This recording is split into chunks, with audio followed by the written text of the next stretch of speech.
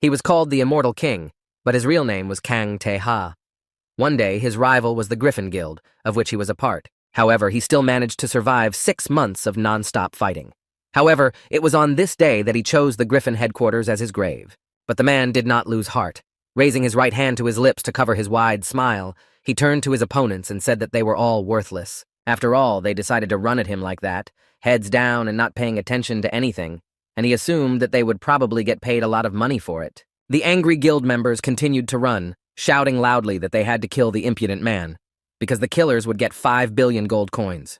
The first 2 boys who approached Khan jumped high up, swinging their swords to prevent their opponent from casting magic. However, they did not succeed in doing so. Bokong knelt down on the ground, put his hands on it, and shouted loudly that the bone dragon had awakened. And just a few seconds later, a black dragon figure appeared behind the man, illuminated by a bright blue light around the edges. All the people present froze in their seats because they clearly did not expect to see this today. Then there was a burst of blue light in a tall, high-rise building.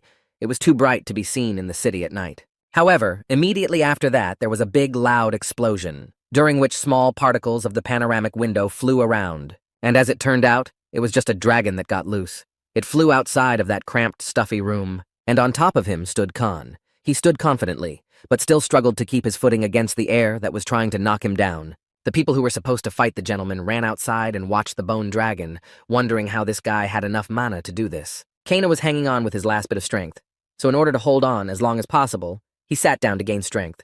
In those few minutes, the man realized that he had actually spent too much mana to call his assistant. But Khan had no time to rest, because when they flew past the windows of a high-rise building, he noticed something that caught his attention. He was a gray-haired gentleman named E.J. Gui, and he is the head of the Griffins. He was dressed in a gray suit, and his eyes were directed out the window. And when Khan came into his field of vision, the man smiled a little and said that this young man, as always, exceeded all his expectations. For a few minutes, the men stood still in their seats and looked each other in the eye to assess the situation. However, this could not go on for long, because someone called Kang Te-ha from downstairs. He had to look down to see who it was. And then, just a few meters away from the dragon, an orange laser began to glow, which can damage everything it touches. But then this laser appeared again, but this time it was closer, and it began to worry Khan because he did not fully understand what was happening. Then, just a couple of seconds later, another laser beam hit the dragon's right wing, and it began to scream loudly. So the man suggested that they should go a little higher. Perhaps that is how they could escape from these weapons. However, as soon as they moved up a few meters, the new orange laser hit the dragon directly in the head, and the sharp end went through and out right in front of Khan's face. He was quite surprised by what he saw, and immediately after this successful hit, the animal's body was pierced by several hundred of the same lasers, which left no chance of survival. Therefore, in a matter of seconds, they began to fall rapidly, and they landed on the ground with a loud thud.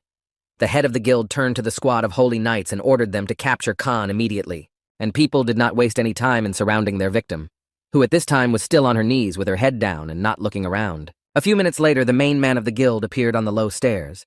He leaned on his stick and asked Khan if he would finally surrender. The young man lifted his right arm because it hurt unbearably. He called the other man an old man and asked if he had ever seen him do this before. The gray-haired gentleman replied, smiling broadly, that this had never happened before. But someday this moment must come. After this answer, Khan looked up at the chief and asked with a sly smile why he was wasting his time. The gentleman began to walk slowly forward, leaning on a wooden stick. He said that he wanted everything to go according to his plans. After all, the young man managed to survive where he was predicted to die, and after that, he became much stronger, or so they initially expected. And Khan also surpassed himself when he received a very valuable and important thing. Hearing these words, the young man showed a red stone called the Nameless Stone. When the chief saw this thing, he emphasized that this stone alone was enough for this death sentence. After that, the black-haired man lifted the stone up and asked in a sarcastic tone if the man really wanted it so badly. After all, this young man is not allowed to keep such a thing, because it can do a lot of harm to a person who does not use it skillfully. Hearing these words, Khan threw the gem up and said with a broad smile that he would return it to its owner. When the head of the guild saw this, he was quite frightened, because he really needed this thing in his future plans. However, it didn't happen as expected. Khan managed to catch the jewelry and at the same time say that he would never do it because he is not an idiot. The guy added that he remembered how the chief had been looking for it for years, and he offered to get this stone from his corpse because he swallowed it in 1 second. This action frightened and surprised the gray-haired man even more, So, out of anger, he called Khan a freak the likes of which the world had never seen. Because of this, the head of the guild ordered his subordinates to deal with the insolent man, and they were to do whatever they could to him, as long as they didn't get the stone. When the young man saw that a large number of soldiers were rushing towards him, he decided to quickly use magic. And at the end of this terrible night, Khan died, for he was so young he was very tired and could finally rest. Then the events unfold in one of the very unusual rooms. One of the employees opened his mouth and eyes wide in surprise. Another employee began to cry spontaneously. They clearly did not expect this to happen at all. When the men realized what had happened, they began to run quickly toward the front door, shouting loudly that the young man had woken up. And the young man, who was lying in a small wooden coffin at that time, opened his eyes wide because he did not understand what kind of noise was created around him. This morning, everyone in the town of Chengjiang was talking about how the eldest son of the Baek-un clan had returned to life. However, people did not immediately believe it, because everyone knew that this guy was dead, but how it was possible for him to wake up is still unknown. Two employees of the main building were talking to each other. One of them said that maybe this guy didn't come back to life but became a walking jiangshi. After all, the deceased used a lot of drugs, so maybe he just fell asleep and looked like a corpse. The younger servant said that anything was possible. The older gentleman warned the younger one to be careful what he said because Baek-un's men could be everywhere. In the young man's opinion, this clan has not been so influential for a long time. At this time, the guy who woke up sat and carefully examined his face in a small mirror, and he concluded that he had gained too much weight. He used to maintain his muscles with various workouts. Then he remembered that he had heard that this young man was gifted. It turns out that the gifted of the Baek-un clan received alcohol and a bunch of women every day. In general, a fat guy who choked to death in the end. The young man lay on his soft bed and did not understand why he had been reborn into a gifted pig in ancient China. That is why that old man was looking for the stones so fiercely, and right before his eyes, it took away his chance for rebirth, and how angry that made him. After these memories, the young man decided that there was no need to waste time, because he needed to get in shape. When he tried to log in, an error occurred. After all, the player's information from the previous login is changed, and it takes time to log in, and the capabilities will be automatically adjusted. After that, the player's level was downgraded to the first one. After studying the information, the gentleman finally realized that he would not be able to return to his time. To explore the possibility of the stone, he had to die. Literally a split second later, he realizes that there are no monsters here either. After all, he was so tired of lowering these animals. The young man got up and sat on the edge of the bed and began to smile broadly with pleasure. He decided that this was very good news, and he could stay in this place. And from now on, he will consider himself Yu Shinan, and no one will be able to find fault with him because he will do a good job in his new role. Then something happened that the young man had not expected, and it made him freeze in his seat with his mouth and eyes wide open. It turns out that two men burst into the room. One of them was younger, and the other was older. This older gentleman's name is Yujin San. He has a great athleticism, and he has long black hair on his head that he grew into a bun. One of the guards fell to his knees in front of this guest and said that the chief ordered not to let anyone in until he fully recovered. However, the man did not like the news very much and was even more angry, so he could not restrain himself and punched her in the face. While the young man was rubbing the place of the blow, looking at the floor, the attacker added, "How dare he speak to him in such a tone?" At this time, the guest said that the black-haired man, though reborn, was still the same fool. He carefully and slowly looked up at his boss and apologized for the situation that had just occurred. After all, the gentleman had asked not to let anyone in. The man who burst into the room began to laugh out loud, saying that it was not like hen to feel sorry for a servant. As the servant was getting to his feet, the man who came to life quietly asked him in his ear a question to find out who his guest was. The guest then turned to Heng and asked him why he was ignoring him. At this time, another man entered the room with his hands behind his back. It turned out that this gentleman was the leader of the Red Clouds faction. After that, he smiled and said that the guy now needs to be understood and forgiven. An assistant intervened in the conversation and asked Kwok to watch his words, as he called the man a lord in front of the gentleman. The revived ones were raging with thoughts that Lord Yu Hol-yan was their father who died of an illness, and now the position of the local lord is open. The man raised his right hand to his head and began to scratch it. The brother turned to Kwok and asked him to be careful because Hyun was already sick. The revived man stood in the middle of the room with his hands behind his back, looking at his guests, wondering where these freaks had come from. The assistant then turned to his brother, calling him a lord, and told him that they had an appointment with the head of the small clouds. After that, the two of them began to laugh loudly throughout the room. However, the revived man did not like this behavior, and flying up to his guests, he struck his half-brother in the head. He almost fell face first to the ground. The Lord's assistant was quite shocked by this behavior. So he stopped in his tracks and turned his head to the big man and asked what it all meant. However, anger stopped me from asking how the Lord could have missed such a shot. After all, he had been training for many years, and this was simply impossible. But then he realized that the gentleman could not have missed his approach. It is not yet known how he could have missed a blow from a martial arts novice. All this time, the Lord was boiling with rage and anger because he had missed the blow from his brother, so he shouted loudly, "How could he do that?" The revived man folded his arms over his chest, and in a calm and serious tone told him to swat his worm. He did not like this behavior at all. However, this did not calm the Lord down. He is ready to draw his sword to attack his brother and immediately deal with him properly for such an act. However, the revived man used magic to help him grow several sizes, and this made the half-brother stand still, and so several minutes passed in the same position. The man stared at his opponent almost without blinking or moving. The Lord's assistant looked out at the street, which was clearly visible through the open door. When he looked closely, he noticed that many people were gathered around. So he decided to immediately contact his master and told him that there were a lot of prying eyes here now. Because of this, he needed to calm down immediately. The revived man began to think that these two communicate with the help of thoughts, this transmission of sounds. He had read about it in books about martial arts. The Lord still managed to control himself, so he and his assistant turned to face the door and began to walk slowly. The revived man was looking in the wake of his guests and thinking that they were nothing at all. And then, just in 1 second, the guy got sick. His head started to hurt and he was dizzy. The pain was so sharp that he just couldn't stand it. So, holding his head, the young man leaned on his assistant. The latter was seriously frightened by the attack. He immediately began to ask if the gentleman was okay. At that moment, he began to think that he should have remained a fool and lived like that for the rest of his life. It turns out that it was the voice of his half-brother. He was holding a small flask in his hands and saying that if he had surrendered immediately, this would not have happened. The revived man realized that his brother had poisoned him while he was sleeping, and he did it not only to him, but to their father as well. And they never realized it. So now, more than ever, he needs to concentrate on looking at Yu Xinwun's memories as much as possible. And it turns out that his brother was constantly bullying him. My brother had seen this bastard repeatedly seduce girls who had taken the oath of allegiance, and it made him uncomfortable because it was disgusting. It made him feel very sorry for them. After all, he dreamed that one day everything would work out and they would be good friends. Then the guy began to come to a little bit of consciousness. He began to look at his palm carefully, and his assistant was still asking if he was okay. Only now did he realize what he had done.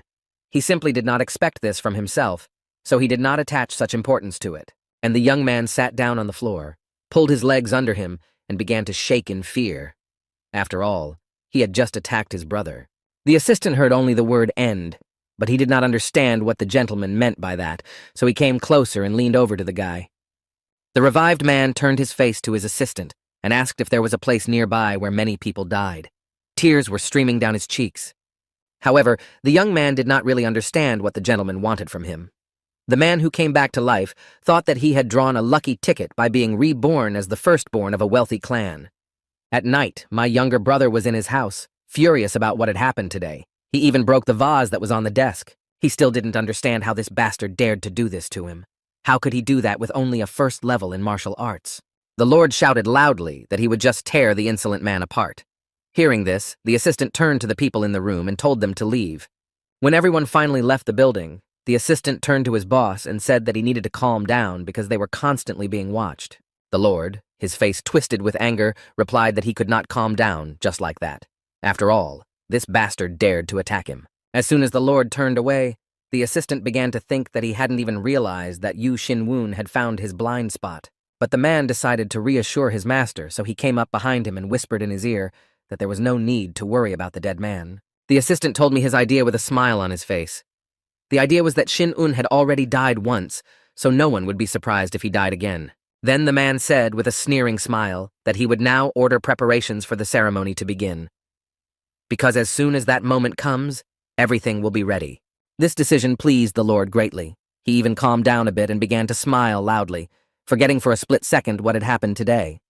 After that, he stomped his right foot on the floor and began to think that the bastard was just lucky. However, it won't work twice. In the Valley of the Blood Fog, where no one returns alive, this place is avoided by the locals. A man who had come back to life was walking along the road and often stopped to rest. Sweat dripped down his face, as he made every effort to reach the forbidden zone. After all, this is the perfect place to level up necromancy, because the place where many soldiers died has strong souls. And right in front of him, bright light began to seep through small cracks in the ground. When he came closer, the boy was upset that he could not take these souls, because he could only take the white ones. After all, he is now on the first level. That's all the young man could do. He put his hand to the ground and asked to stand up. After all, he had no other choice now. Then the system gave a message that the soul corresponds to the skill level. Therefore, in a matter of seconds, the soul of the dead will be extracted. When the extraction of the soul is completed, it will immediately move to the body of the one who needs it. Then you will increase your rank and skill. And this new ability is resistance to various kinds of poisons. Also, due to psychological shock, the young man can temporarily hear the dead. But this is a problem for ordinary necromancers, because in his past life he had to go through much worse torture, and nothing terrible happened to him. And when it was finally over, the young man sat in the same place for several minutes and tried to come to his senses. After all, his body was not that well pumped. During this rest, the system gave a message that the maximum experience was gained. The player is promoted to the second level. New skills are unlocked. It's never happened before that this happens in one use of a skill, because before, he had to kill a bunch of monsters to do this. Sitting on the ground, the guy studied all the new information that the system gave out. And he realized that in order to unlock skills, he needed to fulfill the conditions. Then the young man decided to try to use his powers. After a few seconds, he realized that he had enough yang mana, but no yin. While the mana was passing through his body, then the young man felt very painful. It even caused bright red blood to flow from his mouth. The guy consoled himself with the fact that he needed to hold out a little longer. And to do this, you need to focus on something good that brings you joy. To control mana, you need mana circles and a heart-shaped organ. The more circles circulate around the heart, the more mana yin can be contained. After this procedure, the young man leaned back. He took a deep breath and exhaled and said that he could finally rest a bit. However, he still feels hot. Kang Te-ha, unlike other necromancers, used the heart, not the brain, for his main organ. It was his personal invention that he used. After all, if you concentrate mana in the brain, any mistake will lead to dementia. Mana in gradually absorbs understanding and physical functions. And being the only person with the yin mana heart, Kang Te-ha did not suffer from any of these effects.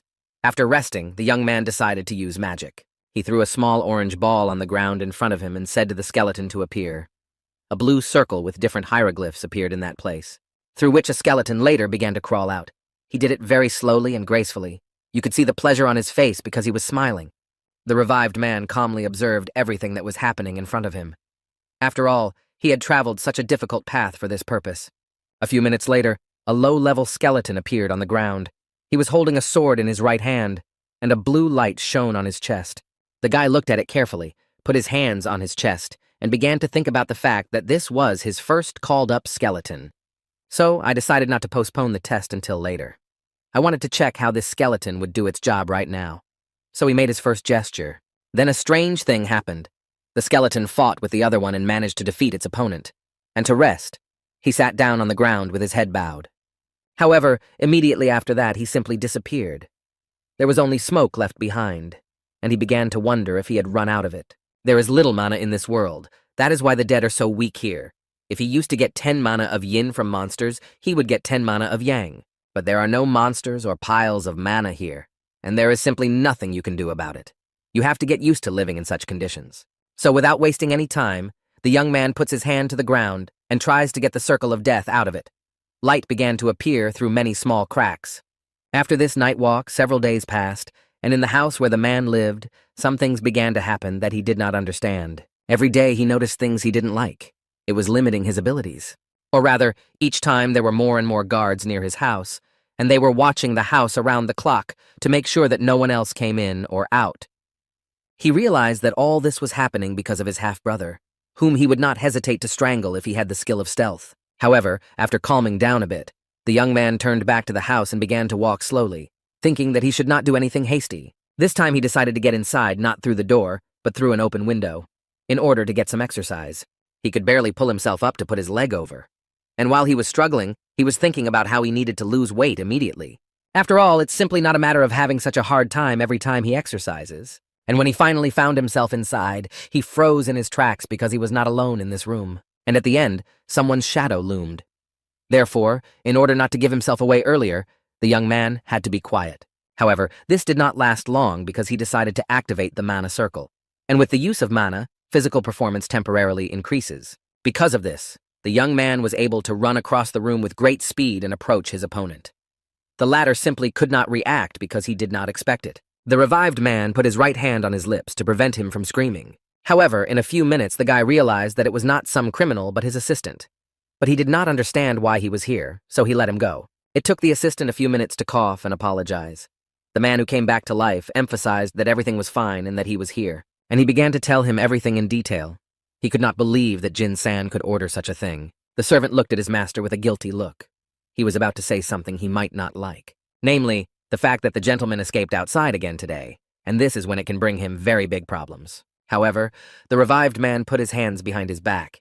He began to clarify in a serious tone what the young man meant. "What do you mean he ran away?" The assistant, shrinking a little from fear, began to say carefully that lately the gentleman had been going out every night. The master was silent for a few seconds, as he did not know how to react to such suspicions, and from his servant. Seeing the expression on his master's face, the assistant immediately put his hands up and added that he shouldn't worry because he hadn't told anyone about it. And immediately after saying these words, he waited in silence for the revived man to speak. At the same time, he was thinking that this young man did not seem to be lying to him. When he received no response, the servant again turned to the master and asked him to follow him, and they began to move quietly toward the exit. The gentleman did not yet understand where they were going and why.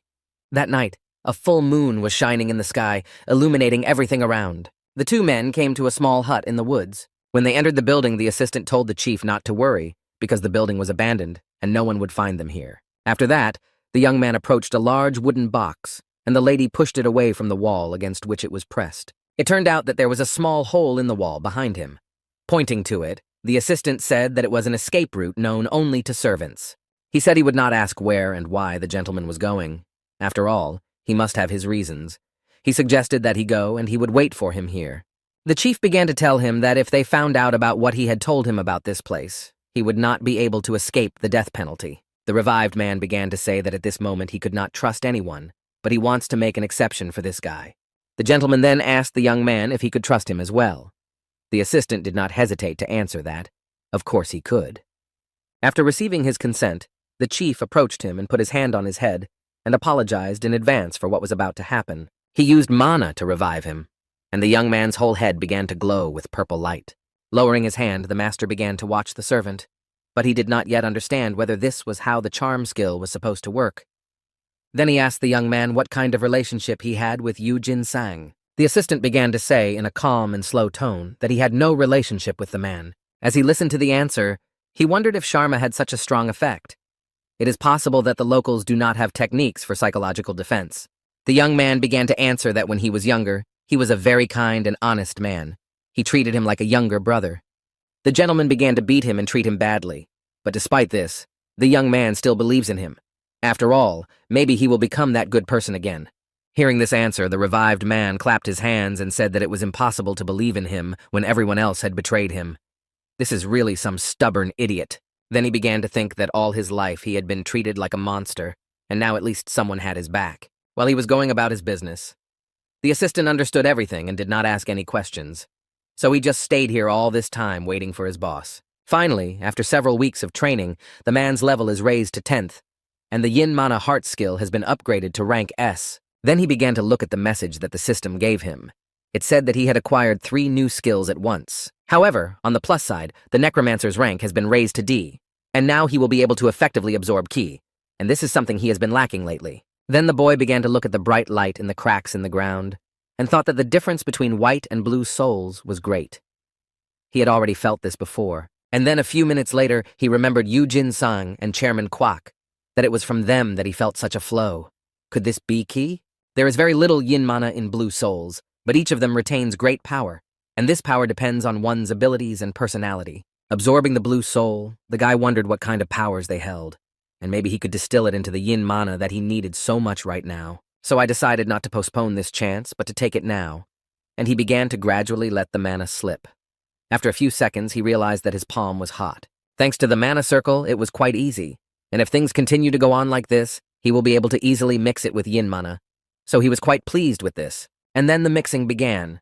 However, after a couple of minutes, the guy realized that if he didn't stop, the circle of mana would break. This development infuriated the reanimated man. as he had clearly expected a different outcome. So right now, he would create a new vessel for the mana. And focusing on this, he began to put all his efforts into it. However, he realized that creating another vessel would be quite difficult because it would put a lot of strain on his body. But he needed more energy. The young man again tried to use all his remaining strength to ensure that the mana remained in his body and did not disappear. After several minutes of such tension, the young man managed to do it. So he fell back on the ground and spread his arms and legs in different directions. The revived man was so pleased that he had succeeded in his plan that he just continued to lie in the same position and smile. Then the system displayed a message, and the guy began to study it with his hands behind his head. It said that the second vessel contained a species of kai, and then he remembered that when you mix many kinds of kai, something very bad happens. It can just tear him apart from the inside. Next, the boy's attention was drawn to the skill art of floating clouds.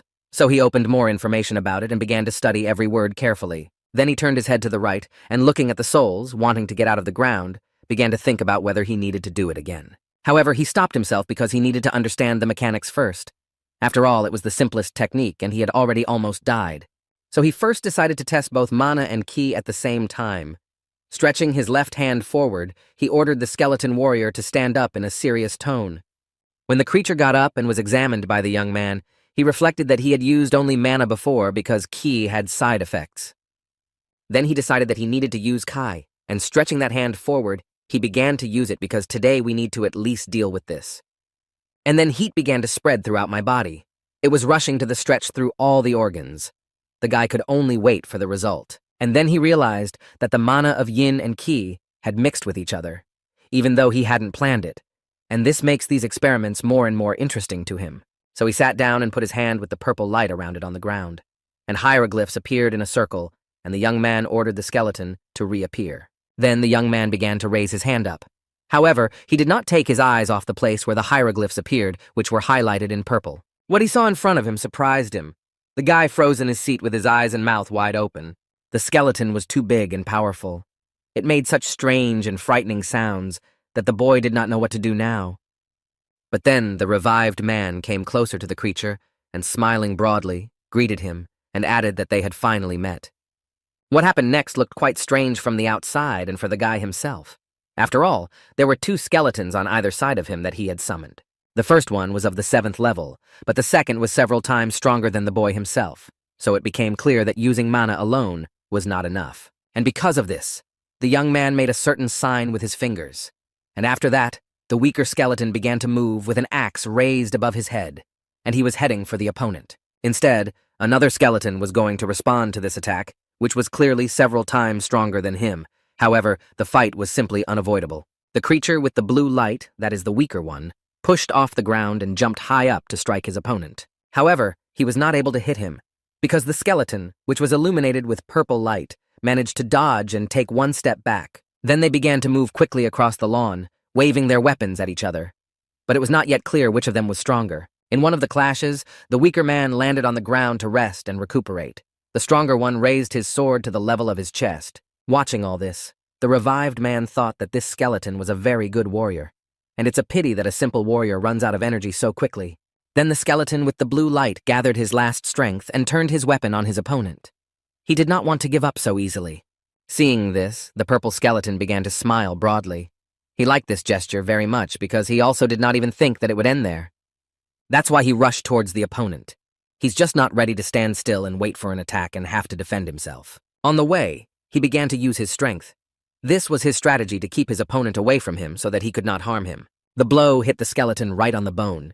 He did not expect that he would not even be able to reach his target, so he was forced to stop in one place. As it turned out later, after this blow, the weaker skeleton not only stopped, but his weapon flew out of his hands, and they froze in that position. Then the stronger man got to his feet and put his sword to his opponent's throat. The latter stood unarmed and was just waiting for his end. The creatures did not finish everything immediately after the order, so the boy had to speak up. After all, they could do a lot of harm to each other. When they finally stopped, the guy used mana to cancel the call, and these skeletons began to return to the ground. Then the system displayed a message saying that he had spent only 10 ki. However, it was clear that mana was not easily restored. Or there is another option that he will simply need to learn a martial art. This requires a lot of effort and resources. The next morning, he told his assistant about his intentions. He was shocked by the news because he had avoided any fights all his life. Rubbing his beard with his right hand, the revived man clarified whether there are any such arts or techniques that allow you to absorb your opponent's ki. The assistant heard these words and began to worry. But he said that one should never ask such questions because it is a demonic art. The gentleman began to think that demonic art. But it's a good thing that the art of floating clouds is a common technique. Otherwise, the problem would not have ended. So he decided not to make his assistant nervous anymore and said that he was done talking. He asked where the Baek-un clan members were learning martial arts. After receiving this answer, the guy put his hand on the young man's shoulder and turned him to the door and said that this is where they would go now. With a big smile, the young man told the assistant that it would not last long because when he took over this place, all roads would be open to the young man. After that, the man who came back to life went to the library with his hands behind his back. The servant remained in his master's house waiting for him to return. In 1 second, the young man stopped abruptly and asked his assistant a question to find out who the strongest clan warrior in history was. The young man said that he was Lord Yu Il Liang. After he became the most satiated, he passed on his knowledge to the people, break the clouds with a punch. After hearing this, the boy said that he was going to the library. But in the end, he added that it was hard to imagine how strong this warrior Yu Il Bil was. As he walked, he thought that the system was divided into the first, second, and third classes of supreme and subordinate warriors. And he needs to find out how much the strength between the third and the dawn warrior differs in this place. After all, this may be useful to him in the future. Suddenly, the guy's attention was drawn to some strange conversations of people passing by. They were discussing whether he had lost weight. Then these people began to assume that the guy was going to a brothel or a bar again. Without stopping for long in one place, the gentleman began to walk to his destination. And with the appearance of the second man of vessel, the young man does everything his body can handle. And he said to himself that he would let these people keep talking. But on the other hand, they play into his hands because his reputation has nowhere to fall, so he can do whatever he wants. And while he was thinking about it, he had already approached the main entrance to the library. There were 3 guards on duty at this entrance. Each of them had his own sword. The 2 younger ones were quite surprised to see the man who had come back to life, because he had never visited such places before, so they were just bursting with curiosity. When the young man approached the guard, he asked him a question with a serious expression to find out why he had come here. In the first seconds, the thought flashed through the revived man's mind that he must be the boss of all the guards, and that he looked like a typical thug. The guard turned his head to the right and raised his right hand to his chin, saying that he thought the gentleman would not find the books he wanted to read here. And then the guard leaned back a little and said that it must be books with a bunch of pictures. The 2 assistants standing behind him laughed out loud. At the same time, the main employee thought that this was his chance, that if he intimidated and destroyed this fat man, Mr. Jin-san would notice him. The guard was shocked to hear such words.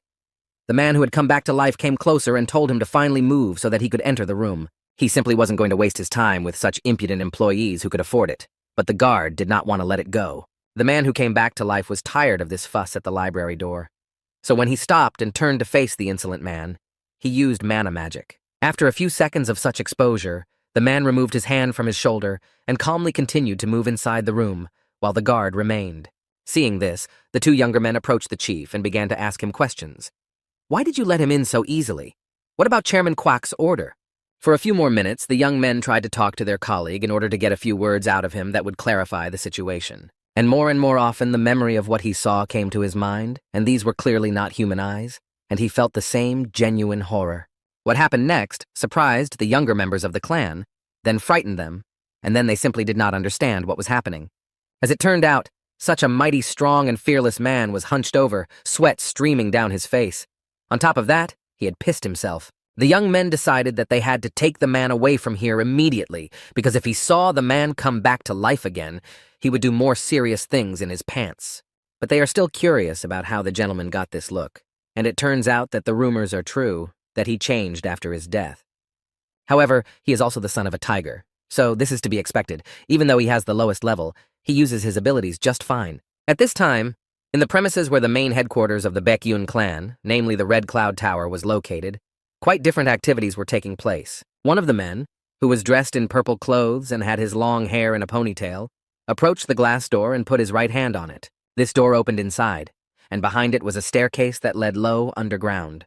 For a few seconds, the man looked around so that no one would notice him. After climbing several flights of stairs, he found himself in a room where a group of people was waiting for him.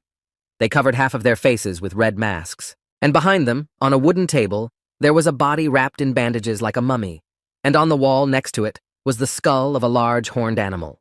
The people who had been here all this time froze in their seats and bowed their heads to the man who had just visited them. This is how they show their respect. After a few seconds of silence, the vice chief of the Red Clouds, Hagyum, addressed the guest, calling him a shaman and congratulating him on the meeting. It turned out that this guest was the head of the Red Clouds faction, Kwak Unsan. He asked in a serious tone if they were still doing this. The boy bowed his head and apologized, because these were old habits that had remained with him since the time of the sect. But he promised that from now on, he would be more careful. The head of the faction did not answer, but instead said that this Yu Shin-un was able to enter the library today without any problems. The young man replied that this plan was working for now. After all, he was probably scared that he had died and suddenly resurrected. Kwak said he thought so too. Then the red-masked worker suggested that it looks like Yu Jinsang is completely fed up with Kwak. After all, they were the ones who paved the way for him. The head of the clan said with a broad smile that it was just stupidity not to have limits. That is why they chose him, because he simply does not pay attention to anyone. Then the man raised his right index finger up and said that it was playing into their hands. And this is how the problem will be solved without their intervention.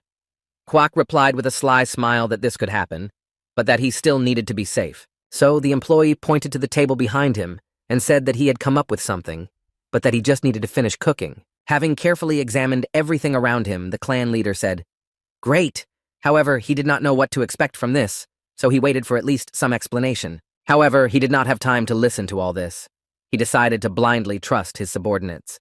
He turned to the door and told them to start now. Smiling widely, he stood in one place and said that all this was happening in honor of the red sky, to which they have devoted their entire lives. When the leader was heading for the exit, people showed a certain gesture that symbolized their loyalty. They stood in this position for several minutes. It was late in the evening outside the Bekun clan, specifically in the Cloud Gathering Library. 2 guards stood guard, protecting the building from any attackers. Squatting down, the men began to discuss among themselves that there were no normal books about martial arts left in this library. After all, you can't just learn martial arts by grabbing the first book you come across. At this time, the revived man was looking at the textbooks on the shelves. But he doesn't need their help. It looks like he is just looking at books.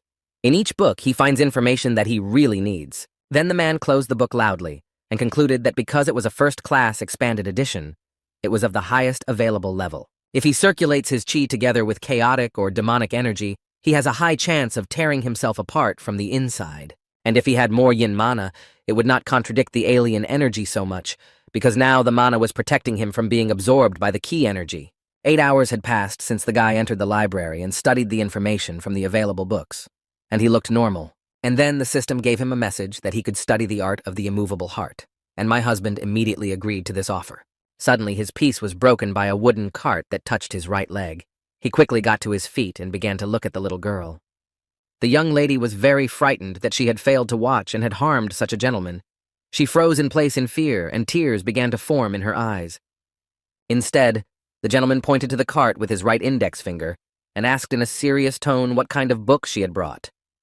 And why was she so scared? The little girl replied that these were damaged scriptures that they would replace with others. Hearing this, the man who came back to life asked to be taken to the place where they kept all these old copies. When they came to the basement, the man immediately began to study the information from the books that were there. The girl sat next to him and looked at him. After reading the book, he asked his assistant to give him the next one. With a frightened expression on her face, the young lady asked if it was possible to study art in this way. Instead, the gentleman said that if she wanted to help him, she could find the best book, and if she managed to do it, he would buy her sweets. When she heard the promise of sweets, the girl said with a big smile that her name was Dan So-yeon and asked to wait a few minutes. The girl quickly ran out of the room and returned a few seconds later, holding a book with a very tattered cover. Taking the book in his hands, the revived man carefully examined it and emphasized that it looked really old, so one could find useful information here. Then the man put his hand on the girl's head. She stood there in astonished silence and waited for the result. The only thing she did not understand was what was happening. Then the gentleman said that the young lady had worked very hard and was working late because of him, so he would buy her as many sweets as she wanted. A few hours later, the gentleman returned to his room. He was very tired today and wanted to rest, but he decided to practice one last time. At that moment, a lot of different thoughts were going through my head. Unknown type of trash. It must be something incredible, high chances that it is a hidden treasure. The lack of combat power can be completely covered by yin mana. and the vessel of mana would replace the knowledge of liberated ki. However, this was a bit difficult for him. However, there is no connection between yin mana and this art, as there was with the art of floating clouds. At this rate, on the third round of mana, he might just tear himself apart. Suddenly, something strange began to happen behind him. He had to stop for a minute to see what was going on. However, something green in color was quickly heading toward him on the floor. As soon as it approached, it rose up and wanted to attack the young man, but it didn't help him at all. Anyway, this green liquid fell on him and most of his face was smeared. It turned out that not only his face was dirty, but also most of his body. However, the young man continued to sit in the same place doing nothing. When I came to my senses a little bit, I began to examine this liquid, wondering what kind of energy it could be, since it was just instantly absorbed into the body. A few seconds later, the system issued a message that an unknown liquid was recognized, and that it was a death curse that was rapidly spreading through the body. Hearing this information, the young man assumed that only Yu Jin-san could do such a thing, and it turns out that this world is unlimited by martial arts. Then the young man began to think that this curse reminded him of the power of the hunters from his past life, and it is clear that it cannot be recognized immediately. After that, the man began to laugh out loud while looking at his hands. He stayed in this state for several minutes, and then said out loud that he was very lucky. Charged death energy is not a curse, but a blessing for a necromancer. And now he has more than enough yin mana to fill the second circle. And if the vessel is very small, he will simply enlarge it. After all, it already has enough strength to do such great things. Then he said to himself that he needed to thank Yujin-san for sending the curse of death. With his help, Yu-shin was filled with yin mana. For necromancers, a curse is like a blessing, and Yu-shin did not waste this mana, but put it to good use. So he decided to create a third circle around the mana vessel. With his new ability leveling, he was able to do so. After he succeeded, the revived man was already at the level of a B-level hunter, and he was very happy about it. After all, in his previous life, he was swinging much more slowly. In addition, with the increase in yin mana, it is easier for him to combine it with ki energy. The system then issued a message that said the rank of the Eastern Sage's discontinuous art has been raised to superior. Then he began to study what new skills he had acquired, and among them was the art of drifting clouds. And when he finally read everything to the end, he looked up to the window and saw that it was morning. And he hadn't even noticed it. So he got to his feet and stretched his back a bit, saying that he had worked all night but still felt pretty good. But as it turned out, he did not enter, but ran in, saying that the gentleman needed to get ready because he had guests. When he heard the last words, the guy froze in place with his mouth wide open, and then he asked who it could be. The assistant, coming closer, did not dare to say the name of the visitor. However, he still had to tell him, because sooner or later this guest would enter the room and the gentleman would see for himself. Yu-shin was shocked to hear this information, to say the least. He had no idea he had a girlfriend, let alone a fiancé. At this time, there was some strange commotion at the main door of the Baek-un clan. The two guards who were on duty that day assumed that the Jean family's carriage was now in front of them, and no one had told them that they were coming. The man who was driving the cart leaned down a little and told the young lady that they had arrived and she could get off. And in just a few minutes, the lady was already in the courtyard, where many clan helpers were waiting for her and her comrades were standing next to her. When people who were on the square at that moment saw the girl, they stopped to admire her beauty. As she walked into the room, the people were discussing how she could be so beautiful. They speculated that she was sent from heaven. Everyone wanted to get a better look at her because they had only heard about the girl's beauty, but had never seen her with their own eyes. One young man leaned forward so low that he could see the young lady, that he just couldn't keep his footing and fell face first into a puddle. And when he got down on his knees, he began to shout loudly to the whole yard, because everyone had just seen his shame. However, when he wiped himself off a bit and was able to open at least one eye, even in his numbness, he saw something that he did not like and was very frightened. Namely, that he had stained the dress of a young lady who was passing by. Her bodyguard was very angry and began to ask him menacingly how dare he do such a thing. Even his apology did not stop the guard, who was about to go up and punch the guy in the face. However, he was stopped by a girl. She went up to the victim and took him by the hand, asked if he was okay, and put a coin in his hand, saying that he might need it. After this act, the young lady continued to walk into the room and people began to discuss that she was not only beautiful, but also a good person. However, everything was not as it might seem at first glance. The girl was very angry that some slob had soiled her dress.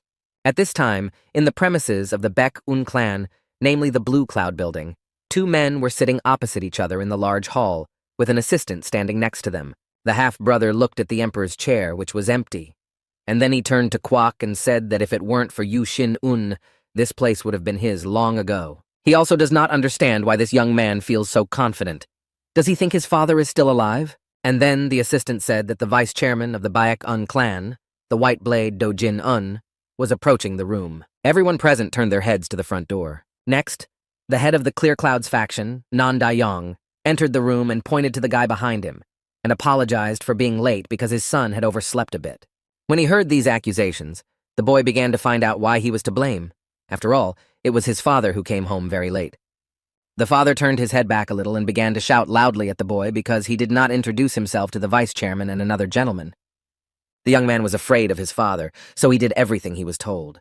When everyone was seated at the table, my stepbrother was annoyed that all the people greeted the vice chairman first and not him. But there is one more disadvantage of this Dai Yen. It is simply impossible to bribe him with money, gifts, or women. Pure clouds follow only the stronger ones. Then the thought flashed through his mind that sooner or later they would all be under him. Suddenly another man joined them. As it turned out, he was the head of the Small Clouds faction. The man seemed very kind and friendly. Kwok addressed everyone and said that until their guests arrived, everyone present could begin the meeting. And then the vice chairman emphasized in a serious tone that there was no senior gentleman yet. The head of the Small Clouds faction said that perhaps it was necessary to start because Yu Shin-un was unlikely to come because he was not feeling well. However, as soon as the man finished this phrase, the door to the room opened, and a man dressed in a beautiful suit stood right in front of them. All those present were shocked, to put it mildly, that he did come. No one expected to see him here today, and his brother was the most angry of all. He didn't even try to hide it. Instead, Yu Shin-woon stood by the door for a few seconds, and studied the reactions of each gentleman present to understand for himself who was for him and who was against him. Then the guy grabbed his assistant by the hand and started walking with him to his seat. And when they came to the table, he sat him down next to him. People did not understand what was happening here. After all, no one had ever allowed themselves to do this before. And then one of the main factions banged on the table and asked what this man was doing. How could he put a servant in a place of honor at a meeting of the Baekun clan? The man was so angry that he could not contain himself and continued to scream, saying that no one had ever done such a thing in the history of the clan. The assistant of the revived man was very frightened, so he turned his head to him and said that he really had no right to sit at this table. When the room fell silent, he asked a rather easy question intended to reveal what they saw as such a huge problem here. The gentleman, who had just calmed down, opened his mouth again and began to speak to clarify on what basis he had allowed the dirty servants to share the table with them. Yu Shin-woon calmly replied that he had done it for all the right reasons. He added that, first of all, this young man was his assistant, not a dirty servant. However, these facts did not convince the head of the faction, so he continued to show his dissatisfaction with what was happening. And then the one who came to life could not stand all this shouting, so he decided to use the magic of mana and spoke in a more serious tone to the head of the Small Clouds. And just in 1 second, the man's expression changed dramatically. It was as if he had seen something terrible, and the thought of that look flashed through my mind. Then the gentleman asked a question to all those present, the purpose of which was to find out if they thought that he had to ask them for permission to do this. The man who screamed the most sat silently with his head down. He simply did not make a sound, and even blinked less often. The father and son stood there with their mouths wide open because they hadn't expected this young man to be able to show off like that. But my half-brother didn't care because he was only concerned about himself and his plans. He never wanted to get involved in such a showdown. As a result, the room finally fell silent and only a few people looked at each other. No one understood what was going to happen next. This was not enough for Yu Shi-wan, so he turned to the one who shouted the most and asked him why he was silent. Finally, my stepbrother decided to intervene in this conversation. He said, smiling broadly, that once in a while you can do this, and the older brother is still not well. Another head of the faction emphasized that the gentleman really surprises with his kindness sometimes. And then Kwok also intervened in this conversation and emphasized that since all the problems had already been solved, it was time to start the meeting. And he began to say that the Gen family had come to them for an unexpected visit. And most of all, they came for 2 purposes. My father interrupted the speech and asked why they wanted to terminate the agreement. And over the years, they have not received any complaints from them. Kwok replied that the family was complaining about their employees and their actions. The only thing he thinks is that the factions of Baek-un are to blame for this. Everyone present looked down and began to think about why this family could visit them like this in broad daylight without even warning anyone. No one even thought about it. After all, it's as if nothing had happened. So all they have to do is find out the purpose of their visit. Suddenly, the head of the Small Clouds faction on the table said that according to information from their spies, this family had begun to meet with the Hwangrok clan more often. At this time, the revived man was having a dialogue with himself that these people could have told everything as it was. But no, they are deliberately avoiding this topic. And then in 1 second, my father just exploded, slamming his fist on the table and shouting, how could they have chosen Huang Rok out of all the commissioners? After that, someone knocked lightly on the door, and the guard's voice said that a young lady named Jen Mai Ho had arrived with her escort. A few seconds later, the door opened, and a sweet, fragile girl entered the room, smiling gently. And behind her was a bunch of men, lowering her head in a bow. The lady said that they had not seen each other for a long time, and asked how they were feeling and how they were doing. After this question, the room was silent. Everyone just looked at her. The pause was interrupted by his half-brother, who first laughed out loud and then said that everything was great. And finally, he emphasized that she had become even better. The girl blushed a little when she received this compliment, because no one had said that to her for a long time. Fixing a strand of hair, she thanked him. The father, who was still angry, said in a rude tone that it looked like they were in a hurry.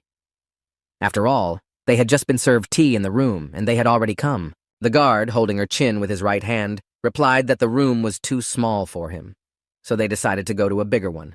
None of the clan members got the joke, so they sat silently and continued to look at their guests, who were still standing at the door. The girl's bodyguard emphasized that it seems that everyone here has so many problems to solve, so he suggests going straight to their case. After receiving the agreement, the gentleman first apologized with a smile, and then said that from now on, the Jen family would stop all trade agreements with the Baek-un clan. When my father heard this information, he exploded again, because he could no longer contain himself. He banged his fist on the table and began to shout loudly.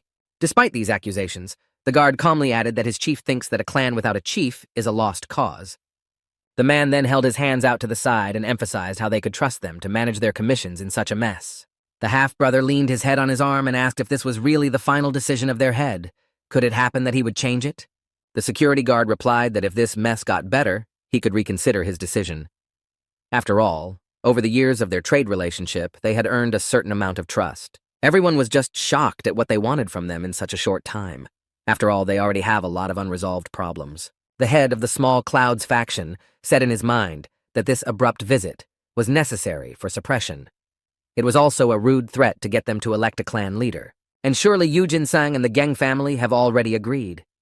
And that's why this show is being played out here now, so that everyone believes and does not resist, but fulfills all the conditions. Finally, the guard pointed to the girl who was upset and said that he would also like to talk about the conversation between this lady and Shin-un. Finally, the revived man joined the conversation, yawning long at first, signs that he hadn't slept all night.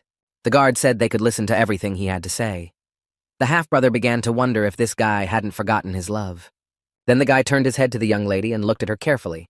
For some reason, after his death, he did not remember that he had ever had a fiancée. As soon as she heard what Yu Shin-woon was going to say, she looked up at him. She didn't want to miss a single word he was saying.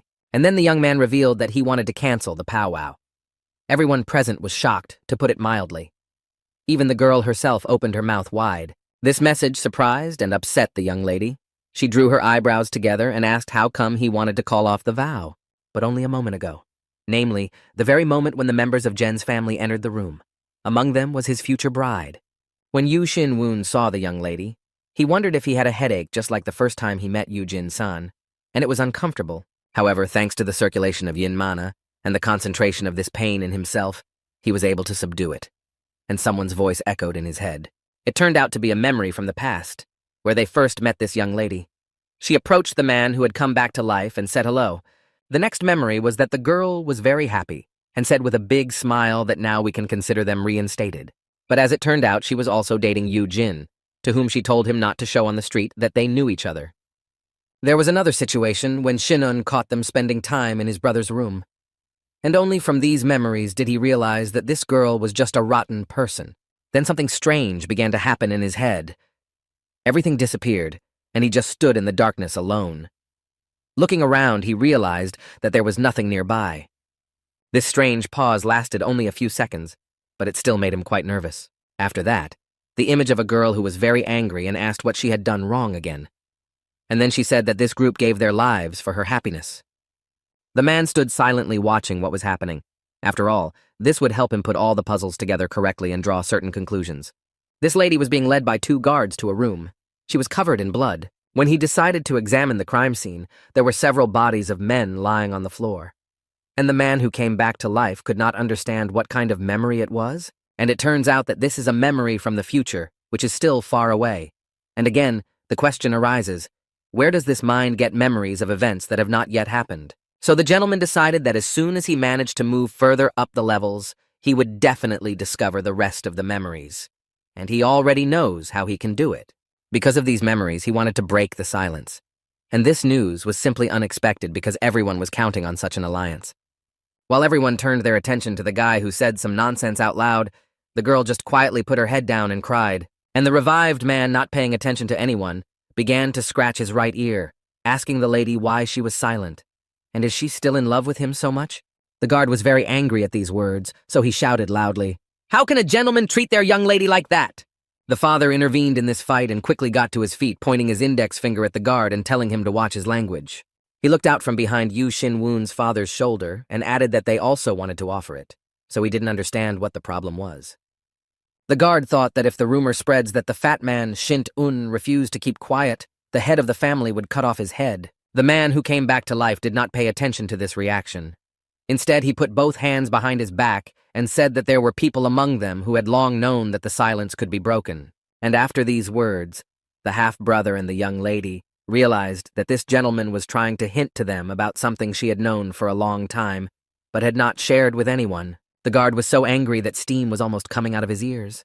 He then called the revived man a bastard and said that he would not let him humiliate himself anymore. So the man decided to use magic. But literally in a matter of seconds, he noticed that this man who had come to life did not even know the basics of martial arts. And he didn't fall on his back in fear, didn't piss himself, didn't even get scared. The guard did not realize what was happening. He was counting on his magic. However, he tried his best to fix something else. He thought that this guy was at the top of his game, so he would soon give up. However, everything did not happen as the guard had imagined.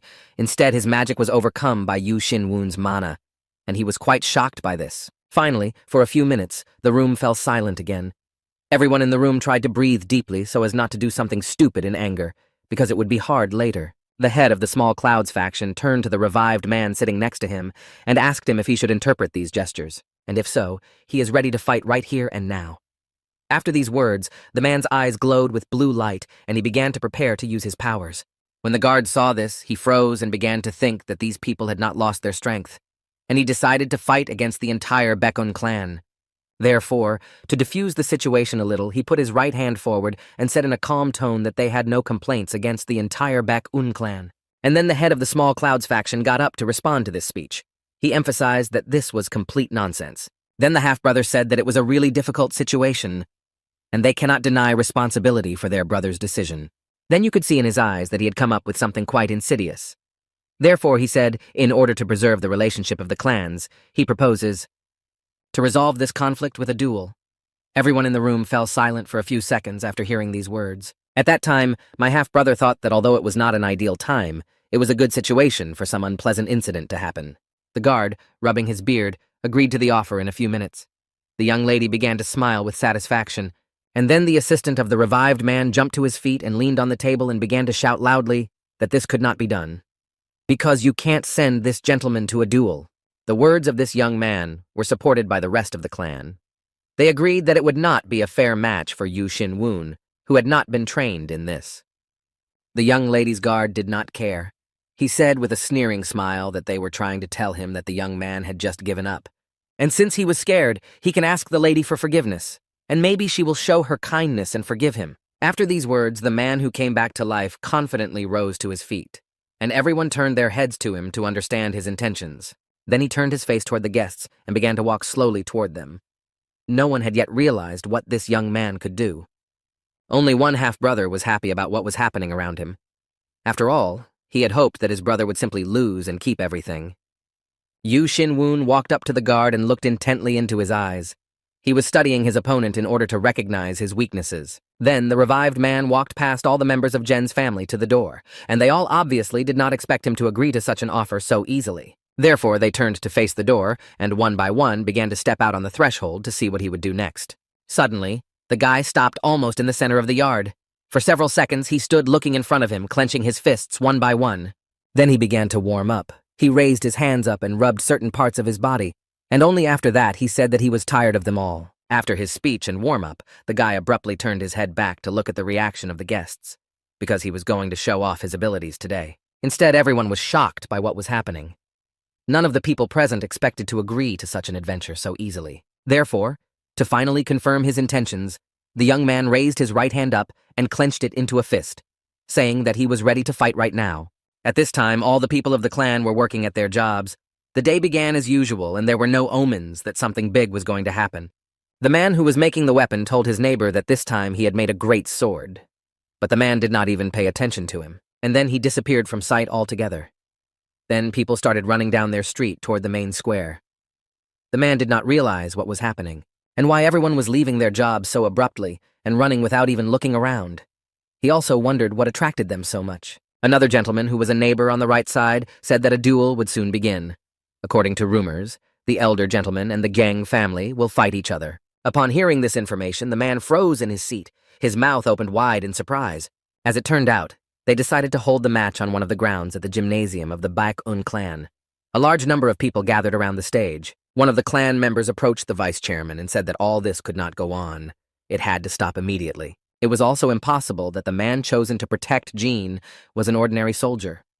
However, his colleagues also didn't understand the fact that the revived man agreed so easily. The vice chairman said that he himself was not at ease, and he was in favor of stopping the fight, but now it is impossible to do so, because if they do that, all the viewers' hearts will turn away from the older gentleman, and it will be disadvantageous for them. My father began to think that the vice chairman was right. Losing followers among the locals was tantamount to losing the race for leadership. The vice chairman added that he would not stand aside either. After all, if the gentleman is in danger, he will definitely help him, no matter what it takes. And my father reasoned in his head that no one could interfere in the fight until the winner was determined. He was not worried at all. After all, he was 100% confident in his abilities and capabilities. Instead, he could hear the thoughts that were raging in his father's head. Then he began to scratch something behind his ear, looking at everyone around him. An assistant stood on his right side and begged him to change his mind at least now, because in his opinion, it's just a useless act, which, on top of all that, can harm him. He hasn't been alive long enough. When everyone had gathered, the guard turned his head to his opponent and asked him, smiling broadly, if the time had come for them to start fighting. Without hesitation, Yu Shin-un walked up to the stairs and confidently climbed up to the stage, saying that he was ready. The assistant was shocked by this decision. The young lady decided that they needed to show their excitement, so rubbing her head, she said sadly, "What happened?" Only one survivor saw her true face, so he advised her to try out for the lead role in a movie. The security guard again intervened in this conversation and angrily turned to the young man and asked him how much longer he was going to humiliate and call her names. The vice chairman turned to the guard and said that since the fight was not taking place in the murine, it was strictly forbidden to use internal kai. Then the guard turned his head back to where his subordinates were standing and, smiling broadly, asked who wanted to go into battle first before the young man. They all wanted to go so badly because if Jan Mi-ho noticed them, their careers could take off. The chief among them did not even doubt that this could happen. But from this forest of hands, only one had to be chosen, and it was Odal Sayan. When the guy was getting ready to go on stage, a security guard came up to him and asked him not to use his inner kai. As soon as the guy started to get up, the man who came back to life expressed his dissatisfaction and asked what he was doing. The guard asked what he meant. Yu Shin-woon pointed at the young man and emphasized that he was not his rival, but the Black Bear himself. So he invited him to come up on stage. All the members of Baek-un's clan froze in their seats, not even blinking in surprise and shock, because they were already worried about him and he was doing this. Even my half-brother was shocked and opened his mouth wide. The square fell silent because no one knew how it could end. The guard angrily turned to Yu Shin-woon and told him not to choose his opponent as he pleased. After all, their strength difference is very large. The revived man, looking up the hill, replied that there was no difference in their strength at all. And finally, he added that the guard did not look strong at all. One guy from the Baek-un clan realized that if they continued to talk like this, they would end up at each other's throats. And with a wave of his hand, he said that the fighters could begin. On the battlefield stood Yu Shin-un and the guard's subordinate, who had already begun to prepare for the attack. The boss mentally told his subordinate that he would take care of everything later. Therefore, the young man may not hold back and destroy his opponent. The revived man didn't need time to warm up. Instead, he spent those first minutes studying his opponent and seeing his weaknesses. And in a few seconds, a warrior was jumping on the gentleman, mentally apologizing to the young master for what he would do to him today. However, Yu Shin-un managed to dodge in the last seconds, and so it turned out that the attacker missed, even though, according to all trajectories, he should have hit the target. Everyone watching from the outside was shocked by this development. After all, no one expected this from a young gentleman who had never studied martial arts in his life. The guard's subordinate did not give up and tried to strike again, but this time he failed because his opponent managed to take a step back. This development made the opponent very angry, and he began to quickly shake his fists at the revived man. He no longer knew how to approach him, and Yu Xin-woon managed to dodge each of them with a wave of his hand, and it was not difficult for him. So far, he hadn't even done his best. The guard did not like the way his subordinate was fighting, so he turned to him angrily and shouted at him to fight as hard as he had to. Realizing that his opponent was stronger, the young man realized that he would not succeed at this rate. And then people noticed that this subordinate was going to use martial arts against an ordinary person. When the revived man had nowhere to retreat, he realized that the boy had pushed him away on purpose. And having used the mana, he quickly began to run at the opponent, saying that now he would cleanse his stomach. The members of the Baekon clan saw what was happening on the stage and realized that this trick was dangerous. And as soon as the impact occurred, the men glowed bright purple. The guard was very pleased with this course of events. However, what happened next was very confusing.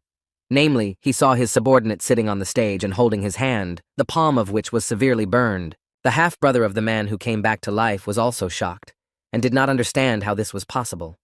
He had expected his brother's defeat. Did he put an iron plate or armor under his stomach? But this simply can't be, because before that he was moving around the stage very freely.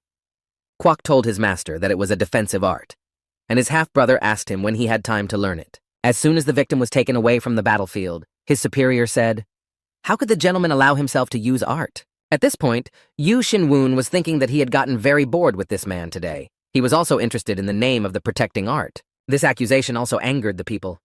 So everyone started shouting that this soldier had been the first to use it, and that their lord was only defending himself. And he hadn't even used his inner Kai yet, so everyone unanimously began to ask the guard to take back his words. And because of this, the man had no choice but to accept that they were defeated in this round.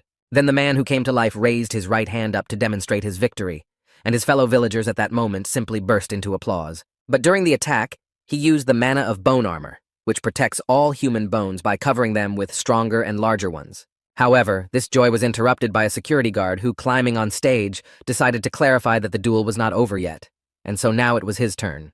The vice chairman said that this was impossible because a chosen martial arts warrior could not fight an ordinary person. And since the young gentleman is not a simple man but a martial arts master, there will be no problems in the battle with him. A member of the Baekon clan was categorically against this fight taking place. This verbal argument was interrupted by the revived man who said that it was a waste of time, and turning to the guard, he said that for a man, he talks a lot. Then he pointed a finger at him and told him to get his iron ass to the center of the stage. When the two men were facing each other, the guy who was in charge of the fight said that they could start the battle. Hearing these words, the guard began to stretch his arms and said, with his eyes bulging, that his opponent would regret what was about to happen. And the revived man said in a calm tone that for some reason everyone loses after this phrase. At this time, the guard's thoughts flashed to the idea that he looked overconfident. And it looks like he's too confident in his martial arts, but it will be easy to break him. And to do this, you need to use more strength. So the man began to move quickly toward his opponent, but he failed to hit him because he dodged. The guard did not give up and continued to wave his hands from side to side, trying to hit Yu Xin-woon. Dodging each one in a wave of his hand, the revived man thought that this man was quite agile. But he's not going to be on the defensive all the time. After all, it can last for several hours, and he is not interested in that. So he grabbed the guard by the arm and twisted it in the opposite direction so that he began to fall to the ground. However, he was so experienced that he was able to stand even on one leg and swing the other to strike. When the vice chairman saw this, he realized that something very dangerous was about to happen. And as soon as the guard's foot touched Yu Xin-woon, there was a large burst of orange light. But as it turned out later, the attacker did not hit the target because the guard prevented him from doing so by covering his face with his hands from the blow. It was hard for the Gen family worker to believe that he was unable to strike. However, he did not give up and continued to wave his hands rapidly because he believed that sooner or later he would succeed. Dodging the hands of his opponent, the revived man emphasized that this one fought in a completely different way, although the tactics were similar. The people who watched this fight with their mouths wide open began to discuss whether this man was the chosen warrior. Another group of people suggested that in their time, the Gen family took in just anyone. And do they really take in people because of their large size? At that moment, the guard was out of his mind with rage. After all, he had already spent so much energy, and it was all for nothing. However, he did not even think about giving up. So he pushed off the ground again and began to attack the revived man, shouting, "What kind of tricks are these?" When he landed next to his opponent, They stood there for a few seconds looking into each other's eyes. And then Yushmanun decided to use yin mana because he was tired of fighting like a child. You need to diversify it all. He punched the guard right in the face. The guard closed his eyes in surprise and froze in place. The young gentleman did not hesitate to strike again, but this time in the chin. And he was so strong that this 100-kilogram man. And then he lands face first on the other side of the stage. And the revived man raised his right hand up to demonstrate his victory, and gritting his teeth with joy, said out loud that it was quite easy. When the people saw this, they also exploded with joy. Everyone started jumping and raising their hands in the air. Finally, someone in their clan had appeared to protect them. The guard lay there for several minutes, but over time he began to make coughing sounds, but he did not get to his feet because he needed to gain strength. Eventually, he decided to get up. And when he did, he looked around and realized that what he was so afraid of had happened. He was so angry, first at his opponent and then at himself. After all, he should have realized that this could happen. When he turned his gaze to Yu Xin-woon, he saw him standing very confidently.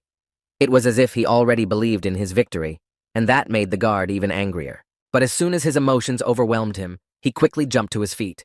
He slammed his hands into fists on his legs and called his opponent a bastard. And immediately after these words, a bright red light began to appear around the man, and in a matter of seconds he jumped out of his seat and ran right at his opponent. As soon as he approached Yu Xin-un, he waved his hand and said the phrase, "I hope you die." But this did not scare the young gentleman at all. And when they collided, there was a very large explosion that blinded everyone around with its light. People instinctively raised their hands to their eyes. The young lady of the Gen family also covered herself a bit, but she still tried to see what was happening with one eye, because she was very curious, like everyone else. However, what she saw next frightened and surprised her at the same time. She had expected some unexpected development. And what exactly did she see?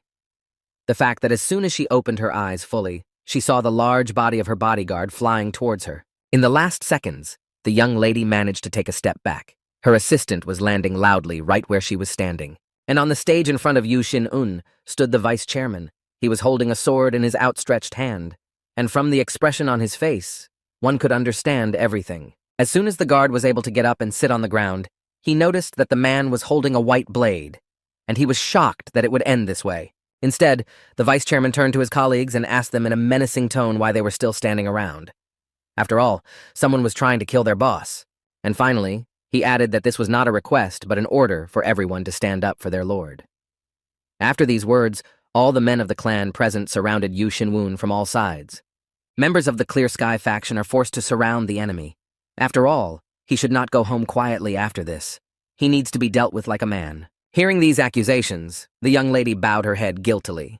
The guard gritted his teeth, and the other members of the clan were worried that they would all be killed here because of this idiot. However, what happened next was something that none of those present had expected, namely that an angry young lady began to shout loudly that they had dared to point their swords at her. The warriors of the Baekun clan began to smile sarcastically, emphasizing that they had seen her true face. These words made the young lady even angrier. She was alone in this situation, and no one stood up for her, and she was the one experiencing such terrible emotions. So all she could do was walk up to her bodyguard, who had been representing her interests just a few minutes earlier, and slap him hard. The head of the Pure Clouds faction, watching this scene closely, turned to Miss Jen and asked her to hand over this thug to them. After all, they have every right to make him pay in blood for the attempted assassination of their senior lord, because no one can afford to do that. However, an unforeseen situation happened again. When the guard realized what was about to happen to him, he was shocked that it would happen today. He was attacked from above by a man who hit him and caused drops of blood to appear around him. The guard's subordinates wanted to help him. After her surgery, the woman lifted and turned her head to the Baekun clan and asked if this would be enough to finally end this showdown. The leader of the Silent Clouds faction was shocked by what had just happened. All he could say was that the woman was a ghostly bloodclaw. The other members of the guild began to talk quietly among themselves about how this was the bloodclaw of Gyu Nam Sayen, who was also the strongest warrior of the Gen family. The vice chairman was thinking that his martial arts were at the peak of the intermediate level, but even that would not be enough for the young man. But he would not back down. Then he turned his head to Yu Xin-woon and asked him not to worry, because he would protect him, because they have to stand up for each other. Instead, the man who came back to life came closer to his defender. He said that who else would protect anyone, and the man needs to worry about himself. The vice chairman did not like this suggestion. He tried to help the gentleman, and the latter, in turn, simply humiliated him in front of everyone. He felt insulted. Then everyone turned their attention to the young lady who had killed the guard a few minutes earlier. She defiantly began to lick the sword she had used to do it. Then the head of the Pure Clouds faction approached this man. He stopped a few meters away and began to look at this monster with his head held high. Instead, the woman first laughed out loud and then said that if they wanted to start a war, she would not stop them. But the half-brother intervened in this conflict and appealed to the head of the Pure Clouds and asked the man to step aside. However, the chairman was so angry that he continued to say to the gentleman in a rude tone that he did not seem to understand what was happening. The half-brother pointed to the members of the Gen family and said that the actions of these people were understandable. Besides, there was no point in fighting anymore, and at that moment, he was thinking that everything was not going according to his plan. Because if something happened to Gen Miho or the other members, Gen's family could cancel their agreement. However, the members of the Baek Un Guild still did not understand how this young man could understand their actions. They demanded that he explain himself to them immediately. However, literally in a second, Yu Shinan, who was standing behind everyone, waved his hand from side to side and said that these guests could really be released. Hearing these words, everyone turned to face the gentleman and demanded an explanation for his decision. After all, they were prepared for the worst, but not for this. After taking a deep breath and a long exhalation, the revived man replied that everything was really fine, and this incident can be a good lesson for guests on what not to do. It took a while for the guild members to be convinced. After all, this had never happened in their life experience. So for several minutes, they stood there almost without moving. People who were still standing on the square because they were also curious about how it would end began to think that this gentleman had just almost died. And they became very interested when he managed to learn how to use Kimana. After all, it hadn't been long since he came back to life. Everyone had long since realized that something had clearly changed in the gentleman, but no one had yet figured out exactly what it was. However, they liked the gentleman very much. At that moment, his half-brother was furious at what was happening around him. After all, everything was not going according to the plan he had come up with a few days ago. And what made him even angrier was that he realized, through a certain connotation in Yu Shinwun's words, that the phrase, learning a good lesson, was referring to him. However, these thoughts were interrupted by a young lady from the Gen family, who angrily shouted that she would never forgive the man who had come back to life. After all, this young lady was poking at him with her right index finger. She also had a strange grimace on her face and a reddish tint to her skin. Immediately after saying these words, she turned sharply in the opposite direction and began to walk quickly to the exit, with family members following her. Then the events unfold on a clearing in the middle of the forest, where there are several stone statues that were carved in the form of animals that are located on columns. And literally in a matter of seconds, two groups of people dressed in strange clothes appeared simultaneously on this lawn from two different directions. The first group wore large straw hats. They used them to cover their faces from all strangers. The second group of people was dressed in a completely different way. To be more precise, they had masks on their faces, through which only their eyes could see the wine. The leader of the first group turned to the leader of the second group and angrily asked how it happened that their plan went to hell. The masked man first apologized, and then said that no one could have known that the situation would turn out this way, although the instigator is already dead. As it turned out, the leader of the first group was the half-brother of the revived man. He was very upset that everything did not go according to plan. The masked gentleman squinted his eyes and said that their leader had made a decision, and if they allow it, they would like to draw their swords right before the moon. This request took him by surprise. He did not expect everything to unfold so quickly, so he had to think it over and weigh the pros and cons. Then he turned in the opposite direction and told the second group to start with the Moon family, and he would remove the guards and dogs from the main gate. After this conversation, everyone quickly went about their business, and it happened so suddenly that a large and thick cloud of dust stood on the lawn for several seconds. And in a matter of seconds, a purple patch of liquid appeared on one piece of land, which at first slowly moved in the places where people were standing. It took this liquid quite a while to find out. After all, this is what it had come here for. That's why it tried to cover every centimeter of the ground. At that time, while in his room, Yu Shinun heard the conversations of the guild members. They were saying things like this. He was really able to bring back the Gen family's black bear? Then, an assistant entered the room and said that the head of the Pure Clouds and the vice head wanted to know when the revived man would come to meet them. On top of that, the vice chairman of Clean Clouds, Nan Kyung Ho, also asked for a meeting in the near future. The assistant began to clarify what had happened and whether the man needed anything now. The man replied that everything was fine, but he was just thinking about what had happened. The guard began to speak more loudly about how things were not really like that.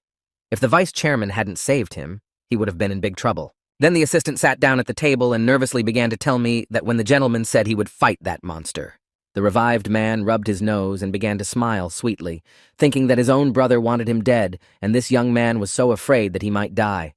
The man decided to calm his friend down, so he looked him in the eye and apologized for making him so worried. The revived man began to smile broadly, emphasizing that the young man was not his servant, but his reliable assistant. He can always count on him. Then the young man got to his feet and began to walk slowly toward the exit, saying that the gentleman was probably tired and could rest. The revived man looked at his friend and said that he would do so. He himself was happy that he could satisfy a person so easily. As soon as the assistant went out the door, Yu Xinwun began to look out the window for something. It was as if he was waiting for someone or something. He sat there for a few minutes in this state of anticipation. Then he stretched his right hand forward and focused his gaze on what was approaching him. Finally, everything was working out for him in the best possible way. As it turned out, this purple liquid that had been wandering around the lawn where the two groups were meeting returned to its owner. And it turned out to be a man who had come back to life. As soon as this liquid was in the room, the guy placed it on the desk right in front of him. After all, this is the best place for it in this room. Then the young man turned to the shopot and asked him to show him what he had seen. The liquid suddenly rose into the air and began to hover in front of its master's face. In a matter of seconds, it grew in size. It became so big that it could barely fit in the room. Then some silhouettes and drawings began to appear. Later on, you could clearly see two people in the group talking to each other about how their plan had gone to hell, and they were deciding what to do with the ball. After watching everything, the revived man praised himself for having put a shadowy whisper on his brother a few days ago. And because of this, he now has a lot of information. And it turns out that in about a week, Yu Jinsang will remove all the security, and a group of mercenaries will try to kill Yu Xinwun. But after a few minutes of calming down, the young man realized that he shouldn't do this, especially when making such decisions on emotion.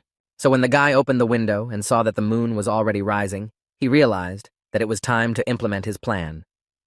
After all, nature itself gives signs that you need to act. The thought that this week would be very fast and very productive for him began to reassure him. And when the moon took its place in the sky, the young man realized that it was time to go to the cemetery. After putting on his work clothes, the man was already in the Valley of the Bloody Fog in about 10 minutes. He stopped at a clearing and began to apply mana. He didn't keep us waiting long, and as soon as he heard his name, he immediately appeared on the spot where he had been drawn on the ground.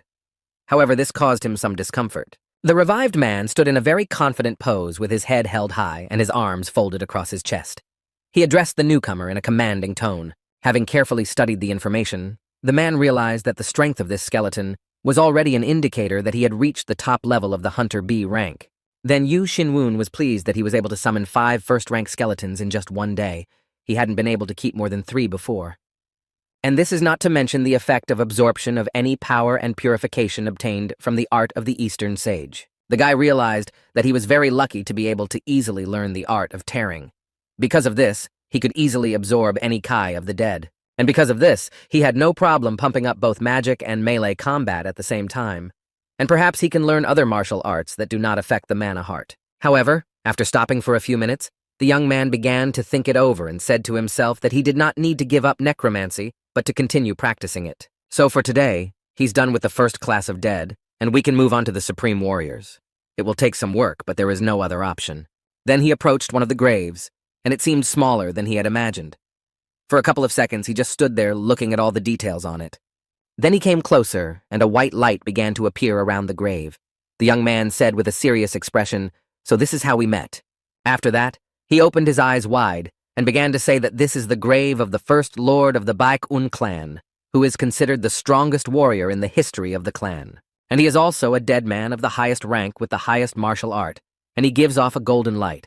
But this grave gives off a completely different color than it should. So the young man wondered what secrets Yu Iliang was hiding. To find out, he used the magic of absorbing the chi of death. After all, it turns out that everything is not as simple as with ordinary skeletons of the first rank. Here you need to spend much more of your strength and energy. At one point, however, something strange happened. The light began to spread throughout the clearing, even though it was supposed to be directed at the hand of the man who had come to life. And in a few seconds, everything disappeared, and the young man looked at his palm and began to wonder what had happened.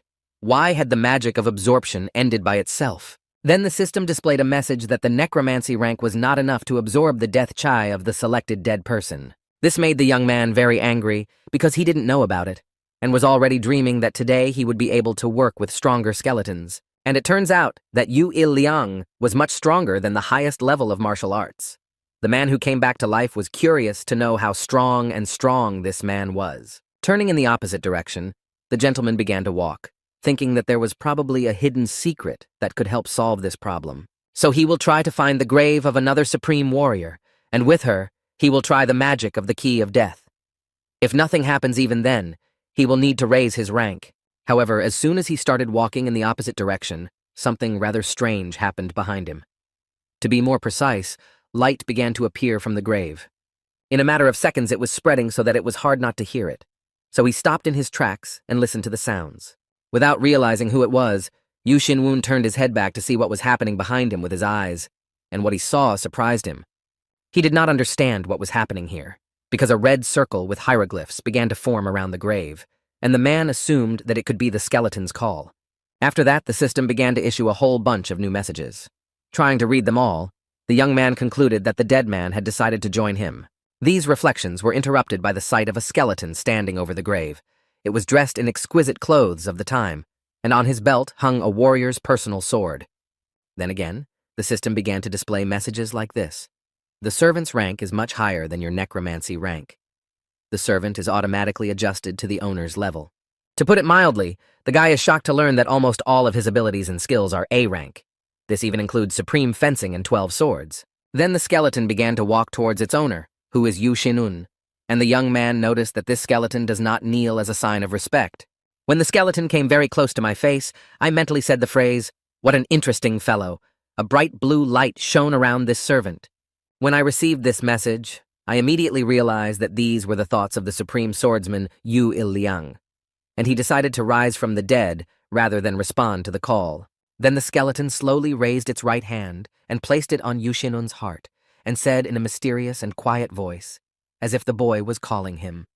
Looking at his new servant, the young man wondered if he could handle him. Would he have the strength and understanding to do so? They spent several minutes standing opposite each other, looking intently into each other's eyes. In this way, they studied each other, and a certain kind of transmission took place. To be more precise, the skeleton is trying to pass on the 12 swords of thunder and the art of the god of lightning and thunderstorm to Mr. Yu Xinun. However, this could not be transferred without Yu Xinwun's consent. It took the young man a few minutes to realize whether he needed it or whether it was better to refuse and leave it at that. However, you can't take a step back once you've achieved this. So of course, he accepted everything with pleasure. This way, new horizons for his work open up. This late in the night, in another part of the forest, a gathering of hired killers was taking place, running forward at breakneck speed. Today they were practicing this skill. During this run, they must make almost no noise so that no one can hear them. This skill must also be well honed, because if not, it dooms them to death. The one who ran first stopped abruptly and turned to his colleagues and said that they needed to take a break. They had already been training for several hours in a row. All the members of the group of hired killers stopped at their places at the order of the leader and began to rest, because they were really tired for today's evening. However, they did not have a chance to rest properly, because in an instant, a young lady with red hair appeared in front of them again and called them idiots. She even came up to one guy personally and kicked him in the ass, saying that he was too slow, and he needed to train even more. The leader of this group of mercenaries, in order to distract the young lady from the personnel, asked her if it was necessary for the young lady to follow them. And then the girl replied that their training was over, and the mission to destroy the opponent was about to begin, and she personally wants to see how he will suffer. The chief among the mercenaries began to think that the young lady had already annoyed him with her control. The girl was furious that they hadn't been able to find out about it earlier, because what happened when she met Yu Xinwun hadn't happened then. The speech was interrupted by a strange sound and a bright green light. The girl instinctively turned her head in the direction of what was happening and froze in place, waiting for an explanation. The leader of the group of hired killers said that it was time to stop this useless conversation because it was time to hit the road. The young lady agreed to this proposal. Then the chief turned to his subordinates and ordered them to prepare for the next trip. They listened carefully to the order and began to gather their belongings and weapons. As soon as they had walked a few kilometers, something strange caught their attention. They all froze in their tracks and began to look around. One of the mercenaries spotted something in the bushes and told everyone that an ambush had been set up for them, so all the troops immediately took up combat positions. The leader of this group quickly ran in front of the young lady to protect her in case of an attack. After all, she belongs to the influential family they work for. One of the mercenaries hit his opponent. This guy was standing a few meters away from the lady, and he could have easily hit her. It scared the girl quite a bit, and then she covered the steering wheel in shock. The guy who was wounded started coughing loudly and heavily. He was also shocked by what happened. When the mercenary leader approached his victim, something caught his attention. Namely, the fact that the hilt of the sword was made of bone. And in a matter of seconds, swords began to fly at the group of mercenaries, one after another. Some of them hit the target. Some were deflected. The guys did their best to protect the young lady who came with them. And only then did they think about protecting their own lives. Having developed a certain concept, the chief among the mercenaries first called them bastards and then told them to concentrate ki mana around the blades. Immediately after this order, many subordinates did as they were told. A bright purple light appeared around one of them, and then, in general, he seemed to have a great deal of strength. And having directed it in the right direction, he began to skillfully deflect the bones that were flying at him and his colleagues. After this fight, many mercenaries were slightly injured, and they could not fully defend the young lady who was standing behind them. Only those who were not wounded and those who were good with weapons remained near the lady. The main one came to the front and addressed the attacker. Yu Xinwun first began to lift up the branches of trees that completely covered him, and this is how he managed to be invisible. He said that how could this impudent man call him a vile person when he was the one who ran to kill him? Then the guy stopped a few meters away from the group of soldiers. When the mercenaries' leader saw their attacker, he was initially shocked because he hadn't expected Yu Xinun to attack them. The rest of the mercenaries were also wondering how this guy could have ended up here, and the one who came back to life asked them why they were silent. It was as if they were biting their tongues. Then the young man began to walk forward. A few steps before the attackers, he raised his right hand and pointed to the guys in turn and said their exact names. When the guys realized that he was 100% right, they froze in their seats in shock. But it didn't scare the boss. Then the boss decided to get a little tricky and said that they were on a secret mission from the Gaiyong family. Yu Xinwun didn't believe it. The young lady mentally decided to tell her defender that Yu Jinsung is a bastard who betrayed them, and the attackers shouldn't stand still because this guy knows everything. The chief emphasized that the two brothers were able to deceive them. That's why they shouldn't make a premature attack. Someone should be with this guy because there were too many bones to pick at once. But no matter how much he looks around, he can't see anything strange. Therefore, in order not to expose himself to even greater danger, he needs to wait a little longer. However, it was hard to think that he came alone. After all, he wasn't stupid enough to take such a risk. At this time, Yu Xinwun yawned loudly, and the chief among the mercenaries continued to think that this gentleman must have left a bone-shooting machine behind him. So the attacker decided not to waste any more time, but to act. And with his arms outstretched to the side, he began to say to the revived man that he couldn't wait for his death or something. Looking down at his opponent, the gentleman replied that everything was actually going according to plan. After all, whatever they had imagined and thought up, everything had happened as it should. All the mercenaries who were feeling well prepared to attack Yu Xinun. One of them even said out loud, "I hope you have a good time in the afterlife." And the revived one used the magic of bone swords. It made it possible to shoot many sharp swords at once. The young man enjoyed this course of events. And in a few seconds, these swords appeared and began to move towards the attackers. But in order to choose the exact direction, the young man had to point in that direction with his index finger. As soon as the guys saw that such a large pile of swords was coming at them again, they stopped in the places where they were at that moment. Because fear controlled their minds. Some swords again passed them by, and some hit those who failed to dodge. One of the mercenaries called Yu Xinun a sorcerer. After all, he did not use his body and its capabilities to win. He was fighting from a distance. Hearing these words, the revived man smiled with satisfaction and said that he had not even started yet. He had not even used half of his skills and strength. At the same time, the thought flashed through my mind that this skill requires much more energy. Therefore, you need to use it carefully. And the chief among the mercenaries was thinking that it could not be that this young man was using ki mana to start all this. But he could not be a supreme warrior at that age either. And most likely, the demonic sect is somehow connected with the fact that Yu Xinun was resurrected. So these thoughts made the man very angry, and he shouted loudly throughout the clearing. And then I began to think that this revived man must have some kind of weakness, and they just need to find it and press it. The other mercenaries began to talk among themselves about how this gentleman had caused them a lot of problems and ruined all their plans. But there are still many more of them. Therefore, they think they can win with the help of numbers. In addition, the number of bones that were flying at them decreased slightly, so they decided that if they ran at him in a crowd, they could kill him. Then a loud order was given that everyone should move from their seats to the enemy's side. However, as soon as they began to move, the revived man, smiling broadly, told them that he had not come to this fight alone. When the head of the mercenaries heard this phrase, he managed to stop on the spot and ask again to clarify what the gentleman had just said. Then the gentleman stretched his hand forward, palm down, and turned to the skeletons of the soldiers and ordered them to stand up. And then the attacker realized what was about to happen, so staying in his seat, he began to cry because he already knew what was coming. The other gang members gathered around each other and began to ask each other what it was that appeared in front of them. As it turned out, skeletons began to crawl out of the ground in front of the revived man. There were quite a few of them, and they were all illuminated in blue. After the newly arrived warriors took their positions, Yu Xinun folded his arms across his chest and said that this is what is called demonic art. When a group of hired killers saw what was appearing in front of them, they began to utter phrases that spoke of their surprise and fear. They saw not only ordinary skeletons of warriors, but also a supreme warrior standing in front of them, glowing with blue light. At this time, the main mercenary thought that he had been a killer all his life, but even he froze in fear. Then the man's attention was drawn to a young man from his group, who abruptly turned in the opposite direction and was about to leave the battlefield. However, he was unable to do so because his superior fatally wounded him, explaining that he would kill anyone who tried to escape. The rest of the guys began to raise their weapons up, shouting loudly that they could handle these bones. Their motto today is all or nothing. And immediately after that, everyone began to run quickly toward their rivals. Surprisingly, there was a lot of confidence in their abilities at the bottom. The skeletons saw that the attackers were coming and prepared themselves to enter the battle with dignity. After all, this is what they came here for. Yu Xinun stood calmly aside with his arms folded across his chest. He was quite surprised that this group of impudent people had decided to get into a fight. After all, they had so many chances to just run away and survive. But no, they chose the worst possible scenario. While running, the attackers held up their sticks, which they were skillful with.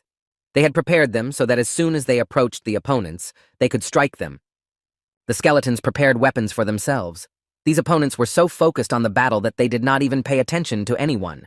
And as soon as they got on the field, they immediately began to fight each other. Each chose a worthy opponent and fought with him to win. Suddenly, the mercenaries froze in their tracks, because what they saw in front of them surprised them again and forced them to make quick decisions that could affect their lives. As it turned out, in addition to the skeletons of the warriors, wooden arrows were also flying at them, and they had to defend themselves.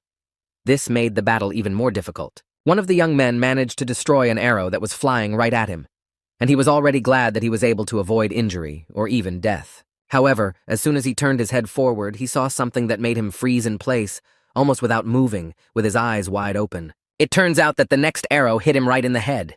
This hit sent drops of blood flying in all directions. The young man could not stand on his feet and began to fall on his back. It landed right in front of the head's feet. He looked at the victim and realized what was happening. And even he was scared of what he saw. The head of the mercenaries had seen this before. An archer shoots 2 arrows in the same direction. The first one distracts the enemy, and the other one deals a fatal blow. And then the man realized that this creature could use the technique of No Jun Moon, the best marksman. It was hard to believe, but the main one didn't want to give up so easily, so he began to examine each skeleton and its manner of fighting. In one, he noticed 19 yang chain strokes of the ghost of a one-sided sword. He's quite skilled in this art, so no one can escape from him. The other skeleton uses the black tiger fist, which is an iron tiger fist technique. It also delivers quite strong and devastating blows to its opponents. And in the end, the man realized that these skeletons were using the techniques of Zhejiang martial arts warriors. This also scared him, because he did not expect it to be so serious. So he decided that if he attacked the skeletons, he would not achieve anything. That's why you have to act not as everyone expects, but as the circumstances demand. And with that, the mercenary turned his attention to Yu Xinun, who stood at the end of the clearing with his arms folded across his chest. The man noticed that he was no longer drawing his swords from his bones. The attacker thought he could kill the man with a single blow. He was so confident in his abilities and capabilities. That's why he started running straight at the man. As soon as Yu Xinun saw this, he simply waved his hand, and the attacker could not even approach him, let alone scratch him.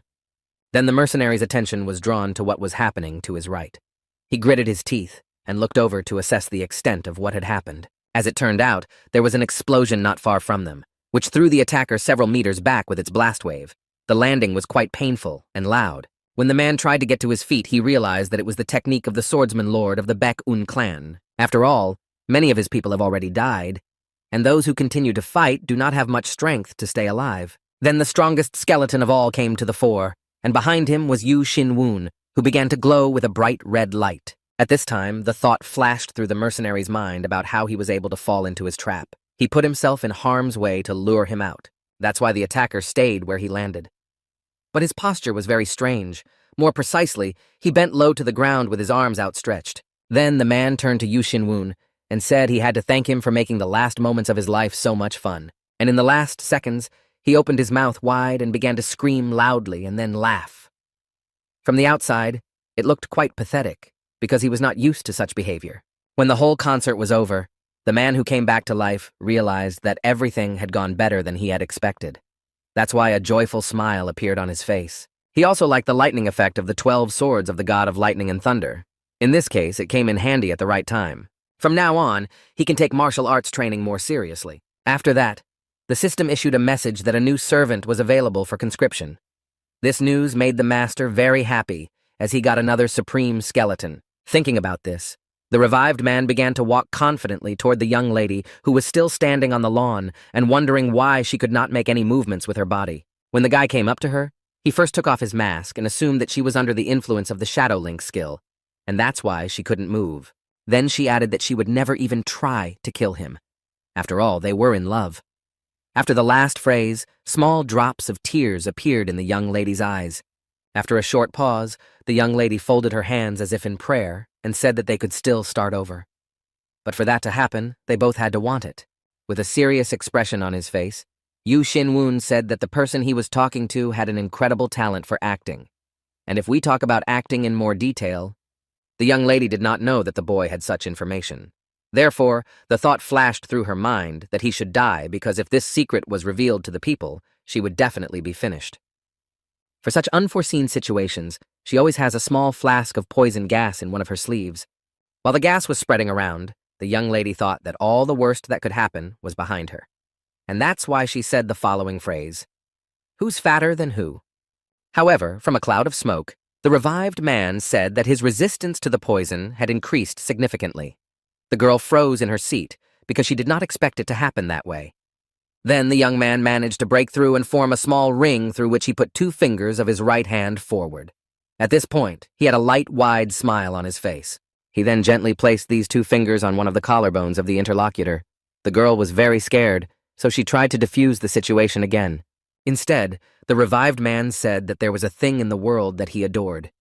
And with this gesture, he managed to block her mouth so that she could no longer speak. Then he put his index finger to the young lady's lips and added that he didn't need to think about the law before killing scum like them. Then the young man touched the young lady's chest again with his index finger and used magic to accelerate the decay because he did not want to wait long for the result.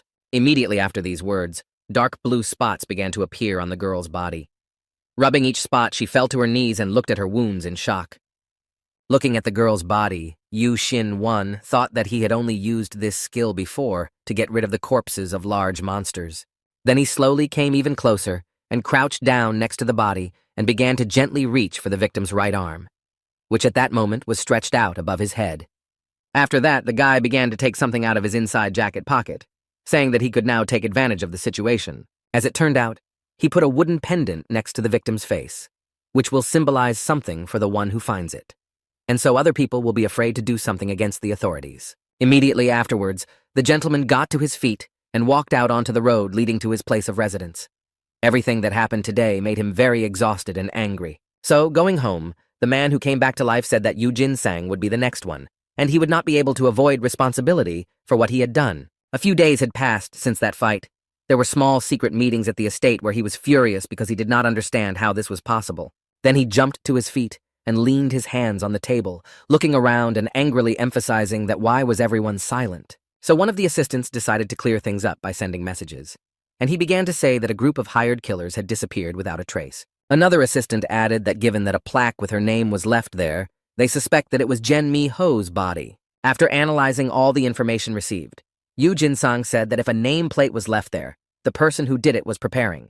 A few seconds later, the guy gritted his teeth in anger and said that it looked like the pig had left him a threatening message. So he told his assistants that it was time to stop sitting around and take action. They reassured him that he had nothing to worry about. And then they suggested that he go to the red light district and have a drink there and relax. After all, he doesn't look good, and he won't last long at this pace. However, they told him this with the use of magic. After all, with a normal mind, he would not have agreed to go on vacation when he had so many problems. So, under the influence of magic, The man turned to face the exit and said in a calm tone that he needed to go and have a drink. And he started walking around the room to go outside. As soon as the gentleman left, the assistants began to talk among themselves about how they still couldn't believe that this Yu Shin-un was causing them so many problems. Instead, the older man emphasized that a taut string is easier to break, and the man began to say that if this lowlife interfered with the main plan of the sect, they should destroy him. After these words, the younger man smiled slightly. He liked the way the other man was thinking, and the thought flashed through his mind that the Baek-un clan would soon drown in its own blood. Kwok added that the sect can start preparing for the Holy War, and they will start a bloodbath on the appointed day. Finally, the elder added that the concentration of the curse on Yu Shin-wun should be increased. It needs to be made more deadly. Having listened carefully, the younger man smiled broadly again and said that they would do everything in the best possible way. And because of this, the man can no longer worry. At this time, some strange meetings were taking place near the estate where Yu Shin-un lived. At first, his assistant came out and said that what they wanted was simply impossible to fulfill. However, this did not stop people from asking to meet their best lord, at least for a minute. Instead, the assistant put his hand forward again and said that the young gentleman had issued an order that he would not receive guests for the time being. As people were leaving the meeting place, one of them said that he had been turned away by a dirty servant, and if he had met Shin-un for even a minute, he would have taken that place as well. The two men were talking not too far away, and the assistant heard the whole conversation. The assistant, smiling nervously, said that he would soon go crazy. A few days ago, his master told him that he would be gone for a couple of days, and he could hide it from everyone.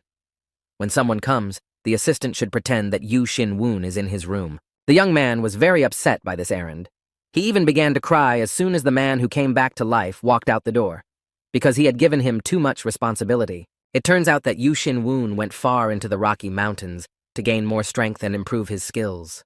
One day, however, he was visited by a dark green liquid. As soon as she got close to her husband, she conveyed to him with her very being all the information that had happened during all those days while he was away. Rising to his feet, he called his enemies bastards who were getting angry because things didn't go according to their plan. But it was also just in time because he needed yin mana. After receiving it, the man smiled happily and said that thanks to them he was full of yin mana again. Next to him in this cave was the body of a dead wild boar. Stretching his right hand forward, the man used mana magic to command the skeleton of the killer to rise immediately. The magic immediately began to work on the body, and it gradually began to decompose until only one skeleton remained. Yu Shin-wun stood in his place and closely watched everything that was happening, because if things did not go according to plan, he would need to intervene and stop the transformation. Seeing what he was facing, the guy raised his hand to his beard and slowly rubbed it, thinking that perhaps all supreme skeletons should have black bones. And then the memory of Yu Iliang's appearance came to mind, because it was he who had seen this coloring. And then a new question arose. Who was this skeleton? Having carefully examined his creature, the young man folded his arms across his chest and said, even though he's a skeleton, he's still unpleasant. But before that, he turned to a skeleton named Gyu Nam Sayan and asked him to give him his martial art, because since he had already summoned it, he had to take at least something. And then the system issued two messages that the gentleman did not immediately understand, and they were as follows. You have fulfilled the conditions for receiving a hidden task. One of the conditions was that the dead man agreed to give all his strength if the gentleman gave him his hand. Yu Shin-wun didn't like this, so he used magic to show the skeleton its place. It didn't take long for the magic to work on the skeleton. Of course, he did not count on such a development because he thought that the man would immediately agree to the condition. Instead, the revived man began to smile sarcastically when he saw that his magic was causing discomfort to the summoned. He should also think carefully about his impudence before the man kills him. In the meantime, he will call the other skeletons and ask them for their martial arts. As soon as the new skeletons appeared, the reviver immediately asked them for their martial arts. The young man began to smile broadly because now he could get the martial art of any skeleton simply by completing its task. Therefore, approaching the newly arrived skeletons, he waved his right hand in front of them and said that their first-level martial arts were useless to him. Finally, he asked them not to look at him so disappointed. After all, he had already received all the martial arts he needed at that moment. However, a few minutes later, he abruptly fell to his knees, dropping his sword to the ground. All these trials exhausted him, and he was not getting enough rest. Clearing his throat, the young man said that he realized that his body was letting him down, and the first thing to do is to lose weight. He said something to the revived man in his own language. The man replied that he was trying his best, but that he was not doing so well. After saying that, the guy reached for his sword and picked it up. Then he brought it up to eye level and taking a deep breath and exhaling, said that he would try again, but more slowly, because last time he had done everything quickly. Holding the weapon tightly with both hands, the young man looked at it with concentration, saying what he was using. First, it was the mana of yin, and then the key of the Eastern Sage. Next, he used the art of the god of lightning and thunder key thunder. Immediately afterward, a bright blue light appeared around the sword. Then the young man raised his sword up and lightning began to fly in different directions. He said with a serious expression that this was the first form of art. After that, he said that the next thing he would try would be a thunderbolt. And taking his sword even further behind his back, Yu Xin-un took a stronger swing and struck the ground with his sword. However, after this blow, no effect occurred. And then the young man realized that there was a very big difference in strength between Yu Il-liang's martial art and Jiwayu Nam Scien's. These thoughts were interrupted by something that scared him a little. He even froze in his tracks because he did not expect anyone in this place to touch him at all. When he turned his head back to see who was touching his back, he saw a skeleton assistant with black bones. As soon as the revived man turned his head forward, he felt fingers moving very quickly on his back. And turning my head back, I saw the face of a skeleton in front of me. He was quite concentrated on something, and an orange light shone through the holes of his eyes. So the young man sat down on the ground, put his hands on his knees, and remembered that when he used to make mana circles on pressure points when he practiced martial arts, he did not use some of the points. And it turns out that at every point Yu Il-liang pointed to, the guy did not open his mana circles.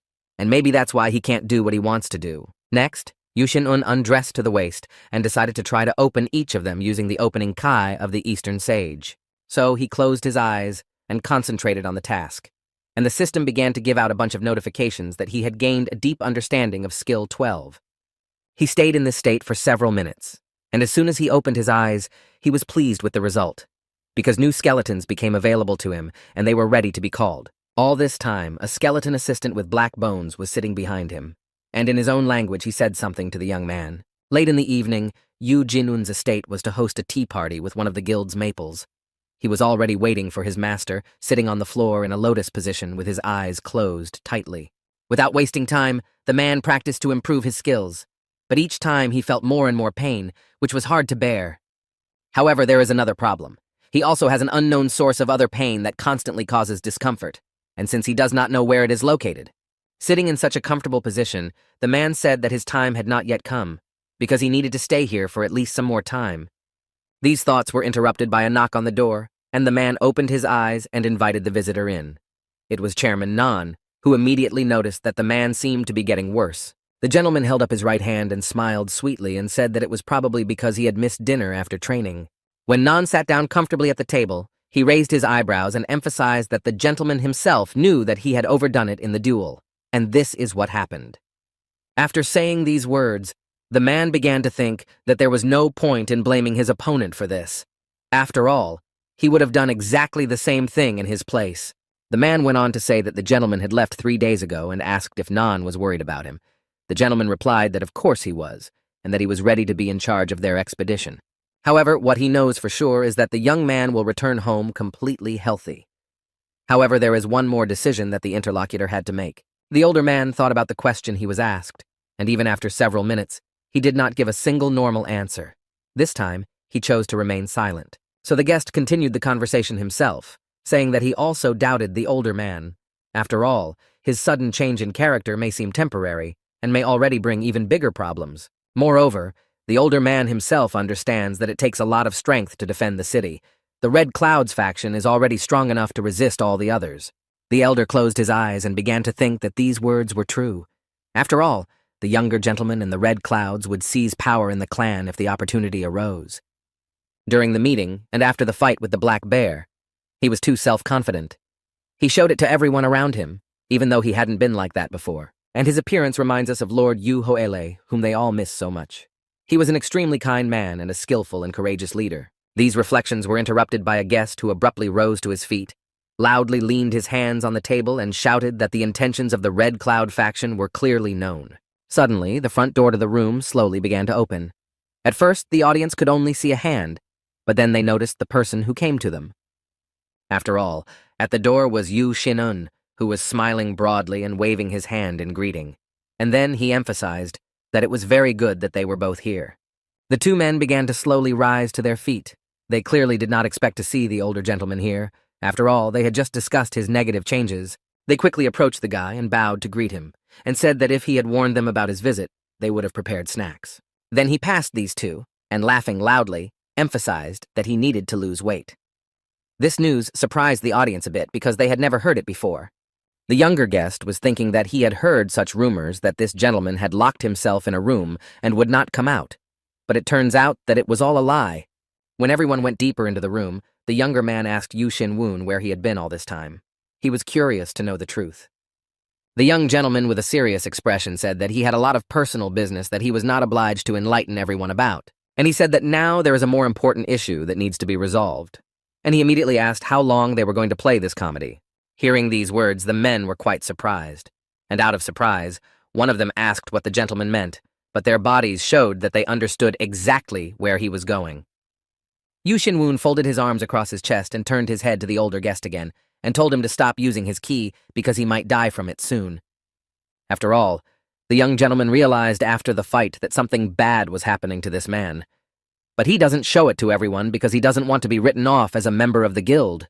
So the man decided to reassure the revived man that everything was fine. It's just that this ki energy is taking him a little longer to recover this time than usual. These words alone did not convince the young gentleman, and he emphasized that if it were true, it would be very good. And so the man is now on the final, straight to the other side. The younger guest could not stand it and shouted angrily that Yu Xin-woon was watching what he was saying, because he was the one who had brought this man to this point. To calm down, they all sat down at a large wooden table. Next to the elder was a man who had come back to life, and looking at him carefully, he said that this old man was very lucky. The young man folded his arms across his chest and said that if he had not come to check on him now, he would have died by tomorrow morning. The senior member of the guild still could not believe all these words. So he didn't say anything, and just sat there with his mouth wide open in his seat, almost motionless. And at that moment, the man who came to life put his hand on his shoulder and smilingly told him to relax and then trust him because he came to help him. After that, they all moved to the floor, with the vice chairman sitting down first and Yu Xin-un behind him, who put both hands on his interlocutor's shoulders and began to use mana magic. Just a few minutes later, the older man began to cough loudly and spit out thick, bright red blood on the carpet. The younger guest, who had been silently watching everything that was happening around him, was seriously afraid for his colleague and asked the young gentleman to stop. Instead, the revived man opened his eyes for a few seconds and looked at the younger guest with his stern gaze, demonstrating that he should calm down and wait a little for the result. The man understood without a word and slowly began to kneel down to take a comfortable position on the ground. He did not know how quickly it would end. Yu Xin-un continued to use various types of magic, and after receiving some information, he could not understand how such an old man could keep it to himself for so long. And if he had come a little later, there would have been nothing to do. And he remembered that during the duel, things didn't look as bad as they are now, but it was there that he used a lot of ki mana. The boy wondered why this old man and Wang Sam were doing so much for other people and not thinking about themselves at that moment. So then Yu Xin-woon put his hands on the elder guest's back and mentally asked him to hold on because he was going to pull out all the evil that was in him. And as soon as he is done with this, he will add some of his energy to restore circulation. This is what a man needs to continue living. A few minutes later, the vice chairman began to breathe normally, and then his face changed completely. And this is a clear sign that the revived man has succeeded in his plan. The younger guest, who had been sitting across the room all this time, saw the changes with his own eyes, and he began to wonder how the young gentleman managed to do it. At that moment, Yu Xin-woon realized that his experience with the old man had helped him. He had never thought that a necromancer like him would ever use healing, and in a matter of seconds, he removed his hand from the victim's back and said that everything was ready. The man suddenly opened his eyes, and a blue light spread from his body throughout the room. When the man saw it himself, he was very surprised. He could not even say a word because of this. He sat there silently looking at himself and what was happening around him. The younger guest realized a few minutes later that the vice chairman's chakras had opened, and he just shouted this to the whole room because it had never happened to anyone before. But then he realized that the vice chairman had managed to raise his rank at the same time, and that is why now there is a blue light around him and he looks great. As soon as it was over, the man quickly ran up to the vice chairman and first congratulated him and only then asked what was that and how was it possible. However, he never received any answer, because then they simultaneously turned their eyes to Yu Xin-woon and wanted to hear an explanation of what had happened. But we also had to wait for an answer from him, because he was still sitting with his eyes tightly closed, and not paying attention to anyone. He was too focused on his thoughts. After all, it was the first time in his life that he had ever done such a thing, and he had spent a lot of energy on it. Then the young man began to smile broadly without opening his eyes, thinking that when he absorbed the curse of Dojin-un, he opened the fourth circle of mana and finished one quest. Suddenly, these thoughts were interrupted by a man's voice addressing him. When the man opened his eyes, he saw the rescued vice chairman. The man thanked us for saving him, but the younger guest wondered how the man had found out about the poison and how he had managed to cure it. Finally, they both asked him to explain everything to them, because it had never happened to anyone before, so they were curious. Yu Xinwun said that he knew about the poison. The interlocutors reacted quite sharply to these words. However, the gentleman began to explain in a calm tone that, to be more precise, it was not poison, but a curse that someone had cast. The vice chairman said that even if it was true, how did Yu Xinun find out about it? The guy replied that he wasn't the one who found out first. He had just heard about it. Saying this phrase, the young man changed in his face. He became somehow angry and irritated. A younger guest with a wide-open mouth asked a question to find out who had told the young gentleman about it.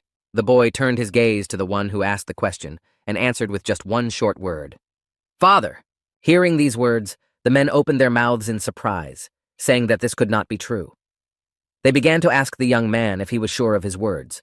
With both hands on his chest and a serious expression on his face, Yu Xinun told the guests that he was 100% sure of this, because his father was killed by the same curse.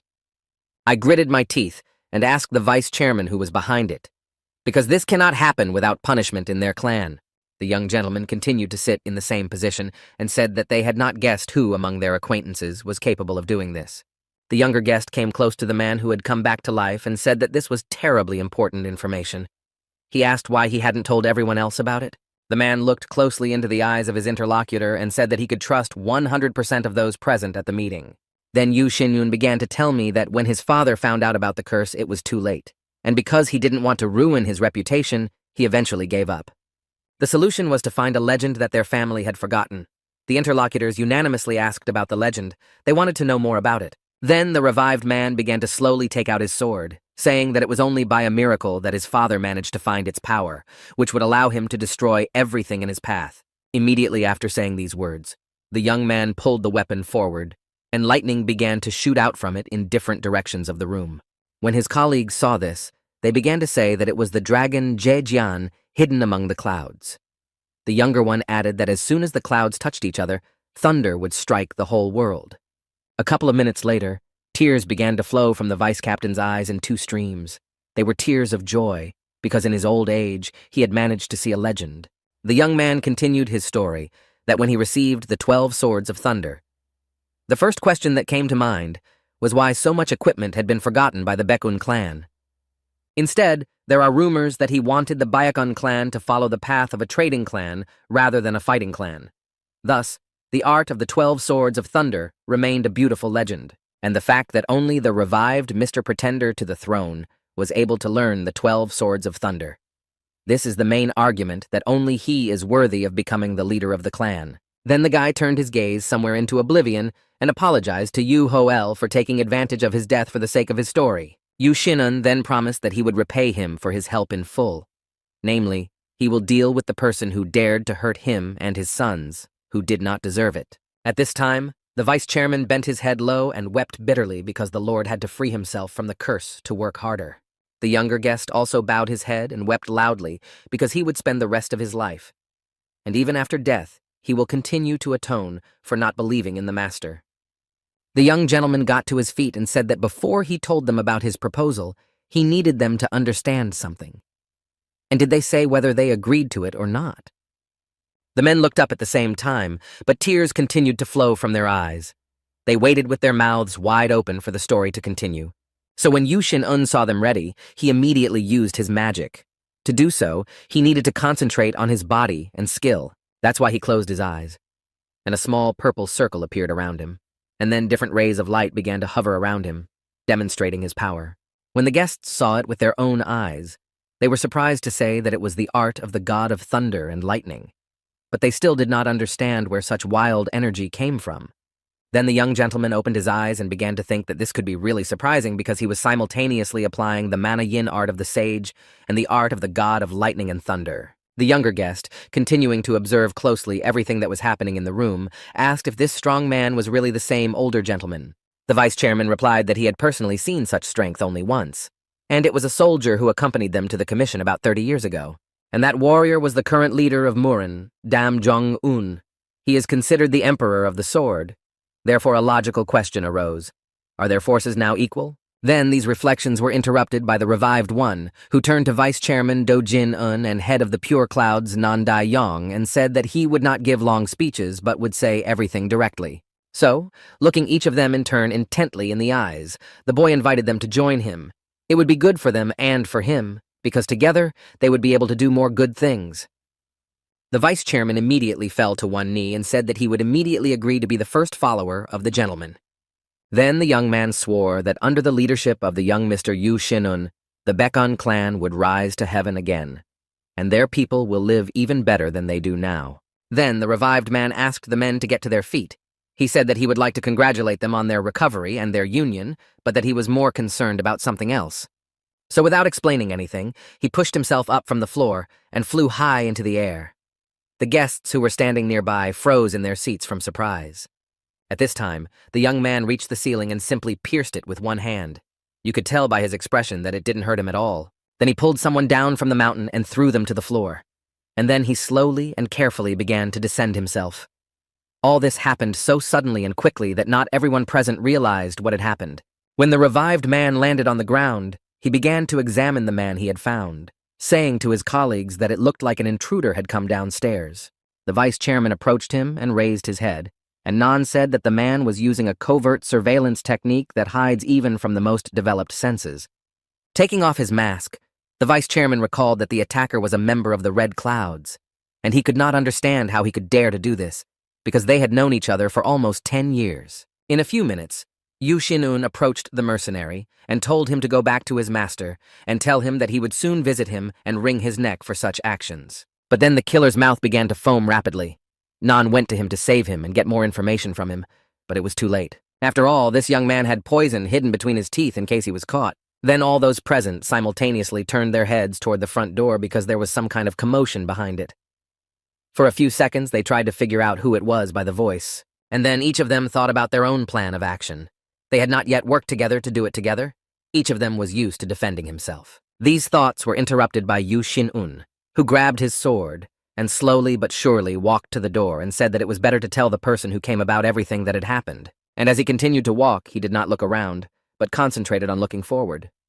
And behind him, his new allies were walking with their weapons. At that time, a showdown was taking place on one of the streets of the town, to which Sangbong was the first to arrive, immediately attacking the assistant and threatening him with his sword. However, he did not care about the consequences and what might happen. So without hesitation, he swung his sword and dealt a fatal blow to his opponent. At that moment, he was driven by emotion and anger, not common sense. You could even see it in his eyes. There was no pity or fear in them. After this act, he looked at the rest of the opponents and said in a serious tone that they should drop their weapons and surrender, because he could not vouch for his behavior. Another group of men with their weapons was very frightened by what had happened. So the main one among them said, "How dare these people pull out swords and threaten with them on a common territory?" Sanbon was enraged by this question, so he said again that he would not repeat his conditions because they had to surrender right now. One of the rival men sharply clarified that the entire Red Clouds faction had gone mad and now allowed themselves to commit such lawlessness. However, it had no effect on the attackers. They were not even going to stop. After these words, all the members of the faction picked up speed and began to move quickly toward their opponents. Those who were going to be attacked did not fully understand what was happening. After all, everything was fine yesterday, and now their colleagues and friends are just attacking them. It was out of self-defense that the head of the Pure Clouds faction had to order his subordinates to come to combat readiness, but they would not attack. And just at that moment, the two factions of Pure Clouds and White Clouds united to make everything go for the better. When members of the Red Cloud saw this, one of them said it looked pathetic. After all, they are only first-class soldiers who cannot even defend themselves. As soon as everyone took their places and prepared their weapons for the battle, there was a pause for a couple of minutes, in order for someone to be the first to step up and start the battle. During this hustle and bustle, the two main men went out into the yard and did not realize what was happening around them. Another man came up behind these men and asked if the warriors of the small clouds had decided not to participate in this action. After all, it looks quite beautiful from the outside. One of the chiefs immediately asked the newcomer what his soldiers were doing. A member of the Small Clouds faction wondered if Yu Jin-san had really decided to organize this massacre just because of such rumors. A member of the Red Clouds faction squinted his eyes and asked if they really doubted them. After all these people are enemies who plan to remove the younger gentleman from his position. Another man pointed to the battlefield and said that there could be innocent people among those people. And in the end, they are their family. And then he added that everything could have been much easier if he had just followed their orders. But he never did, and instead always had his own say. Therefore, the angry man grabbed both of them by the throat and lifted them above the ground, pressing them against the wall.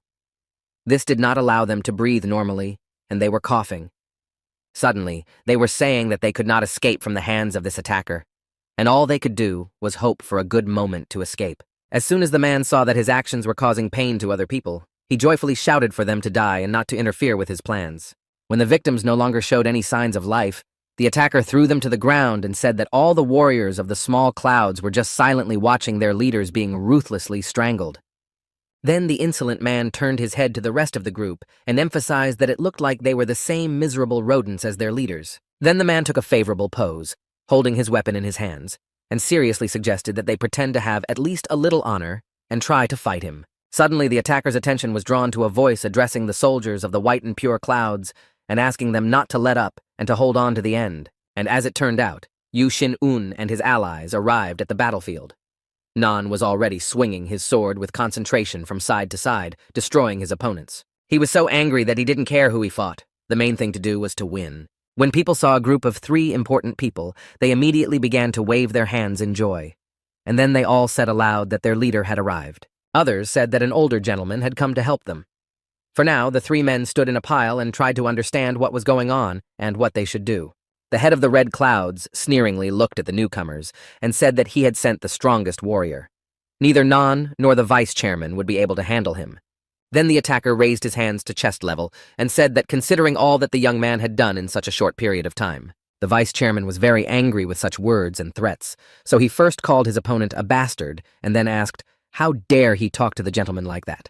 The man didn't answer, because at that moment he was thinking about the fact that these scoundrels from the Small Clouds had decided to join Yu Shin-un and help him in everything. Then the revived man began to point his index finger at his opponent, who, smiling mysteriously, said that shouldn't his master be held accountable for this? This fact made the head of the Red Clouds very angry. He opened his mouth wide and began to shout loudly, "What kind of curse are we talking about?"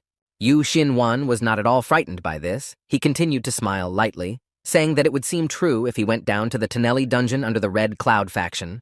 And then the attacker changed dramatically in his face. He was quite surprised to hear this information. Members of other factions have not yet fully understood what we are talking about. What Tonelli tunnels? What the hell is this?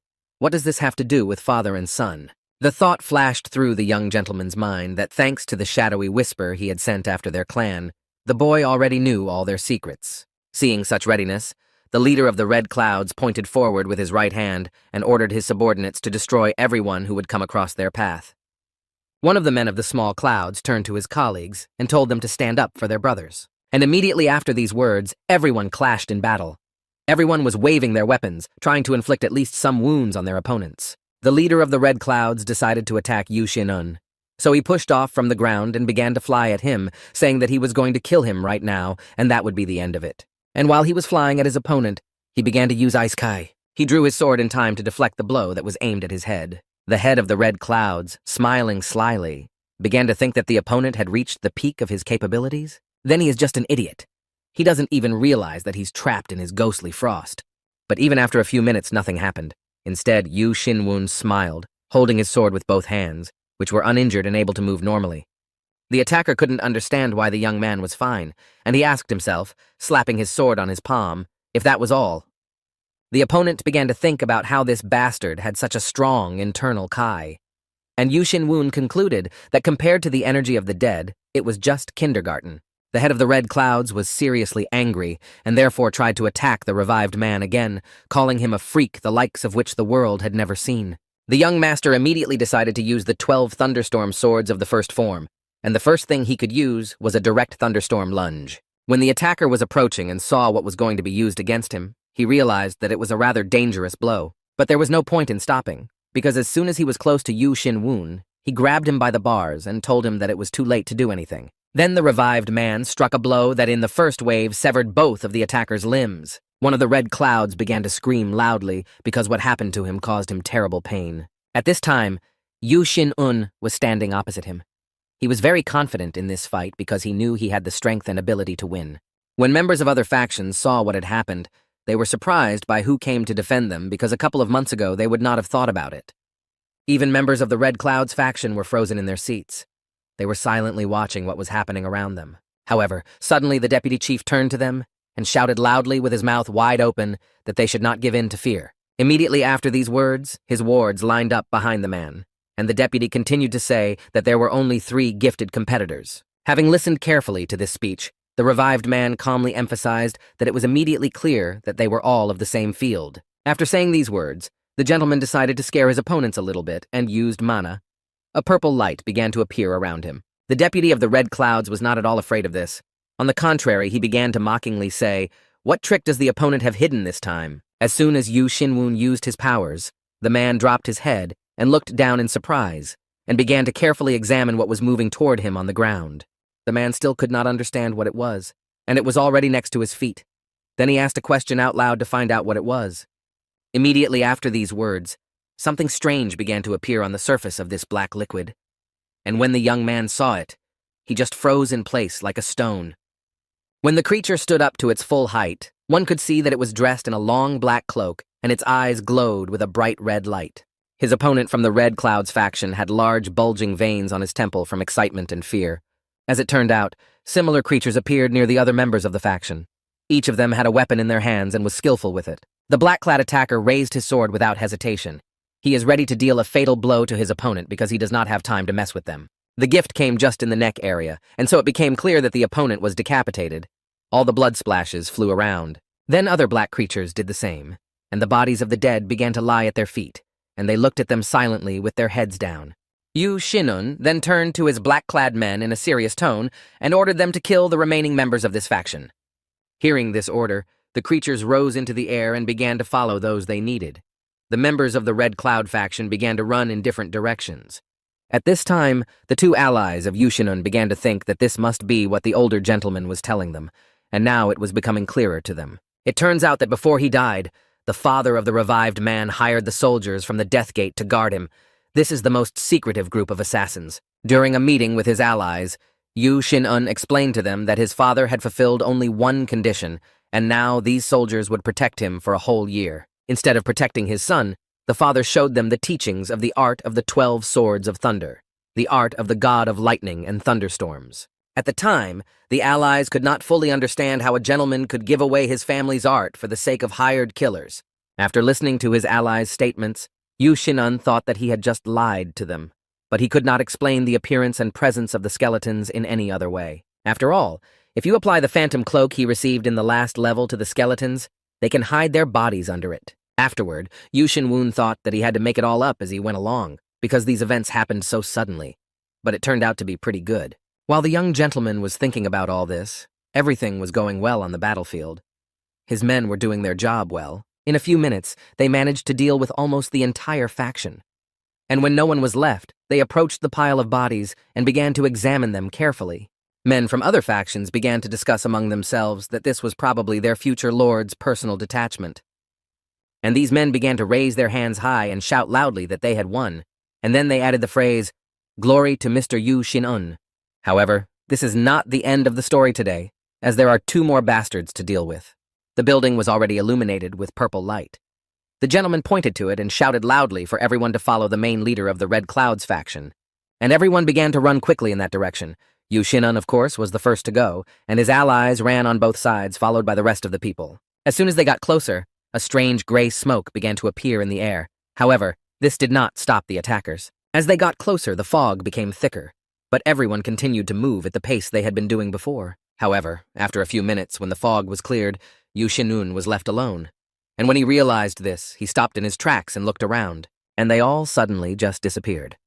After a few minutes of thinking, he came to the conclusion that it must be something like a valley of fog. Then the revived man raised his hand to his chin and realized that this development could be for the best, because if there are no extra eyes, he will be able to use all his power. Therefore, He turned to the stairs and began to walk toward them, thinking that everyone inside had brought death upon themselves. At this time, inside the room, Kvak began to worry that he could feel the energies of the attackers. He began to think about what could have happened outside. So he banged his hands on the table with anger and then leaned on it and began to speculate that they had killed even Hagyum. This simply couldn't happen, because Kwak's plan had been thought out to the smallest detail, but he didn't understand why it had happened. It was an excellent decision to send ancient curses, knowledge of which disappeared decades ago in a targeted manner, and it was definitely enough to win. However, the only detail he missed was the eldest son, Yu Shinun. It was after his return that everything went wrong. So all that's left for Kwak at this point is to kill everyone here and wipe this place out. The world simply must not know about the existence of this cult, because if someone finds out, they simply will not survive and no one will help them. But he alone will manage to survive because no one can defeat him as long as his secret power is with him. At that moment, Yu Shinan slowly began to descend the stairs into the center. He walked confidently and calmly. A sweet smile could be seen on his face. When he finally entered the center and looked around, he froze in his tracks because what he saw did not frighten him, but surprised him. When he saw the guru wrapped in white bandages, he emphasized that he thought they were all crazy, but this was just too much. Kwak decided to seize the opportunity and calmly addressed the revived man, asking him if he could offer him a deal. Without waiting for an answer, the man said with a single smile that he would make Yu Shinan the head of the clan. But for this, the young man needs to prove his loyalty to the cult. And after these words, Kwak threw a sword in front of the revived man, which fell to the ground next to his feet. A few minutes later, he crouched down with his right hand and raised his weapon. When he did so, Kwak told him that if he went up and destroyed the rest of the clan, he would get all the glory. However, what happened next was not what Kwak had imagined. As soon as he got to his feet, the young man threw his sword right at him. And then finally, Yu Shinwoon said that he was wondering when Kwak would finally shut up, but no, he kept talking and talking. This made the man very angry. He was out of his mind with rage. His eyes seemed to be bloodshot, and he opened them so wide that it felt like they were going to fall out. However, this did not scare him at all. After all, he is 100% confident in his abilities and capabilities. Then he pulled out his sword, which was already illuminated by a blue light, and said that it was enough to talk, and maybe we should get down to business. And then Kwak replied that he finally understood everything because he wondered why this young man had started to behave so abruptly. And finally he added that he would show him his true power. After saying these words, the man folded his hands as if in prayer and brought them to his mustache, which then began to move in circular waves in the air directly toward Yu Shin-woon, who at that moment was standing a few meters away in a pose that in no way showed his fear. However, a thought flashed through my mind. Where did this man get so much strength from? After all, he did not know that he had it in such a quantity. And so he quickly and skillfully lowered himself to the floor and, with his hand on it, ordered his skeletons to stand up. Immediately after this order, the statues wrapped in white bandages also opened their eyes, which emitted red light. For several minutes they just stood in their places, almost without moving. But the downward postures were very unusual for ordinary people. However, as soon as they received the nod from the chief, they immediately realized who the opponent was and who they needed to attack. When Yu Shin-woon looked at the new opponents, he realized that they were zombies, but in this world, they are called jansha. Kwak wasted no time in ordering the zombies to attack and kill anyone who would interfere with them. And in a matter of seconds, the first clash occurred between them, where everyone tried to choose an opponent and fight with him. The skeletons used their swords that glowed with blue light. This helped them to see the parts of the opponent's body that they wanted to hit. Watching this fight, Kwak concluded that the opponents were using the liquid art of chaos, but it was all to no avail. Then one of the stronger skeletons pulled out his weapon and began to scrutinize the attackers who were approaching him. However, what he saw next surprised him a bit and made him freeze in one position. After all, he did not expect it to happen this way. However, the threat to his life still gave him signs, and he stabbed one of the attackers right in the heart. Several more zombies attacked him at the same time, and they just threw him on the floor and started climbing on top of him, causing him a lot of injuries and pain. Watching this battle, the young gentleman raised his eyebrows in anger because it turns out that each of these zombies is at the level of the strength of a supreme warrior. Then he turned his gaze to the right and saw that the oldest skeleton was doing much better. He even managed to kill someone, and that was very pleasing. Then the guy turned his gaze to Kwak, and the thought dawned on him that the bastard was just trying to buy time. After thinking about everything that had happened for a few minutes, Yu Shin-woon realized how he could destroy all of these zombies at once. So without wasting any time, he began to use magic. Seeing this, Kwak emphasized in his mind that the boy had become very good at concentrating his ki and wondered what he was up to. But he simply cannot let them win, because then life in the clan will become unbearable. All the zombies died in the positions they were in at that moment. After all, this magic was used against them, and they had already begun to feel the first signs. But then they all began to drop out one by one. And so far, everything was going according to Yu Shinan's plan. Finally, he will be able to get rid of these impudent people, and his subordinates will survive. When Kwok saw this, he was very shocked because he had not expected such a development. So he froze in place with his mouth and eyes wide open. However, there was no need to figure out what to do next. After all, from the outside of the building, you could see the orange light spreading through all the rooms very quickly. A few seconds later, there was a very loud and powerful explosion. Many fragments of the building were scattered in different directions, and what remained was engulfed in a large flame. As soon as everything was over, a group of black creatures could be seen on the site of the building, hugging each other. When they realized that the danger had passed, they began to slowly and carefully move in different directions to free themselves and relax a little. When they all dispersed, it turned out that inside they were protecting Yu Shinwoon, who began to cautiously get to his feet and cough. Shaking off his clothes, the guy began to look around, saying that it was a really big explosive power, and it was quite dangerous, but they all managed to survive. And he thanked his subordinates for being safe, and especially the oldest of them, because he had no injuries. Then the young gentleman went to a small promotion and turned to his assistants and asked where the bastard Kwok had gone. And in his mind, he remembered that he had already seen such power in monsters from his previous life. However, a logical question arises as to how this old man was able to acquire it. However, these thoughts were interrupted by a small earthquake that occurred. Yu Shinwoon was not expecting it, so he barely stood up. For the first few minutes, it was not clear who was behind it. But the young gentleman did not give up and still tried to find out because it could harm them, and then his plan would be ruined. As it turned out, Kwok came to the surface from under the ruins. He flew high into the sky, leaving a trail of purple light behind him. When he saw this, he hovered over them and began to laugh loudly and ominously. After all, he was not dead as his rivals thought. Then he showed his right hand, with which he demonstrated his power. And then he turned to the Lord and asked if he could see how these bastards were pierced by his power. Then he turned his gaze to Yu Shinwoon and asked how he had managed to do this. After all, this power is only available to blessed demon lords. This speech did not anger the young man. He was surprisingly calm and restrained. Raising his head up, the young man raised his right hand to his chin, and then he said that it was a pretty great speech, and it was very interesting, but it was too short. After all, he would have liked to hear much more than that. Such a calm reaction infuriated Kwok, and he began to wonder if this guy had gone mad. Although he was able to learn the long-forgotten art of blowing up corpses. For he is only a pawn in his path, an obstacle that he will destroy by sacrificing the Lord of Demons. But his body didn't seem to be deformed by the monster's appearance. At the same time, Kwok continued to hover in the air, the revived man standing below to watch him. Then their eyes met, and each used it to show his confidence and power. But odd Kwok was out of his mind and body from the rage that had taken over his mind and body. Then Yu Shinwoon began to smile sarcastically, rubbing his fists one by one. And then he said that he would come to a final conclusion when he had beaten all this nonsense out of his opponent. Kwok's face changed in surprise. He hadn't been frightened by those words, but he hadn't expected this guy to try to attack him again. It took them both a few minutes for each to realize what they should do in this case, because each of them wanted to win for themselves and their assistants. A wide smile did not leave the young gentleman's face all this time, because he was 100% sure that he would succeed. Observing such emotions, Kov tried not to give a sign of what was going on inside him. So he restrained himself and his emotions. However, inside he was disturbed by thoughts. Why him? Why is he afraid of this bastard?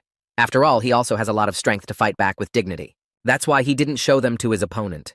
Instead, he held his hands out to the side and slowly climbed up a little bit, saying that Yu Shinwoon had recognized the power of the demon lord himself. And after these words, Kwok's body began to gradually dissolve into thin air, and he was smiling broadly because he believed that everything would go according to his plan. After all, he and his team spent so much time on all the preparation. So much money was spent on spreading their teachings, and so much effort was spent on training. The young gentleman folded his arms across his chest and silently watched with a serious expression on his face. But he was not just standing there watching, he was trying to guess what might happen next. After all, he had to warn everyone nearby about the danger. And then he suddenly felt that a bone wall was about to appear from the ground. So he quickly turned his head back to realize that it would not harm anyone. And right behind Yu Shinwoon, the same bone wall appeared in a second. It looked quite scary, and was also as tall as the undead who barely managed to dodge it. But she still managed to touch the arm of one of the impudent men. And it was not just a simple touch. She pierced it in several places, which later bled bright red. It turns out that it was Kwok's right limb, who was looking at it with fear and could not understand what was happening. And then he realized that what was happening to him now had suspended his disappearance. And it scared him quite a bit, because he had already thought that everything was over. But I liked what happened to Yu Shinwoon's rival because they will be able to continue their showdown. And today, everyone will know for sure who won. But first, he had to assess what was happening around him and how he could use it to his advantage, because he had no time to delay and didn't want to. So I began to look around quickly, carefully considering every detail, looking for something that could help him. While he was doing this, a bone wall formed on his right side. This did not frighten or alarm the revived man at all. By this time, Kwok was already on the ground, and as you can imagine, he did not manage to disappear because his arm was pierced by the sharp tips of the bone wall. While he was looking at his bloody limb, he wondered how this was possible and how this young man managed to use such powerful magic. A few minutes later, Yu Shin-un approached Kwok, who, looking at his opponent's condition, began to smile broadly, emphasizing that everything turned out quite well. And then the man changed his face. His expression became sinister, and his eyes bulged, and he said rudely that if the man had been a little to the left, he would have just gouged out his eyes. Kwok gathered up the courage to take his hand out of the bone wall. He was tired of all the events and asked the young master how he could do it so easily. Yu Shinwoon raised his right hand up and explained that when using low-level mist teleportation, there are always fluctuations in mana. And finally, he added that he just concentrated on it a little bit. However, the opponent could not believe that everything could be done so easily. And then in action, the man used the magic he had the strength to use and shouted with his mouth wide open that how dare he mock the demon lord. As it turned out, this magic was aimed at creating small swords from the fallen blood. After creating them, Kwok immediately pointed them at the revived man, telling him to die. Watching his weapon, the man smiled slyly, thinking that his opponent would try to block it at least somehow. But Yu Shin-un did not take any noticeable action. He simply spread his legs wide to take a comfortable position. And as soon as she approached him, a few meters away, a barely visible white wall appeared. And it was because of it that he felt so confident and safe. As he stood there, he thought that no magical attack could break through the barrier of souls. After all, they are one of the most reliable defenders. When Kwok saw that his weapon had failed to fulfill its task, he began to say out loud that this was simply not possible. And then the man decided that since he could not wound the main man, he would absorb the blood of his assistants. And he immediately turned his gaze to them. Having studied this question, Kwok immediately stretched his right hand forward and used the last of his remaining strength to cast magic. In a matter of seconds, the blood swords were already approaching the skeletons, which continued to stand in the same position and place. When swords landed on their black cloaks, they did not do anything about it. They just stood there quietly, and Kwok couldn't understand why this was happening. After a few minutes, they started looking at each other, just to see what they were wearing. When Kwok saw that most of his swords were stuck in the creatures, he began to smile happily, because he was sure that his powers would return to him. And he began to use magic to gain strength from his opponents. However, in a matter of seconds, the man realized that something was wrong. He wondered how this was possible. As it turned out, this did not work on the skeletons at all. Instead, they began to pull out their swords to finally finish off this attacker. However, Kwok did not give up hope that he would still be able to get blood from these creatures in order to restore his strength, and to leave this place at least to survive. When Yu Shin-woon saw what his opponent was trying to do to his subordinates, he began to think happily that he could do it. But in principle, he would get nothing. For a few more minutes, the man still tried to get what he wanted, but he failed. And he simply could not believe what was happening now. And while he was furious at his failure, Yu Shin-woon and his subordinate skeletons lined up in a single line in front of Kwok. Everyone touched it with their weapon and was able to launch a jet of magic at the demon lord, which would cause serious damage and further weaken the opponent.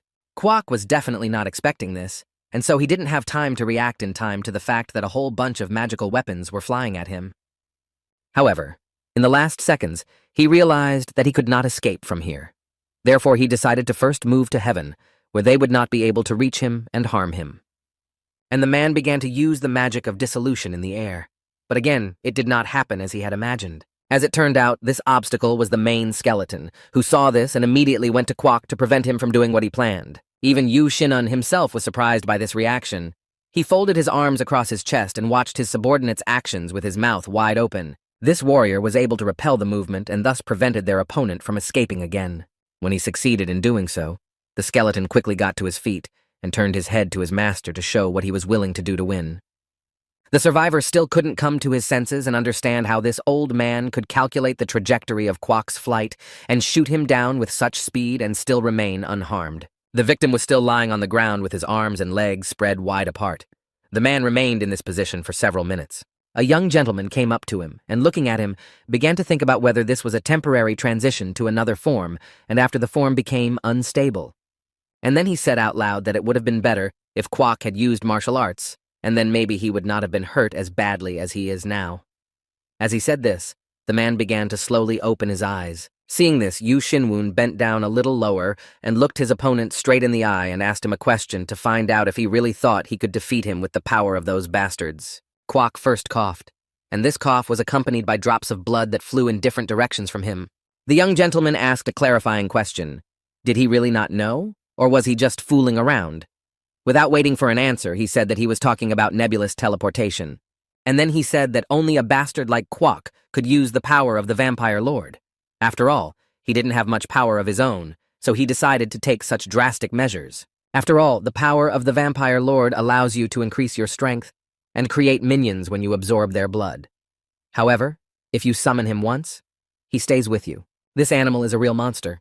It is also a cruel and strong monster that simply sweeps away everything in its path and does not care who stands in front of it. But for the revived one, he was just an annoying nuisance from the hunter's life. Since the vampire's abilities don't work on the undead, it was he who was mostly responsible for their destruction. So it was through this experience that Yu Xinwun realized that Kwok was using the powers of a vampire. And it took him less than 1 minute to realize this, so he's a master at this too. And then he added that, in his past life, not a single ordinary person could use the powers of a monster, because you need to be very strong both physically and morally. Because transformation is rage, infection, destruction, and someone wanted to try these powers, and ordinary people were constantly suffering because of it, but they could not fight on their own. Once there was an incident in one of the educational institutions where the main man turned to a boy standing next to him and asked him to run away because they were no longer his brothers and sisters. The young man froze in place and tears began to flow from his eyes in 2 streams. Not understanding the director's words, he stood there almost without moving. The story won't continue because Yu Xinwun interrupts it on his own, because for him it's not a pleasant memory at all, so it's better not to watch it at all. Then he got down on one knee in front of Kwok, who was still lying on the ground. And correcting something on his face, he reasoned that monsters use only mana spoilage, and it seems that Kwok has stepped into a world beyond human existence. When the man heard this, he furiously began to say that he was not a vampire, because it was the power of a demon lord. And in a matter of seconds, he opened his eyes and mouth wide and began to scream even louder than he had in thousands of years of waiting.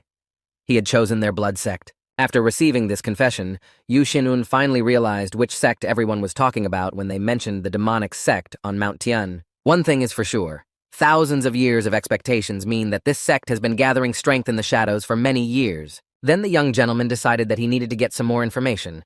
But first he needed to destroy the source of the opponent's ki just in case. Then, Yu Xinwun lifted Kwok by the throat above the ground and emphasized that all this pain was nothing compared to the pain of the innocents he had sacrificed. Suddenly something strange caught the guy's attention, and he squinted a little and began to look closely. And it turned out that there was some skin detachment in the neck area. So without hesitation, the young man pulled the mask off his face, and behind it was a bloody man who did not expect to be discovered at all. Then Yu Xinwun froze for a few minutes as he tried to figure out who it was, and why was he hiding behind a mask? Kwok didn't say a word after being declassified. He just looked blankly at the young gentleman with his mouth slightly open. However, suddenly a strange memory arose in his mind. His whole body was bandaged with white bandages, and he looked like a zombie who could not control his body on his own. This gave the guy a headache, and holding onto it, he dropped his opponent to the ground so that he fell loudly and began to moan in pain. After a few minutes of quiet, Yu Xinwun realized that it was a memory of the previous owner of the body he was in now, and this alarmed him a little. Then pictures with memories began to appear again. Kwok addresses him with a big smile on his face, saying that they haven't seen each other for a long time. Then the man sat down on the large stone table where Yu Xinwun's body was lying and said that before his death he had been a complete fool. Instead, the man who came back to life just lay there looking at the ceiling, not even blinking, and his body color changed from pink to pale. Then Kwok took out the bell and, swinging it from side to side, said with a wide smile that it was returning as the only heir and would become the basis of the future of the blood sect. After these memories, the young man was surprised that he could feel Yu Xinwun's emotions. and he finally understood why he saw that message about Jen from the future. There is an artistic version of these events where he is not reborn into the body of Yu Xin-woon, and the memories manifest themselves as time goes on as what the young man experienced after his death. So the man who came back to life grabbed Kwok by the hair and angrily called him a bastard and ordered him to quickly tell everything he knew about the sect, because he could not vouch for himself. Then Kwok's face changed, as if he were grimacing from the pain that was pervading his entire body. A strange purple liquid began to flow from his nose and eyes. And then Yu Xin-woon realized that someone had set a trap on this man's mind, and if he did nothing, he would simply collapse. However, this trap acted so quickly that Kwok began to twist in different directions in pain and scream loudly. The revived man laid the man face down on the ground and held his head, trying to understand what was happening to him. And when he turned his gaze to Kwok, he was already lying there without any signs of life. Instead, a purple liquid continued to flow from his mouth and eyes and spread on the ground around him. Then Yu Xin-un sat down on the stairs a few meters away from the body and began to think sadly that is there really someone so powerful in this world? Then the system began to issue messages one after another. One of them said that the monster had been destroyed and that the survivor would receive the maximum amount of experience as a reward. And this information made the young man think about the fact that Kwok was classified as a monster and not a human. And then the next question arises. What kind of freaks created this blood sect? At this time, Yu Xin-un's allies saw that the fog began to dissipate in front of them, preventing them from going further. So one of them called out to the warriors of all factions. The first members of the factions who saw the revived man addressed him as a future lord and emphasized that the building of the red clouds was completely destroyed. When the others joined the first ones, they began to smile with joy when they saw with their own eyes Yu Xin-un alive and unharmed, because there were just ruins around. Then the men lined up in a row and raised their hands in the air and began to shout, "Future Sir." And it was at this moment that the young man realized that it was better to concentrate on the present. So he opened his mouth wide and shouted with a serious expression that the battle was over. And at this point, their lives are not in danger. And finally, the guy raised his sword up above his head and shouted even louder that they had won, and they have nothing to fear from you. The group of men from different factions was quite amused by this, and they began to rejoice loudly for the fact that this is exactly what happened, and that they had such a defender. At this time, greenish lights began to appear on the walls of the mansion's basement.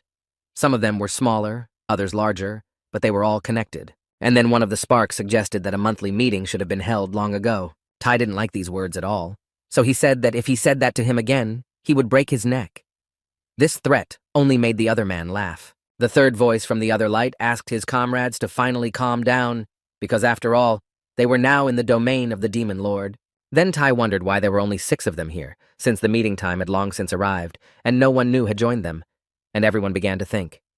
Suddenly, another voice interrupted the conversation and said that they all understood that the cases of Commanders Jin and Gong were rather dubious. So we can start the meeting now. However, one said that he had one small problem. The others immediately asked what he meant. What problem? And then he began to tell me that there was an incident in Zhejiang. The reconnaissance unit he sent there was destroyed. Other interlocutors could not understand how this was possible. The voice went on to say that the investigation showed that the intelligence unit had been destroyed by a thunder bomb. And the voice said that one vice shaman and a group of blood warriors had been killed. Everyone breathed a sigh of relief, because it was a small part of the whole army. Suddenly, the 2 friends began to laugh out loud, saying that such a powerful creature had been defeated by an unknown slug. And then the main voice asked everyone to take it responsibly. After all, until the time comes, the sect's affairs must remain secret. However, at the end, one of the voices could not calm down. He was furious at what had happened and therefore changed color from green to red. Several days have passed since Yu Xin-un's victory, and many faction members have spent all their free time in local pubs drinking, eating, and having fun. One group of men said that one of the estates of the Baek-un clan had collapsed and that Kwok, the youngest son, and the entire Red Cloud faction had disappeared. But this is not surprising, because it is a common coup within the clan. After these words, the other men asked the black-haired man to tell them everything he knew at the moment, because they were interested to hear it. And the man began to tell me that it all started when 3 of the 4 leaders of the clan faction elected Yu Xin-un as the new chairman. But somebody put down all those who had risen. And this hero was the old son, Yu Xin-un. He revealed his martial art and summoned the storm with one sword stroke. And in the end, Kofk was destroyed by a thunder bomb that was hidden in the Red Cloud Mansion itself. The new lord even chained up Yu Jin-san, who is rumored to be a drug addict. After listening carefully, one of the interlocutors said that it was all a lie, especially about the art of the 12 swords. Then, other friends started laughing and saying how this guy could do such a thing. These are just different rumors that someone made up and spread around the neighborhood. Then the man opened his mouth wide and said that he had heard that the Bakun clan was in a nightmare. It's as if no one supports the eldest heir anymore. After these loud words, two young men approached the man and tapped him on the shoulders and asked if he wanted to go out and talk to them for a few minutes. When the man saw them, he froze in place, almost without moving. He did not expect that someone would come up to him in this place and call him to show him the ropes. But even if he hadn't agreed to go with them, they still pulled him out from under the table and were already beating him in the street, where it was already quite dark. When the victim was able to kneel down, he folded his hands in prayer and asked the boys to stop and let him go home. One of the boys folded his arms across his chest and asked the insolent man how he dared to humiliate their master like that. The man bowed his head low and said that he understood and would not do it again. So the boys allowed him to go home. As they stared after the impudent man, they began to talk among themselves about what they had already heard, as if the Huangrok clan was spreading bad rumors about them. This means that their clan is now on everyone's lips. Another guy said that this was not surprising, because they had not yet accepted any commission. The young man added that he did not care what other people thought, because his faith was stronger than ever. Just thinking about the future of the clan makes his heart start to beat with joy. At this time, Yu Shinun sent his faithful assistant home because it was getting late. As he was leaving, he told the young man to get a good night's rest because he had been working so hard. Immediately after saying these words, the assistant turned to face the street and began to slowly walk down the stairs to go home and finally rest.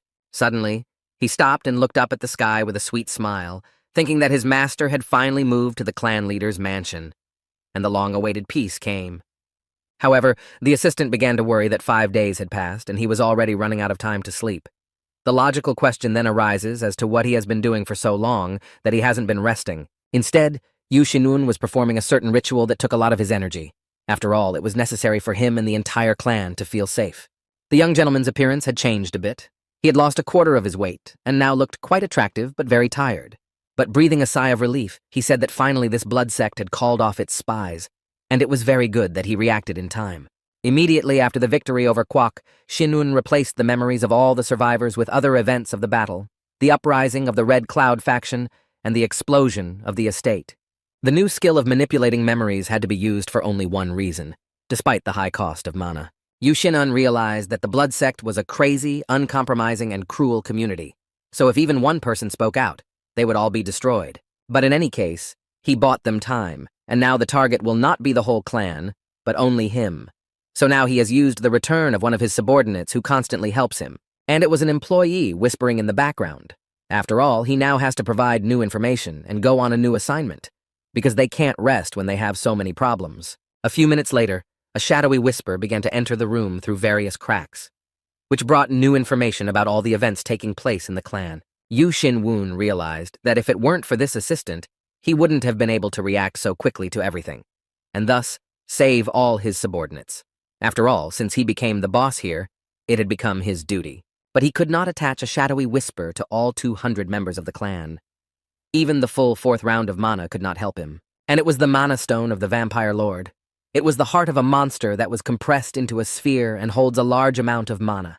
The rank of the stone depends on the rank of the monster. Then the young man closed his eyes and began to use magic. A purple light began to appear around him. While he was doing this, he was thinking that he did not know why the monster stone fell out of Kwok. And since the blood sect is such a secret organization, it would not think of attacking directly in the forehead. After the magic was applied, the young man began to stretch a bit because his whole body was sore. And before the time comes, he needs to become much stronger. And that's why he doesn't have time to rest, because he has to work hard. Then Yu Shin-woon looked out through a small crack in the door and asked his skeleton guards not to let anyone in until he said so. As soon as Yu Shin-woon returned to his room, he immediately decided to start working on increasing his strength. So, stretching his right hand forward, he ordered to open the pocket dimension, and a purple light began to appear around his hand, circling around. And he waited for the final result, because not everything is done as quickly as he would like. The pocket dimension is a void formed between worlds. Only inanimate objects can be placed there, and the capacity of the dimension increases with increasing skill level. And in a few seconds, the measurement began to show a wooden handle, but it was not yet fully known what it could be. It turns out that it was a scythe of acid poison. It is a mystical artifact used by people in ancient times. It has great power and strength. Having held the weapon in his hands, the young man emphasized that it is much heavier than it looks. But it fits in his hands like a glove. Then the guy began to wave the scythe from side to side. Then he stopped and began to think about the phrase, anchored gifted, which is probably the name of the owner of this item. This element is responsible for the ability that is embedded within the weapon. So far, the young gentleman did not know how to study all this, so he decided to simultaneously intertwine yin-ki mana with the art of the Oriental artist and the god of lightning. When he did, the bright, multicolored light from the weapon spread throughout the room, and he couldn't even hold the handle anymore. Then Yu Xinwun opened his eyes and looked at the scythe, thinking that he could feel the emotion of the weapon. And at this moment, it was furious at what was being done to it. And then the young man came to the conclusion that this is a very strong object that has its own character, a living weapon, and it chooses its own owner. After reading these messages, the phrase natural energy made him think, because he didn't understand what it was. That's why he decided to discover the characteristics of the body. The natural body of a gifted person. Most gifted people are born with their own powers, but there are cases when the body of a gifted person is achieved through various kinds of training. So he began to look closely at the coma, thinking that although he had received it, it had not yielded to him. And now he needs to understand how to increase his energy. And while he doesn't know this, he decided to return it to its place to figure it out over time. As soon as he returned the scythe, he turned in the opposite direction with his arms folded across his chest and began to walk slowly around the room, thinking about all sorts of questions. Suddenly, he stopped in his tracks and realized that he now needed to strengthen his combat power.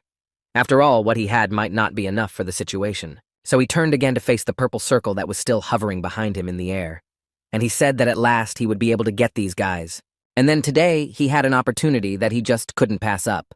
But first he thought it over again, so that he wouldn't regret it later. And then he calmly ordered them to come out. And in a matter of seconds, those he had been waiting for so long began to fly out of the hole. Then he looked down. And as it turned out, these were the bodies of the dead from the Red Clouds faction. For several minutes, he looked at them carefully, as if studying something. All of them were still wearing their red uniforms, but their faces had already changed and their skin color was very pale, although not much time had passed. Then Yu Xinwun stretched his arms forward and began to smile sarcastically, saying that it was time to start what he had planned. And as it turned out, he used magic to create more than 20 medium-level skeletons from them. However, among these skeletons, one stood out because its bones were illuminated with blue light, while all the others were illuminated with purple. It turned out to be a skeleton sorcerer, the priest of the zenith. After reading all the characteristics, the young man realized that this subordinate has very good strength and speed. Then the boy folded his arms over his chest again and turned to face the skeletons, thinking that all the fighting techniques these bastards knew were magical, so he couldn't use them right away. And then he remembered that if he was caught using magic, everyone he met would want to kill him. Then the young man lay down on his bed because he was very tired over the past few days. He just wanted to have a little rest from all the chaos that was happening to him. But it was not that simple. He took his small pillow, put it under his head, and looked at the ceiling with a concentrated look, and said that it was time for the most important thing. And that is that in order to learn as much as he can about the blood sect, he needs to restore Yu Xinwun's memories. And right now, that's what he has to do. Closing his eyes, the man again saw a black and white image from his memories. In it, Kwok was sitting with 2 branches of cherries and telling the young man that he would soon become the head of the blood sect. However, nothing further happened. He could not understand how to remember everything. After all, he could not make out the most important part as if it had been deliberately blocked. And as soon as the young man used this skill, his eyes opened sharply, but there were no pupils. Instead, the entirety of his eyes were white. Then the young man closed his eyes tightly and his soul was able to leave his body in order to fulfill the next task. This required a lot of energy and mana. Yu Xinwun was very happy that he had managed to do it. He hadn't even expected to do it so quickly. Therefore, his soul decided to move as quickly as possible to the goal. However, some strange feeling did not allow him to work calmly because everything looked somehow ominous, as if he would regret what he had done later. Looking at him carefully, the young man thought that he felt as if he would be in a place from which he would not be able to escape. But he can't let his fear get the better of him. So he will do everything he can to make sure that he and his employees are happy. And bending down, the soul rushed into the body of Yu Xinwun. It was lying on a large wooden bed, showing no signs of life. When they began to combine, the young man suddenly opened his eyes and began to scream loudly because it was a sharp, unbearable, and unexpected pain. Instead, this did not stop the soul from moving on. After all, there was no going back, only forward to get the information he needed, which could help him in the future. But Yu Xinwun himself was sitting on the edge of the bed, holding his head and saying that it hurt him a lot. Therefore, in the memories, the soul found itself in the middle of a shallow pond, and it was so large that not a single piece of land was visible around it. Then the guy looked down and saw a reflection that surprised him. It made him freeze in place and hardly move because he had not expected such a turn of events. Opposite him stood a handsome young man. He had short black hair. He was dressed in a classic stylish suit. The young gentleman with wide-open eyes looked at his reflection in detail and could not understand why it was there. The young man spent several minutes in this position. On the one hand, he missed the life he had, but on the other hand, everything was fine here. Suddenly, the water began to move and the reflection began to distort, and it was impossible to recognize who was there. However, it was not as the young gentleman had imagined. The memories came back in an instant, but not of Yu Xinwun, but of this young man from his past life when he was a young boy. He was told that his parents died because of monsters. That's why he moved from one orphanage to another since he was a child. But in each new place, he was welcomed with joy. He was well taken care of, as were the other children who were also forced to stay here because their parents were no longer alive. One day, a great tragedy happened. Monsters came to their orphanage. To protect them, the teacher ordered everyone to run away as fast as possible because they must survive. Without looking back, the boy quickly headed for the exit. He was sad and hurt to leave behind his friends and such a dear teacher.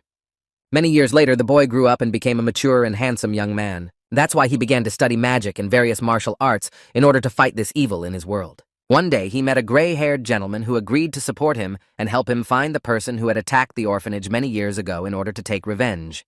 When the gray-haired man agreed to help the young man take revenge, he would benefit from it. Then the next picture appears where Kang Taeho is holding a small red stone and smiling ominously. Suddenly, someone's voice behind him said that these were his memories. At first, the soul was afraid to turn his head because he did not know who it could be. However, having gained the courage, the young man turned his head and saw the person he wanted to meet so badly and finally find out everything because there are many unexplained things in this story. And as it turned out, Yu Xinun was standing in front of me. He looked exactly the same as he did when he was alive, but his expression left much to be desired. While they were looking at each other, the soul began to think that everything had become confusing. After all, there is someone unwanted in his mental world. And then a logical assumption arose that this young man had been quietly hiding here all this time, and now he is going to return to his body? Suddenly, Yu Xinun spoke and told the soul not to worry because he was not going to harm it. So he said in a calm tone that he only wanted to help in any way he could, but he himself did not need anything at all. His soul began to think about what he had said, and he realized that Yu Xinwun was not hostile, and he could feel the true emotions of this young man, and they were not talking about something bad. Yu Xinun continued to speak and then said that first he would give the other person what he had been looking for so long. And suddenly a large and deep gap formed between them, into the middle of which Yu Xinun invited his soul. After all, this is exactly how the interlocutor is hidden, what he is so eager to get. When they finally landed, the recruit began to look around. He was very curious to see everything here so that he could have a clear idea of where he was and what he was doing. Then the soul turned its head to the young gentleman and addressed him. After all, it did not understand what was happening and where they were going. Then a large mirror appeared in front of his soul, in which he saw the memory of the day he woke up in the body of Yu Xinun. Then the soul turned its head back to Yu Xinwun's soul and asked what was on the other side. So the memories continued. In the next picture, his assistant was kneeling next to the body of the deceased and crying loudly because he felt very sorry for his master. His expression showed that he was not at all upset that his brother had died. Surprisingly, there was a slight smile of satisfaction on his face. Then this face began to be distorted by the waves that formed on the water. This symbolized something, but the soul could not immediately guess what it was, so he stood silently for a few minutes and watched. Therefore, Yu Xinun decided to explain that on the day of his funeral, something unknown divided the world into two timelines. However, this information has not yet clarified anything for the soul. Seeing the misunderstanding in his interlocutor's eyes, the young man added that they were two parallel versions of the same world with the same history but different futures. Finally, he understood everything, and he showed me a small red stone and suggested that this thing was the most important reason why he was here. The young man began to think carefully about the information he had received. His gaze was so focused that the soul was even afraid to interrupt him, so we had to wait a few minutes. At this time, the recruit was not just standing there waiting, but thinking that the future he saw was a memory of what Yu Xinun had experienced. And it was not a pleasant one. Without waiting for any response from Yu Xinwun's soul, the interlocutor turned to face the portal and began to walk confidently toward it. But suddenly the young gentleman said that the boy would regret it. After all, he could be consumed by fear and live in suffering for the rest of his life. So he approached the portal and inserted his right hand into it, saying that he should just try to catch up with him and do something with it. Therefore, the soul moved to the place where Yu Xinun's body was lying, and next to him stood Kovek, who spread his arms wide and shouted loudly that the young man was a talentless garbage until his death. And now the new recruit can feel the soul and control Yu Xinun's body. However, there are still certain obstacles that prevent him from doing so fully. Kwok moved a little further and began to shake the small bell, saying that now the young man would be reborn as the only Sengashi and would become the cornerstone of the blood sect. When the young gentleman's body rose and he sat down on a large concrete table, he immediately began to think about the word Sengashi. He did not understand its meaning. Then the boy sat on the edge and began to look at his body, and it made him realize that he looked completely different. He already has feelings and can think for himself, and it looks like a complete resurrection of the dead. Then the boy raised his palms higher to his face and began to examine them carefully, because he could not do this before.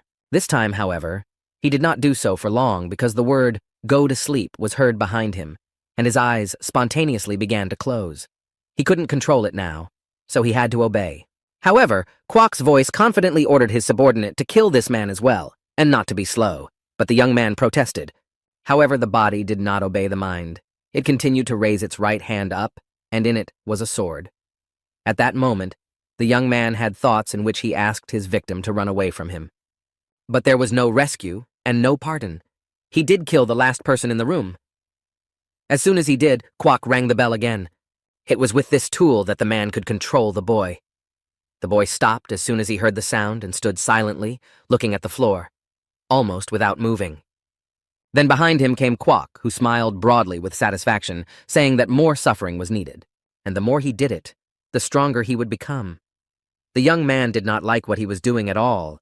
However, there was nothing he could do about it at the moment. He even wanted to cut his own throat once, but his body did not obey his wishes. On the contrary, shedding blood made him stronger and stronger. Sengashi's body could absorb the power of those he killed. It was a terrible creature that brought endless bloodshed to the world. That lasted for years, and everyone who has heard of him or seen him at least once called him the white-eyed demon who doesn't care about anyone. The main thing for him is to satisfy his desires by any means necessary. Many years have passed and the previous ruling clan has lost ground and been replaced by another. The older gentleman drew his eyebrows together and looked intently into the boy's eyes, saying that even if it was true, he was still a servant of the sect. But then the gentleman emphasized that the young man's eyes were filled with arrogance. So the man asked if Kwok could really manage him without any problems. So then the older gentleman asked how things were going with the capture of Meng. Kwok replied with a broad smile that almost everyone agreed with them, except for the shaman communities and Manhwa. The soul that inhabited Yu Xinun's body began to think that he needed to sharpen his feelings as much as possible. But it is not as simple as it might seem at first glance, because Yu Xinun's spirit has been completely destroyed and is now full of revenge. It had been 2 years since it had entered his memories, and in his heart, he wondered how much longer he would have to watch it. One day, she saw a painting of Yu Xinun dealing a fatal blow to his victim, who clung to his hand with her last strength. And she managed to say the phrase, "Clear sky, never," and then collapsed to the ground without any signs of life. A few minutes later, he crouched over his victim and put his right hand to the wound, and began to use magic to draw out all the power he had. When he gave birth to it, a bright green light appeared from his body and all over his arm. It symbolized the inflow of new strength, and at that moment, the thought ran through my mind that every time he absorbed someone's power, his body evolved again and again. And this time, when he received the last of the victim's strength, the bandages on his body began to catch fire. Then he fell to his knees and began to scream loudly with all the strength he had. Thoughts were popping up in his head that he had never felt such energy. It was like the true vital energy of a person. However, all these thoughts were interrupted by Kwok, who appeared behind him and rang his little bell, saying that this time the young man had achieved a lot, but now they had to go. But this time, Yu Xinwun continued to think about this mysterious power. If he could develop it properly, he would be able to remove his shackles and control his body as he wished. However, until then, he apologizes to everyone who suffers at his hands because he cannot do anything about it. If he could stop all this so easily, he would certainly do it as a matter of course. But if he did, he could do even more harm. The only thing he knows for sure is that he will endlessly repent for this sin, even after death. and one day the time will come when he will be able to pay for them all. After waiting for 3 cold winters, the young man was finally able to remove the shackles and regain control of his body. He was so moved by this that he even allowed himself to cry. But it was not as simple as it might seem at first glance. And it turns out that during this time, the blood sect got what it wanted.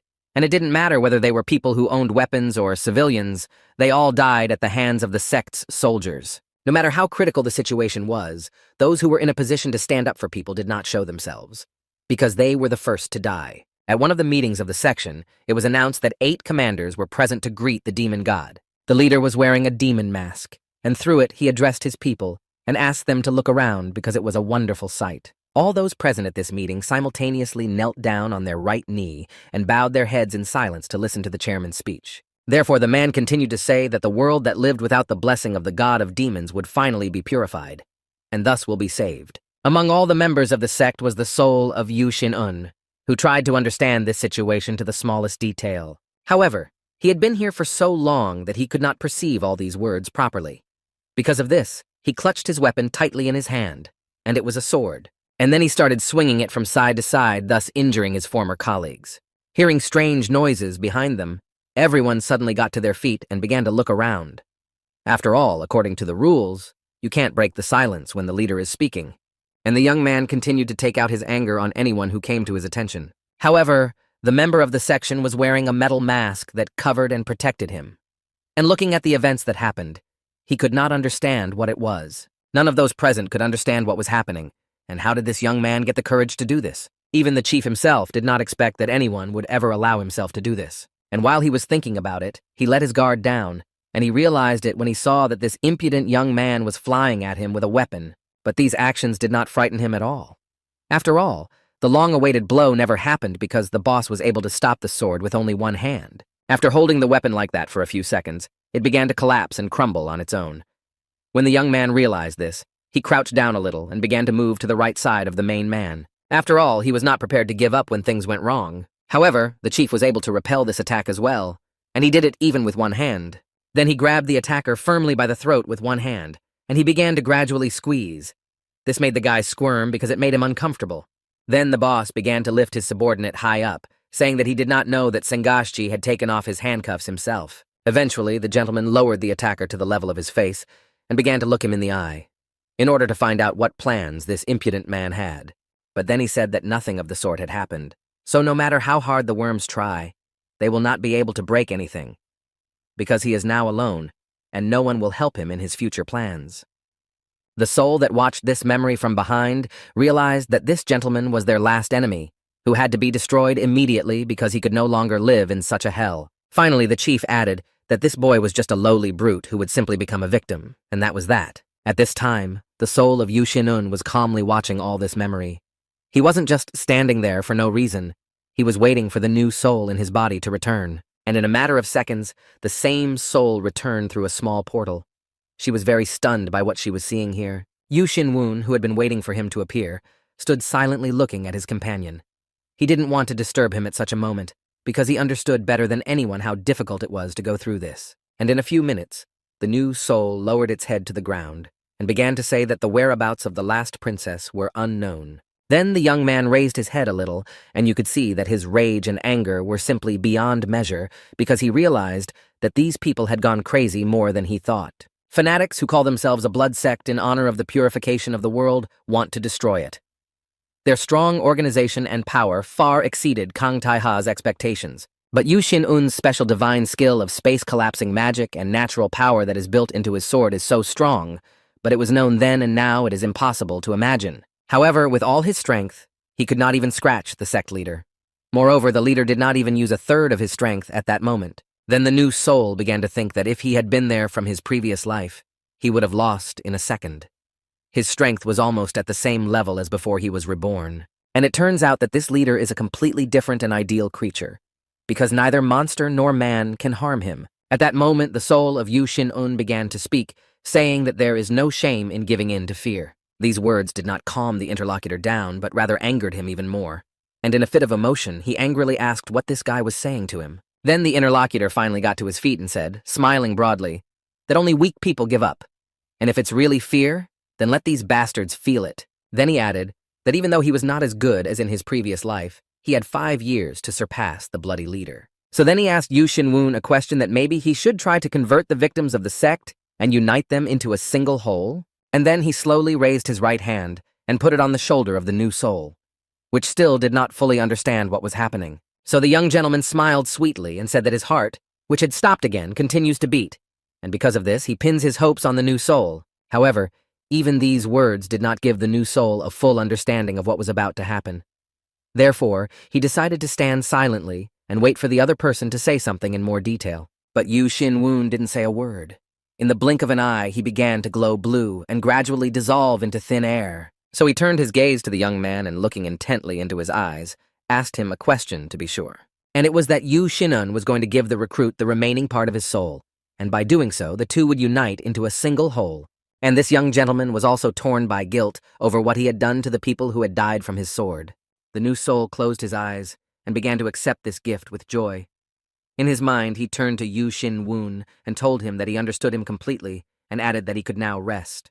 When the young man woke up on his bed, he was very surprised by what he had experienced while watching the memories of the previous owner of the body. But he likes this combination. After all, together they will be able to do more significant things. So he continued to lie on his bed, smiling sweetly and looking at the ceiling. However, the young man reflected on the fact that no matter how much he tried to dig up memories, he seemed to have seen nothing like this. At that time, he was sitting on the edge of his bed, rubbing his beard, and assuming that it would be able to grow while he was chasing the sect. After all, this was just the beginning, and it was a mistake to think that the Baek-un clan was not the target of the sect, because all these people have trusted him and are counting on his protection and support. He can't let them down, especially when the previous owner of the body gave him his remaining souls.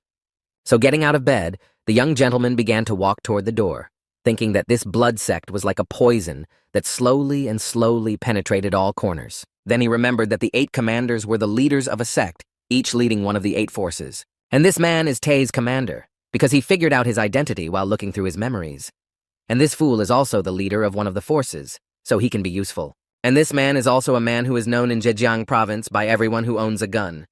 This is a man who has been in the top position in the province for decades. Then the young gentleman sat down at a small table and poured himself some tea and began to think about how this could be to his advantage. But he can't destroy it right now either, not until everyone in the Baek-un clan, including him, becomes stronger. Suddenly, these thoughts were interrupted by a knock on the door and a voice addressing the gentleman through it, saying that he needed to wake up as soon as possible because it seemed that they had a serious problem. The day before this incident, a group of people was walking through a dense forest. They were carrying their belongings with them. Some men were forced to carry their belongings on their backs because there was no room in the carts. You could tell from their faces that they had not slept well for several nights. Therefore, it was decided to stop and rest for a while because everyone was tired, and in a matter of seconds, everyone began to stop in their tracks. One young man who was still sitting on his horse looked around and said in a serious tone that he thought they would arrive at their destination in 6 hours. After all, the Red Clouds faction has no tasks at all after the various brawls that have been organized by the clan, and competitors began to mark their place.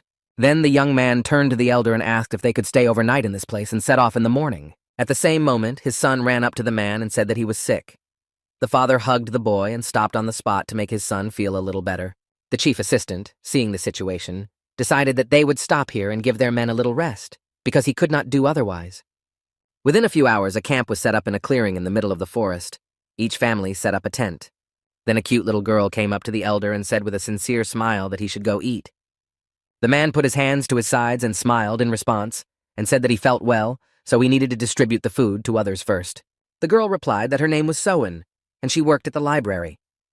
The other guard put his arm around the girl, and smiling broadly, emphasized that she was much prettier.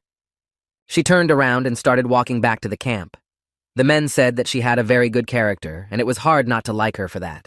But she shouldn't have experienced such inconvenience because she was always riding in the cart. However, since they are short of people, they have to ask the girl for help. After these words, there was a pause between the men. They both stood silently and looked after the young girl. Each of them was thinking about his own things, but they did not make good sense. Suddenly, these thoughts were interrupted by a strange sound that caught the elder's attention, and he began to wonder who the intruder was, and at such a late hour. And in a matter of seconds, they all gathered in a group, and the elder, standing in front of everyone, lowered his sword into the ground and shouted loudly, saying that this was the camp of the Baek-un clan. And immediately after these words, a group of people began to move into the clearing. In front of them was a man on a horse who said the following words, "Wow, who do I see? Do I see familiar faces?" It turns out that this man's name is Du Ak Chil, and he is from the yellow-green Hwangnak clan. He is also the deputy head of the clan. When the guard saw the guest, he raised his sword to his forehead and bowed with both hands on his weapon. Immediately afterward, he asked what business was bothering the Hwangnak clan's deputy. After hearing these words, the elder thought that this man was very cruel and envious. And according to rumors, people are trying to avoid him and have nothing to do with him. The answer was given not by the deputy, but by his assistant, who was always standing next to him. He said that they were here for the same reasons as the Baek-un clan. The elder said that they could then continue on their way. And then he added that on the way they saw many good places where they could also set up camp and have a good rest. However, for some reason, the two of them looked at each other mysteriously. It was as if they were giving each other an indication that they would stick to their plan. So this time, the deputy head of the clan took the initiative and, continuing to smile broadly, asked whether there was a need to go further. The elder did not like this very much, so he gritted his teeth in anger and asked a clarifying question. What did the other man mean? Do they really want to spend the night with them? The man, still sitting on his horse, confirmed the interlocutor's guesses in a calm tone, saying that they also wanted to set up their camp here for rest. All the members of the Baek-un clan froze in their seats with their mouths wide open. They hadn't expected this man to behave so brazenly and confidently. When the deputy noticed the surprise on his face, he began to smile even wider, because that was exactly what he wanted to achieve, and he did it very well. And so, to further anger my interlocutors, I decided to repeat that they also want to camp in this place, because they have neither the energy nor the time to look for some other place. The elder decided not to give up so easily, so with a focused look and a serious tone, he asked the following questions. What kind of nonsense is this? An assistant from another clan intervened in this conversation and asked how a man could afford to talk to the deputy head of the Hwangnak clan like that. However, this did not frighten the elder. He raised his weapon up and, waving it lightly from side to side, shouted, "Isn't it impudence to offer them to live in the same camp?" An assistant from another clan replied that it seemed to him that the man had forgotten how to behave with his superiors. How can he even raise his voice to them? However, later it was possible to see that not only the elder was angry, but all his subordinates were angry. They demonstrated with their emotions on their faces that they were ready to fight at any moment. But suddenly, the main gentleman woke up and started running to the scene of the fight. He was worried about what he had heard, so he ran as fast as he could to find out what had happened. When he approached his clan, the deputy looked at him and said that he looked very familiar. He replied that he was Chang De-chun and that he came from the peaks of Mount Hwaji. The interlocutor then mispronounced the name Chan Dan-ju and asked him if they had met him before. But the man was not upset at all and decided to play along with the impudent man and laugh to himself. Therefore, the impudent substitute continued to address the man, mispronouncing his name and emphasizing that his horses could not even stand properly because they were very tired. At first, the man was confused and could not say a word, and then, after a little bit of control over his emotions, he said that as far as he knew, two clans could not camp in the same place. The interlocutor did not like this answer at all. This time he was smiling and opened his mouth wide, loudly shouting that how dare a man put him on a par with those who would attack him so brazenly. During this fit of rage, bright green magic began to emanate from the substitute, which immediately rushed to the interlocutor and began to surround him from all sides. But these words did not make the substitute stop using magic. Instead, he continued to hurt the person who could not resist it. However, in a matter of seconds, a petty officer approached the man and, using his magic, prevented him from harming his man. At the same time, I was wondering how this bastard could use magic. Out of fear for his life, the man turned to his assistant and asked him if they could still set up two camps. The elder did not want to complicate the situation, so he simply kept silent. When his master saw his expression, he realized that he had said something stupid out loud, so he apologized for the situation. Then they emphasized that since they had received permission, they could borrow some coal to make a fire. After all, they also want to get a little warm and cook themselves some dinner. Looking at the trail of his guests, Clan Elder Baek-un knew that they had come here for a reason, that these people were up to something, and when he arrives, he has to inform the leader that there may be a conflict with the Hwangnak clan. Because of this, they have to send reinforcements immediately. The subordinate stood silently in his place and listened attentively to the order. He could not make a single mistake because it could cost someone's life. As soon as the young man began to run to the horse, his boss began to calculate everything. Namely, that if he went to the clan without stopping, the journey would take at least 3 hours. And if his father and other members of the clan arrived, they would be able to handle even a surprise attack. So in the end, he said quietly to himself that he hoped his suspicions were wrong. 6 hours had passed since the second clan had fallen near Pak-un. Hearing the loud screams, members of the Baek-un clan quickly began to run in the direction of the screams. Instead, the substitute put his sword on one of the young lady's shoulders and turned his head to her defenders, saying how quickly they all woke up. However, he did not wait for an answer, but turned his head and gazed back to the girl and said that since her master was here, he would ask her again where she had put the Nefri stone. The elder heard this name and asked, "Ice nephritis!" And the girl began to cry loudly, saying that she had not taken any ice nephritis.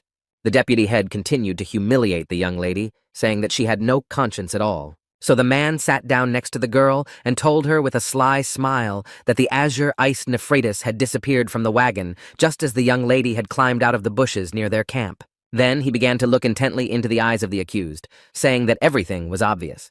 Namely, that she had decided to steal the ice nephritis under the cover of darkness and then hide it in the forest. After listening to everything, Mr. Baek-un raised his hands to his chest and said that it must be a misunderstanding. After all, Seo-young is a wonderful child, and she would never take someone else's things. Instead, he wants to talk to her. So he told them to take their sword away from her and let the child go. The young lady began to beg pitifully not to be taken away, and then added that she had honestly not taken anything. The elder did not know what to do because there were 2 hours left before the reinforcements arrived. However, suddenly the deputy said that he had 2 solutions to this issue. The first was to pay them the cost of the missing stone. But there is a third option, and that is where someone's blood will be shed. Then, something strange happened for everyone present. Something sharply and suddenly hit the deputy in the hand where he held the sword. No one understood what had happened. So there was silence at the scene, where everyone was trying to understand what was happening. Then a male figure began to emerge from the darkness, leading a horse. As long as he was in the shade of the trees, it was not clear who he could be. When he came out into the clearing and everyone could see who it was, they were surprised, to put it mildly. Then he began to walk confidently among his people, who were looking at him carefully and thinking that finally the leader of the clan had come to them, and now everything would fall into place. However, the elder was still curious about how the leader managed to get here so quickly. After all, according to his calculations, help was supposed to arrive in just 2 hours. For a couple of minutes, the man has been thinking that the gentleman had arrived several hours earlier than expected, and this is simply impossible, unless he is a master of speed. So the elder turned his gaze to her and looked at her closely, and concluded that she did not seem to have run non-stop because there were no signs of fatigue. It turns out that it was Yu Shinun who was looking at his subordinate with an oblique glance and asking how long he was going to stare at him stupidly. And in a matter of seconds, the elder ran up to the girl and, sitting down on his knee next to her, hugged her tightly, holding her close. The deputy head from the other clan was still holding his injured hand. You could see on his face that he was still in pain. After all, he did not plan for the lord of the rival clan to arrive so quickly to help. At first, Yu Shin-woon turned his head to the defendant and emphasized in a sweet and calm tone that she must have been scared of what had happened to her. Jetse. The girl hugged the elder and said the word sir with a wide and sincere smile. After all, she did not expect that he would come here to help her understand the situation. Then the young lady went to Yu Shin-woon and hugged him and began to cry again because she was very scared that terrible things might happen to her. However, the deputy did not like this scenario and raised his sword and began to glow green. But then the deputy's assistant intervened, pointing a finger at Yu Shin-woon and asking what he was doing. How dare he wound his master with a safely hidden weapon? Instead, the young man, tossing a small pebble in his right hand, replied that he had no weapons. After saying this, the gentleman threw a stone on the ground right in front of the interlocutor's feet. They jumped back a bit in surprise, asking, "A stone?" And then the assistant deputy began to wonder, with his mouth wide open, if it was really a stone. But his boss was screaming so loudly and for so long that it was as if he had been pierced by a sword. Therefore, the deputy decided to quickly rectify the situation so as not to further embarrass himself. So he folded his arms as if in prayer and said that he hadn't even said hello during the whole fight. After that, the deputy thought that he shouldn't talk to him like that, especially when he came here without backup. Or just give him the little bitch. And he started waving his fingers at himself. After receiving the information, Yu Shin-woon turned his head to the girl and asked her if she had really stolen something. The lady quickly replied that she would never do such a thing, and the young gentleman naturally believed her. When the deputy realized this, he immediately asked how he could believe the words of a maid. The deputy did not like these words, and this could be seen in the expression on his face. which quickly changed from friendly to angry and contorted with anger and helplessness. Then the young gentleman decided to annoy the impudent man a little more, and smiling slyly he added that he actually knew something about this ice jade. And this made the other people in the room stop talking and wait for him to tell them something. After all, they could not believe that he really knew something about the treasure they had recently learned about themselves. The Changso is an old creature that lives in the icy waters of the North Sea, and only from their shells can such a rare value as ice nephritis be obtained. Therefore, the deputy said, with his arms folded across his chest, that if the man was going to bring down the price of compensation with his false talk, it was simply a waste of time because they would not reduce it in any case. Then Yu Xinun turned his head back and asked the leader if his name was Zhang Daichu. He replied that he was, but was surprised that the young man knew his name. Then the man first apologized and then asked the leader if he could borrow his flask. The man immediately agreed and began to take it off his belt. Having received the vessel, Yu Xinun began to tell us that even those who live near the sea do not know it. But ice nephritis creates a unique creature, the Cheongsa mollusk. Everyone listened attentively to the young man's story, and after the first part was over, the substitute asked what kind of reaction it was. Then Yu Xinun continued that after interacting with an alcoholic substance, it turns purple and disappears only after a day. And this means that you can prove whether a girl has touched ice jade or not, simply by pouring alcohol on her hands and seeing whether the color they want appears or not. As soon as the man watered the young lady's hands, nothing changed on her palms, and she showed them to everyone with a wide and joyful smile to prove her innocence. But the deputy only got angry at this and began to point his finger at the interlocutors again, saying that everything was nonsense, and everything the young gentleman had just told them was a fabrication. But Yu Xinwen, smiling broadly, replied that it was actually true, and told the man to look closely to see that it was not poison but ordinary drink. And in a matter of seconds, pointing to one of the men standing behind him, who was wiping his hands on his clothes, he said that he should be checked first because he looked suspicious. And then the young gentleman's request was supported by members of his clan, who raised their hands in the air and shouted that he definitely needed to be checked. The man who became a suspect was very confused and stammered, saying that everything was not as it might seem at first glance. But the deputy did not want to listen to anything and only came closer to the accused and raised his sword high in the air to punish the culprit. And in a few minutes, he did what he had planned. The members of his clan watched in silence as their boss killed their colleague right in front of them, without fully understanding anything. Some of them tried to find out for themselves and clarified whether what they were seeing was really happening or was it just some kind of imagination. The deputy then turned his head to the interlocutors and said that it looked like there was some kind of misunderstanding between them. And then he quietly said to himself that later these people would pay for their disrespect. And when he turned to face him, the young gentleman swung his sword and cut off the hand of the deputy, who was shocked and frightened by what had happened. At first, his consciousness did not want to understand what he was seeing. So, for a few minutes, he just stood silently and looked ahead of him. But when he finally realized, he began to shout loudly to the whole forest what had happened to his hand. The members of the Baek-un clan did not expect their lord to do such a thing. Yu Xinun continued to stand next to the victim and, looking down at him, first apologized and then added that he was charging in advance. Then he turned around and was about to leave the place, but he stopped for a second and said that all this happened only because he was a little impatient. A few hours later, the deputy was taken to his clan, where he called the young man a crazy bastard. And as soon as they were alone, he angrily began to address his subordinate, saying how dare he screw up when no one even asked him to. And all because the whole of Zhejiang is talking about ice jade and all because of a substitute. The man replied, "Is this treasure really that important to the Lord?" After calming down a bit, the chief said that another clan was looking for this treasure, and if they failed to disperse peacefully, the Kuran clan would not leave them alone. But the deputy decided not to bury himself any further, and turned his gaze to his deputy, and said that General Yan had a very good plan which they followed. Then the chief turned his attention to General Yan and asked him a question to clarify whether it was true. The man was afraid because he knew it could end badly for him. Then the leader turned his back on them and, folding his arms across his chest, began to think aloud that he needed to somehow regain the sect's trust. Yang shook his head and said that it was not easy either. It may have started with a misunderstanding, but if it comes to war, the Hmong and Quan clans will intervene.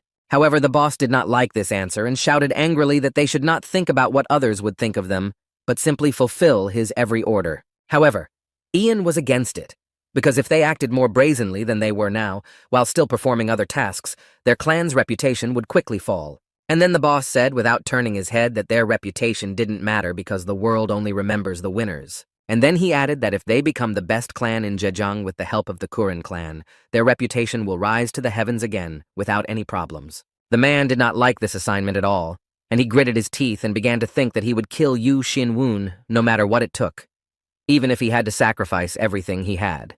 At this time, in the Baek-un clan, one of the men who was the head of the faction opened his mouth wide and began to ask how these bastards from the Wangnok clan had allowed themselves to do this. Another ally of the young man added that they should definitely send someone to protest. "We can't let things go on like this," Yu Xinwen said in a calm tone that it would be of no use, especially when they had already received an apology from those who had drawn their swords against them. What could they do in this case? A minute later, the young gentleman said that from now on, their Baek-un clan's main goal is to destroy the Hwangnok clan. Finally, the gentleman asked for time to figure out how he wanted to deal with the disrespect shown to them. He's not going to leave everything like that.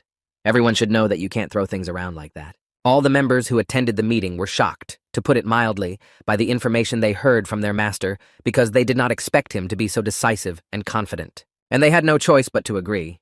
After all, they had long dreamed of showing the other clans that they remained the best in spite of everything. Then Yu Xinwen turned his head to one of his allies and asked him to release Sun from work for a while and to find her a separate room where she could rest and calm down. The young gentleman then turned to Deputy Leader No to discuss an important matter with him. The elder answered sadly, with his head bowed down to make it clear that he was present and heard everything. Then Yu Xinwen said that even if the customer gave permission, in no case should the camp be dismantled near the enemy. Seeing the man's mood, Yu Xinwen decided to calm him down and told him that he was worried that a conflict might break out and harm the clan, which was already in difficult circumstances. When the elder heard these words, he realized that no one was condemning him, so he raised his head up to look at the leader. He went on to say that from that moment on, he was responsible for the actions of all members of the clan. It is also respectful that he believed the clan member to the very end. If Soen had been given away for the safety of the majority, the young man would not have been able to forgive himself. Then the elder knelt down and expressed his respect for the leader, and then said that he would engrave these words in his heart as a mantra. Everyone was happy that they were able to support their colleague and thus inspire him to continue creating for the benefit of the clan. But one of the members of the meeting was very interested in how their gentleman knew so much about ice nephritis, so he asked him about it. However, the thought flashed through my mind that it was actually all thanks to Yu Xinwen's memories of when he was Sengashi too, when Kwok tried to get the stone many times. And then he remembered that he didn't know which of those bastards was a representative of the Kuren clan. But fortunately, they were the first to approach them, and thus gave themselves away. However, if he does so, he will attract the attention of the blood sect, so the situation must be resolved by a battle between the clans that perform the duties. The man immediately answered the question that the periodic assignments were over and the remaining ones were chosen by other clans, so their funds were quickly used. The other members of the meeting were surprised and angry at the information they received, because none of them had even realized that things were so bad. And one of the allies, with his arms folded across his chest, began to think that no matter how loyal the workers were, they would not work where they were not paid, but would start looking for a better place to work. This silence was interrupted by Yu Xinwen, who saw that his subordinates were upset. He said that everything was not as bad as it seemed. Then the man asked them for permission to tell them the plan he had come up with for their future activities, because without it, they would not be able to win victory for their clan. And when he gradually began to explain each point, his subordinates listened with wide-open mouths because they would never have thought of such a thing. No one at the meeting could object, because the plan sounded really good. The main thing is that everything should happen exactly like that, because they will have no other way back. The next morning, in a place near the Baek-un clan, one of the young ladies was watching something with binoculars. Then she put down her binoculars, and just looking out the window, said that it was obvious that the Baek-un clan was hiding something, but she didn't know what it could be yet. Suddenly, her thoughts were interrupted by a guest who addressed her by name. Hearing this, the girl slowly turned her angry gaze to the man who had arrived so that he could see for himself that she did not like it. However, in 1 second she decided that this would not be enough and began to pull out her sword to scare the guest a little so that it would not happen again. As soon as she saw that the man was already frightened by her sudden movements, she did not even take out the sword completely. She just looked at the man with an oblique glance. This guest was a member of the No. 2 reconnaissance group, and his name was Gal Gun. However, the lady was not convinced, and she closed her sword, turned her back on the guest, and said that she knew nothing of the sort. At first, the man showed his dissatisfaction with the fact that he had to constantly observe these cannons, but when he saw the angry face of the interlocutor, he quickly changed his mind. After calming down a bit, she said it would be great, and then asked why he was calling her, and then number 2 said it was time for a snack. However, a thought flashed through her mind that she had once heard that the Jagal clan was considered the best at setting traps. When the young lady heard the last phrase, she turned her head to the interlocutor and asked him which of her ancestors had said it. And then the lady decided to agree, because if she didn't, she would be listening to his complaints for a long time. The man jumped up and down with joy, and then suggested that they go to that store. The man addressed the girl by their codename number 1 and asked her if she still thought the Baek-un clan was connected to the mysterious disappearances. It turns out that when they go out, they wear a human skin mask to hide their identity. After listening to the question, the girl confirmed that she continues to think so. Then the lady explained that they could not pretend not to know about the series of disappearances in Hangzhou and many other provinces. Since their unit does not need to search for the truth, they may not do so. And then the number 1 thought was that if they still manage to hush up the case, the crimes will continue, and innocent residents will suffer the consequences. After that, they stopped, and the girl looked at her companion and added that there was indeed someone very suspicious. The man immediately realized who she was referring to. After all, he had been a prankster before and suddenly won a duel with a Zenith warrior and subsequently destroyed all those who opposed him. Then the girl added that she thinks that the strange death of Guillaume Miho and all the disappearances are connected to this. But to get the necessary evidence, they need to disguise themselves and infiltrate the clan and spend some time there. This surprised and frightened the man at the same time. So he opened his mouth wide, and I began to clarify what it meant to infiltrate the clan. Number 2 became even more nervous and began to say that he was fine, but she was a woman, and it would be difficult for her. And women have never been hired as guards. The number 1 said that she would have to disguise herself as a man. However, this did not calm the interlocutor down. He put his hands to the side and suggested that what if she was sent on a mission? Then they continued on their way. And number 2, folding his arms across his chest, said that the girl's shoulders were wider than those of many men, so it would not be difficult for her to pretend to be a man. So she began to walk forward quickly. But her interlocutor tried to stop her by addressing her by her code name. However, she not only did not stop, but did not turn her head. However, she could not stand it and stopped and angrily asked if number 2 wanted to get it from her again. He knelt down and began to point with his right hand to the side, so that the other person would pay attention to it because they could not ignore it. It turned out that a group of people had gathered near a wall with a large poster with a certain text on it. Number 1 was also interested in what people could be studying so closely. Then the girl came closer, and passing through the crowd, first apologized, and then asked to be allowed to go forward. However, no one reacted to her because their attention was focused on the poster. There was an advertisement for recruiting guards. They were needed for the Baek-un clan. It said that they would gladly accept skilled and reliable people. When the first and second numbers read these demands, the men immediately realized that it was just a trap and that they would be finished. The events unfold in the courtyard of the Baek-un clan, where one of the coaches addressed everyone and said that those who want to join the Black Cloud Guard should go to the left row, and those who join the ranks of the guards of the Straight Clouds should move to the right row. Then the man said that interviews would be held in tents in groups of 4. At that moment, a conversation took place in the group of robbers, where the main bald gentleman emphasized that among those who wanted to join, there was no one who had more than the 2nd level. Then the bald man suggested with a sneering smile that if he muddied the water here, the Hwanak clan would pay him for it.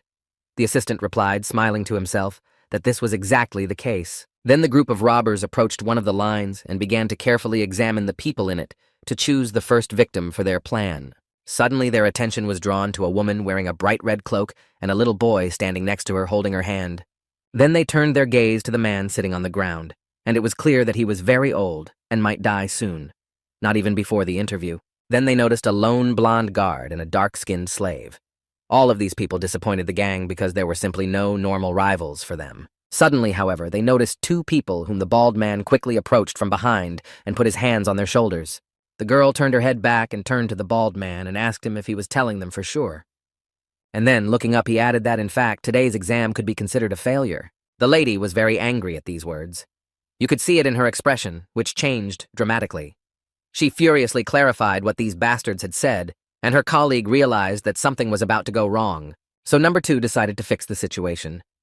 Pushing the lady away, he ran forward and began to apologize to everyone present with tears in his face for disturbing him. Then the man fell to his knees and grabbed the bald man's leg, saying that he was the one who had spoken without stopping and had so brazenly ruined the mood of all such respectable people. Then number 2 started running up to each gang member and hugging them by different parts of their bodies, asking them to forgive him for the first time because he didn't want to die now. However, the bald man could not stand it any longer, so he kicked number 2 several meters away, telling him to leave him alone. After the man landed, the bald man asked who told him that he would kill him. After all, no one had said it out loud. Then how did he come to this conclusion? So the victim, rubbing his head, began to smile broadly, saying that there must have been some kind of misunderstanding. But then the bald man felt something rather strange in his body, and you could see it in his expression. But not only he, but also other members of the gang felt this way. All the men grabbed their stomachs and began to restrain themselves, so as not to embarrass themselves in front of other people. And in a matter of seconds, they all turned sharply and simultaneously toward the exit and began to walk away quickly. But number 1 did not understand what had happened. When the attackers moved to a safe distance, she asked her colleague what he had just done. After saying that, the man continued to laugh out loud, and his colleague was not as excited as he was. So she decided to step aside to let number 2 calm down and become more serious. A few hours later, in one of the tents, Yu Shin-un himself was being interviewed. He found it rather boring, so he propped his head up with his hand. At that moment, another 4 stood in front of the commission. A young gentleman addressed the audience and said that all but the woman were disqualified. Then the men who came to the interview began to defend themselves, saying that maybe it was a joke now. Suddenly, one man angrily pointed his finger at the woman and said that this exam was like some kind of mockery, because she, who had never held a sword in her hands, passed the selection and he did not. This argument angered Yu Shin-un himself. He could barely restrain himself from saying too much. However, he began to give off a blue light that glowed around his entire body.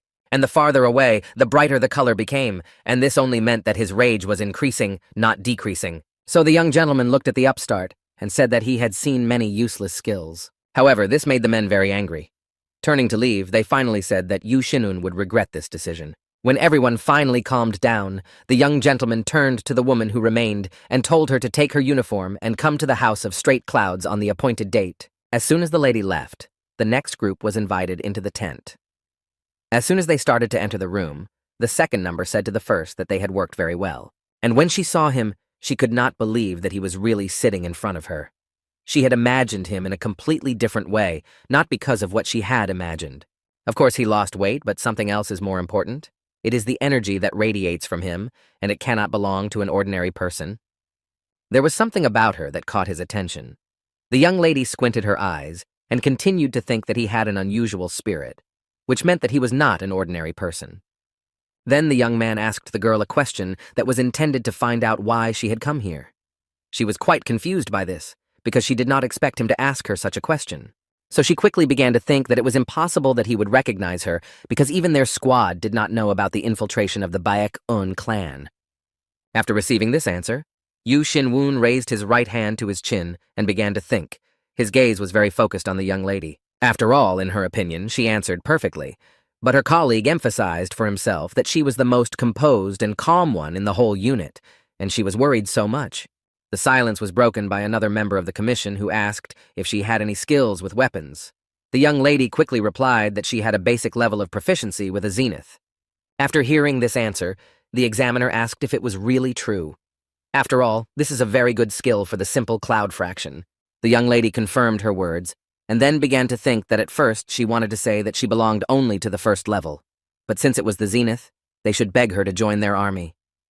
However, the young gentleman did not like something about her. He folded his arms across his chest and said, "What if she's really that good with weapons?" Then Yu Shin-woon turned his attention to number 2 and asked him what level of skill he had. The man, folding his hands as if in prayer, replied that he had only recently reached the first level. After listening to the answers of 2 more participants, the gentleman said that only number 2 had passed and the rest were free to go.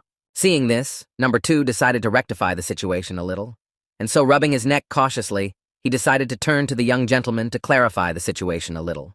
So he went up to his colleague and hugged her shoulders and began to smile sweetly, telling her that she was much more talented than she looked, and he added that they would not regret it if they chose her as well. After listening carefully to this request, Yu Shin-un folded his arms across his chest again and asked if she did not pass. Would her husband also not agree to work? However, the chief did not pay any attention to him, only asked him to be quiet. And then he said that he could keep her in the ranks of the reserve. However, in the young lady's mind, this was out of the question because she could not possibly be a substitute. How is this even possible? And she showed her dissatisfaction with everything she could. Then number 2 tilted his colleague's head down to bow and thanked her for the opportunity because it's good to be a backup. Then number 2 had to drag the girl outside with his own hands because her body seemed to be petrified and she could not get out on her own. Looking closely at these two, the young gentleman could not yet understand why these two had come to him, what their intentions were. That evening, a food delivery from a top restaurant arrived at the Sonhyang guest house. A couple of minutes later, the door opened and a young lady looked out, smiled sweetly, and said that someone had rented the whole guest house today.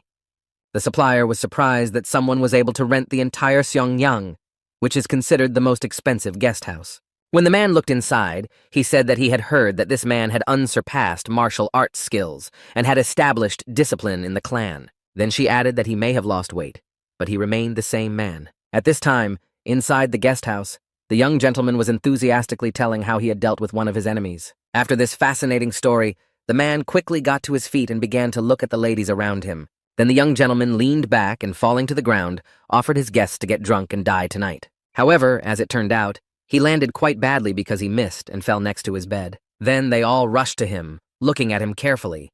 One of them said that they should not believe the rumors. Another added that it looked like the man's old habits were still there. So they all turned sharply and quickly to face the exit and began to walk toward it to go home. At first, the ladies opened the door a little and looked through the crack to see if there was anyone else in the corridor, because they didn't need any problems at the moment. As it turned out, there were several skeletons of guards outside the door, dressed in long black cloaks, just in case one of the main skeletons tried to make sure that the door was securely closed because his master needed to rest and could not have anyone enter. At this time, in the chambers, Yu Shinun continued to lie on the floor, looking at the ceiling, and he took in a full chest of air and exhaled it for a long time. Then he stood up and sat down, looking around and realized that no one seemed to be following him, so he could start what he had planned. Then he stretched his left hand forward and called out to the misty double with a serious expression. After that, the young man sat down on the floor and some strange and fast white waves of air began to swirl around him, which through their movement created what Yu Shinun wanted. A mist double is formed from the fog that exists as long as the magic used by the true owner is active. The resulting doppelganger turned to face the owner and in a serious tone advised him to sleep while he went to run an errand. He could not go out in the world in this state. And his double got to his feet and used magic to call the space to him because he needed to get out of here and onto the street unnoticed. And in a couple of minutes, a portal formed on the right side of the young man. It glowed with purple light. The gentleman stuck his hand inside and began to take out something long and black. It turned out to be a black, long cloak. The man immediately put it on, and in his right hand he was holding a mask made of the skull of some animal. And before he went outside, he put this mask on his face. Within seconds, his eyes began to glow with a red light. The owner stayed in his room. He was lying on the floor with his limbs wide open and sleeping soundly, not even suspecting what would happen that night without his presence. A few minutes later, in the suburbs of Hangzhou, strange voices could be heard in a butcher's shop, especially when they opened the door to the basement, which was located in the ground. It turns out that at that very time, a bald man from a gang of robbers was passing through the cells where people were sitting and asking him to pardon them. One woman stuck her head between the bars with tears in her eyes and begged to be let go home because she was very hungry and promised to keep her mouth shut. Therefore, it was precisely because he could not restrain his emotions that the man allowed himself to hit the prisoner with his hand, which was closed in a fist. Then he looked at her angrily, called her an idiot, and added that she should be grateful for being chosen as a sacrifice for God. However, the girl was not calmed by these words.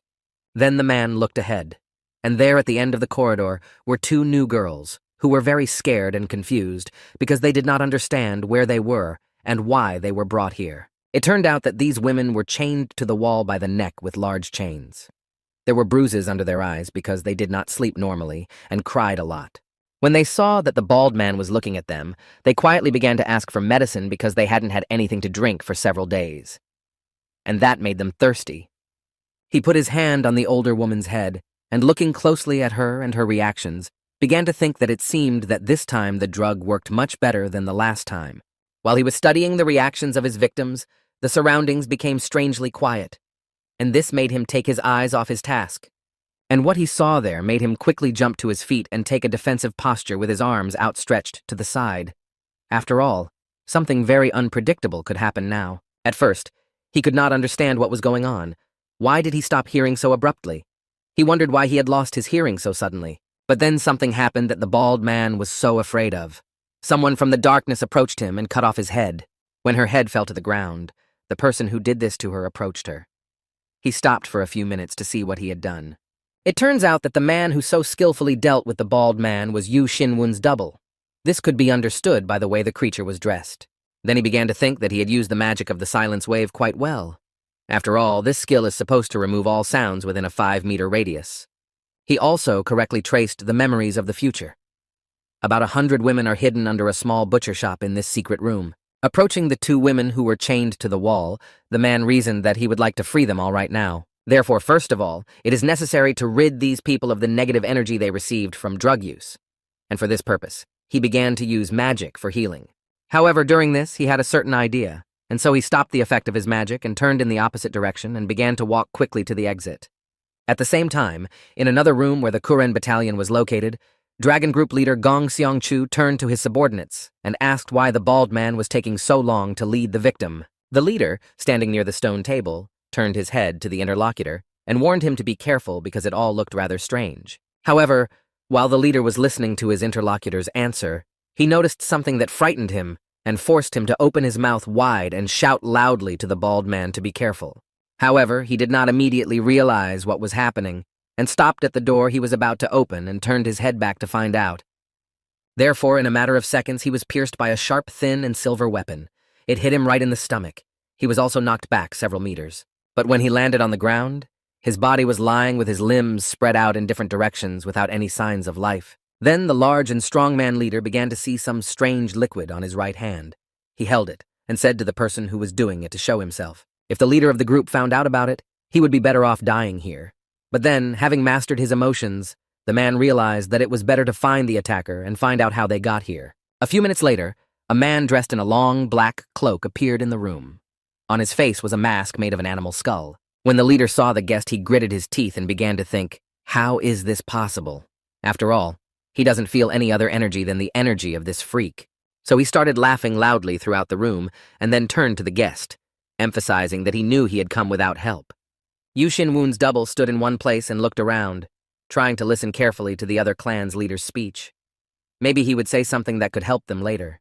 But when he realized that nothing good would come of it, he said that he decided to kill everyone here with his own hands, without exception.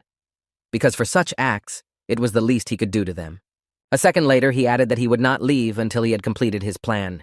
As he said this, 2 round white gates began to appear next to him on both sides. Before using the spear, he decided to raise its level to A, and after that, it should be 2 or even 3 times stronger than the previous one. So without wasting time, the man immediately pointed it at his opponents, who at that time were standing in front of him a few meters away.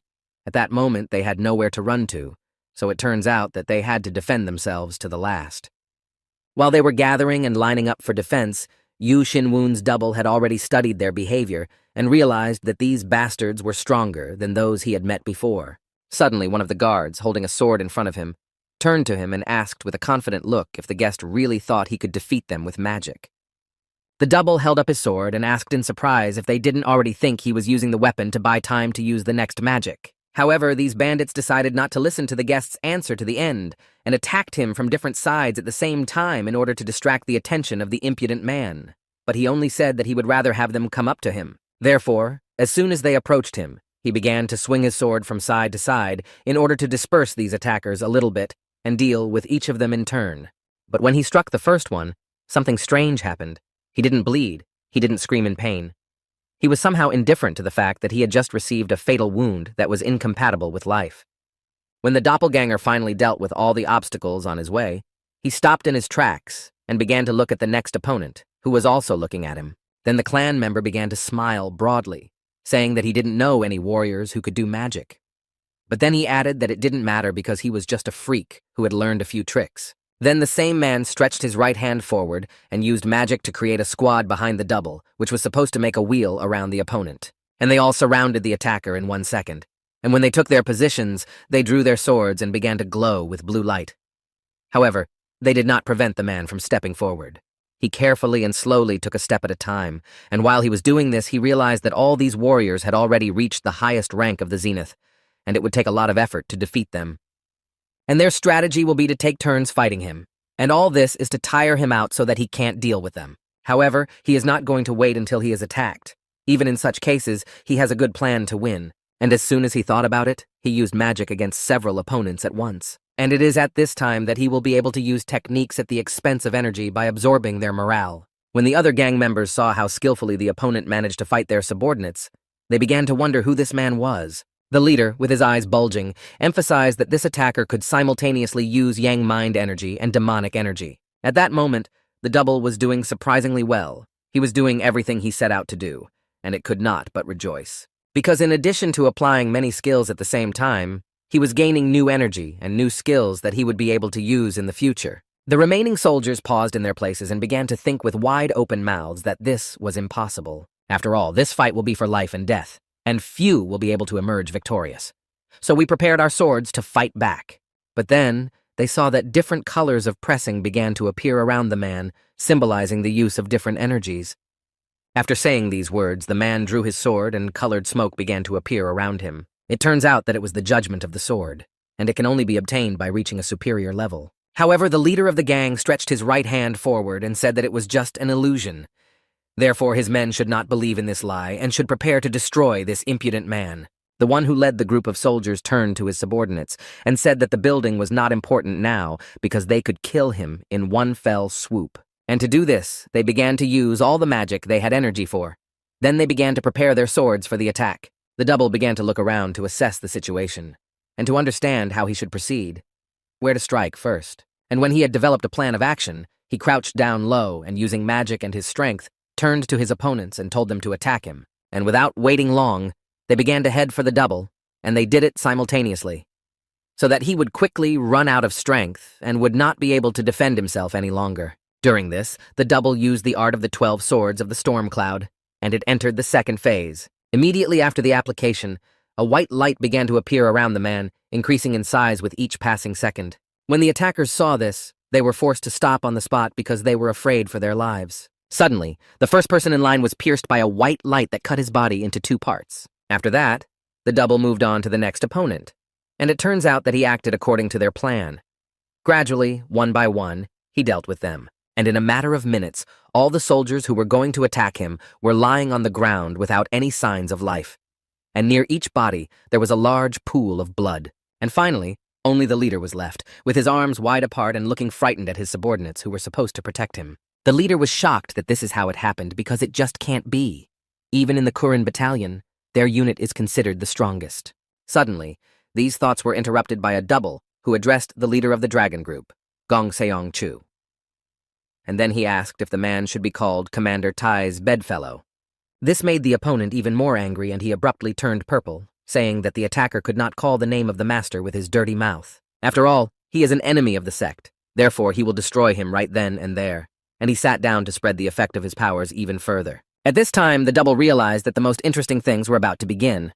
But the thing is that this guy uses dirty mana, not internal energy. And from this it becomes clear that he is using the power of a monster. A few minutes later, a monster appeared in front of the double, which was large in size and green in color. This creature was very focused on destroying the opponent, quickly because there was no time to mess with him. Then he lowered himself onto his 2 front limbs and at first screamed loudly throughout the room to strike fear into the doppelganger. Then the creature pushed off the ground and jumped forward right at his opponent. He was so happy that his army and comrades had just died. The doppelganger did not waste any time, so he took a position to defend himself and to deal with this beast. The green monster began to stare intently into his opponent's eyes, because in this way he tried to instill fear in him and deprive him of hope of victory. When the double also looked into the opponent's eyes, everything became clear to him, and he was not afraid. He was more confident in his abilities than ever before. That's why he first landed next to the bodies of the victims. They were lying on the floor. When the beast saw this, it stopped a few meters away. It turned out that this was also an illusion. It was created specifically to deceive the leader and challenge him to a duel, and to destroy him today. And then the green monster raised his front paws and shouted loudly and asked his doppelganger how he could do that. While the monster was indignant, the attacker was carefully examining it, and in a few seconds, he realized that his assumptions were correct. And all because the creature was unable to repel the attack. Of course, it could be an accident, but maybe that's not why it happened. That's why he had already guessed all this before. That is why the truth did not surprise him so much. And so he decided to use the sword. in order to hit the beast that was so close to him. But for some reason, the weapon failed to leave a single mark on the victim's body, and when he saw that the attacker failed, he began to smile slyly. The attacker stopped for a few seconds and began to think about why it happened. As soon as the creature saw the reaction of its opponent, it was pleased that the latter was confused by what had happened, albeit briefly. Later, as soon as he saw that everything was in place, he suddenly opened his mouth wide and a strange green liquid poured out. However, the doppelganger was able to react quickly and move aside. He didn't want to risk his life. He had to deal with this monster and get home before dawn. And when the creature lost its vigilance, the man in black hit him in the face with his foot. While the creature was lying on the ground, the double turned his head back and began to examine the liquid that remained on one of the walls. Then, behind the attacker's back, there was a beast that was stained to the waist with a purple liquid. They began to look into each other's eyes again. And then the creature angrily emphasized that a man without his weapon could do nothing to him. The double stretched his right hand forward and used magic, and a small portal formed right in front of him. After all, everything that has happened up to this point has been just a flower. The real battle is about to begin, which will dot all the I's and cross all the T's. After saying that, the double took out a new weapon from the portal with which he would fight further. It looked big and sharp, and it could inflict fatal blows on the opponent. When the green monster saw this, he began to wonder who this man was. After all, his weapon appeared out of thin air. Then I stopped the train of thought. It doesn't matter now because he's going to stay here anyway. Therefore, there is no reason to understand such things. So the creature rushed quickly at its opponent, for he must die for what he has done here today. No one in history has ever allowed himself to do this. The man in black was also ready for what was about to happen. To do so, he raised his new weapon up. Suddenly, the monster stopped a few meters away from the opponent and decided to use magic because that's how a fair fight would be fought. The doppelganger began to look closely into the eyes of the opponent to see if he still had the fervor to fight with dignity or if he was running out of strength. As soon as they touched each other, a great force began to swirl around them that no one could overcome. At that moment, the green monster realized that his opponent's strength was equivalent to his own, and it wasn't a trap, it was a real strong move. While there was such an awkward pause between them, the black-haired man was exploring something for himself. The double of Yu Xin-un was very focused on the battle because it was very serious, and he could not give up his position to miss a good opportunity to deliver a good blow. Both men tried to show their best, applying their maximum strength during the fight. The next blow that took place was very powerful, because as soon as their weapons touched, there was a big explosion accompanied by a bright white light. After that, the green monster began to think about the fact that the black-haired man was able to repel his strongest attack and was smiling slyly. But at this moment, the double continued to look closely at the opponent. And with this look, he demonstrated that he still had a lot of strength to continue the fight. And for some reason, right now, the stout creature began to panic, because no matter what happened, he had to kill this impudent man. However, what happened next made his eyes glow with an even brighter red light, and so he hung in the air for a few seconds. He noticed that the bodies of his dead people who fought for their clan and their lives were lying on the ground, and now they were lying there so helplessly, and he was very moved by this. Then the double decided to take advantage of this pause and turned to his opponent, emphasizing that he was so arrogant with his tongue, but it seems that his strongest weapon is a killer look. The green creature listened attentively and clearly did not like it, because it let out a loud and angry growl. But in a matter of seconds, he opened his mouth wide and small clots of green liquid began to fly out of it. The doppelganger realized that it was time to end it. After all, this battle had been going on for so long. So he put his sword in front of him and decided to use the energy he received during the merger of his soul and Yu Xin-un's soul to fill the poisonous bone. And in a matter of seconds, the system began to issue messages stating that the artifact was filled with natural energy. And using magic, the man simultaneously managed to hold back the clots of liquid that were heading straight for him. And in an instant, they all hung in the air, right in front of him. The great creature froze in place at what he saw. It began to think again, but how is this possible? He had never seen anything like this before. After all, his weapon, which was supposed to wound the opponent, just hovered in the air in 1 second and was not going to continue its movement. The double stood silently and watched everything that was happening in front of him, because everything was happening exactly as he would have wanted it to. It turns out that the black-haired man absorbed the energy of this weapon into himself. He reasoned that this brutally poisonous weapon could do him good. After seeing everything, the green creature raised its head up and began to tremble for some reason. When the creature saw that his double was moving toward him, he realized that his body was not obeying him and he could not make a single movement.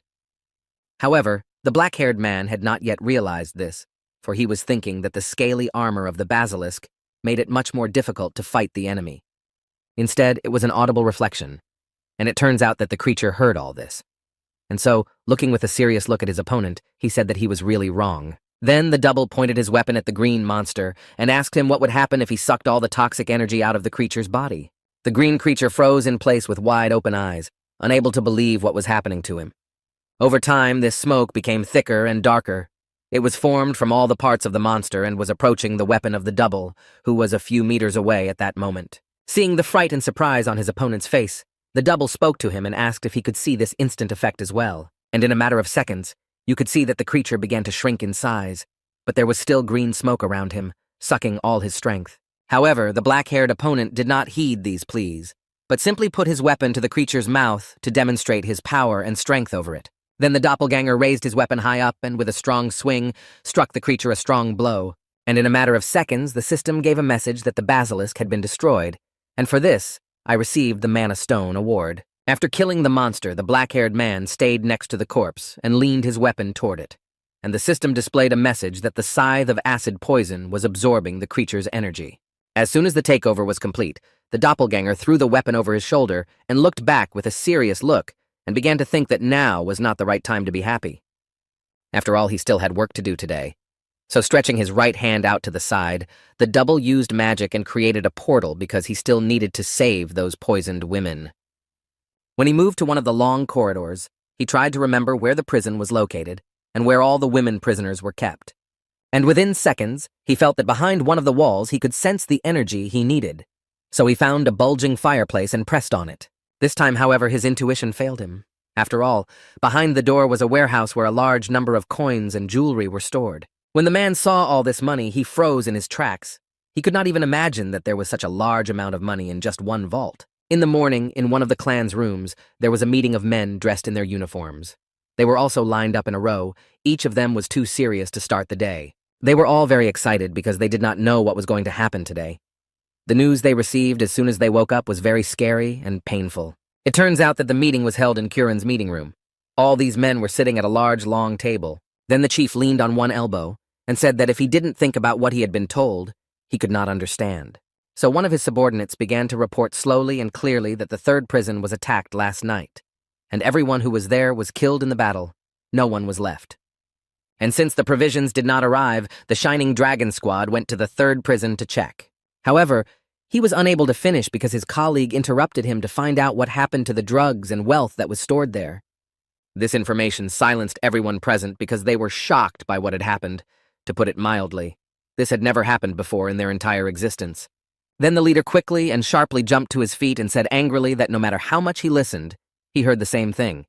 And it turns out that it's not his ears that are failing him, but they are idiots. During this outburst of anger, the man used magic that harmed everyone present, and because of this, his subordinates began to have severe headaches. Later, each of them had a nosebleed, and all this did not end in 1 second, but continued to happen. The man still hadn't calmed down. The men present then began to cough loudly because they could not breathe normally. Then one of them could not stand this torture and decided to appeal to the leader to clarify everything, and the torture stopped.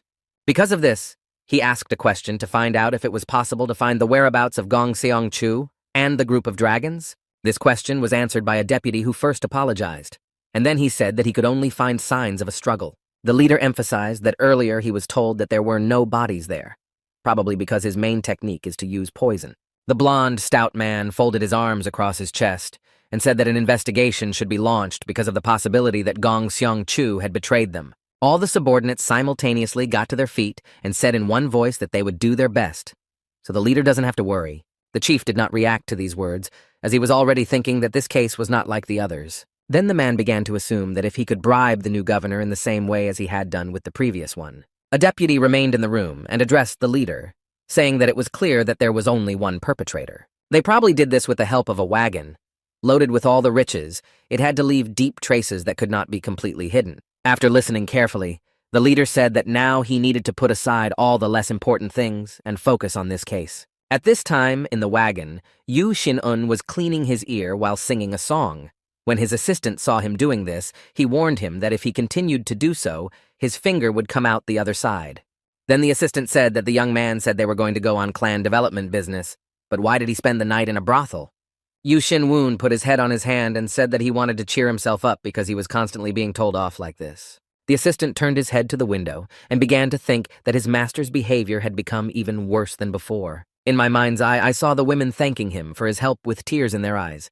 They promised that one day they would pay him for his kindness. After all, it has removed all toxic energy from their bodies and absorbed it, so nothing should interfere with their further life.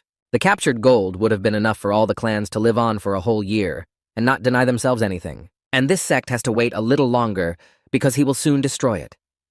These thoughts were interrupted by an assistant who told the young man that they had arrived. All three travelers got out of the wagon and looked around and were surprised, to put it mildly, by what they saw. Yu Xinwen put his hands behind his back and said that it was a wonderful place. However, the assistant did not understand why this place was so wonderful because it was just a desert with no plants growing on it. One of the three men began to smile broadly, emphasizing that it was a good choice. He added that the young gentleman had an eye for detail. The man who was the third angrily turned to the assistant and said that, unlike the gentleman, his eyes were not tinted and he could not see the truth. The assistant raised his voice and said that he was fine with it. After all, here you can see with the naked eye that these lands are not fruitful. After saying this, Yu Xinwen turned his head to the salesman and asked if the assistant was telling the truth. The man held his hands out to the side and said with a sweet smile that it was not that it could not be used, but that no one had ever used it before. The assistant could not stop and kept saying that it was all nonsense because the land looked much worse than they had seen before. The young gentleman asked him to calm down. After all, he had decided to buy this land, and all the ones they had seen before, anyway. The seller immediately pulled out the documents and said that of course it could be done right now. He asked Yu Xinwen to sign the contract, and he would accept the payment immediately. When they were returning home, the young gentleman turned to Van Sam and said that he was very stuffy and that he even had difficulty breathing around him. The leader threw his head back and told the man not to worry because he had a plan. The assistant replied that he had nothing to worry about. Along the way, they noticed small houses, and Yu Xinwen suggested that his assistant go up to them and look at them. And within seconds, they were entering one of the houses, asking if anyone was inside. In the middle sat a gray-haired man who forged iron, and turning his gaze to his guests, he asked what they wanted. And what happened? Why are they here? The young man looked at everything carefully and pointed to one box and said that he wanted to buy a sword for himself. The older gentleman said, "Sword?" and then added, "Does it look like they sell weapons here?" Yu Xinwen said that it did. He asked again if he could still buy a sword. The gray-haired gentleman turned his gaze to the iron and said that the guests were talking nonsense. That's why he doesn't want to listen to it anymore. The assistant warned the elder to be careful what he said. A young girl who saw that they had visitors interrupted the conversation. Then the young lady turned to her grandfather and asked him if he was quarreling with his customers again. Then she closed her eyes, and taking a deep breath and exhaling, apologized for her grandfather's behavior. After all, his words could be very harsh, and they shouldn't take it personally. When the guests saw such a beauty, they said that nothing terrible had happened, and everything is really fine. A few minutes later, the girl smiled sweetly and said that she heard that the guests needed a sword, and she said that they don't make them here. But all the tools for cultivating the land here are of excellent quality, and if they buy them, they will not regret it. Yu Xinwen said that they will probably choose something for themselves. Taking the female in his hands, the young gentleman emphasized that everything was indeed very well made. The assistant asked why he was so interested in such a weapon. However, Yu Xinwen did not respond to this, but instead chose several items and said that he would buy them for himself. When the girl saw this number, she said that they had chosen everything. And do they really want to buy it? The young gentleman said yes. After paying for the purchase, he folded his arms across his chest and told the young lady that it was time for them to continue on their way. And finally, he added that they would meet again. The gray-haired old man asked the question to find out why they should meet again, because it was useless. Yu Xinwen looked at his grandfather and replied that if fate so willed, they would be lucky enough to meet again. The girl, with wide eyes, asked what the gentleman meant. However, he did not answer but simply said, "See you later." And when the guests left the premises, the owners watched them closely, because it was not yet clear what the gentleman was up to. As soon as the guests left, my grandfather got down on one knee and said that he felt like these people knew something about this place and about his godmother. The girl was angry at this treatment and reminded that she did not want to be called that way because it could give her away to her enemies. The man closed his eyes and lowered his head down, apologizing for what he had said, and the lady immediately began to think about what had happened a few minutes ago. It turns out that she is the founder of the Hoholden Steel Trading Community. Among her colleagues, she is known as Baek Lilan, nicknamed the Iron Monster. She created 2 legendary swords, one of which was in the possession of the leader of the United Warriors and the other belongs to the leader of the Blood Sect. and that's why everyone is looking for her. Next, Beck sat down in one of the corners and asked her grandfather if there was anything wrong with her and the Baek-un clan. He replied that he did not remember anything like that. Then the lady turned her gaze to the right and began to feel sad that she might have to move again, and she was so tired of doing it for the last few years. The grandfather reassured the young lady that everyone he knew a long time ago had either disappeared from their lives or died. So she didn't have to worry about anyone recognizing her. But she was stopped by the fact that she had forged all the objects Yu Xin-woon had chosen with her own hands. However, this was not such strong evidence that he could have sniffed something out. The interlocutor said that he understood her fears, but if she decided to destroy it, everyone around her would quickly learn about the news, especially in the sect. Beck turned her back on the assistant and said that there was nothing she could do in this situation. However, her grandfather clarified what she was going to do. The young lady only said that she had no other option but to... And by this phrase, the gentleman realized that he needed to put a person in charge of Yu Xin-un. After the conversation, the girl looked out the window and began to think that this young chairman was a very intelligent man and that he seemed to have a plan. But so far, she does not understand what will happen in the future. So she smiled sweetly at the sky, which was densely covered with stars. The next day, Yu Xin-woon was also sitting by the window, thinking about the fact that the clockwork monster had great skills, and most of all, that he had met her in that hut, because then he felt the natural energy that was spreading from her, and the gentleman assumed that she must be this Baek Lan, and if he had made it clear that he knew who she was, then a serious battle would have broken out between them. But he was still able to take the weapon she made. After that, Yu Xin-un smiled with satisfaction because the fields were sown and cultivated. All that was left to do was wait for everything to sprout and ripen so they could harvest it. Suddenly, these thoughts were interrupted by an assistant who was sleeping soundly at the time, but he had an interesting dream that he was addressing a certain Mr. He. After watching this for a few minutes, the young gentleman realized that this young man had no taste in women at all if he was dreaming about this particular young lady. Then the man looked at his assistant, who was salivating, and could not believe that yesterday's events had really happened and not in his imagination. And this was only the first point in the destruction of the blood sect. And Commander Tae and the Kuren battalion had already begun to act to catch up. But Yu Xin-woon needs to increase his capabilities and the power of his clan, and in addition the skill of his soldiers, to win. Looking confidently in front of him, the man realized that it was time to visit Mount Tianma for his own useful purposes. The next day, a meeting of the Baek-un clan was held in the Blue Cloud Hall, and all participants had to attend because they needed to think of a plan. Most of them came to the meeting on time and had already taken their seats.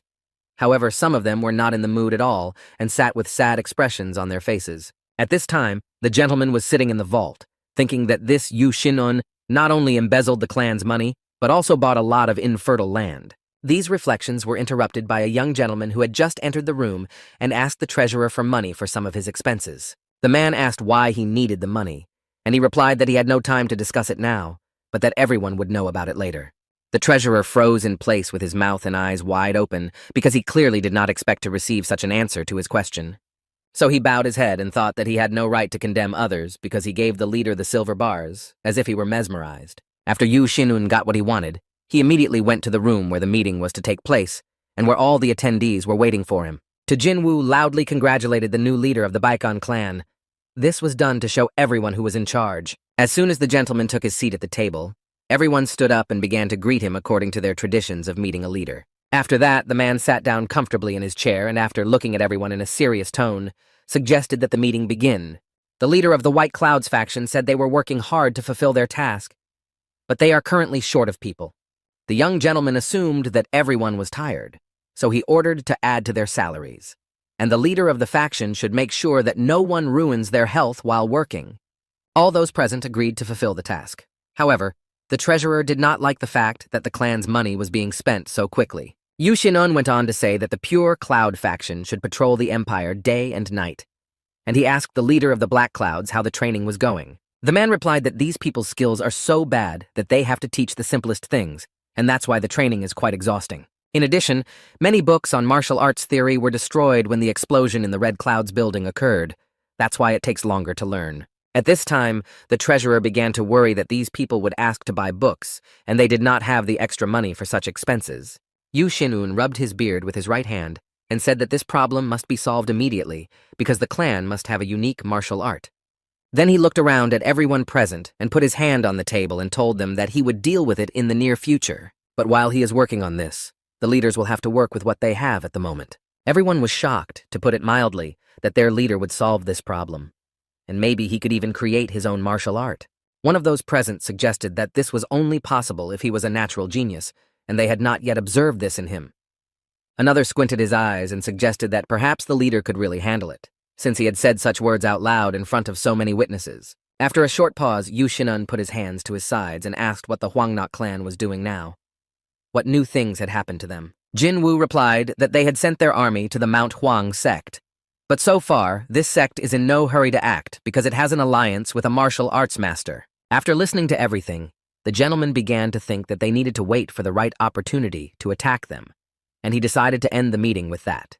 But suddenly Tajin said that he had brought some tasks that had been put on the back burner for several years, but they were important. The treasurer did not hold back and emphasized that the fulfillment of some of them could bring a lot of money to the clan to cover their expenses. After that, Ian took the envelopes in his hands and began to carefully examine each of them. The information he received was very interesting. At that time, one of the leaders said that their hardship was appropriate to the reward, because it was a great adventure that put their soldiers' lives on the line. However, the young gentleman did not listen to what the people there were telling him, because he already knew exactly what he needed to find here. So in a matter of seconds, he showed everyone a piece of paper with the words Tianmu Mountain on it, and told them that they would take on this particular project. The gentleman's ally nervously asked the leader to reconsider his decision, because the task was really impossible, and they would not be able to complete it successfully. However, the man did not pay attention to these words, because he already had everything ready for victory, and asked everyone not to worry because this task would save the clan. After these words, none of the people present said anything out loud, although each of them realized that they had no such opportunity to win. In the evening, another training session was held for newcomers who had expressed a desire to join the ranks of the Empire's soldiers and stand up for its defense. These trainings were very hard and only for hardy people. Therefore, we constantly offered those who could not cope to go home. Then the trainers emphasized that it doesn't matter whether a person is talented or not, because only a hardy person can become a good warrior, because their internal energy is worthless if they are physically weak. During the next task, the newcomers' sweat simply did not stop flowing. The two comrades who came here for reconnaissance realized that they felt good and calm here, because they were a little tired of the mess and chaos in their lives. A few days into their stay here, they had already examined most of the area and found nothing suspicious. But they decided to continue working. Suddenly, the young lady got angry with her friend for calling her real name out loud, because it could do them a lot of harm if someone heard. So she then asked her partner to be very careful because this time they were lucky, and the next time it could turn against them. Then the two began to think about why beginners are not taught a special martial art when training is quite regular. But one thing they don't understand is why they didn't start training. Perhaps it was because they were told that Yu Xin-un himself was going to do it. So thinking it over in detail, the young lady could not understand why there were such permutations and what the motivation was behind it all. Suddenly, a gray-haired man approached them from behind and asked what the two were discussing so vividly. Then the gentleman knelt down and suggested that he might have interrupted the conversation of two people in love, and this assumption scared the two a bit. However, the grandfather never received an answer because they all got to their feet and watched as a maid brought the coach tea. The interlocutor went on to explain that when she found out that all the soldiers were outside, she decided to make them a refreshing drink. She also thinks that she is one of the members of the direct cloud that was left in the reserve, and that's why she is trying so hard to prove herself. In a matter of seconds, everyone's attention was drawn to a fight between two newcomers, where each of them tried to demonstrate their skills and strength. During their fight, they not only struck blows but also managed to call each other dirty names, but until they realized that everyone around them could hear it. The maid watched this action for a few minutes and realized that the two of them needed to be given tea immediately because they were too excited. However, she suddenly heard a rather familiar voice behind her, offering to do it for her. It turned out to be Yu Xin-un. At this suggestion, the girl froze in place and was even afraid to turn her head to see who was speaking to her. The gentleman came to the pavilion of straight clouds and first apologized for not being able to come earlier because he had a lot to do. The newcomers did not know how to react to this and how to communicate with a young leader, so they said whatever they wanted. And then it became clear that we needed to work with them not only by physically teaching them martial arts, but also by educating them in the basic rules of communication. But Yu Xin-woon decided to make good use of his time today and suggested that we get down to business right away. Then he showed his right index finger while saying that everyone present here already has their first task. After hearing this news, One of the participants made a face and nervously said that they hadn't had any training yet. And the young leader smiles sweetly and assures them that their skills will be enough to fulfill the task.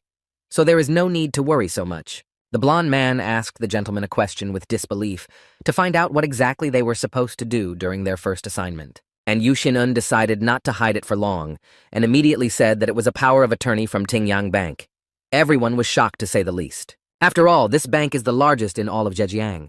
The revived man confirmed this assumption and understood the concerns of his subordinates. Then one of the recruits decided to clarify whether this was not the mission on Mount Tanmu that had shocked everyone 5 years ago. The young gentleman calmly replied that everything was correct and added that their client was the former owner of Tinyan Bank, Kilgung Pen. This man did not receive support from his family, but this did not prevent him from recouping his investment and making a fortune that gave him a more favorable status. And Kipling had a habit of pouring all his resources into the next thing he found and thought was incredible without hesitation. All martial arts masters were given a task by Kilgun Pen before his death. A large reward was promised for successful completion. And for a successful performance, you just need to bury the box at the foot of the mountain and bring a branch of blue divine from it as proof. The difficulty is that the robbers consider the peak of the mountain sacred. That's why they stopped them just before they finished. Nevertheless, many still undertook this task because they were very attracted by the reward. But all of them were killed by robbers. When all the newcomers present heard this story, they did not know what to say because they were scared and began to worry for their lives. One participant nevertheless decided to speak for everyone and asked Yu Xin-woon to think carefully again.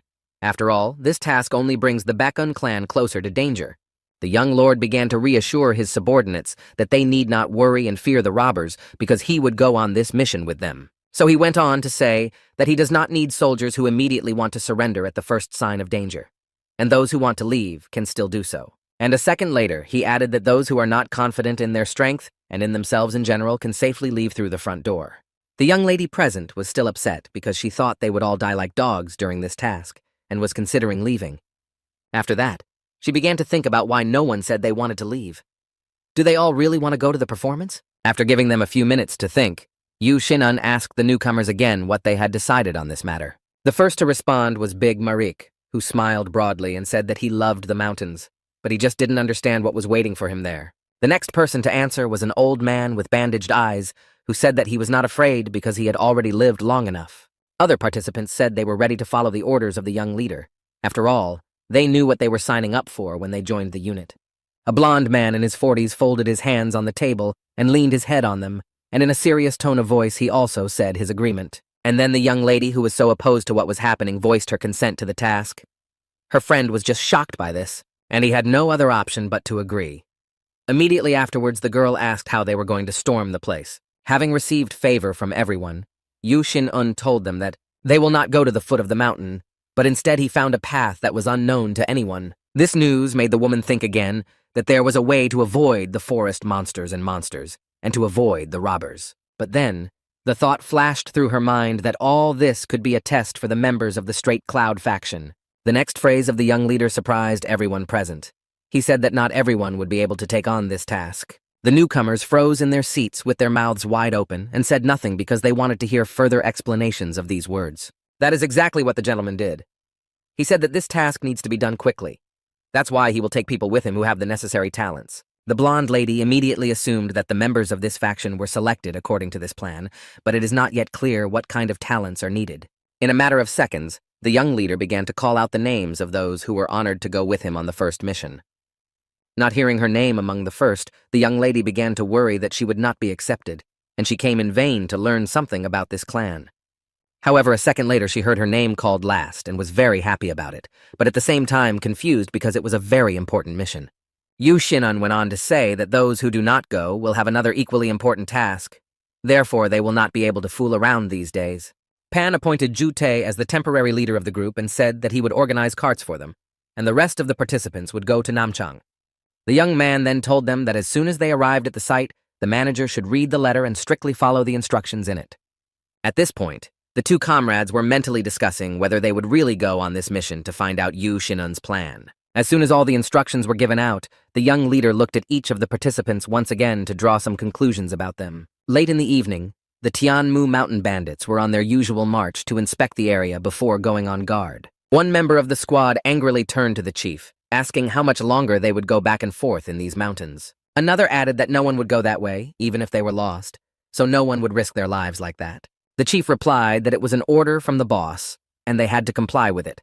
If they had any complaints, they could tell him personally after they returned. After that, everyone continued to move, and one asked what kind of madman came up the mountain without any fear, and how he managed it. As soon as they realized that it was the Baekhyun clan, an angry member of the squad rudely said that as soon as he saw Yu Shinun, he would cut off all his limbs. One of the newcomers to the squad didn't really understand what was going on because today it was important for him to learn about all the local trails for the future. Suddenly, the other one stopped in one place and opened his mouth to listen to all the sounds around him because he needed to understand.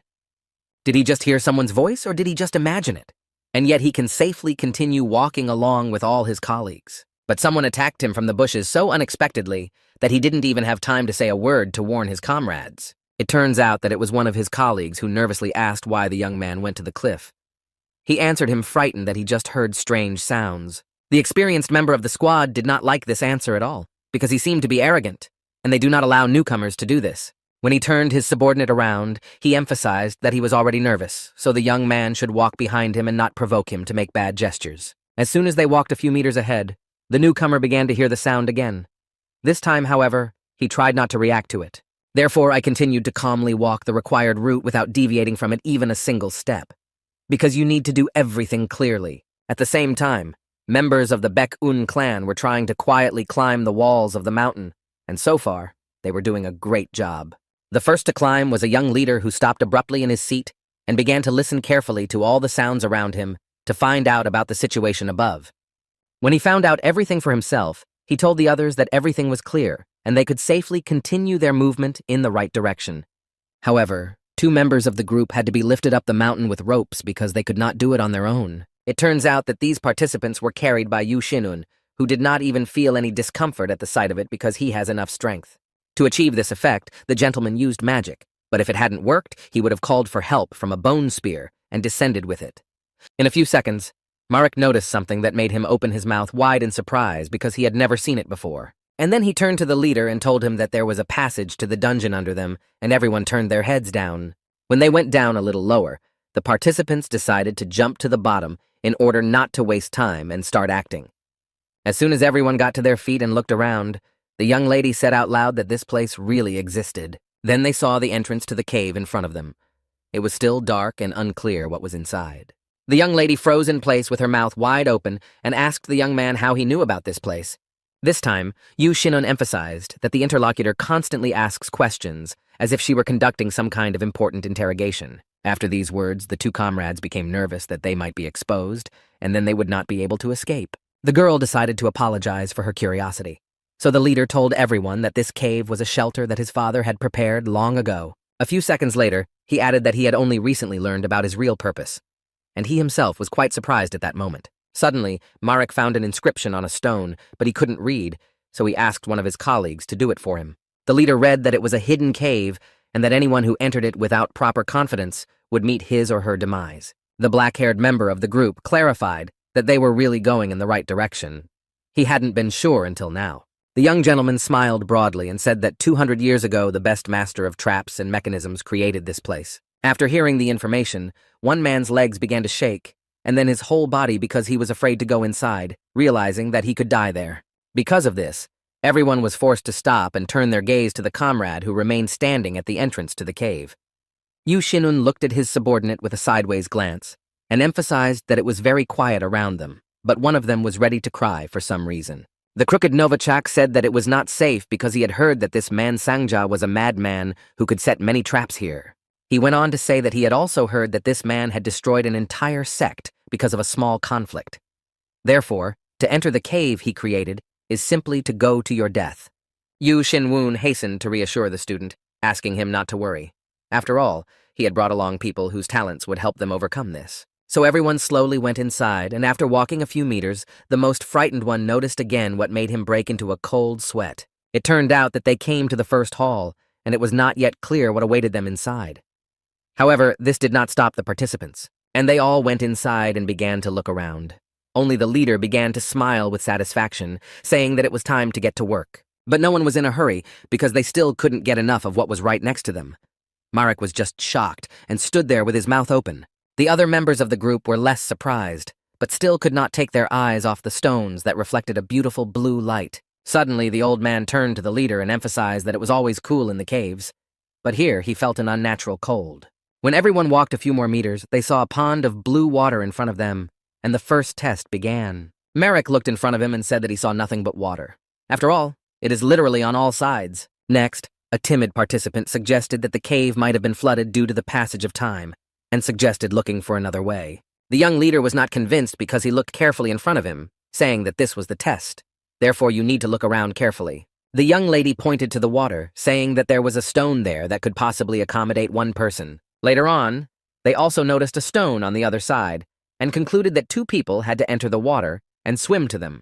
However, everything is not as simple as it seems at first glance, because the water is just icy, and there are also predatory ghost fish in it. The timid man nervously repeated the words about the water and the ghost fish. He simply did not want to believe that this was happening to them now. The man just could not hold back and approached the leader and began to give him the facts that no one could go to those stones in the water. After this speech, the newcomer sat down next to the water and began to sob loudly because it was only the first task, and it seemed so difficult. At that moment, the girl reasoned that those who do not have yin-yang energy will freeze in this water, and these fish can eat even a top-level fighter. Therefore, this test can only be passed by those who know Ryaska's technique, and after that, she realized that it was simply not possible for them.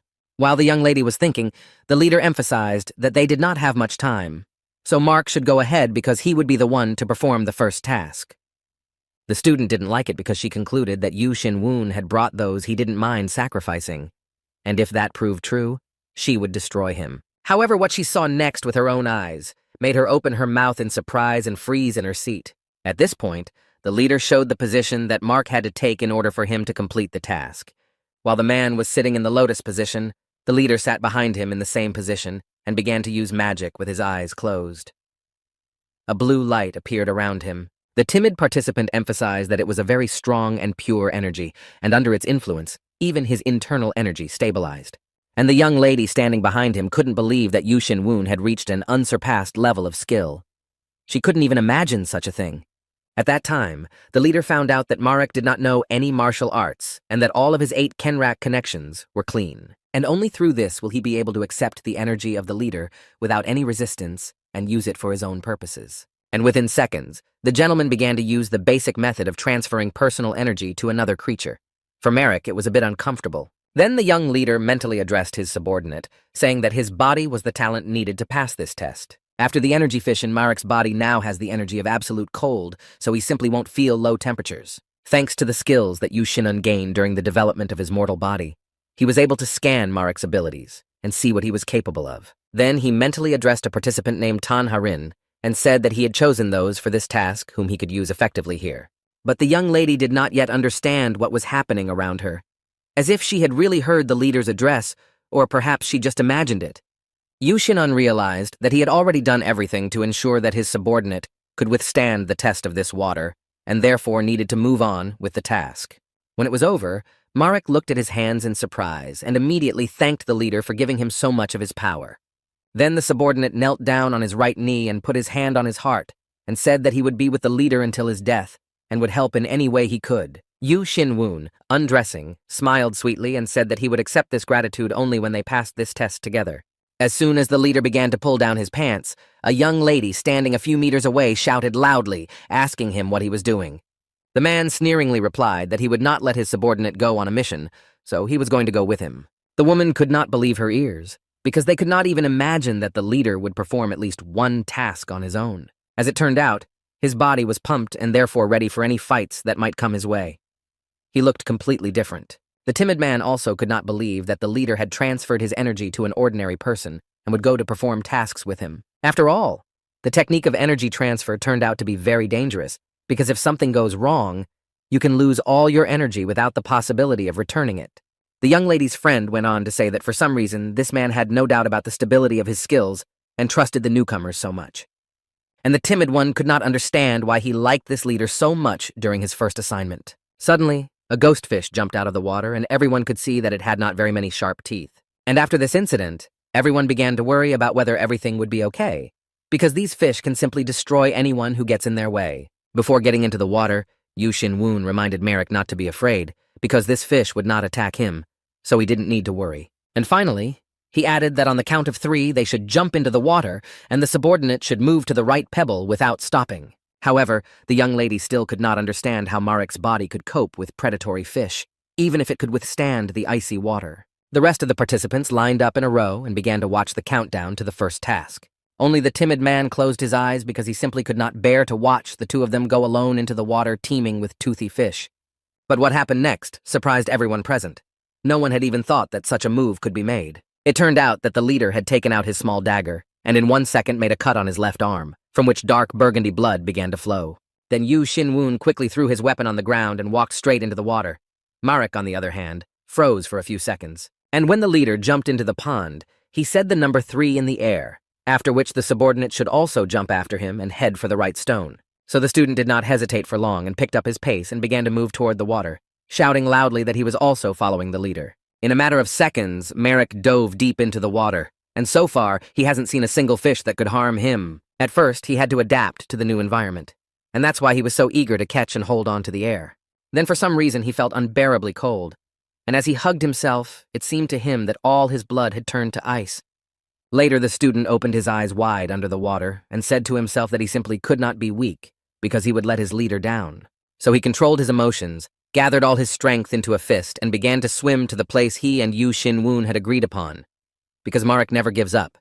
As the man was moving toward the stone, he noticed that predatory fish did not attack him, and this was due to the fact that the leader became a bait for them. Suddenly, something strange happened in a second.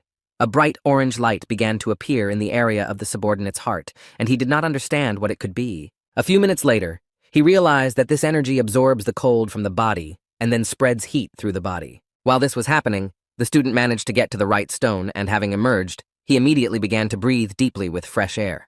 Then he carefully climbed on top of it and, while still in the crawling position, tried to inspire himself and regain his strength. When he succeeded a little, he got to his feet and began to look around, looking for his leader. He still hadn't reached the left stone, so the cave fell silent because everyone was worried about it, but still hoping that he would appear. Everyone present tried to notice at least a small hint that Yu Xinun was alive and was now hanging out on the left side of the pond, unharmed. Suddenly, Marek noticed a young gentleman still in the water, so he turned to him in fright and asked him to get to the surface immediately. As it turned out, the leader was being followed by a whole school of ghost fish, ready to attack him at any opportunity to eat him. While Yu Xinwoon was underwater, he felt that his body was pierced by cold, but it did not cause him discomfort, but rather refreshed him. And he could not understand why he had such a great opportunity during his first assignment, because it was a great success. Its passive effects include resistance to 5 elements, including metal, wood, water, fire, and earth. An orange light appeared in the abdomen, symbolizing that this resistance captures the cold in the water and the fire element absorbs it. Therefore, the leader stayed underwater for several minutes to allow this process to be fully completed, and he could feel comfortable. He was very happy about this because at that moment he could get such clean and strong energy for free and then use it. The other members of the squad stood silently for a few minutes, looking at the pond, waiting for the leader to appear. However, this did not happen, and the young lady began to walk towards the water, saying that she was going to go to help Yu Xinun before it was too late. A timid friend ran up to the girl and grabbed her hand, asking her to stop because it could be dangerous for her as well. Sitting on the right rock, Mark was also worried about the leader, so he turned to him again and asked him to come to the surface as soon as possible. Suddenly, a brightly colored wing began to break through the water, so everyone froze in their seats,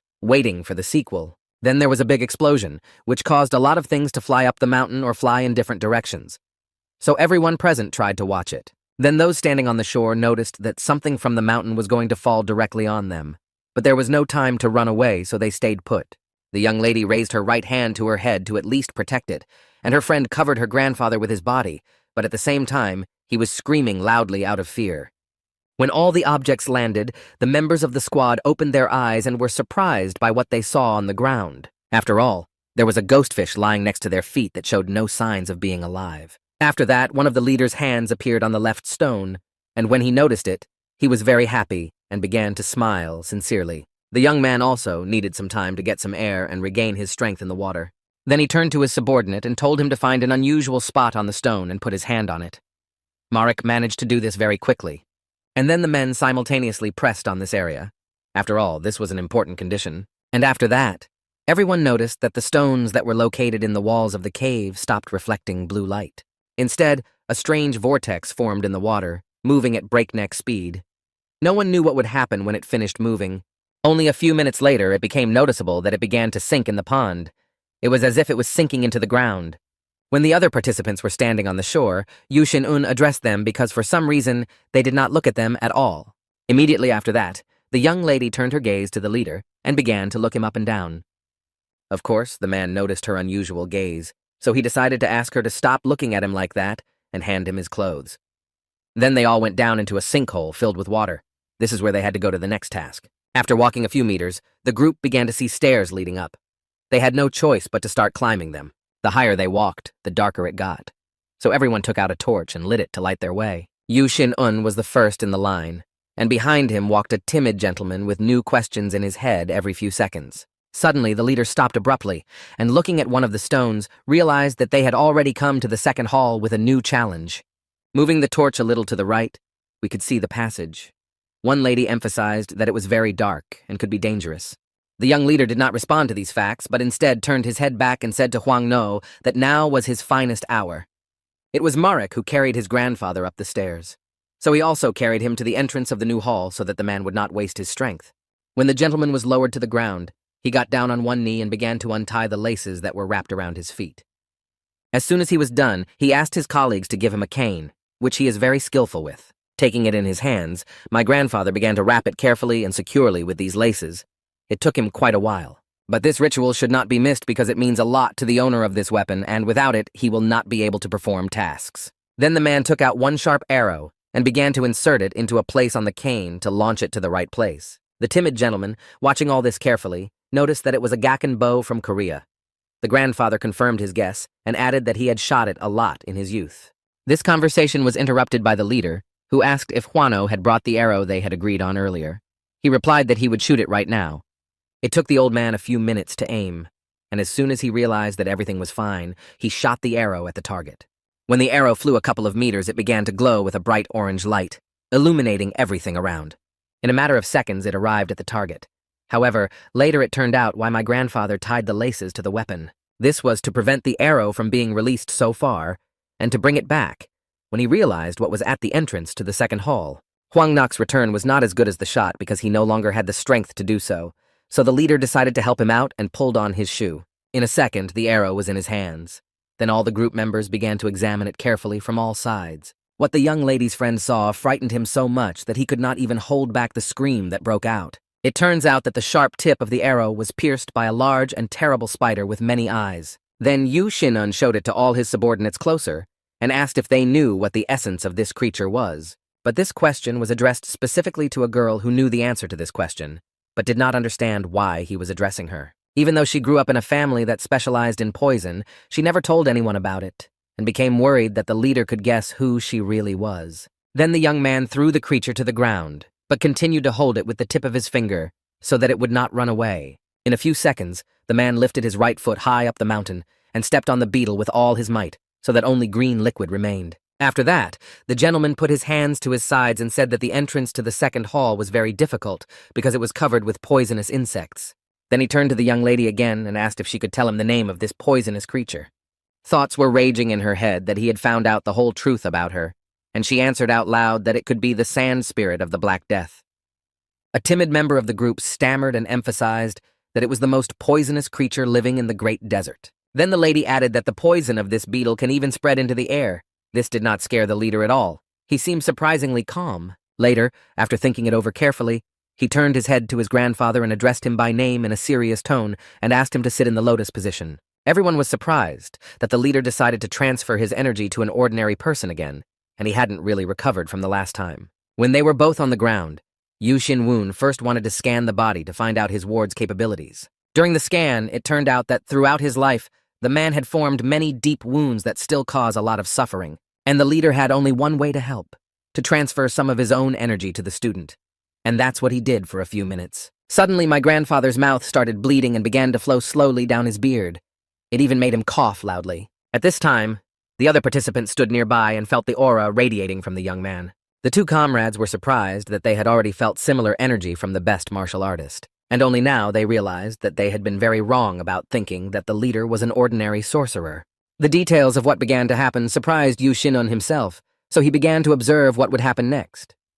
It turns out that the system reported that the leader had already cured 30 terminally ill people and gave them a chance to live a new life. He was shocked by the number, so he began to think that these were probably women who had been drugged with unknown substances. And for this, the man was unlocked a medicine unknown to the world. He gained the ability to heal and was very pleased with this. At the end, Yu Xinun turned to his grandfather and said that it was over. He asked if everything went well. However, the leader, smiling, did not waste time on this and said that they would discuss all the details later. And looking at the entrance to the second hall, he emphasized that there are not only poisonous bugs in the darkness, but also other dangers. Then the leader told the grandfather that he had to cover him because when he left, the man should only shoot at the inanimate. The gray-haired gentleman immediately drew his arrow so as not to miss the right moment to shoot. When Yu Xinun took a few steps in the darkness, the orange eyes of the creatures began to glow on the walls of the cave, and when he saw this, he said out loud to attack. Some of them began to slowly move away from their seats and headed straight for the man. The leader stopped in one place and waited for them to approach him. He had no fear of them at all. In a matter of seconds, they had completely crawled all over the man's body. Some even managed to bite him, but he did nothing about it. Black specks appeared at the bite sites, which later turned into large bleeding wounds. And then the poison spread throughout his body, and the creatures did not stop but bit him more and more. But the leader had his own plan, and he had to endure it for a while because he had the ability to resist the poison. And the more they bite him and put their poison into his body, the more he will be able to get natural energy from it. Yu Xinun spent about 10 minutes like that, and that was enough for him. So he decided that it was time to call it a day. And suddenly, right in front of his face, a trace of light purple appeared, and that was the first wake-up call. However, this light reflected off him a few centimeters from his face. It was as if a transparent shield was standing in front of him. And when everything disappeared, the young leader turned his gaze to the side and suggested that it could have been a restless spirit. At the same time, my grandfather continued to stand with the arrow drawn, even though he could not see anything with his own eyes. However, he feels everything. Therefore, he will not miss any danger for Yu Xinun and will help him. And in such cases, he will never miss. After all, time cannot destroy this natural feeling. He felt quite well that the leader was surrounded by a large number of creatures. They were biting him on different parts of his body, and they did not stop for a second because they wanted their victim to fall here and now without signs of life. Then my grandfather began to listen to calculate the trajectory of the shot. And in a matter of seconds, he fired his first arrow at the target, and it flew away with the accompaniment of light. And then he began to shoot more arrows in a row, and they flew around Yu Xinun from both sides. A few meters away, these arrows met with unknown creatures. Their collision caused large explosions. The young leader was pleased with this development. The timid man began to think about the fact that the blind old man was covering Yu Xinun with arrows. It was just a miracle, and the gray-haired gentleman continued to do his job because it was not over. Then the leader began to look closely to see if the door to the second room had opened or if he needed to buy some more time. When he got closer, he saw that a small crack had already appeared through which he could enter the interior. The door would not open by itself anymore and had to be opened by hand. That's what Yu Xinun did. As soon as he did, a bright orange light came from the other room. The leader froze for several minutes. This light made the beetles feel uncomfortable. Even smoke began to appear from their bodies. And then black spots began to appear on them, destroying their bodies. And then the light changed to blue. It turns out that this light was emitted from Yu Xinun, who decided to use magic to get rid of these creatures. As soon as he managed to do so, the gentleman turned his head to the rest of the group and suggested that they go to the next gate. Only one old man quickly answered. The rest were simply shocked by what had happened. Then they all lined up and began to climb the stairs one by one. Yu Xinun was the first to go, as usual. The young lady was followed by her grandfather, and she could not understand why he was walking alone for so long and was not yet tired, and no one was carrying him. After about 10 minutes of climbing, they finally reached the place where the orange light shone brightly. Suddenly, one of the participants imagined a small black-haired boy running forward with a wide smile.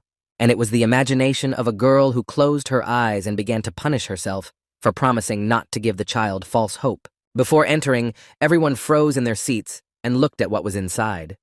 For some reason, none of them were in a hurry to enter. There was nothing in this cave.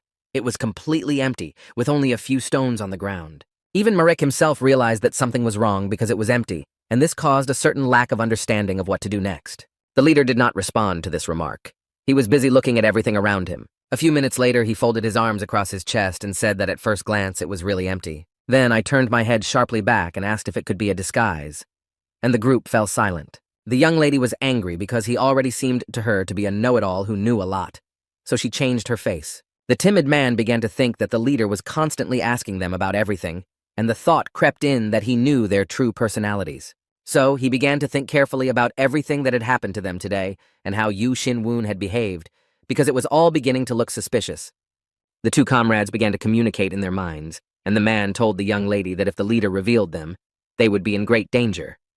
The next phrase the timid man said to his friend was that the opponent could easily defeat them. At this time, the young gentleman looked suspiciously at the group members. He also emphasized that the leader had made a rather strange choice of people to fulfill this task. None of them had any outstanding talents. So he concluded that in this situation, the best solution would be to do whatever Yu Xin-woon wants them to do, and to deal with this task as soon as possible. A second later, the timid man said out loud that most of the traps here were disguised as ordinary things. The leader asked if the man could destroy them. A member of the group folded his arms across his chest and said he would try to do it. His friend was surprised because he had never been so brave before. Moreover, he had never done something that was beyond his capabilities. This time, however, he went forward with a confident and serious expression. Approaching one of the stones, he carefully picked it up, and his guesses were confirmed that the disguise was used to look like natural objects. And if you move this stone and then pick a yellow beautiful flower to another place. Then he jumped high up the mountain because he realized that he also needed to bring the stalactite down to its fullest extent. At that time, the leader thought that he was just a fool, and he had not yet seen the divine mind of Zhe Gal, the son of a rather influential family, who was the timid gentleman. It turns out that the dumbest person in the world is a fool, and that's what they called Zhe Gal and his family because he was the only talentless son in the clan. He simply didn't have the willpower because he liked to have fun rather than pay attention to training and education. That's why he didn't hold the most important position, and because of his frivolity, until a certain point, no one saw a warrior in the young man, and so no one ever took him seriously. However, once he managed to survive when his entire family was killed, and at that moment he became the commander of a unit that was part of the Blood Sect. After several battles he gained fame and the name of the Divine Mind, and the leader could not believe that such a person would come to him. A few minutes later the timid gentleman said he knew how to destroy this disguise and pointed to one of the stones, emphasizing that it was the key element. He added that if it was broken, the whole system would collapse. Yu Xin-woon didn't wait, and immediately went to do it so they could move on. Zhe Gal couldn't calm himself down because he was overwhelmed with joy that he had been useful to Yu Xin-woon himself, and that he had even thanked him for it. In a matter of seconds, the young leader approached a large stone and pulled his hand back to swing it to deliver a strong blow to destroy it. And he succeeded the first time, because he had a lot of strength that could be used in this direction. This impact destroyed the stone and left only many small parts and thick dust that filled the entire cave. When the dust began to disappear a little, Yu Xin-woon noticed that there was really something behind the stone, and perhaps it could be the entrance to the next test. As soon as the dust settled, it turned out that it was a gate, and they were not simple at all, but metal gates that would not be easy to open. It was at this point that Mark decided to praise Sama Gun, who had managed to recognize how to break the cover.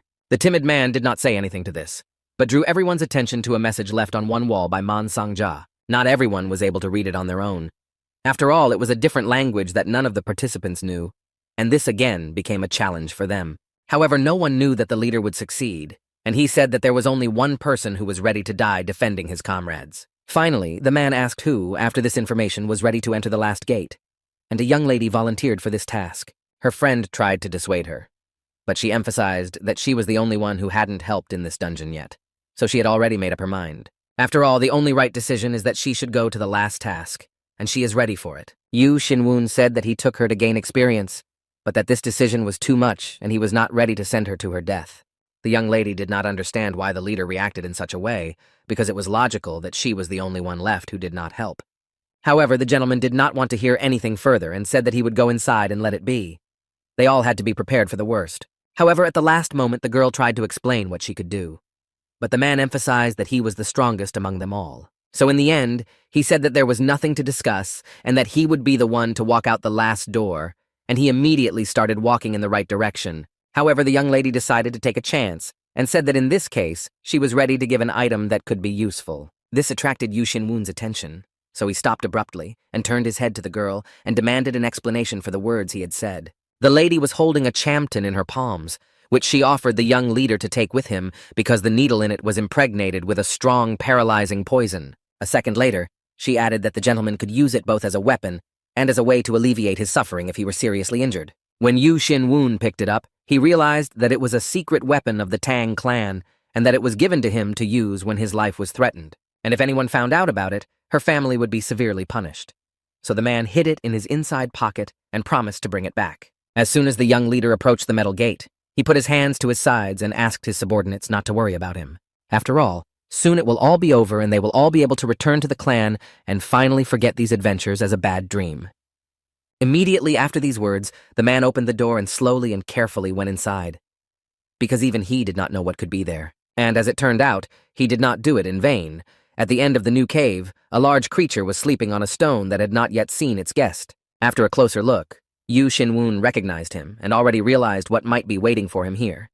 But he didn't feel any panic or fright. Suddenly, the creature raised its head sharply. Its eyes glowed with a bright yellow light, and a long, thin tongue came out of its mouth. Its eyes were fixed on the guest. Then it slowly began to climb to higher ground and spread its transparent wings. This is how it was preparing to attack. But first, this monster decided to scare the opponent, so he opened his mouth wide and made a very loud and rough sound throughout the cave. Even some airflow from this shout reached the young leader himself, whose expression did not change for a second. Only after the performance was over, he smiled broadly and wished a pleasant appetite to the terrible creature who hoped to eat him. Therefore, the creature began to move directly at the guest, unleashing all its fury on him. And from this, the legendary fire-breathing snake began to appear. The leader realized that he did not have time to look at what was happening, so he had to take action. And for this, he again used magic, but of a slightly different nature, because all actions were highlighted in bright purple. And with his hand on the ground, the man called upon the mighty skeletons to distract the opponent's attention and exhaust him into unnecessary guests. Then Yu Xinwun asked the monster a question with a sly smile to find out if he would be okay if they all attacked him at the same time. All the creature could do was to open its mouth wide and scream again with the rage and fury that overwhelmed it. The summoned skeletons did not wait long for something, but decided to act and quickly headed for the monster to attack it. Each skeleton had its own sword, which it swung to strike its opponent. The creature moved to the wall to make it harder to reach. In a few minutes, the creature grabbed one skeleton with its mouth and tugged at it from different sides, trying to destroy it. At this point, she was able to knock down the other two attackers with the help of her long and surprisingly strong tail. After that, the monster stopped and began to carefully examine all the attackers, because he wanted to destroy them all at once, not deal with each one individually. Therefore, as soon as they approached him to the maximum distance, he opened his mouth wide and began to scream in a special way, as if something had been used during this. Those skeletons that were closest to it were thrown back several meters by the sound wave. Those behind continued to move toward the creature. Suddenly, the blue light that the leader usually emitted began to appear behind him, but this time it was not him. It was also a skeleton, but not like the others. It quickly flew around the opponent and managed to strike him several times. This was quite unexpected for the monster, and he closed his eyes in pain and screamed loudly again, even releasing one of his attackers from his mouth. After that, he quickly moved towards the ceiling to protect himself and treat his wounds. Some of them were quite deep. The leader among the skeletons didn't realize what was happening yet, so he froze in place and began to calmly watch his opponent. And in a matter of seconds, the creature regained all its strength and used a skill that launched many light beams in different directions. And they could cause a burn. Yu Xinwun also carefully observed everything that was happening in the cave and concluded that this creature seemed surprisingly strong. Then the opponent directed the flow of his killing energy to the ground exactly where there was the largest concentration of skeletons in order to destroy them. When the young leader noticed this, he loudly addressed his subordinates, ordering them to disperse in different directions, for the irreparable could happen. However, some skeletons did not have time to do so and were destroyed by this flow of energy. But there were also those who managed to escape. Therefore, after that, Yu Xinwun realized that in order to win, he needed someone who could fly and skillfully use it for his own purposes. And he put his right hand on the ground again, while using magic to summon 2 more helpers to win the victory. The first assistant was a man with a rather pale skin color and large, sharp fangs. And the second was a large green creature that also had a thin tongue that was constantly sticking out. However, this did not bother him in any way, and as it turned out, the man was the leader among the vampires, and the green creature was Basilisk, who constantly fights for life and death. As soon as everyone was ready and took up their fighting positions, Yu Xinwun said, smiling broadly, that the second level could now begin, and the man used the skill of resurrection and conquest of the monsters destroyed earlier, and during this process, they retain all their abilities that they had during life. Yu Xinwun never thought that he would ever have to use this skill, but he was curious to use it. Looking at the 2 creatures behind him, the young leader realized that something had changed, and he needed to understand what it was. The system reported that a special creature appeared that is created by combining the energy of players and the damaged mana of the destroyed monster.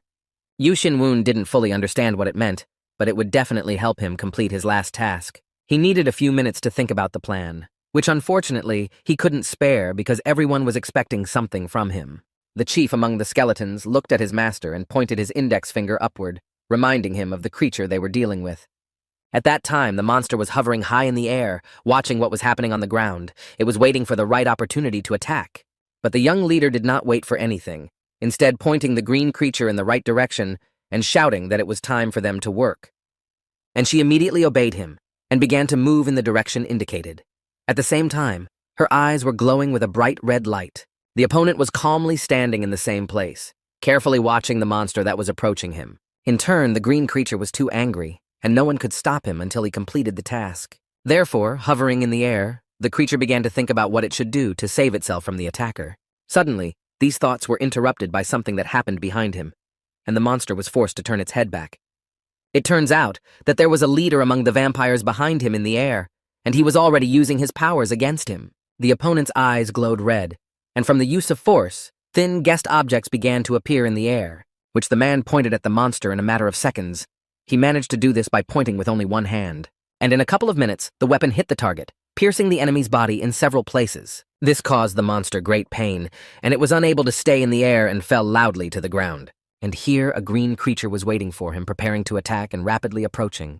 Suddenly, the creature of this cave began to scream loudly again in pain, but not the pain it had received in the air, but a completely different one. It turns out that the green opponent, as soon as he approached the monster, immediately bit him by the tail. He stayed in this position because he wanted to make a big wound. The sound of pain and frustration was unbearable in the cave.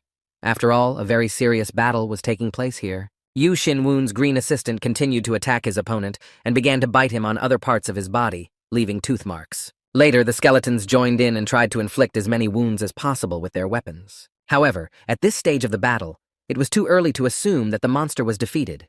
After all, it used its reserve capabilities with the last of its strength. And it was that the owner of the cave began to burn with fire. But this did not cause him discomfort. It scared away the attackers. And it was hard to believe that after so many injuries, he was now standing like nothing had happened and ready to continue fighting. The creature's gaze was quite focused and a little cunning, as if he had thought it through before. However, the fire suddenly disappeared after another blow, and even the creature's face changed. It became somehow indifferent. It turns out that Yu Xinwun approached him and jumped on the monster's face and used the needle he was given earlier. In order for the poison to work, the needle had to be inserted as deeply as possible into the body. Therefore, the young leader made every effort to do so. At this point, the creature did not resist much because it was a point that constrained the movements of his body and did not allow him to defend himself. As soon as the leader was ready, he smiled broadly and wished his opponent a pleasant appetite. Immediately after these words, the man pressed a button to inject the poison into the creature's body. This caused a large explosion. When it was all over, Yu Xinwun praised himself for having done it before the monster's body burned, because it is valued by material smiths. Later, the leader noticed that his scythe had changed, after absorbing a lot of the dead creature's energy, and it can continue to absorb the energy of monsters. The man emphasized to himself that the creature did not attack with full force at once because it underestimated Yu Xinwun and his assistants. Not having much time, the leader approached the creature's body with the scythe and realized that he had to get rid of it immediately. However, something caught the man's attention, and he stopped for the moment and began to examine the object closely. As it turned out, Yu Xinwun decided to use the ability to resurrect creatures, and it took him a few minutes to do so. A circle with many hieroglyphs was formed on the ground where the monster lay without signs of life, and they were illuminated with blue light. And literally in 10 minutes, the creature came to life and began to slowly and carefully rise to its paws. Its eyes glowed with orange light, and as soon as the creature stood confidently on its paws, it opened its mouth wide and began to scream loudly throughout the cave. And the system informed the leader that the legendary fire-breathing serpent had been added to the list of monsters available for summoning. Therefore, the man did not show any cowardice and approached the snake and put his hand on its face. This was to demonstrate good intentions. It took a few minutes for the cave to become a friendly atmosphere. No one dared to break the silence first. Yu Xinwun turned his head to the right and realized that it was time to end it all and get out of this place. But so far, everything hasn't happened as it was written in the blood sex report. Namely, after defeating the monster, the door was supposed to open immediately, and the man began to think about all the options why it didn't work. So in the end, he decided to look for something that could be hidden. Approaching one wall, the young gentleman put his hand on it and began to read all the information about this place. But so far, it hadn't yielded any useful results. However, Yu Xinwen did not give up and continued to look for a clue. Suddenly, in one part of the wall, a place was found that radiated strange energy, and the gentleman stopped there. In a matter of seconds, the wall collapsed and a small hole formed in it through which one could enter the interior. The young leader did not hesitate for a second, but quickly entered the next room and, walking forward, wondered if he could find the artist's book here. When he finally arrived at the room, he saw that it was much smaller than the previous one, and it was also empty. Suddenly, he glowed with a blue light because he felt that someone was approaching him from behind, and it was done only for his own protection. It turns out that there was a man's spirit behind him who emphasized that he knew that Yu Xinwen was an entity from another world. The man was surprised because no one here knows this. He asked the gentleman a question out loud to find out if he was Man Sangja. The gray-haired gentleman sat down on the ground in a lotus position, looking at the interlocutor, and replied, "Why ask such a question when you already know the answer?" He went on to say that he did not leave his ashes here because he did not want to serve people who did not deserve it. After that, the man stopped talking and just stared at the other man for a few minutes. His expression changed dramatically. Watching this, Yu Xinwen began to think that this old man was looking at him with pity, and yet he doesn't understand why. Later, the gray-haired man said that he was not happy with the power that mocks the dead. However, there is no other choice when it comes to defeating evil, and he is ready to help. Then the older gentleman asked the young leader if he really disliked this power so much, and he extended his right hand to him. Yu Xinwen took this hand without hesitation and began to look attentively into the eyes of the other person. This formed a certain connection between them, and in a matter of seconds, orange light began to appear around these hands, symbolizing the transfer of energy from Yu Xinwen to his grandfather. In order for this transfer to be successful, the young leader had to put his best foot forward. After all, this is not an easy exchange. Then the gray-haired man said that he could appear only once every 10,000 years, and he would divide his knowledge into two parts for the master. To begin with, the sage decided to give the interlocutor strength so that he could gather all the knowledge of the world in himself, and the system immediately began to give out various messages. Then my grandfather asked me to give the book with the secret records about his belts and mechanisms to someone whose talent could be compared to his. Later, the wise man emphasized that he was sad to give it to someone who belonged to another world. However, he has no other choice. After all, he is the one who has to save people. In the last moments of the elder's life, Yu Xinwen told him not to worry, because they would do everything to stop the blood sect. Suddenly, there was an explosion, and the nearest wall collapsed, creating a cloud of dust. The leader took a few steps back from this sound wave to stay on his feet. It turned out that it was people from the group who were sneaking in to see him. They were worried about him, so they came to help in any way they could. When Yu Xinwen turned his face to them, he could see the satisfaction of his subordinates at this act. They had fully met his expectations. On the top of Tianmu Mountain, there are two features that allow you to enjoy nature. One of them is the Black Lake, which is called the city between heaven and earth. And the second is a mighty tree that has seen many winters in its lifetime and has no equal on earth in terms of size and beauty. And through the trunk of this tree, you can get out of the cave to the top of the mountain. The exit was constantly illuminated with blue light. It was through this exit that a group of people came to the surface. The timid man who noticed that she was on the mountain breathed a sigh of relief. But he still said that they had to bury the box quickly so that the robbers wouldn't notice them, because the mere thought of meeting them was already alarming him. Suddenly, Yu Xinwen froze in place, staring intently in front of him. None of his subordinates understood what had caused this. But when they all looked forward, they noticed a large cemetery in front of them among the green large bushes. And now a new problem has arisen: how to bury the box here. After all, it is simply not possible to do it in this particular place. And the group fell silent as each participant thought about how to complete the last task, because it turned out to be harder than they had imagined. He decided to ask if they could really hide the box here, because so far he has no idea how it can be done here. The leader replied that this was not necessary. The timid one happily emphasized that this was a wise decision because no one would check it. Then the man said that all that was left was to break off a branch from the tree and return home. The young man replied that he did not have to do that either, and this information raised a new question. How would they prove to the bank that they had completed the task to the end and passed all the tests? Suddenly, a strange noise was heard nearby, and everyone immediately started looking around to see what was going on and what measures they should take. In a matter of seconds, it turned out that a large group of robbers was approaching the leader's group. They were purposefully running right at them. The main gentleman was running in front, and you could see from his expression that he was ready to fight to the last breath of his own or his opponent's life. He was very afraid of this, so he went back to the tree trunk where the entrance was. However, it disappeared as soon as they all went out of the cave and onto the mountain. The young leader thought that these robbers had finally come because he had been waiting for them. But the chief of the bandits was surprised to see people of the Baekun clan here, and he still doesn't understand how they got to the top. So the man decided to immediately ask what these people were doing here, and the way he gritted his teeth made it clear that he was very angry. Not receiving an answer in the first seconds, the gentleman raised his sword and ordered his men to prepare for battle because none of the guests should leave here alive. The subordinates immediately obeyed the order, loudly informing the chief that they were ready to attack at any moment. The people of the Baekun clan began to prepare weapons for themselves in order to conduct a decent defense in case they were attacked.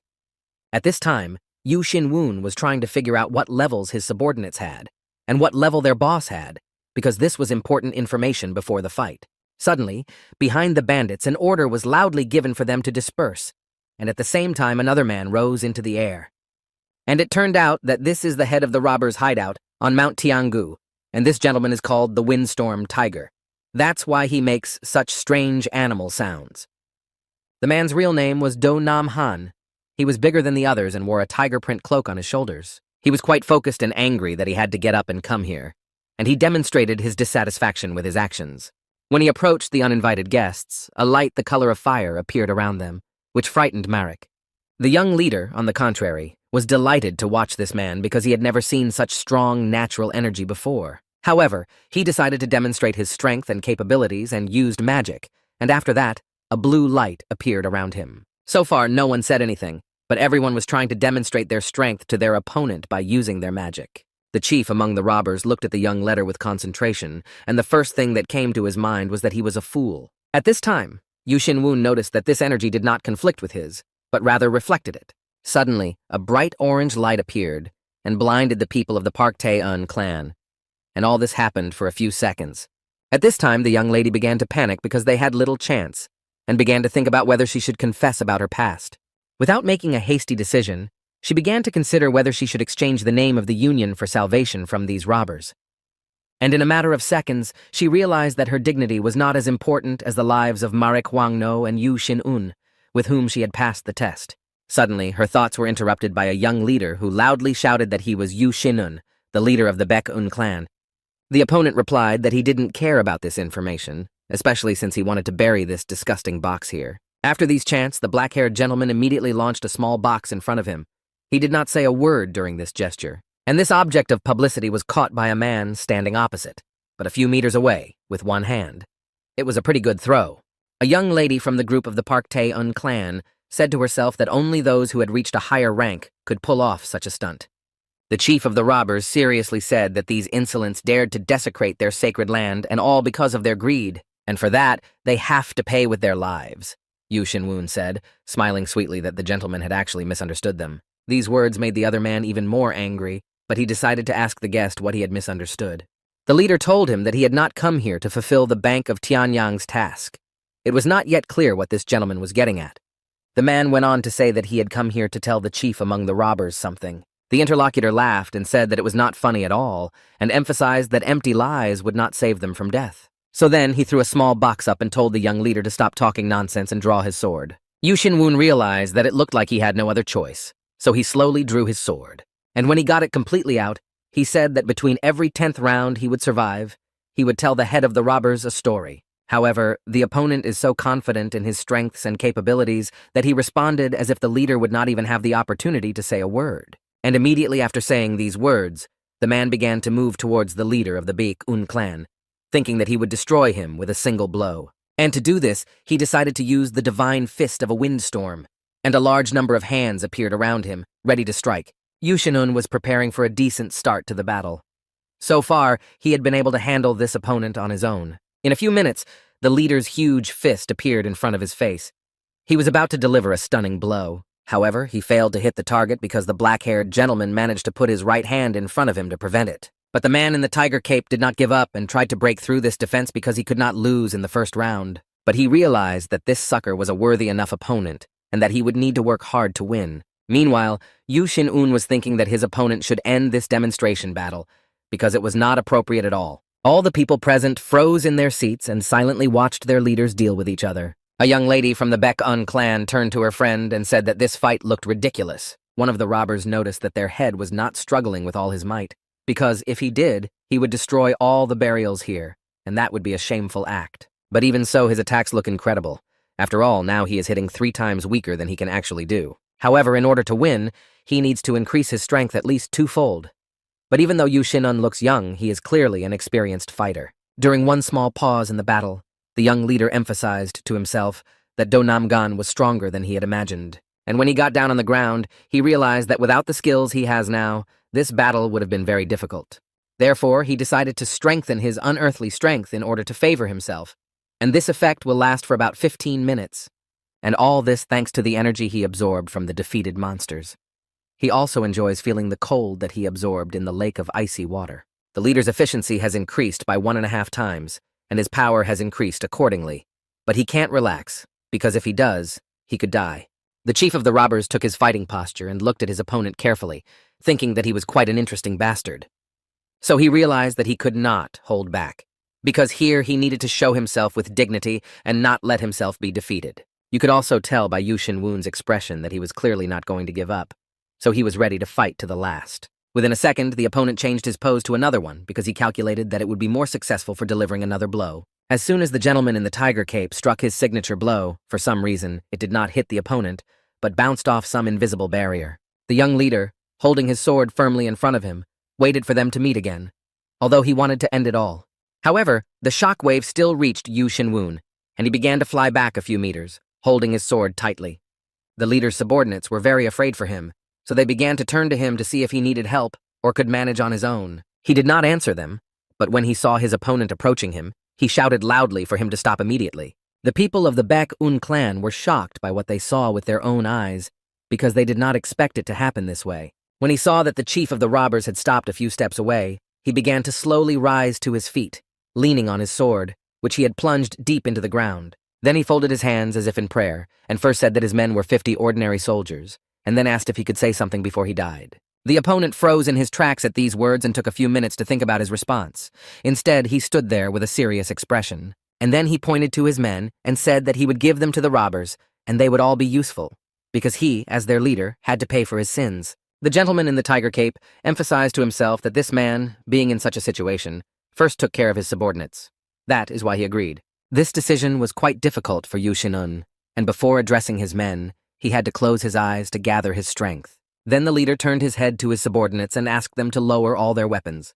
He said this with a very serious expression on his face. People were very angry at this order, so they immediately asked what the gentleman was saying because they could not leave him here. The head of the clan, Baek-un, could not stand the pressure and opened his mouth wide and shouted loudly for them to do it immediately without further ado. Only after that they realized that there was no need to wait for any explanations, so they quickly threw their weapons into a pile. The leader of the robbers turned to his assistant Taeguk and asked him to take these people alive to their squad. After this request, the man clarified that it turns out that the gentleman in the tiger cape will be left here alone with the enemy. Then a group of people from the Baek-un clan began to walk slowly among the robbers who were looking at them closely. They themselves were very angry that this is how it happened, and that they were simply sacrificed after so many trials. In a few minutes, everyone left the scene of the clash, except for the two leaders who approached each other to talk. The leader of the bandits emphasized that they would be very good people. Yu Shin-un replied that his subordinates were excellent comrades in arms. After that, he held up his right hand, smiled slightly, and invited his opponent to start over. The man tossed the small box and asked if the sucker really wanted to test the full force of its power. Suddenly, the box hovered in the air above the gentleman's index finger, and he asked the young leader if he knew if the object was still empty. After pausing for a few seconds, the man added that the founder of this test had simply wrapped them around his finger, that is, deceived them. Throwing the box forward, the gentleman said that this old man wanted to make a joke on the whole world. Even after his death, he was forcing others to risk their lives. After catching the object, Yu Shin-un heard himself being asked to leave the mountain with his men, and all this will remain only a lesson for them. However, the young leader abruptly and loudly closed the box and looked the other man in the eye, saying that he could not do it. The opponent simply exploded with rage and began to glow with orange light, shouting and clarifying what he had said wrong and why the gentleman was still suggesting such a thing. The young leader felt too much pressure on himself, so he decided to quickly tell the interlocutor everything he wanted to say earlier. He began with the fact that 60 years ago, the eldest son of a famous Chinese family successfully passed an exam at the estate. He had a lover whom he wanted to marry, but she was a commoner, and one day his family found out about it. From that moment on, she was threatened and forced to leave, and the eldest son left the family, cursing each member for destroying his happiness. He needed a lot of money to find his love. Even though he earned a fortune over time, he was unable to find the girl. In his despair, he even resorted to strange actions. But no matter what he did, his heart still ached and hurt from the emptiness inside. Only when his last days were drawing to a close did he learn the truth. Namely, that when she was exiled, she carried his child under her heart. He wanted to meet his son, but unfortunately this was not to be because he did not live. But he hoped that he would meet his family in the afterlife. At the end of the story, there was an awkward pause between the men. One of them had to think carefully about what he had just heard. The leader of the robbers, having mastered his emotions, asked if the interlocutor could somehow prove his words. He replied with a yes. The gentleman did not really believe the man, so he asked an additional question about what would happen if he failed to convince him. Immediately after this question, an opponent's sword got stuck a few meters in front of his feet, and he launched it himself. But so far this did not mean anything, so the gentleman again clarified what the young man was going to do. It took Yu Xin-woon a few seconds to think carefully about his answer, then look up at the other person to answer. And in a calm tone, he said that if he could not prove it, the gentleman could kill him immediately. When the prisoners were brought to the settlement, all the locals came to the central square to see them. None of the people present could believe that such a small group of people could reach the very top of the mountain without being noticed. One of the boys asked what happened to the leader, since he had not returned. Another bandit told him that he had stayed with the leader of this group. A few hours later, a meeting was to take place near the main building of the settlement, where everyone thought they would not be alive today. Because these losers managed to get into their habitat, they will undoubtedly be destroyed today. At this time, the two leaders moved to one of the rooms of the chief robber's mansion to continue their conversation in a quiet environment. The gentleman in the tiger cape took his place of honor in a large, comfortable chair, and Yu Xin-woon sat in a lotus position on the floor. Then he put his hands on his knees and looked up at the other man, and the room fell silent for a few seconds. The leader of the robbers decided to break it, saying that those who live here once gave up living in a big city, and everyone has a secret to this decision. Then the man emphasized that he was not a miracle worker in the mountains since he was born. A minute later, he added that he did not know how the other man had found out, but that his mother had indeed given birth in the mountains and died there. And the person who is his father really left his mother and child. Then the man said that you are all he knows about himself and his family. After that, the leader of the robbers slowly lowered his head down and sadly emphasized that his mother suffered a lot because she had to go through so much. A few minutes later, the gentleman sharply looked up at Yu Xin-woon and asked him once again if the young man hadn't made up the story he told to save his life. The young leader, with a serious expression and a calm tone, replied that everything he had said earlier was the truth. And this is the true story of the founder of the group of robbers on the mountain and his mother. Immediately after that, the man opened his eyes wide and began to compare the facts with his life. And the first thing he realized was that the main character of the story was Kil Gun-pung, and he was the founder of Tingyang Bank. Yu Xin-woon confirmed this statement. The gentleman recited the following fact in his head with his eyes wide open in amazement. It turns out that this bank founder is his own father. It took the man only a few minutes to digest this information, and then he said that it could be a lie, so he needed proof. And again, after a short pause, the gentleman said that he really felt it was strange, and that was why he could not believe the story was true. Yu Xin-woon again assured that he could prove the truth of his words. The interlocutor asked how he was going to do it. The young leader quickly raised his index finger forward and pointed to the box and said that he would do it with its help. The gentleman who held it in his hands began to examine it carefully from all sides, wondering what information he could get from it. Then the man reminded him that there was nothing in the box, so it was a useless thing. However, Yu Xin-woon insisted on taking it anyway. After all, although this object really has nothing inside, it has its own true purpose. The man in the tiger cape could not stand it and threw the box to the leader, saying that if he needed it so much, he could take it for himself. The black-haired young man successfully caught the object, and smiling broadly thanked me for the opportunity to use it for its intended purpose. But then he asked for more brush and ink. The other man immediately asked why he needed these things as well. Yu Xin-woon hesitated a bit, because he didn't know how to explain it in words, so he said that the gentleman should see everything with his own eyes first. As soon as the boy received the items he needed, he took a comfortable pose and began to paint something on the box with a brush. While the leader of the robbers was watching, he asked again to find out what the boy was doing. Not receiving an answer, I assumed that perhaps the young man was thinking of admitting that everything he had promised was a lie. However, what he saw next made him stand still and not even blink for several minutes. Something seemed very familiar to him. and he jumped to his feet to get closer to the box. And in a matter of seconds, Yu Shinun reported that the ink had opened a letter left by his father for the leader of the bandit settlement. When he handed the box to the owner, he said that it would be easier to read the letter if it was printed on paper, and this should be done with the rest of the boxes they collected. After all, it was through them that his father wanted to convey something to his son.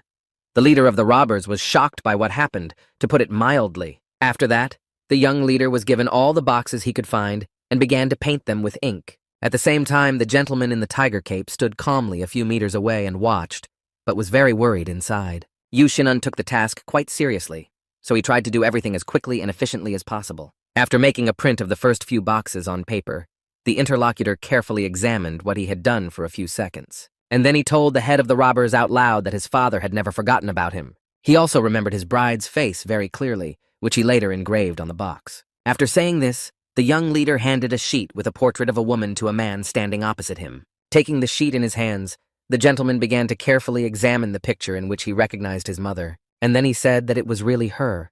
Because at one point he even forgot what she looked like because in his memories his mother's face carried only sadness and grief. After a short pause, he added that now he remembers his mother's sweet smile and he misses her very much. Then tears began to flow down the face of such a courageous and influential man. And he was not going to hide it at all. When the young clan leader Baek-un saw this reaction, he began to smile mysteriously, thinking that he had succeeded. After all, he had long ago realized that the goal of the last task was not money but the jaguar of the windstorm, Do Nam Gan. After all, the Blood Sect has attracted another leader of a bandit squad who wants to eventually take over the position of head of all the squads. And it was for this reason that wars were constantly flared up between the units on Mount Tianmu and the Tianyang Bank. And as a result, a rather long war broke out between them, taking many lives of good soldiers. Although Do Nam Gan managed to break the Bank of Tianyang after long and exhausting fights, he found out that Kilgun Pen was his father, and after that he realized that he had destroyed the legacy of his only relative. His life was filled with guilt, and he lived his last days in pain until this suffering finally ended. Therefore, everything Yu Shinun did was aimed at changing the future of Do Nam Gun's fate. After all, he needs it to prevent future destructive events because he is a master at it. When the man had gone through all his emotions and had regained some control of himself, he asked if the young leader needed anything from him. Slowly getting to his feet, the young man said that he could not ask for a reward for a task given by the will of heaven. Then, Yu Shinwun put his hands in front of him and began to say that all this time, he had been climbing to the top without sparing himself and then fighting with the head of the robbers. Therefore, all he wants now is to quench his thirst, and that's why he asks the other person for a glass of good alcohol. The man in the tiger cape did not believe what he heard, so he asked again if this was really all the gentleman wanted to receive for the task. The leader of the clan, Baek-un, smiled broadly and confirmed everything. After all, he had long ago thought out a plan for his future actions. All this time, members of the robbery squad stood outside the main building and waited for some news from inside. After all, they were all very curious to know what was happening there, and they could not stand the last hours any longer. The members of the Baek-un clan also did not understand what was happening, but they were also curious to know. Suddenly, the doors of the main building opened sharply, and the leader of the robbers quickly came out with a serious expression on his face. And turning to his men, he asked them to listen to him carefully, for they were to bring all the alcohol they had and prepare for a feast. And he said that today is the day when he let go of his most difficult feelings and found a younger brother in spirit. A few minutes later, a chic banquet was organized in the great hall of the main building, where everyone took their place of honor. Everyone sat in small groups where everyone knew each other, so they had something to talk about. After the people had eaten and drunk enough, they organized an arm wrestling competition. The first participants were Marek and a big pumped-up robber who lost in the first round. This made the robber a little upset, but Marek was just happy with this development, so he continued to show off his muscles. At the same time, at another table, members of the Baek-un clan group were sitting with several rivals and were talking enthusiastically about how they had completed the task. The timid man said that in the last test, the spirit of Mansangja himself had bestowed his knowledge on them. The young lady sitting at this table did not pay attention to the conversation at all, because something more interesting was attracting her attention on the right side. And as it turned out, she was watching both leaders sitting at the same table and having a quiet feast. Carefully watching all of Yu Shin-woon's movements, she realized that it was really very difficult to figure out who this guy really was. And that's why she was constantly looking for something in her husband that could bring him to the cleaners. So at that moment, she promised herself to be more observant because she simply had to find out the truth about him. Yu Shin-woon noticed this stare right away, so he mentally asked her to stop looking at him like that, because it would make a hole in him. The leader of the robbers, however, did not seem surprised to raise a glass of drink to his mouth and began to drink it slowly. When he had quenched his thirst, he put the glass on the table and said that it was quite a tasty meal. A second later, he said out loud that he had lived here for decades and had drunk a whole lot of alcohol, but it had never been so sweet. After a short pause, he added that it was because he was drinking it with his brother. The young leader replied with a big smile that he didn't know how to get up. The man with the tiger cape said it was a reward for his hard work and the efforts of his men who risked their lives to climb the mountain. Suddenly, the gentleman turned his head sharply toward the table of the Bakun clan because something was still alarming him. And it was that the two comrades did not have their own faces, and he reported this information to their leader. Then the man turned his face to the interlocutor and laughed loudly, saying that he was just a little nervous. Yushinun turned to his new friend and asked if he could ask him something, but the man insisted that the young man call him brother. The leader thought that this gentleman was not of an age to call him brother. Later, the man in the tiger cape added that if the black-haired man did not call him brother, he would not answer him at all. The leader of the Pekun clan had no choice but to call the interlocutor his brother and ask him if he wanted to go with him to the Tingyang Bank. There was a short pause between the men. However, it was broken by the leader of the robbers who said that he needed to go there at least once. Yushinun reasoned that the content of the letter made it clear that the Donam River, which flows among the mountains, was of great importance to the interlocutor. Suddenly, the older brother turned to his younger brother and said that he also had a question for him. He immediately asked whether the young leader would be an example of a bad follower in the eyes of people. Yu Shin-woon took a sip and clarified in a calm tone that he hadn't already said this, and only then he replied that he did not see anything wrong with that, so you can safely continue to complete the task. It took the leader of the robbers a few minutes to consider all the advantages of going to the bank together. For this self-sacrifice, and for the fact that his new brother was so worried about him, the main man in the tiger cape expressed his gratitude. He was the one who spoke so loudly and emotionally that everyone around him began to look at him carefully. Yu Shin-un put his hand on his heart and said that he did not really deserve such honors. But the man did not want to hear anything because the head of the clan, Baek-un, was covering up his older brother's disgrace and he wanted to pay him back for it. After that, they got to their feet, and red and orange light began to appear around the men. All those present got up from their tables and began to watch with wide-open eyes and mouths. None of those present realized that this was happening, and what could happen to them afterward. Then the head of the robbers told everyone that his new brother had refused the reward and was even ready to take on the shame to save their honor. And if they do not repay their brother, they will only confirm that they are nothing but unworthy robbers. Then the man decided to tell all his subordinates the following very important news. He said that from now on, Yu Shin-woon is one of them, and he can move freely through their territory whenever he wants. Upon hearing this order, the robbers immediately assumed a posture of submission and shouted in unison that they would treat it with respect. This means that the White Cloud unit does not need to conduct surveillance on this piece of land,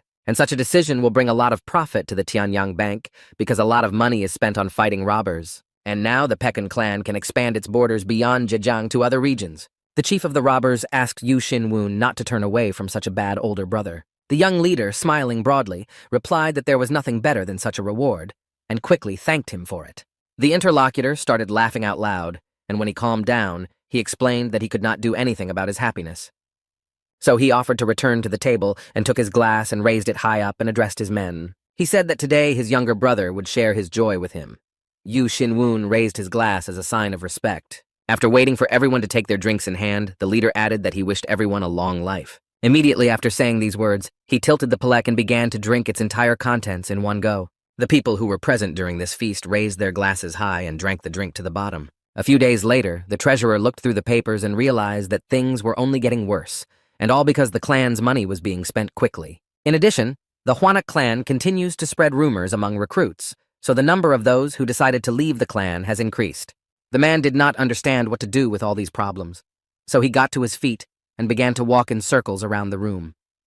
After all, he is most concerned about the safe return of the leader who went to Mount Tianma. He really wanted his master to come back safe and sound because the whole clan depends on him. In order to let off some steam, the man took out his sword and swung it around several times. And then he said to himself that he needed to get together because he had to support their leader now more than ever. It was he who saved this body that could have died at any second, and so he will help him even if it costs him his life. Suddenly, strange sounds were heard on the street, and the man began to move to the door to see what was happening. When he went out into the yard, he saw both of his bodyguards wounded in different parts of their bodies. As soon as the treasurer saw who decided to attack them, he was quite surprised. It turns out that it was a man whose right upper limb was once cut off in the forest by Yu Shin-un. Other members of the clan came running to hear these cries, and one of them loudly addressed the attackers and asked them who they were. When he received no response, the man demanded that they identify themselves immediately. The guest began to smile slyly, and then he opened his mouth wide and loudly addressed Yu Xin-woon, ordering him to go outside because he needed to talk. Without hearing any response, the attacker demanded that he immediately come out and kneel in front of him. And if he shows his submission in this way, the guest will take only his life and no one else will be hurt. The treasurer did not like this manner of communication with their leader, so he drew his sword to defend his honor and dignity. Another member of the Baek-un clan turned to the soldiers and ordered them to prepare their weapons as well, and in a matter of seconds, everyone was ready to defend against the attack. But they didn't realize that there were only 2 of them. The treasurer said that this coward could not have come here without reinforcements. Therefore, it was decided to wait for a certain pause so that the opponent could show what he had in mind. And it turned out to be an effective solution, because later, a man came out and angrily asked who dared to raise a sword against his disciples. Everyone present was surprised, to put it mildly, because no one expected to see this gentleman here, because they all realized that this was a pretty good opponent, and only the young leader, who is not currently in place, should talk to him. Then a whole group of well-trained soldiers appeared behind this man, ready to attack at any moment. It turned out that it was the leader of the Mount Huang faction. He looked at the people of the Baek-un clan and asked them to lower their weapons. The treasurer decided not to comply with this request, so he turned to his men and asked how they could allow these people to enter the clan's territory. One of the aides to the leader of Mount Havanok emphasized that the people they came to see were quite self-confident. And then turning to the treasurer, he asked why he was throwing words around like he didn't know who was in front of him. The chairman then clarified that the Baek-un clan really thought that he would ignore the fact that his younger brother had lost his arm. But no one could believe that this gentleman had come down the mountain so abruptly only because he wanted revenge, since he would not benefit from it. It became clear that the people of the Kwangnok clan had paid him well to destroy the Baek-un clan. The man explained that he could not help but intervene in this situation. The treasurer said in a serious tone that the uninvited guests had gone too far and still dared to say disgusting things about their leader. And then he asked what evidence they had to throw around such words. After all, no one has the right to behave like that in their clan. However, the impudent gentleman did not explain anything, but quickly drew his sword and pointed it at the people of the Baek-un clan. The one in front of him quickly reacted to this gesture and took out his weapon to defend himself. However, even this did not help him much because the opponent's light beam continued to move toward his face. And with his last strength, the man tried to repel the attack on his own, and it was not easy for him. When the comrades noticed this, they quickly rushed to help the deputy leader cope with the attack. But a group of the enemy's men appeared on their way and did not allow them to get to their man. Then the 2 smiled and asked him in a commanding tone not to interfere because it would only make things worse. After all, if they take even one step, the men will destroy them all at once. The deputy leader heard this threat from the corner of his ear and loudly ordered his men to retreat, saying that he would handle it himself. And if they intervene, everyone will die, and the clan does not need such great sacrifices. He added that he would try to figure it out on his own. The comrades stayed in their places, but it was hard for them to watch the deputy leader fight alone against such a strong opponent. The naked eye could see that the man was having a hard time defending himself. After all, he was not so young. During the fight, the opponent emphasized that all the gentleman had to do was bring his leader to him. But for some reason, he chose to contradict the elder of the great mountain Huang. And finally, he added that the man's arrogance simply knows no bounds. After all, the goal of the alliance is to destroy demons and overcome chaos, and it has not yet been fully achieved. So the attacker stopped for a few minutes and said that if the gentleman did not want to die before his time, he should bring this demon Yu Shinun here. Instead, the deputy leader sat down and said that his master was busy and had no time to see such guests. Then he took a pose to better protect himself, and looking at his opponent, he told him to stop it immediately and leave their clan. But the head of the mountain disagreed with this and said that struggle is a great medicine for those who act thoughtlessly and do not know their place. After that, the uninvited guest began waving his sword from side to side, emphasizing that he would teach the man proper manners once and for all. It turns out that the gentleman used a thunderous moon sword that simultaneously struck his opponent in different parts of the body. This caused the deputy a lot of pain, and he was forced to put down his weapon and sit on the ground to let the pain subside. Taking advantage of this chance, the attacker came up close and put his sword on his right shoulder and said that if the man wanted to save his life, he had to bring the leader. However, he did not understand who he was dealing with because Yu Shinun's subordinates were ready to sacrifice themselves, but would not give him up. As soon as the uninvited guest heard the refusal, he raised his sword high up to kill the man, for he was no longer of any use. And finally, he added that the man blamed his leader for everything that happened because he failed to come out to talk to them. The victim closed her eyes tightly in order not to look at her abuser and waited for the last moment to come for him. However, enough time had passed and he still felt nothing, so when he opened his eyes, he saw a rather familiar figure. And when the deputy came to his senses, he realized that he was facing a leader who had come to protect him and was doing a good job. He repelled the opponent's first attack and looked him in the eye and told him not to rush to his conclusions because he had come to understand everything. Instead, during the battle, the chief of the mountain tried to understand how this bastard had managed to sneak up on them unnoticed. Such talent confused the intruder. After all, it is simply not possible to perform such a stunt using martial arts alone. It requires additional skills. Suddenly there was a rather strong blow from Yu Xin'un. It sent the opponent flying back a few meters. But he did not fall. He managed to land on his feet and quickly point his weapon forward to defend himself against the attack. When the people of the Baek-un clan noticed their leader, they began to smile loudly. Now, they could definitely handle these impudent people. While the opponent was trying to clean up and figure out what to do next, the young leader said that he was leaving for a while. And then, looking closely at his opponent, he emphasized that he saw that they had uninvited guests who had organized a massacre here. Then Yu Xin'un turned his head back to where his deputy was sitting and asked him if he was okay or if he needed any help. The victim put his hand on his chest, lowered his head and looked down, and said that he was ashamed that he could have lost. The leader asked the gentleman to take care of himself. A second later, he asked the man not to move because he put his hand on his shoulder to treat his injury. In order for everything to work out well, the black-haired young man had to concentrate on the problem and direct his energies there. At this time, a blue veil formed around them. The substitute closed his eyes to feel more comfortable in this state. After this ritual, the young leader turned to his subordinate again and asked him not to worry because he would soon feel much better. Then the leader began to slowly turn his head toward the uninvited guests, because he would not let anyone get away with such brazen behavior in his clan. And first of all, he began to look at the head of the mountain, saying that he would cut off his limbs for doing this to his deputy. The attacker was very angry at these words, but decided not to show it in public, so he tried his best to restrain himself. But his assistant could not do it, so he jumped forward with his sword and addressed Yu Xin'un and asked him how he dared to speak to them like that. A second later, he added that he would cut off his arms and legs. Such threats did not frighten the young leader at all, and he listened in silence. Then he turned his gaze to a man he had already met once in the forest and did not like it very much because it brought back bad memories.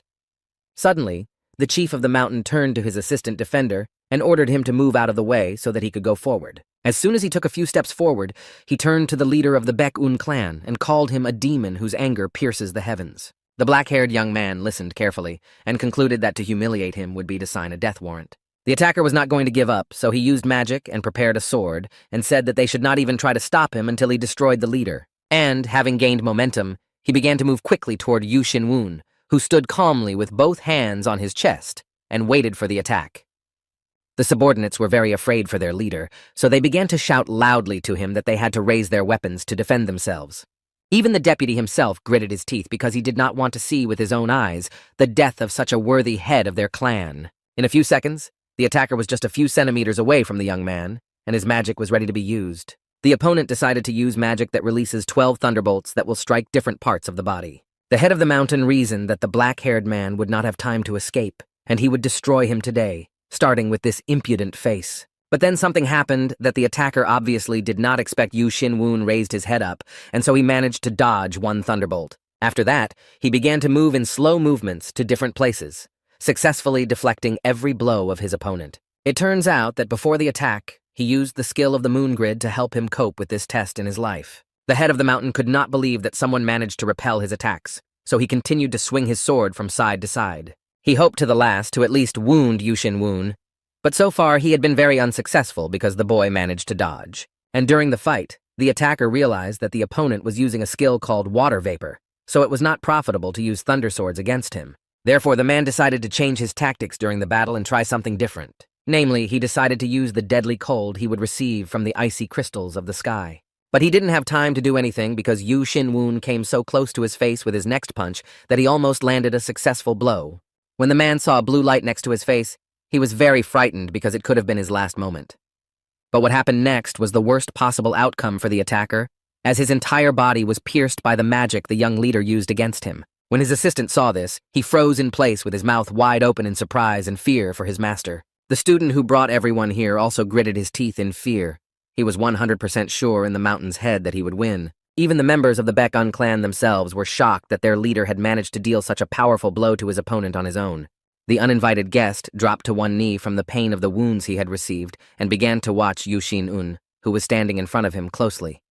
A bright blue light still shone around the young man because he was still using magic. After finishing, the young leader put one hand on his side and looked at his opponent and emphasized that he did not look good. After a short pause, the man added that he was granting the uninvited guests a pardon because they had already received enough today. Then he put his sword on his shoulder and sneeringly said that if they wanted to live, they had to get out of his clan immediately. But the head of the mountain did not want to give up so easily, so he shouted loudly for the boy to stop talking nonsense that he could not listen to. And all because he was annoyed that such a young guy could achieve such power in such a short time. So the attacker again prepared his sword to attack, and at that moment, a purple light glowed around him. And before he started the attack, he added that he would behead the young leader because he allowed himself too much. Yu Xin-un realized that this one would not leave him until he died, so he decided to agree to continue the battle. And only then did they both begin to move quickly toward each other with swords drawn. After all, everyone wanted to win for themselves, because none of them wanted to lose and fall face down in the mud in front of their people who believe in them so much. The head of the mountain hoped that he would have enough strength to overcome this rather good opponent and still get what he wanted. However, suddenly their weight was attracted by an object that appeared between them high above and stopped their fight. It turns out that it was an arrow that landed in the ground just a few meters from each man, and that caused them to fly back a few meters. And when they were able to return to their fighting position, they began to carefully examine the weapons that had just arrived. And it was because of this that everyone died on the battlefield. Yu Xin-un looked at the arrow, which was sparkling orange. But the head of the mountain, with his eyes wide open in surprise, immediately realized that this weapon belonged to the unruly thunder. And just one penetration into the body can destroy a person forever because magic was used with it. And the arrow of uncontrollable thunder is a sign that the Tang family is ending the war that was started a long time ago. It also means that the battle is over. The attacker slowly began to turn his head back to see if anyone from the Tang family had come here. And behind him, he saw 4 people who had just come from an assignment. And so far the man did not believe that they could belong to the right family. In the middle stood a young lady holding an arrow in one hand and squinting her eyes at the uninvited guest. Suddenly the people of the Baek-un clan shouted out loud that the Straight Cloud Squad had returned, and it was this shock that broke the pause that had formed. When the attacker heard this information, he assumed that these people belonged to the Baek-un clan and could not possibly be members of an influential family. But the arrow that had been launched still haunted him, and later he noticed the same arrow on the girl and began to wonder if she belonged to that family. So he pointed a gun at her and said that these people do not know that the sky is high and that the earth is solid, and then asked if they really thought he would believe this trick. And finally, he ordered the newcomers to immediately tell him their real names and goals and to whom they belong. Then an assistant intervened and said that this arrow could only be shot by a blood relative and no one else had the right to do so.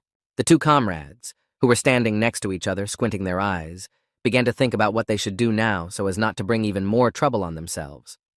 So the girl decided to show who they really were and elbowed him in the stomach to make her friend understand what they had to do. And then they put their hands to their faces and began to slowly and carefully remove their masks to show their real selves. The head of the mountain and his assistant froze in their seats with shocked expressions on their faces because they had clearly not counted on this course of events. Needless to say, even the members of the Baek-un clan themselves were surprised by who these people really were.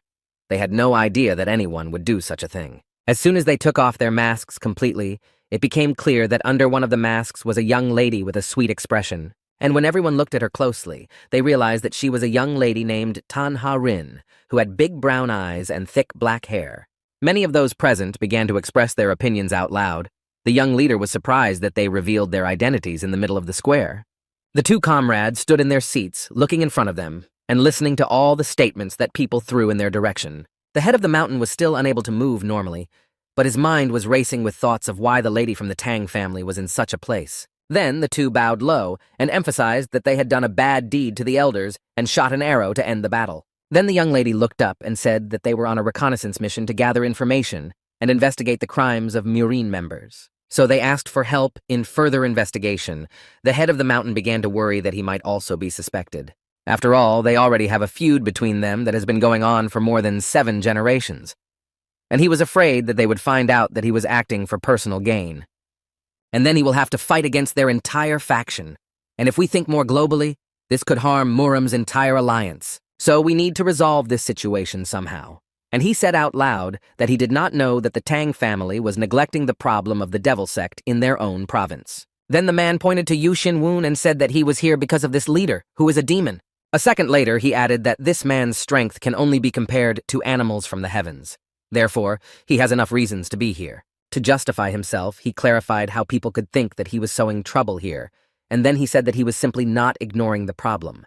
The girl began to explain to herself that she was only protecting the assistant of the group who was helping them, because the Tan family owed him a debt. After hearing the information, the uninvited guest began to look at the young leader a little sideways, wondering if all these words about him were true. And so it became clear to the infected that everything was not going according to his plan, so he needed to come up with a new one and get out of this place as soon as possible. When the head of the clan, Baek-un, saw his opponent's confusion, he held his head up high to demonstrate who was really in charge.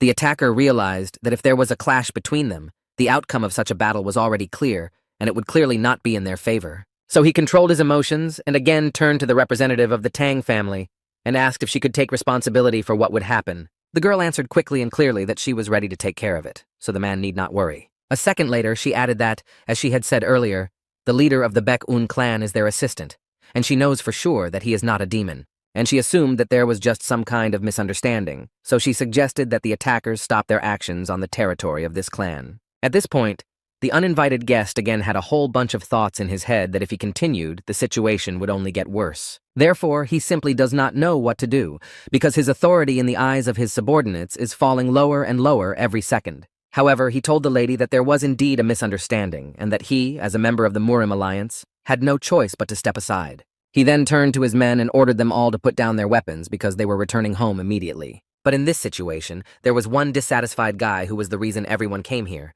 so he turned to the teacher and asked what would happen to him. The head of the mountain sharply turned his head to the young man and menacingly told him to shut up, because if he did not, he would cut off his other hand. As the uninvited guests slowly left the Baek-un clan, everyone watched them carefully. The deputy leader of the clan was surprised that it was so easy to end and that all their people remained unharmed. Yu Xinwen asked his subordinates to help his deputy and clean up the square where the battle took place. The two comrades who were standing next to them breathed a sigh of relief, but did not know what to do next when everyone learned about their true identities. The girl was very upset because their whole plan was ruined and they had to come up with a new one immediately. After all, they had to hide to the last, but they failed. Her comrade began to reassure her that everything was fine. But suddenly a young leader appeared in front of them, and his appearance frightened them and made them freeze in their tracks without even flapping. Instead, the man folded his arms across his chest and, to defuse the situation, smiled broadly and thanked the two for their help. After all, thanks to them, the clan was able to avoid a battle that would have brought many unnecessary casualties. The young man smiled nervously and said that there was no need to thank him. However, things did not go as the comrades would have liked because Yu Xinwen added that they now had something to talk about and that they had to do it immediately. These words made the girl even more worried, because now she would have to explain all her actions, and she did not want to do that. But they couldn't avoid it, so a few hours later, all three of them were sitting at a big table to discuss it. The guy was very nervous, and thought that he would not be able to stand it anymore because they had been sitting at this table for 10 minutes, and no one was saying anything. And looking at the young leader, I mentally ordered him to say at least something, so that this pause would finally be broken. Yu Xinwen looked at his interlocutors carefully and asked them to tell him their real names. The comrades did not know which of them should answer first, so each of them remained silent, trying to gather their strength. The young lady decided to start and said that first they wanted to apologize for showing their true identities so late. The head of the clan, Baek-un, put his hands to the side and said that this was not necessary because, to be honest, he had long known who they were. The interlocutors opened their mouths in surprise because they had no idea that the leader had declassified them. Yu Xinwen went on to say that it seemed to him that they realized that sooner or later he would notice that something was wrong with them. He added that he knew who they were from the first test. The lady clarified how he was able to see through their disguises. The black-haired boy laughed and said that it was his innate ability. The girl began to recall that no one had noticed this during her time in the clan. The robbers and their leader also did not suspect anything, so in her opinion the young leader is a truly unusual man. Then Yu Xinwen folded his arms across his chest and said that he could ask something else because he was very interested. He asked them if they realized that if they had not intervened, he would have resolved the situation himself. So why did they reveal their real names? The man then asked the following questions. Was this done to help the elder of the Mount Hwangok faction or to keep him in debt? The lady replied that they did not care whether the head of the mountain died or lived, and she did not want to make the young leader obligated either. And finally, she added that they did everything for the sake of Yu Xin-un's well-being. The man clarified why it was his. The young lady explained that if she had not stopped him, he would have beheaded his rival, and he did not need that now. After a short pause, she added that perhaps the gentleman would not have stopped there and would have destroyed all the subordinates of the uninvited guest. The young leader listened attentively and replied that all of the lady's guesses were correct. After all, this is exactly what he would have done in this situation, and this would mean the beginning of a war with the leaders of the factions, and now no one wants that. Then Yu Xin-un asked if he seemed irresponsible, to which the girl replied not clearly but vaguely, giving facts about the uninvited guest. And in the end, she added that if the Lord had beheaded him, they would not have been able to give a worthy response to the actions of other clans. This would have resulted in a massacre with dozens or even hundreds of victims. The young leader froze in his tracks and listened attentively to all this information. Then he put his hands behind his back and emphasized that they had already dealt with this issue, so they needed to move on to the next one. Then the clan leader asked why these two decided to protect him by calling him their assistant. The lady, looking out of the corner of her eye, replied that it was because it was so. After all, if he hadn't been there, they would have died in a dungeon or in a robber's hideout. Listening to this answer, the gentleman thought that these people did not lose confidence. After the answer, the young leader immediately asked the next question about why they had come to their clan in secret, and then there was a pause in the room. But the girl began to say that many people had disappeared in Zhejiang province, and they suspected Yu Xin-un of being responsible. The man realized that they were following the trail of a blood sect, and they started the investigation when everything was already over, so they could not find evidence. Then the head of the clan said that he had one last question, and it concerned why he was now cleared of suspicion. After a second pause, the lady began to speak without blinking, somehow incomprehensibly, and managed to say only the beginning of the word ready. And only later she added that he is not a suspect now, because he is ready to sacrifice himself for the sake of people close to him. Because watching him become bait for bugs, how he dove into icy water for his people. He was also ready to kill the head of the Mount Huang faction just for humiliating his subordinates. The girl added that watching all this, she never believed that a person like him could not be a criminal. Finally, she said that her intuition told her so. Her friend was still sitting next to her and agreed with everything she said. But later he emphasized that if his friend was wrong, it means that the leader is a good actor. The man folded his arms over his chest, smiled, and said that this was a pretty good answer, and that he would tell them what he could do to help them for their honesty. He said that he was also investigating the disappearances they had been dealing with. The interlocutors were shocked to hear this. The gentleman went on to say that Kim Mi-ho and Yu Jin-san were connected to the case, and by grasping this thread, he was able to unravel the tangle and reveal the criminal. The young lady jumped to her feet and asked Yu Xin-un to tell her everything he knew. The head of the clan said that once he told them everything, there would be no turning back, so I asked my friends if they were ready to hear it. There was another pause in the room. When the leader agreed, he began to tell me that the incident happened one rather dark night. A small group of people dressed in long black cloaks moved along a path through the dense forest, carrying something on their cart. The cart was also covered with a black blanket, through which strange moaning sounds of pain were heard. And a few meters away, a very pale-colored hand fell out from under the bedspread. Then the full moon began to appear from under the black clouds and illuminate the forest and the path more strongly. Suddenly, the hand that was peeking out from under the veil fell loudly to the ground, attracting the attention of everyone present. But one of the men was not at a loss and quickly came over and picked her up and threw her back on top of the cart without saying a word. The people walking ahead of us stopped at nothing strange and began to look around carefully. Not noticing anything strange, they turned their heads forward and began to move in the direction they wanted. Later, it turned out that 3 of their group had already been decontaminated and were lying on the lawn. The person who did it began to smile broadly because he realized that no one had noticed. And as it turned out, the attacker was not alone, but had an assistant who, together with him, broke into a group of people belonging to the sect. When they all arrived at their destination, they decided to wait here until the ceremony was over. The guards have to take the wagon and follow the main man, and everyone immediately began to fulfill the tasks set before them.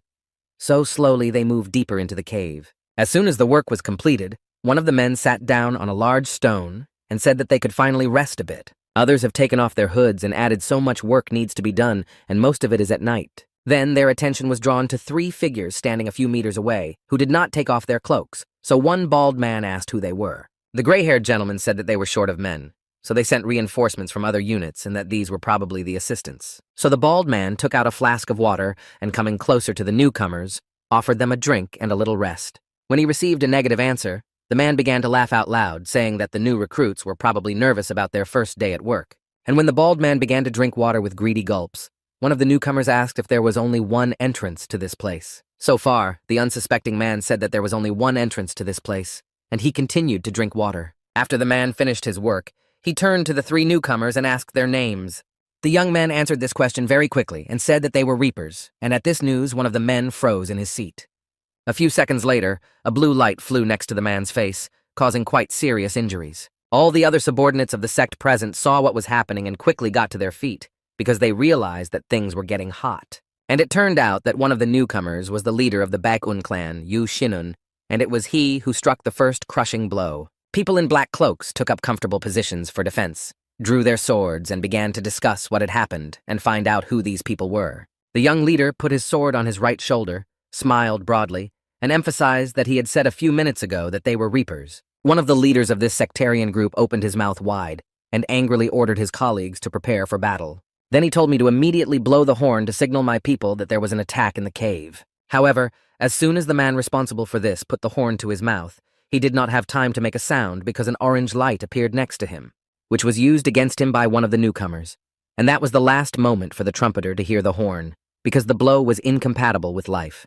When the sect members saw what happened to their colleague, they froze in their seats with their mouths wide open in fear. And it was at that moment that the girl decided to show herself so that everyone could see who they were going to lose to. But so far, the men in black were not concerned, so they continued to brandish their swords, asking the newcomers who they were. At this time, Yu Shinwoon was addressing his partner, telling her that he would finally be able to truly appreciate the power of the 7 sects. He further emphasized that there are many more rivals than them, but they need to not miss a single one either in the cave or outside. After saying all that, the young leader turned to his colleagues and asked if they could handle the task.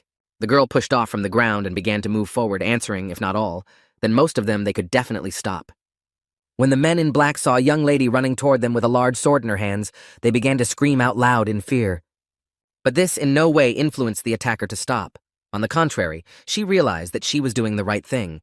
And in a matter of seconds, a fight of unequal strength began in the cave, but for some reason these three were still winning so that there would be fewer of them. The girl alone managed to fight several enemies at the same time and deal with each of them. After all, she came here to settle the matter once and for all and is ready to fight several dozen more such rivals. As soon as Yu Shin-woon sideways noticed how his partner was doing her job, he realized that there was nothing to worry about. But with the other partner, things were not so smooth because he was left alone and was simultaneously attacked by 2 opponents with whom he could not cope. And if it wasn't for the J-Gal family's technique, mysterious footsteps of heaven, he would probably have died long ago. So the young leader realized that this friend would not be able to cope on his own, so he stopped and decided to go to his aid. And then he realized that he would simply share his power with his assistant so that they could both be as useful as possible in this fight. When the transfer took place, the young man noticed a blue light on his hands and began to think about what kind of unknown power he had.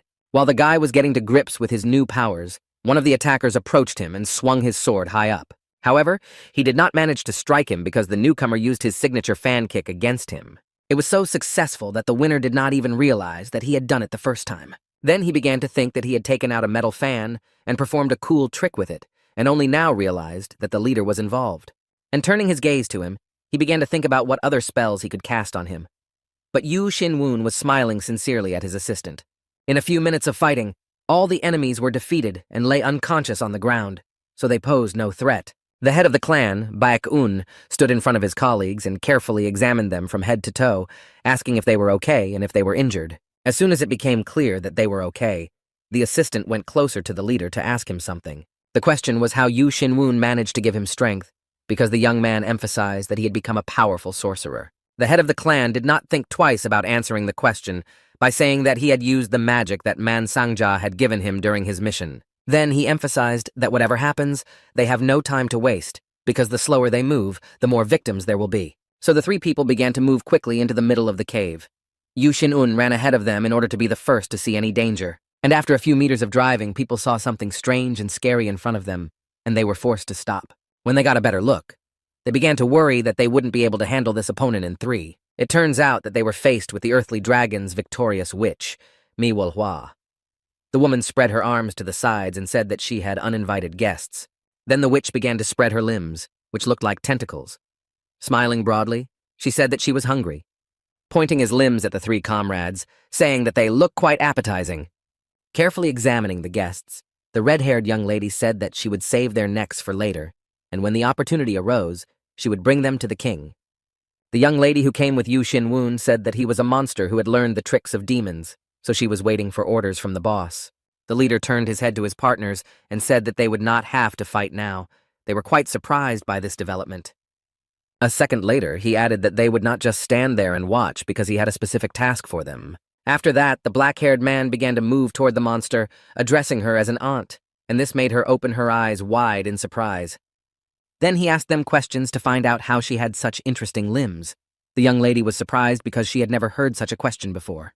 Stopping a few meters away from his opponent, he added that they looked rather strange and said it would be okay if he just cut them off. Such impudence enraged the witch, and she released a little of her energy and asked if the gentleman really wanted to die so badly that he decided to ask for it himself.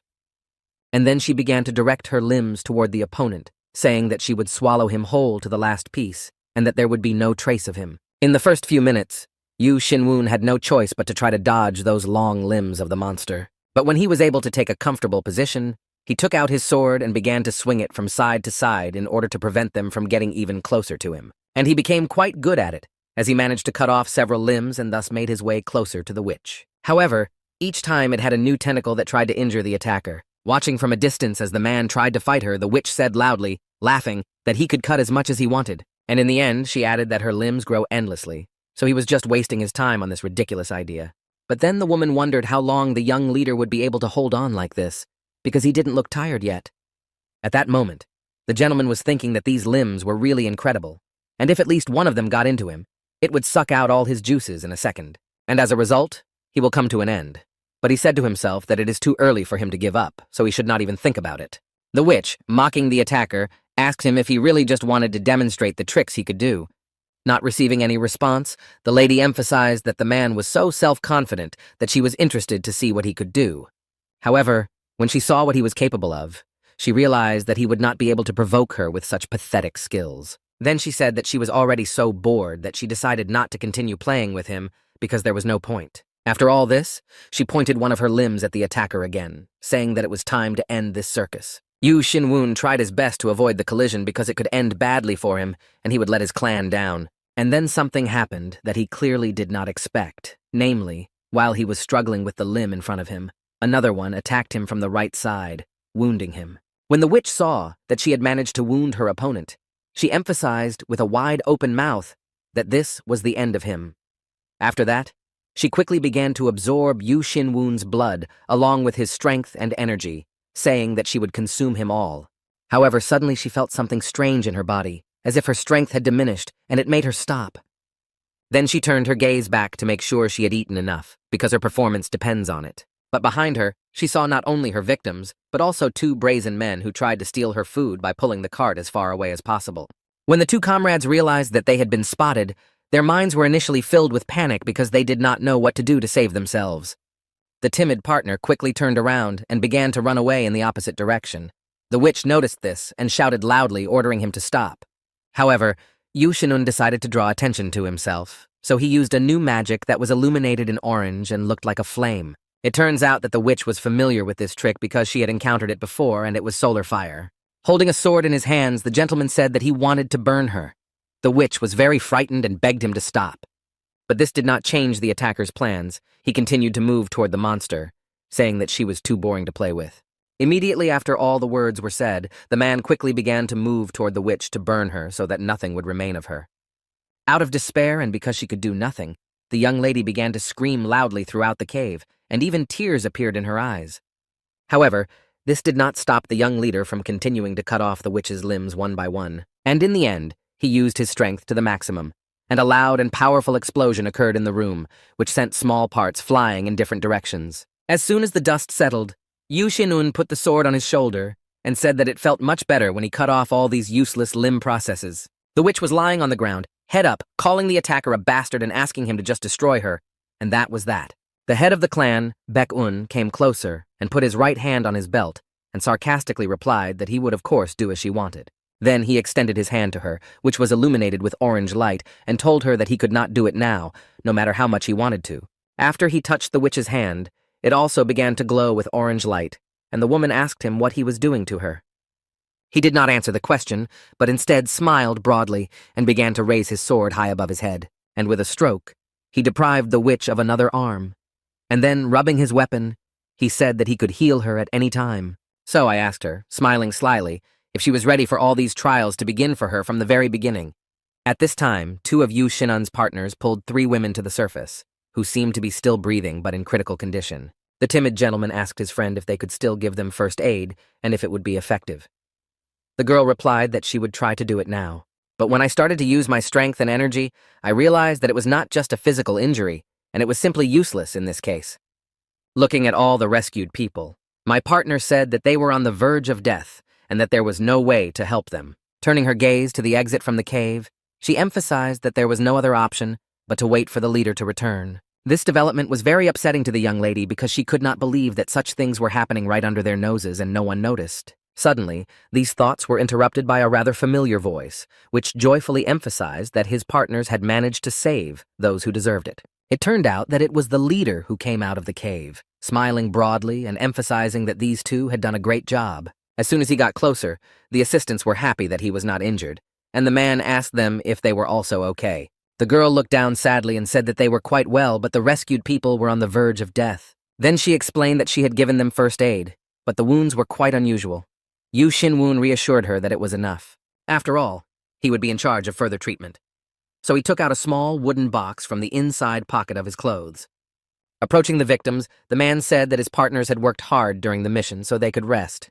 Using his abilities along with the medicine, he mentally began to answer the young lady that Chimton was actually hiding his abilities, because it simultaneously applies backward cleaning and white sign to get the desired result faster. Within a few minutes, it became clear that the poison was leaving the victims' bodies, and their breathing was returning to normal. So all this should help to bring them out of critical condition, and then transport them to the clan for further treatment. After he repeated all these actions with all the victims, the leader returned to his partners and happily announced that this was all. While their lives are still safe, they need to be taken to doctors who can help them. However, the assistant was curious about the reason for this condition. She had never seen anything like it before in her life. Yu Xinun said that this effect is produced by illegal substances that are highly addictive.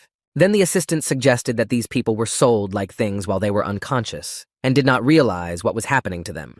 After carefully considering everything, the young lady said that she could not turn a blind eye to this, and her friends supported her in this. Then they began to say that they needed to inform the Alliance about this, and that they needed to unite with the authorities to strengthen the Karen battalion. Suddenly, the young lady asked if there was anything else, and the leader replied that there was no point in telling the Union about it because they had no effective evidence. The man then put his hands on his chest and said that even if he reported directly to the authorities, the investigation would not be able to move forward. After listening carefully to all this information, the young lady assumed that Murin's alliance and the authorities were involved in this chaos. Yu Xinun, folding his arms across his chest, confirmed this assumption with a serious expression. A second later, he added that someone in the Union knew about the Karen battalion and turned a blind eye to it. The man then reminded them that before they came in, he told his assistants that they would not be able to return, so it was time for them to make a choice. The 2 comrades froze in surprise because none of them had taken those words into account. After a short pause, the young leader said that they had to choose whether to continue to trust the Alliance or to believe it. The girl was very upset by what she heard and began to think out loud about who could be a traitor in the Union. Yu Xinun decided to help with the guesswork a bit, so he said that banned substances are now being distributed in 2 provinces, and one of them was called Zhengjiang and the other Anhui. And the second name attracted the attention of the 2 comrades because it was quite familiar to them. The man went on to say that in Zhejiang, the influence of the Alliance is quite weak. But in Anhui, the situation is different, as there are 2 factions that the Murim Alliance relies on. The timid assistant said that it was hard to believe that all these people were aware of everything, especially when 5 years ago, the youngest son of the clan died from these substances. And most of all, they carefully check all newcomers to the clan. The leader said that then only one faction falls under suspicion. The young lady guessed who it could be, but the head of the clan said out loud that it was the leader of the Mount Huang faction, Master Jiangsu.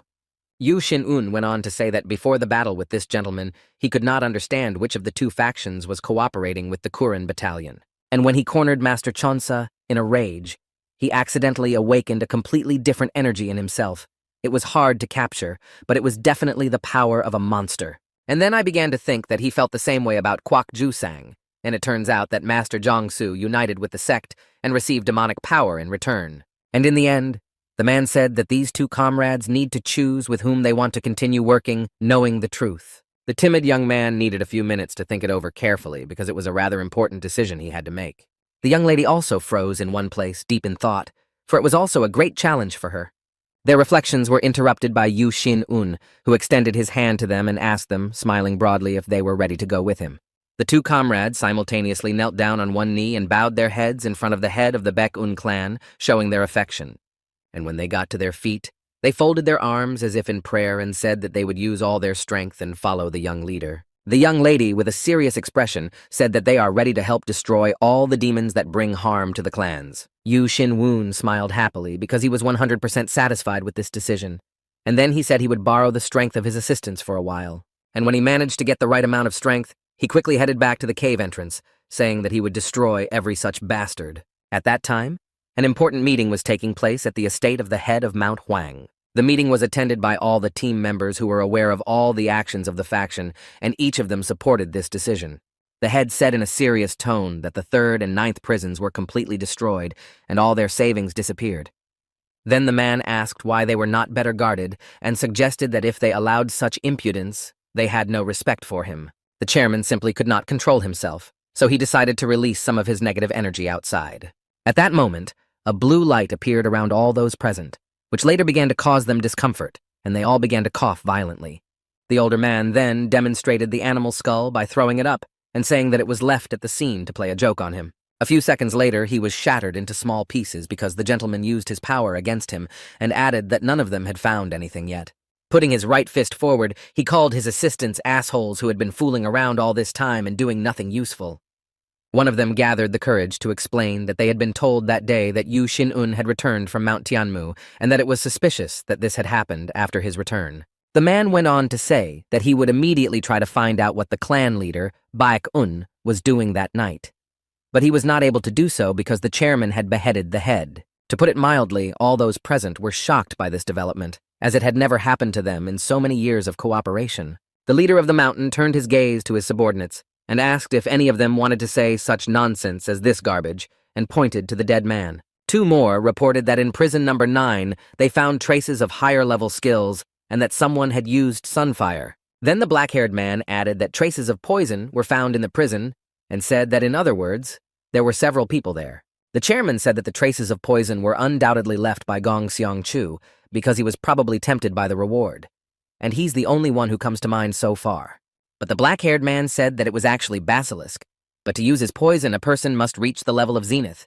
The leader of the faction squinted his eyes and said that there was only one person who could reach zenith and was able to use the sunflame skill, and this person is in a very strained relationship with them. The black-haired subordinate began to guess who it was, and the assumption fell on a fire monster named Yang Guanzhou, because 30 years ago, at the age of 50, he was able to reach the level of zenith. But when he killed the ambassador who wanted to lure him into the sect, everyone wanted him and a large reward was put on his head. The head assumed that this monster had survived and was secretly regaining its strength somewhere. The subordinates happily agreed with this assumption because it was quite logical. The elder went on to say that the fire monster's attack continues. However, there can be no negligence on their part now. Therefore, the subordinates must arm the remaining prisons with weapons charged with icy energy to resist the enemy with dignity. After all this, the chairman asked where the daughter of the provincial minister was being held. The black-haired assistant said that she was under special supervision. The leader of the faction smilingly said that they had to keep her in order not to lose control over the minister they still needed. Immediately after the meeting, the mountain leader was to have another meeting with a very important man, but the guest was a little late and took his seat and apologized for it. He had miscalculated the travel time. The man who came to the conversation was very interested in what decision was made at the meeting because he could not be there in person. The older gentleman squinted his eyes after hearing the question and began to think about how to answer it.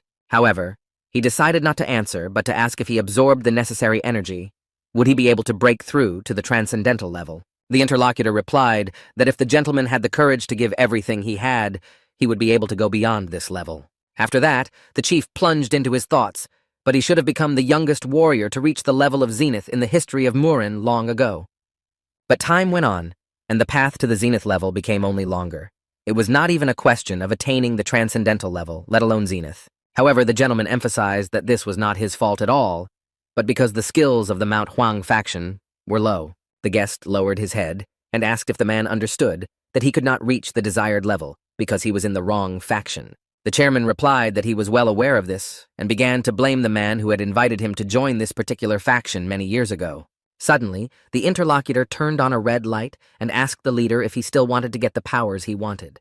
It is now that he can break down the wall that has been holding back his development all this time. However, to overcome it, a certain condition must be met, namely, to give away everything that the mountain leader has at his disposal. After hearing all this, the gentleman again plunged into his thoughts about how he would be able to do a lot once he received this power.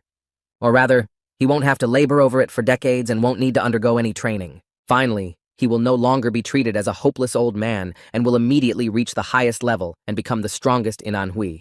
And as soon as he gets these powers, he will take revenge on Yu Xinwun for his negligent treatment of him when they met. Therefore, while still in his dreams, the man replied that he would gladly give up everything he had for the sake of the power he had longed to receive. The next morning, a meeting was held at the main estate of the Baek Un clan, attended by almost everyone except the deputy leader. The leader then turned his gaze to the empty chair next to him and asked the others how his replacement, Du, was feeling. One of the main factions said that he was at the doctor's office for further examination and treatment. Although his wounds are very serious, fortunately he is getting better and better every day, so soon he will be able to receive his first visitors.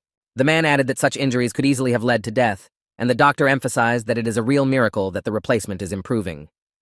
And finally he added that there was nothing to worry about. After that, another young man asked the leader why such an urgent meeting was called. Yu Xinwun took out a piece of paper from the inside of his jacket and said that they needed to examine this object first. After saying that, he put the sheets on the table, and everyone present tried to immediately discern what information could be contained there. Those who were sitting closest to me immediately saw what these papers were, and could not believe their eyes because no one expected to see them here. Noticing this reaction, the young leader began to smile with satisfaction, because he expected all his subordinates to react in the same way. The document said that His Majesty entrusted certain tasks to the clans of the province, but that they would be selected to perform them. The people of the Baek Un clan were surprised to ask their chief lord how the Kuren clan had lost its respect from His Majesty. At that moment, Yu Xinun reasoned that the clan that could defeat the Kuren clan would carry out all the errands and represent the province. Suddenly, one of the attendees pointed to one of the sheets and emphasized that there was only a month to submit the application. And another condition was the donation of 3 chests of gold. This made the treasurer hold his head because they did not have that much money in their treasury. Then the black-haired gentleman turned to the leader and said that the tasks from the authorities could be a development for their clan, but they did not fit any requirements. The main gentleman smiled slightly and said that, as unfortunate as it may sound, it is true. However, they have a whole month to prepare. After that, the man carefully took out his sword and added that during this time, they would be able to correct all the shortcomings and solve all their problems. When the man began to be illuminated by a blue light, everyone present froze in their seats with their mouths wide open in amazement. At that moment, Yu Xinun was looking at himself with concentration and thinking that now they needed another warrior of the transcendental level. Suddenly, someone's voice was heard outside the front door asking for permission to enter the hall where the main members of the clan were meeting. When the man entered the room, he first introduced himself and then said that he had fulfilled the leader's instructions and returned with the result. The young leader, smiling broadly, put his hands behind his back and emphasized that his subordinate was simply shining, so he must have done everything in the best possible way. Then the gentleman bowed low and took out a report on the results of the task and handed it to the leader, who came closer to him. The clan leader immediately opened the scroll and began to study the information it contained. One of the assistants standing behind him also began to read. When he finished reading the boilers, he was shocked, to put it mildly, and you could see it in his expression, so everyone started asking what happened. The leader decided to answer this question and said in a calm and satisfied tone that one of their problems had already been solved. It turns out that a few weeks ago, something strange happened in Jiangxi province, which was not part of their usual day, and this attracted the attention of all passers-by on the main street.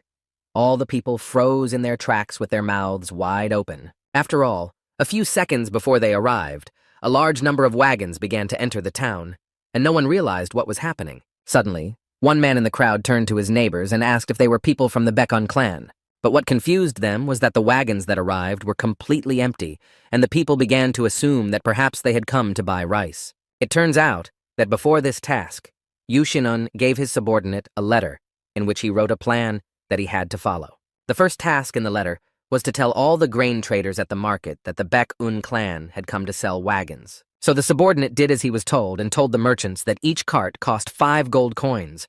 The people were outraged at this high price, and within seconds, everyone began to drive them out of their town.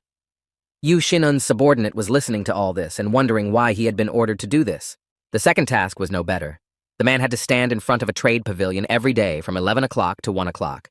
Another condition was that as soon as a subordinate noticed a beggar being beaten, he had to quickly return to the place where they were staying. At first, the gentleman could not believe it, because how can you predict such things? It seemed quite strange until one incident. One day, however, a similar situation occurred where a woman was quite insolent towards a person who needed help. Suddenly, an angry woman raised her right hand and struck a strong blow to the man with whom she was rudely talking, ordering him to leave. And then the man from the Baek-un clan realized that it really happened, even though it looked quite strange, so he needed to fulfill the conditions specified in the letter. And without paying any attention to the loud arguments in the middle of the street, the man turned in the opposite direction and began to walk quickly. The letter went on to say that as soon as the subordinate arrived at his place of residence, he was to lock himself in for 3 days and not meet with anyone. And when 3 days passed, someone knocked on the door of Yu Xinun's subordinate, and without waiting for him to open it, began to inform him that they would buy wagons from him. When the man opened the door, he saw a large group of people begging to sell him the goods they offered. Some even offered twice the price, while others, hearing such offers, began to argue that they would offer more. The assistant, with his mouth wide open, froze in place in amazement because he did not understand what had happened, that everything had changed so dramatically. After everyone had calmed down a bit, the man went to one of his friends and asked what had happened to make everyone need carts so much. The young man said that the whole province was alerted by a loud explosion near the lake at dawn. After a short pause, the man continued to say that all the ships with grain that were there had sunk. A representative of the Baek-un clan asked what happened, and his interlocutor replied that a brutal lightning bomber was involved. Then the young man realizes that this lightning bomber is using one of the 8 forbidden martial arts techniques. After that, a picture comes to mind of how 3 days ago he witnessed a fight in front of a trade pavilion. And remembering the man who was kicked by the young lady, the gentleman suggested that he could have been a bomber. Then the man began to think that if his assumptions were true, he did not understand how the leader could have known about it. The interlocutor continued to say that people assume that there are a dozen more bombs, and that is why movement on the ships is prohibited. And that is why all the traders are switching to land trade routes. It was only now that the man realized why everyone wanted to buy his carts. Suddenly, this conversation was interrupted again by voices coming from the front door, where people were still standing, demanding that they immediately sell them the vehicle. In this gathering, everyone tried to shout each other down, offering higher and higher prices for the wagons. Without receiving any response, the people were beginning to get angry, but they still asked the merchant to come out and sell them the things they needed. The man paused for a few minutes, thinking that in this case he could name any amount, and they would buy all his goods. At first, the subordinate took out the letter and read the contents again, and realized that it was time to fulfill the third order, namely to find Ho-ja-poon. When the subordinate managed to find the man and told him his plans, he could not believe what he had heard, so he asked to hear it again. Then he asked a clarifying question again, saying that the man had come here and wanted to sell all the carts to their association. When he received a positive response, he told the traders that they could pay only 5 gold coins for each. A representative of the Baek-un clan said that it was okay because they were ready to sell them their goods at the original price, and it would be 5 gold coins. A black-haired man with tears in his eyes began to sincerely thank people for their generosity and then added that he would never forget this act. After a short pause, the buyer said that this deal was very important to them and asked what he could do in return. The seller said he was just following orders. The interlocutor folded his arms as if in prayer and said that he would take care of the young leader if he ever arrived in the province. Having fulfilled the 3rd decree of the main clan, the man sold the wagons and earned 200 gold coins. Then it was time to start fulfilling the 4th. When the men came to the market, they witnessed a situation where a non-local man could not decide on the choice of tea leaves. The seller, holding his hands out to the side, began to assure me that these were quite rare tea leaves that a man would not even find in Peru itself. He was very surprised that the price was too high because of this, and doubted whether he should buy it or look elsewhere. Suddenly, a blond young man from the Baek-un clan approached the buyer and first apologized and told him that the seller was telling him nonsense. The gentleman was raising the price, taking advantage of the fact that the non-local man did not understand the local language well. This exposure made the seller angry. So the blond man said that he knew Persian quite well and would help the man buy everything he needed. The buyer sincerely thanked his savior. Then he began to tell me that he had come here from Persia, but it turned out that there was someone here with whom he could communicate, and he asked his name. The blond man said Chudail. Out of courtesy, the young man from the Bakun clan asked the guest his name, and the latter, looking him in the eye, said that his name was Mahabji. While the men were talking quietly, the young leader's subordinate watched them closely from the sidelines without interfering. And in a matter of seconds, the thought flashed through my mind that it was time to start fulfilling the assignment from His Majesty. Meanwhile, at the main mansion of the Bakun clan, all those present at the gathering still did not understand what was happening. One of the members reading the report was quite surprised that the subordinate was able to raise such a large amount of money by selling all the carts and tea leaves.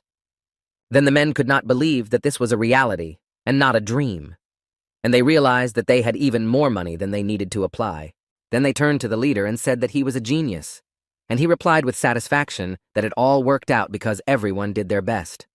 A second later, Yu Xinwun turned his head to the treasurer and said to him with a broad smile, emphasizing that he had more to worry about. But this did not upset the gentleman who was responsible for all the clan's funds. On the contrary, he was pleased that so much money would appear in their treasury. The leader came closer to the treasurer and put his right hand on his shoulder and assured him that there was nothing to worry about because there was no money. At the same time, Yu Xinwun thought that if they continued to perform their tasks so well, the clan would be able to make a lot of money. After a short pause, the head of the clan turned his head to all those present and said with a broad smile that he had forgotten to tell them something else. And a second later he added that from now on they could freely use the roads that pass through Mount Tianma as the leader of the bandits had authorized. So they can take this into account when planning their movements. People froze in their seats at the good news. Immediately after all this was said, the leader turned his face toward the exit and began to walk quickly without looking back or answering the questions asked of him. It turns out that the man decided to come to the forest where he used to gain strength and energy. While he was walking there, it was already night, but the full moon was shining in the sky. As soon as he was in the right place, he used magic to light up with a bright blue light and said that it was time to start.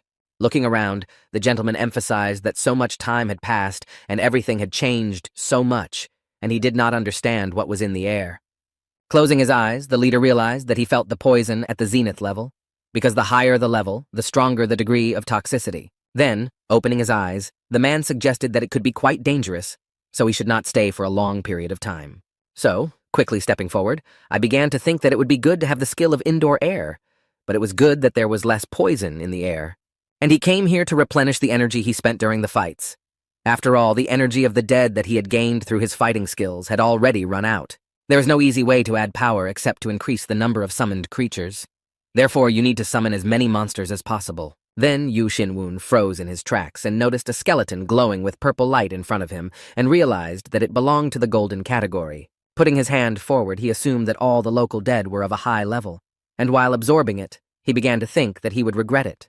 But in a matter of seconds, it turned out that the takeover would not happen so easily because it was rejected by the skeleton. After all, in order to absorb energy, a high-class skeleton needs to use a certain skill that Yu Xin-un is not so well developed. So for now he stopped and put his right hand to his side and said to himself that he knew it would be like this. However, in a few minutes he put both hands in front of him and, using magic, began to prepare for what he had to do next.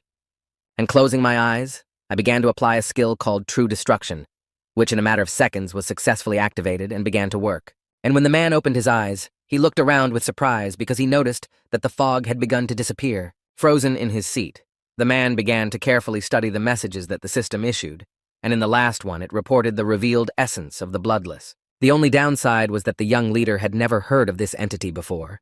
There was no information even in the memories of the creatures or the clan. Speaking to himself, the man said that if he could get to the bottom of the truth, he would be able to find any truth in this world with this skill. Suddenly, the system began to give messages one after the other again, which made it clear that the skill had improved, and the gentleman would be able to detect the true one better. Examining his hand closely, Yu Xinwun smiled broadly and emphasized that the destructive power could be restored here.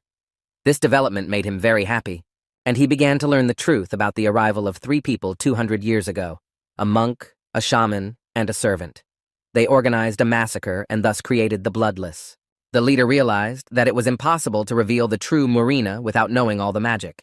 After all, the better the truth is hidden, the thicker, the more toxic and dangerous the fog. These 3 people possess a power that hides secrets. That is why no one has ever been able to fully master the magical skills they created. This means that after obtaining the skill, Yu Xinwun's actions will become completely unpredictable. However, this did not scare him at all, but rather amused him. Staring at himself, the man said that in the near future he would be able to master this skill because he needed it during battles. But then, the clan leader realized that it was too early to rejoice because he was only taking the first step toward uncovering the truth. And he used the skill of recovery. In a matter of seconds, a green fog began to appear around him, and watching it, he realized that the legend of the past could get even worse. However, this did not stop him in any way, so he decided to move on to the most important thing in this situation. Then a large and deep pit formed in the clearing, to which the young leader approached and began to carefully examine what was below. It turns out that there were almighty dead in the middle. There were a large number of them, and they were all moving up quickly. At this point, Yu Xinwun thought that at level A, he would probably be able to summon creatures stronger than skeleton warriors. Then the man put his right hand forward, and using S-level magic, he can summon creatures that are not at the level of Zenith. Within a few minutes of standing in this position, the young man had healed 4 beings who were nearby, and then the energy was absorbed. Suddenly, the system issued an unusual message. The difference was that it was glowing red, and it was a warning about the wrath of the dead. And they were angry because their sleep was disturbed, and they began to show extreme hostility toward the head of the Baek-un clan. The next message from the system was also red, and said that the dead began to absorb the man's energy, and they will come back to life as skeleton warriors.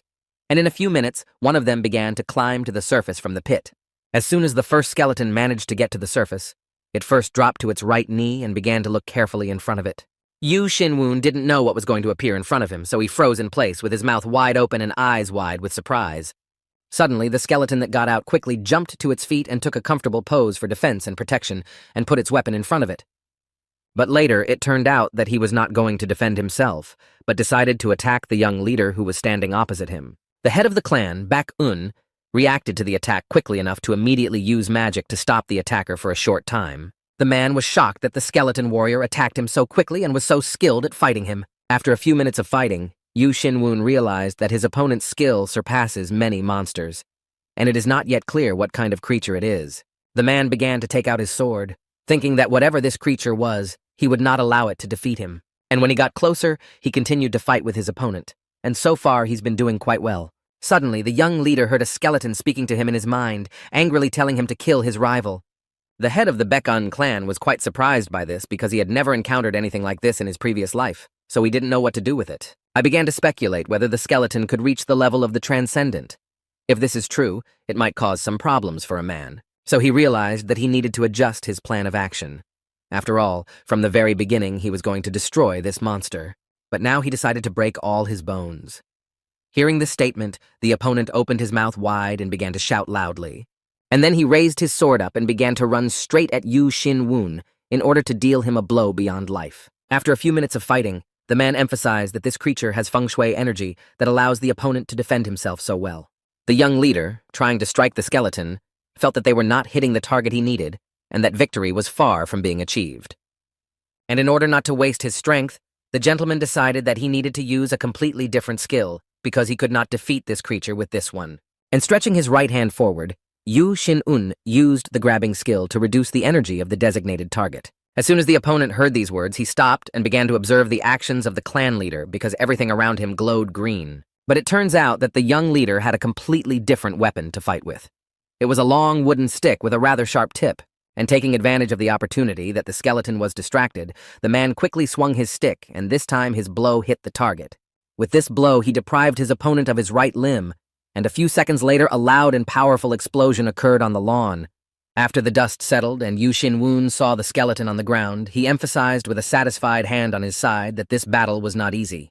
And then, smiling broadly, he turned to his opponent, asking if he really had no brains because his actions did not say so. At that moment, the skeleton knelt on one knee in front of the young gentleman, and holding a small wooden stick, asked what would happen now. The head of the clan was still surprised that this creature could communicate with him by the power of thought, so he did not immediately answer the question. After only a few seconds, he said that this skeleton was really different from the ones he had seen before, and after a certain period of time, the man noticed some strange behavior in his opponent, and again could not believe that this skeleton was afraid of something. Then he began to ask for his life because it was better to die than to ask the demon for mercy. The man tried to listen carefully. Then Yu Xin-woon opened his eyes wide, which began to glow red, and emphasized that unfortunately he was not a demon as he thought. And a second later he added that if he simply destroyed the skeleton, it would not bring him any benefit, which is why he came here. Therefore, stretching his left hand forward again, he began to use the magic of Shaman Chonpeng.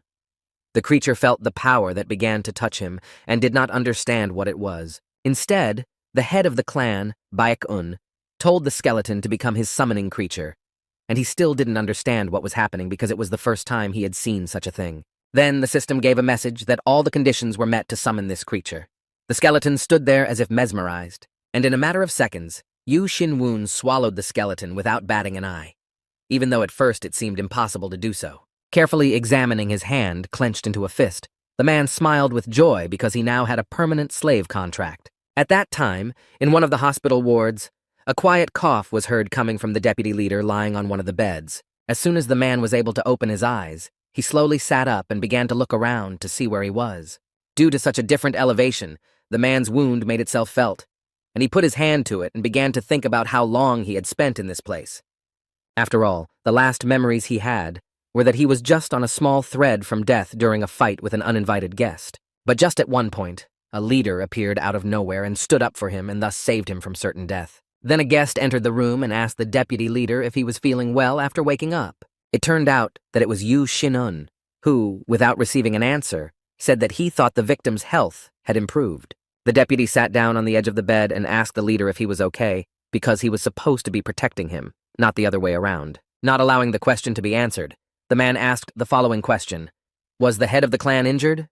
The guest sincerely smiled and replied that he was fine, and then he added that he simply could not be defeated by an opponent like that scoundrel. The deputy lowered his head down in sadness and said that he had shown his weakness, and for some reason he was sure that it was because he had poor skills in martial arts. The leader began to laugh out loud at this statement. Later, after calming down, he said that his subordinate was really a rather modest man.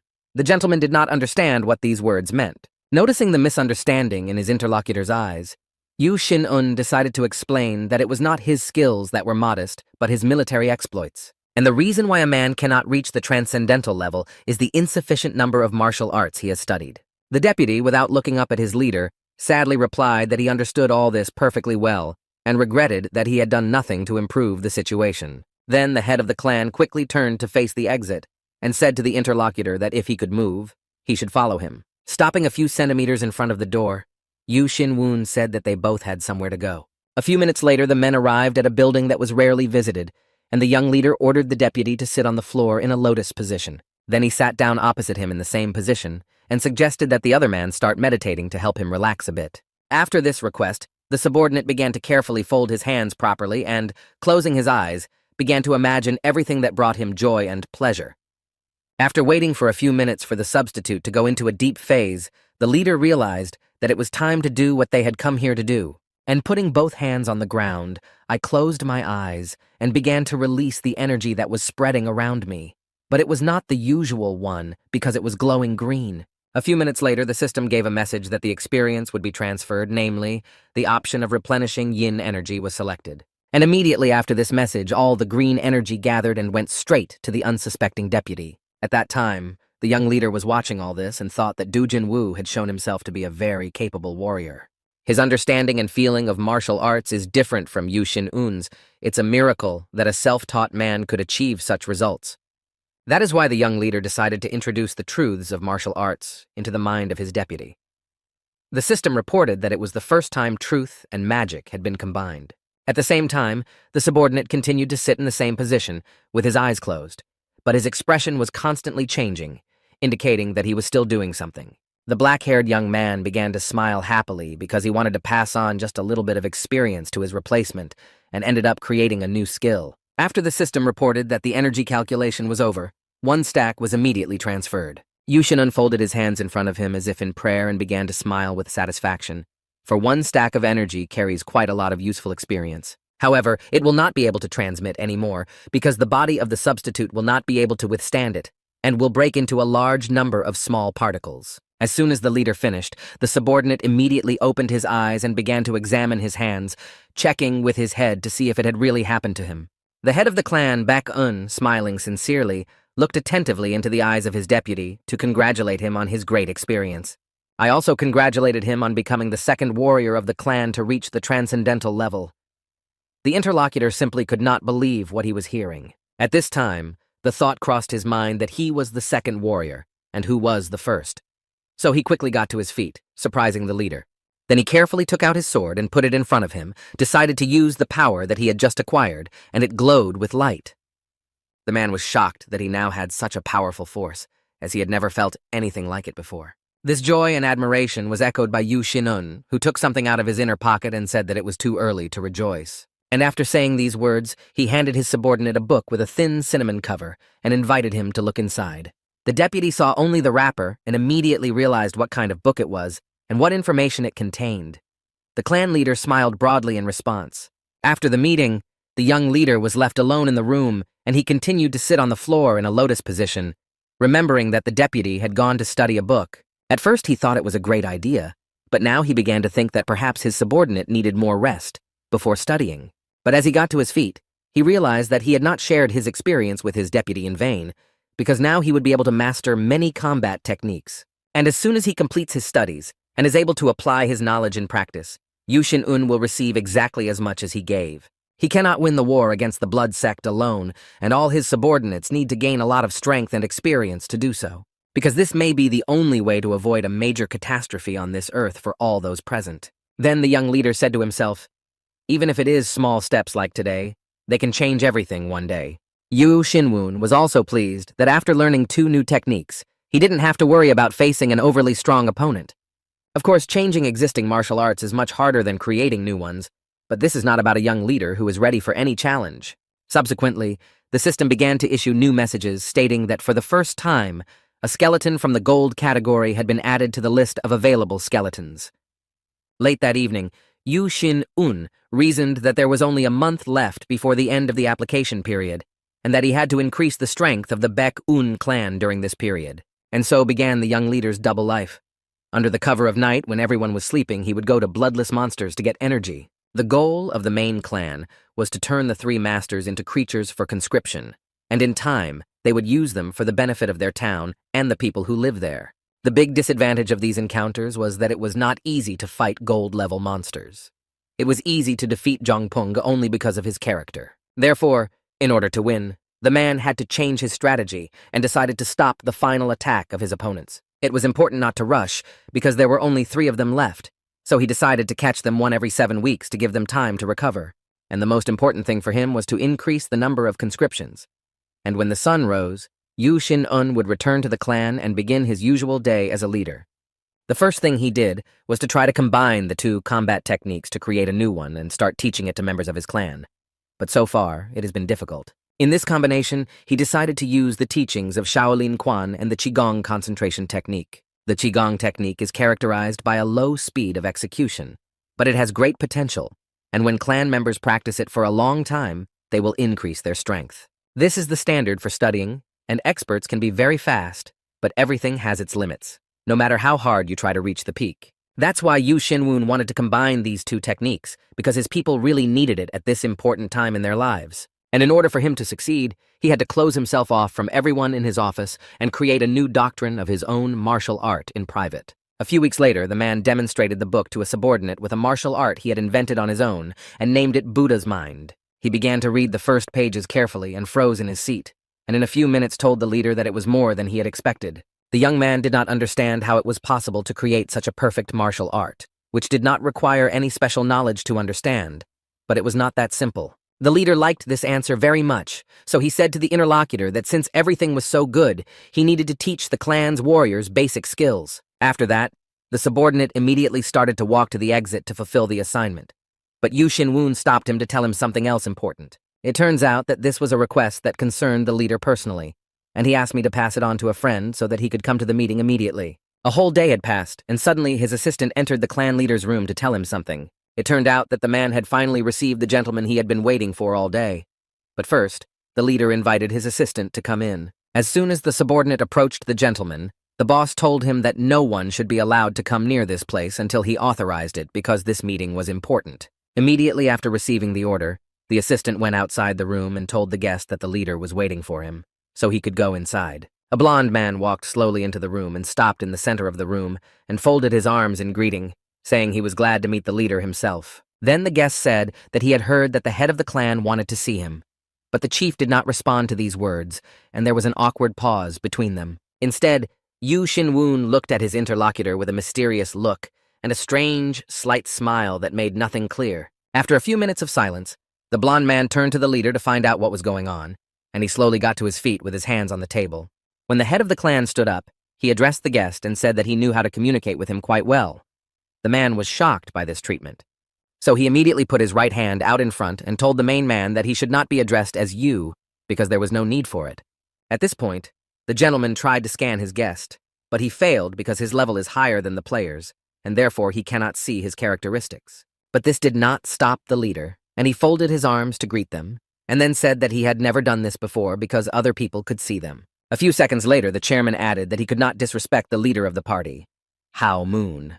The man froze in his tracks at these words. Next, Yu Xinun began to talk about the lower gate of Hao Moon, where thieves and vagrants lived, or to be more precise, a whole layer of people who had fallen to the bottom. That is why no one could match the number of followers of the lower gate, and their main strength and means of survival was information, and the leader of this group was Judal himself. The guest tried to listen carefully to this story so as not to miss anything important. As soon as the young leader paused for a moment, the blonde said that he did not yet understand what the clan leader was telling him. Then the man said that he had never heard of any Hao Moon, let alone knew what it could be. Yu Xinwoon said that at first he thought so too. Therefore, slowly walking around the room, the leader said that a man from Suan had appeared in his lands, and he himself could not believe that it could be Judal himself. Immediately after these words, the guest changed dramatically in his face, and quickly took out his weapon and decided that it was time to attack the interlocutor. The knife that the blond man pointed at his opponent did not hit its target, because it was stopped by an invisible shield that Yu Xinwoon had managed to use. The attacker was shocked that his weapon did not work, so he did not give up, but on the contrary, created more and more attacks to exhaust the gentleman. Each time they touched their weapons, a loud sound was heard in the room and lights of different colors were illuminated. At this point, the men were focused. When there was a pause between sets of blows, the blond man said that no one knew his real name, so he did not understand how the clan leader managed it. Yu Xinwoon carefully examined the opponent's weapon and asked him a question to find out if it was really the legendary ice knives everyone was talking about. The guest angrily raised his eyebrows and called the head of the clan a know-it-all, because he really knew a lot of information about him, and the man did not like it. Then the blonde began to threaten his opponent with his weapon and demanded that he tell everything he knew, otherwise he would be hurt. At that moment, the thought of how Yu Xinwoon was able to find out everything about him because no one else had ever managed to do so. The man then suggested that if the young leader knew about the location of the storage facility in Shuichang, then things would look even worse. So, looking at the leader carefully, I decided to tell him right away that if he was going to blackmail him to get Hao Moon, he'd better stop now. The head of the clan, Baek-un, decided to defuse the situation a bit and said that the blonde yogi must have misunderstood and jumped to conclusions. Then the young leader folded his arms across his chest and confidently said that he was not trying to find out about the weaknesses of the low gate or take it over. The guest still did not understand why he was called here and what Yu Xinun wanted to know from him or what he wanted to do with him. Instead, the black-haired man looked the other man in the eye and told him that he wanted to create an alliance between the Baek-un and Hao Moon clans for further cooperation. Hearing this proposal, the blond man froze in place in surprise, and then mockingly said that the union of the Baek-un and Hao Moon clans was impossible because it was nonsense. The man then suggested that the young leader might only want to do this to gain their knowledge. Yu Xinun did not object but agreed. But even this truth did not convince the guest and did not make him relax a bit. He then angrily replied that he was refusing the offer. However, the head of the clan is not in the mood to give up so quickly because he still wants to get what he wants and clarified whether the gentleman can cope with the difficulties on his own. After some thought, the blonde continued to stand in a defensive posture, put one of the knives forward and asked what the man wanted to know, where they were. But at that time, a whole bunch of thoughts were raging in his head. And one of them was that, judging by what he had seen, this Yu Xinwoon did not seem like an ordinary person. Carefully examining the interlocutor, the blonde realized that his soul was as wide as a field for his friends, but for his enemies he would be a cruel demon. And from this information, the guest concluded that if this person is your enemy, blood will surely be shed, but in this case, it was not his. This awkward pause between the men was interrupted by a young leader who told the guest that he knew what he was thinking, and that he was not really like that. Then, folding his arms across his chest, the gentleman added that a deal is not a deal if only one party benefits. So he has conditions that will be useful to Hao Moon. But a second later, the head of the clan, Baek-un, added that he actually had two conditions. The first was that he would tell the blonde man about the disappearance of the Hao Moon members. The guest angrily clarified what kind of conditions he was talking about. The leader was getting tired of this behavior and asked how much longer he would behave like this. Without receiving any answer, Yu Shin-un asked the following question to find out if the gentleman had come here because of the disappearance of his men. This time, he did not allow me to say anything, but instead announced the second condition, and it was that he would return the missing members of Hao Moon. Spreading his hands in joy, the leader said that this deal looked good enough. The blonde man said that such a small clan would not be able to do it. This statement angered the head of the clan, but he first decided to clarify that the gentleman thought he could save his followers alone. For this to become a reality, we need to know how to do it right.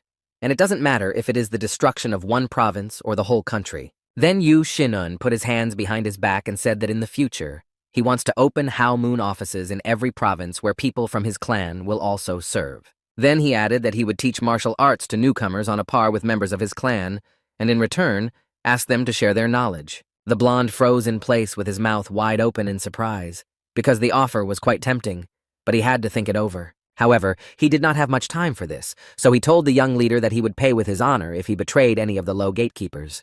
Yu Shin-un said in a serious tone that instead of worrying about his honor, he would rather give hope to those who had reached the bottom of their lives. After saying that, the head of the clan, Baek-un, extended his hand to the interlocutor and said that now he needed to decide because he had already communicated his conditions. Looking closely at his hand, the blonde man clarified whether he was sure that he would be able to set up offices in other provinces or whether it was some kind of childish illusion. The young leader was so confident in what he was saying that he did not even bat an eyelid and announced that within a month Zhejiang would be under his leadership. The guest closed his eyes and was silent for a few minutes, and then said that he did not really believe in all these words, but he could not refuse such a deal. So he decided to agree, and to seal his decision, he shook hands with Yu Shin-woon, who began to smile with satisfaction at what he had accomplished. At that time, a big celebration was taking place in a province on the other side of the country, and a dance group was invited to put on a great show. The younger man, addressing the bearded man, said that it was immediately obvious that a lot of effort and energy had been put into organizing this celebration. It turns out that this celebration was organized by the Karen clan, to which this young man was invited, and after drinking a few glasses, he began to laugh uncontrollably. Suddenly, the conversation between the two men was interrupted by a Zhejiang provincial investigator who was only now able to join the event. The older gentleman turned his head to his interlocutor and asked how they were doing with applying for government jobs. The gentleman immediately began to tell us that they had invited 2 warriors of the transcendental level. The bearded man emphasized that they needed to be more careful, because in the current situation, the Huanak clan must remain the strongest in Zhejiang, because no one has the right to overtake them in this. The interlocutor replied that it would be without reason. But the thought flashed through the older man's mind that he did not believe a word he said.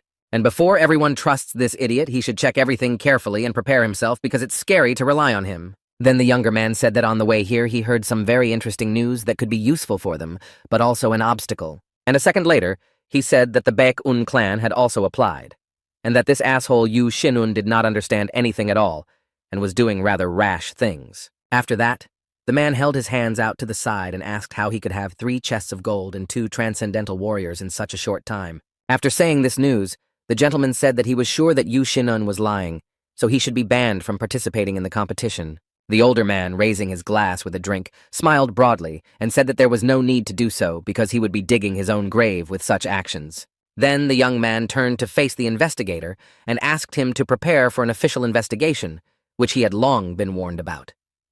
After that, the main man called his assistant and handed him a scroll to give to the investigator to study the information. As soon as the man picked up the papers, he quickly opened them and began to read the contents carefully, and was a bit shocked from the very first lines. A few seconds later, he shouted loudly, asking how it was possible to include such a test in the competition because it was simply impossible. Then the man rose to his feet in indignation and addressed the leaders of his province, saying that they simply could not organize a massacre there. After all, it would simply not be fair. All the people present calmly listened attentively, because they did not know what to say in such a situation. After a short pause, the bearded man agreed that such a task would not be fair, so they would take the lives of all those who decided to participate. Then the chief turned his attention to the investigator and said that he would have to do it. The man froze in his tracks in shock at the news. The older gentleman began to slowly get to his feet and walk towards the interlocutor, saying that he would help him make the right choice. After that, the bearded man stretched out his hand to the investigator, and in his palm was a small green thing that scared the man. And now he had to make a choice to let unnecessary people die right now, or let his own daughter's blood be shed. Under such circumstances, the man simply had no choice and was forced to bow his head to his leader in agreement with the first task. The next day, all the clans and provinces that had submitted their applications arrived at the site of the government's tasks. A large number of people gathered on the square, and they could barely fit, but they were joined by participants who were not expected to be there. It turns out that they were representatives of the Dragon Force squad from the Kurin clan, and their appearance alarmed the other participants of the competition. However, the last to arrive at the site of the mission was the Baek-un clan, which drew a lot of angry and unfriendly looks. The head of the Dragon Force squad approached Yu Xin-woon to immediately warn him that no one would help him today and he would lose. A second later, he added that even today could be the last day of this leader. The head of the clan, Baek-un, asked who he was to spite his rival. And it worked. The head of the squad began to say angrily that he would finish the man off right now, but the host of the competition interrupted this conversation. As it turned out, the competition will be led by an investigator with whom they had a serious conversation the day before to ensure that everything went according to a different plan. Looking closely at Yu Xin-woon, the man could not figure out what to do with him, because he looked young enough and full of strength and energy to fight. Therefore, the host went on to say that only the clan leaders and those responsible for the task could enter the middle of the estate, while everyone else remained outside. When everyone entered the small room, the investigator said that they all met the conditions for admission to participate and could compete for a great opportunity, and the winner will be able to facilitate His Majesty's work. Then the gentleman emphasized that since it was an urgent matter, he would explain the point right now. And he began to tell them that they would all have to complete 3 tasks, but they would get them only for the results of today's exam. The third-place clan would have to deliver flowers from Mount Antan to the imperial estate. All those present listened attentively to this information. The second-place clan will be raising the spirits of soldiers fighting Japanese pirates in Zhejiang province. In order to describe this task in more detail, the investigator added that it would be necessary to take away the things and provisions that the emperor himself would issue. And the clan that takes the first place will be entrusted with bringing the jewelry of Princess Cho-hei, who died 10 years ago from Sangharan to Beijing. Some participants were quite surprised because after the death of this girl, the emperor cried for days and nights, not letting anyone come near him. Therefore, if you successfully deliver all the jewels, you can get a big reward, and the clan's reputation will grow quickly. The man who had already known about the whole plan began to smile mysteriously because he already knew how to win first place. The presenter emphasized that in case of failure of the task, either the property of the imperial family would be lost or damaged. In this case, not only would the clan be destroyed, but the next 3 generations would be punished. Many participants did not like this development.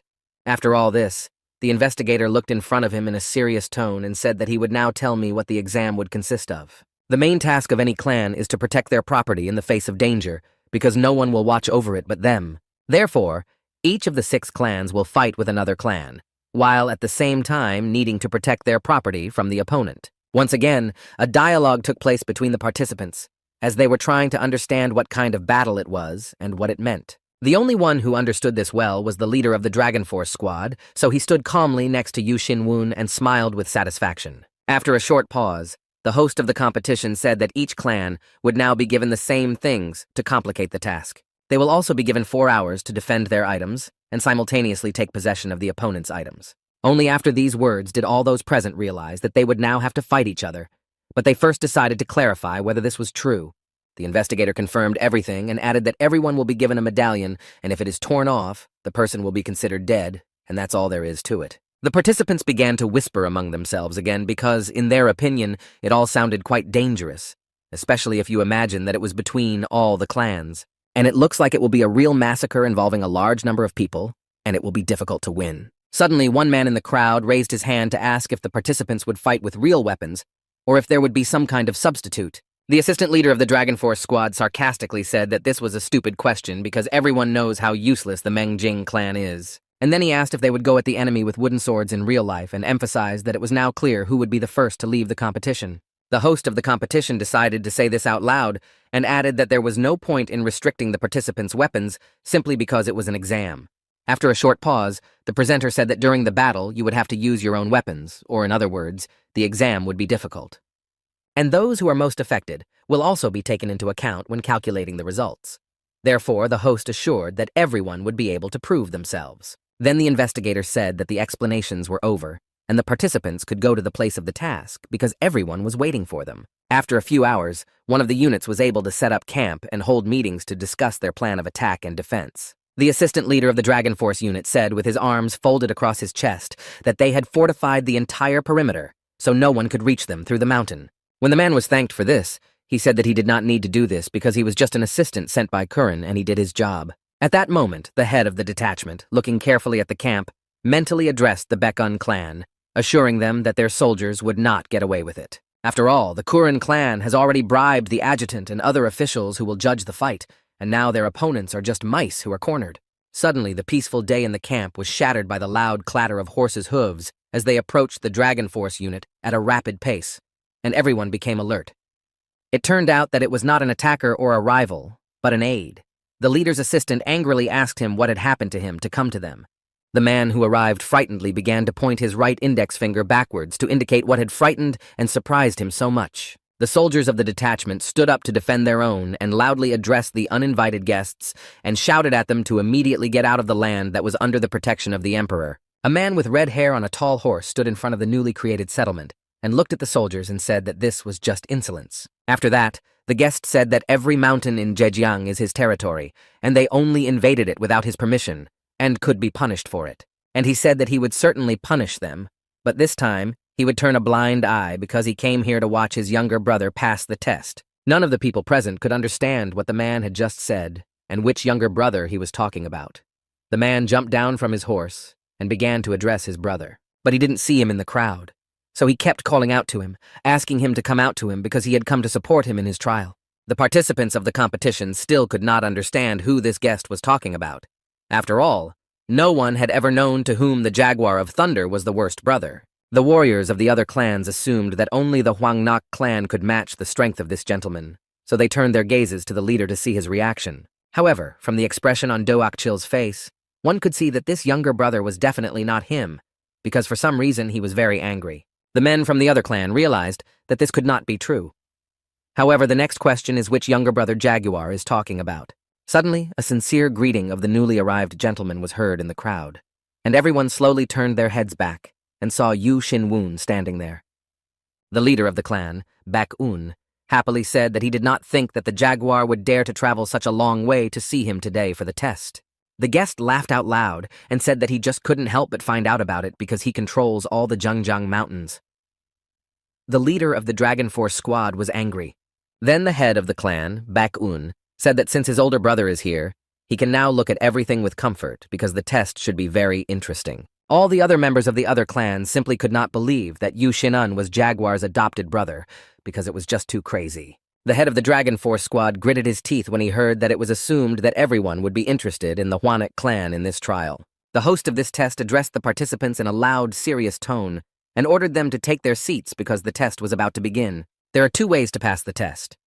Each clan will set up its own camp and choose which tactics it will use to defend or attack. One clan, carefully studying their rivals, noticed that the Huanek clan has 3 squads, and they are already beating them by sheer numbers. But the clan that has chosen defense must keep its objects, but they must also defeat the other clan and take their objects. The leader of the Dragon Force squad stood in front of all his soldiers and put his left hand on the side of the 100, smiling slyly because he realized that they were the largest number. At this time, the Baek-un clan stood opposite and looked at their opponents carefully, their eyes and movements not showing that they were afraid of anything. The opponent really disliked Yu Xinwoon because he didn't understand how he was able to bribe the Jaguar himself, but it seems that he didn't have enough money to buy his help.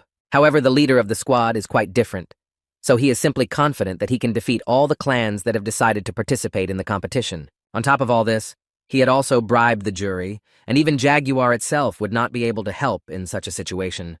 That's why the gentleman was satisfied with his situation. And if he manages to kill the head of the Baek-un clan under the condition of an accident, the leader of the bandit squad will definitely not be able to do anything to him. These reflections were abruptly interrupted by one of the contest's hosts, who stood in front of all the participants and loudly announced the start of the competition in a serious tone. Then the big guy lifted the trumpet high up the mountain and made a sound that symbolized the beginning of the battle. After that, all the members of each clan took their positions to attack or defend and protect the objects in them. The soldiers were so focused on the task at hand that they simply did not recognize who was who and used their weapons for the right purpose. Within a few minutes of the battle, there were already several dozen seriously wounded people lying on the field moaning in pain.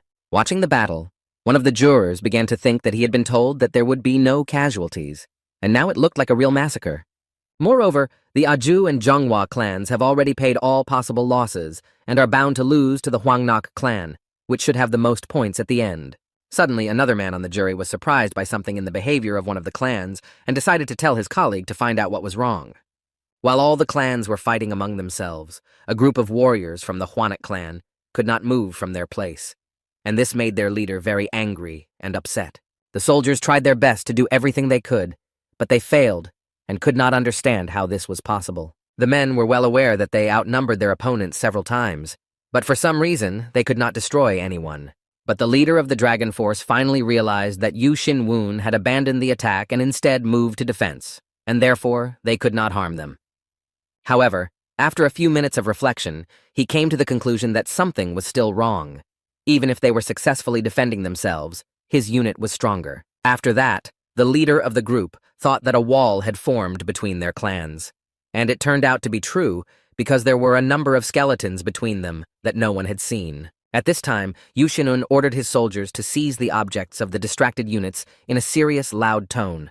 His subordinates immediately began to carry out the order. And the first people they encountered were warriors from the Huanak clan who simply did not expect such an onslaught, and within a couple of minutes, several of them had their badges ripped off. The members of the other clans noticed this trend and began to realize that if this continued, the Baekun clan would definitely win this competition. Then everyone noticed that the Huangnok clan was outscored by the Ahju and Zhonghua clans, and it was not clear what they should do to catch up with their rival. One of the commanders of his unit loudly addressed his subordinates and told them not to pay attention to other clans, but to attack the Baekun clan instead. Because in order to start a battle with them, you first need to break through their defenses, and this requires a lot of strength and energy.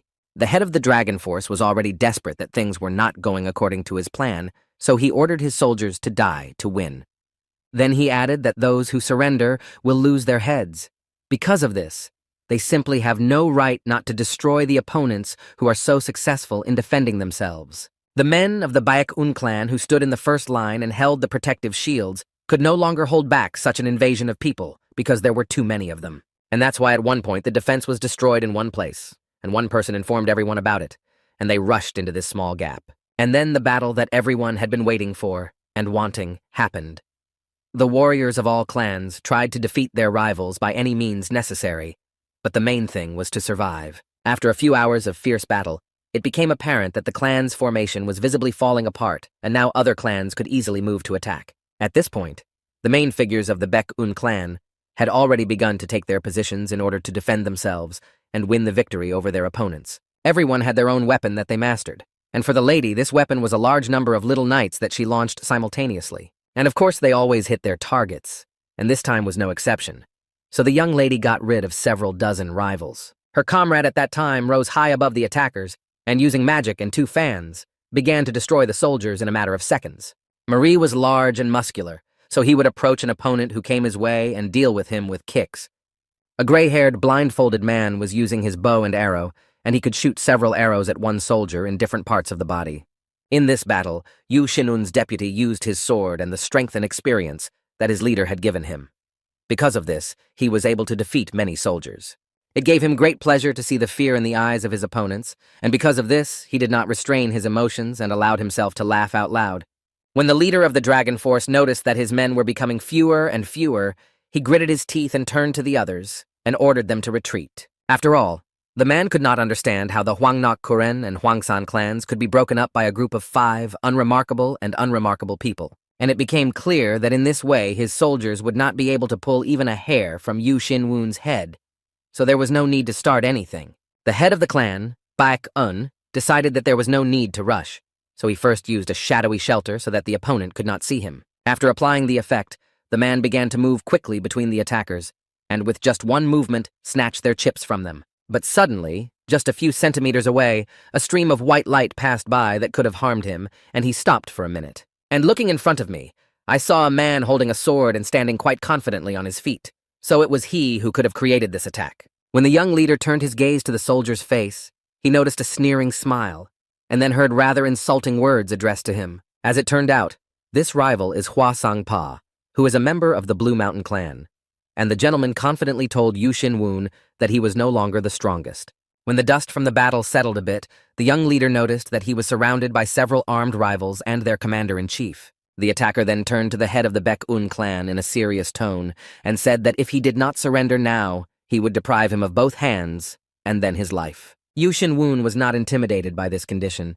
He looked at his opponent carefully and tried to find out who the idiot was who had decided to threaten him. Then he turned his attention to the soldiers around him and they seemed quite familiar, but so far the man could not remember where he had seen them before. After that, the young leader decided to buy himself some time and asked the attacker why his subordinates were sitting on their pants. As soon as the head of the clan, Baek-un, realized that he had hit a sore spot with his statement, he asked if the warriors really wanted to humiliate their leader. The coach of the attackers could not fully understand anything, so he raised his eyebrows in anger and asked his opponent a question to find out what he meant. Yu Xin-un, holding his hands out to the side, calmly told the interlocutor that he could turn his students into dust in just 1 second. This statement made his opponent even more angry, and he angrily began to shout what right he had to mock the stronger Anhui clan. The young leader decided to further anger his interlocutor, so he clarified whether they were definitely the best clan because he had other information. After this, the attacker could not restrain himself, and holding his sword in front of him, began to move quickly towards Yu Xin-woon,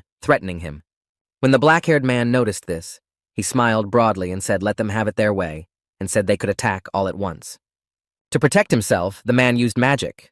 Of course, his opponent did not know about this, so he approached him with a smile. In a few seconds, the attacker realized that something was clearly preventing him from getting closer to the leader, so he began to put even more pressure on the defense. This resulted in a large and loud explosion on the battlefield that could be heard for several kilometers around. This sound and light attracted the attention of the other soldiers, and they stopped for a few minutes to find out what could have gone wrong. One of the soldiers of the Dragon Force squad asked with a wide-open mouth that shouldn't Master Blue Thunder be in that place. This assumption amused one of the rivals, so he began to smile broadly, and the thought ran through his head that finally this asshole got what he deserved. It turns out that the master of the Blue Mountain was really injured in this explosion. He was lying on the ground almost motionless, but at the same time, he ordered to kill his offender. But the man did not know that all his assistants were now also lying on the ground unconscious and could not help him, no matter how much he wanted to. The victim was trying to find out how his opponent managed to survive because he believed he had hit the target. So to find out, the man slowly got to his feet and needed a few more minutes to feel confident. Raising his sword, Master Blue Thunderstorm called the young leader a demon and said that he did not know what kind of tricks he was doing, but he would not succeed anymore. It turns out that Yu Xin-woon used the 12th Twilight Sword, which destroys everything it touches, and the man had been training with it for a month. In just a couple of minutes, the men's swords touched in battle. The young leader at that moment was thinking about whether to test his opponent's strength. The master was doing his best, and because of this, his strength was quickly running out, and he was loudly making groaning sounds of fatigue. Suddenly, at one point, the man let his guard down, and Yu Xin-woon took advantage of this and used magic to strike the gentleman hard. Because of this, the opponent flew back a few meters and froze in place, noticing that his arm had a wound from the impact, and this made him very angry, and he attacked the young leader and threatened to cut off his head and glorify the best clan in Anhui. These threats did not frighten the head of the Baek-un clan, and he decided to use the 12th Twilight Sword and its thunderstorm. The jaguar, arms folded across his chest, calmly watched the battle and was fascinated by it, emphasizing that it was just one attack. And, of course, Yu Xin-woon managed to destroy everyone from the Hwangnak clan, and he didn't even use half of his strength and capabilities to do so. The older foster brother was very happy to have such a powerful and strong friend who could handle any problem. After all, fighting at half strength, the young leader was able to unleash hell in front of him. And if he is so good and powerful now, it is not clear how he will be able to prove himself in the future. Jaguar, smiling broadly, emphasized that this was a pretty fun event, and he remembered that when they fought, Yu Xin-woon's skills were already quite good, but in a short time, the man was able to improve his martial arts skills even more. So the rest of us need to start worrying. The owner of the local mountains looked at his new friend with respect because he had a strong regard for him.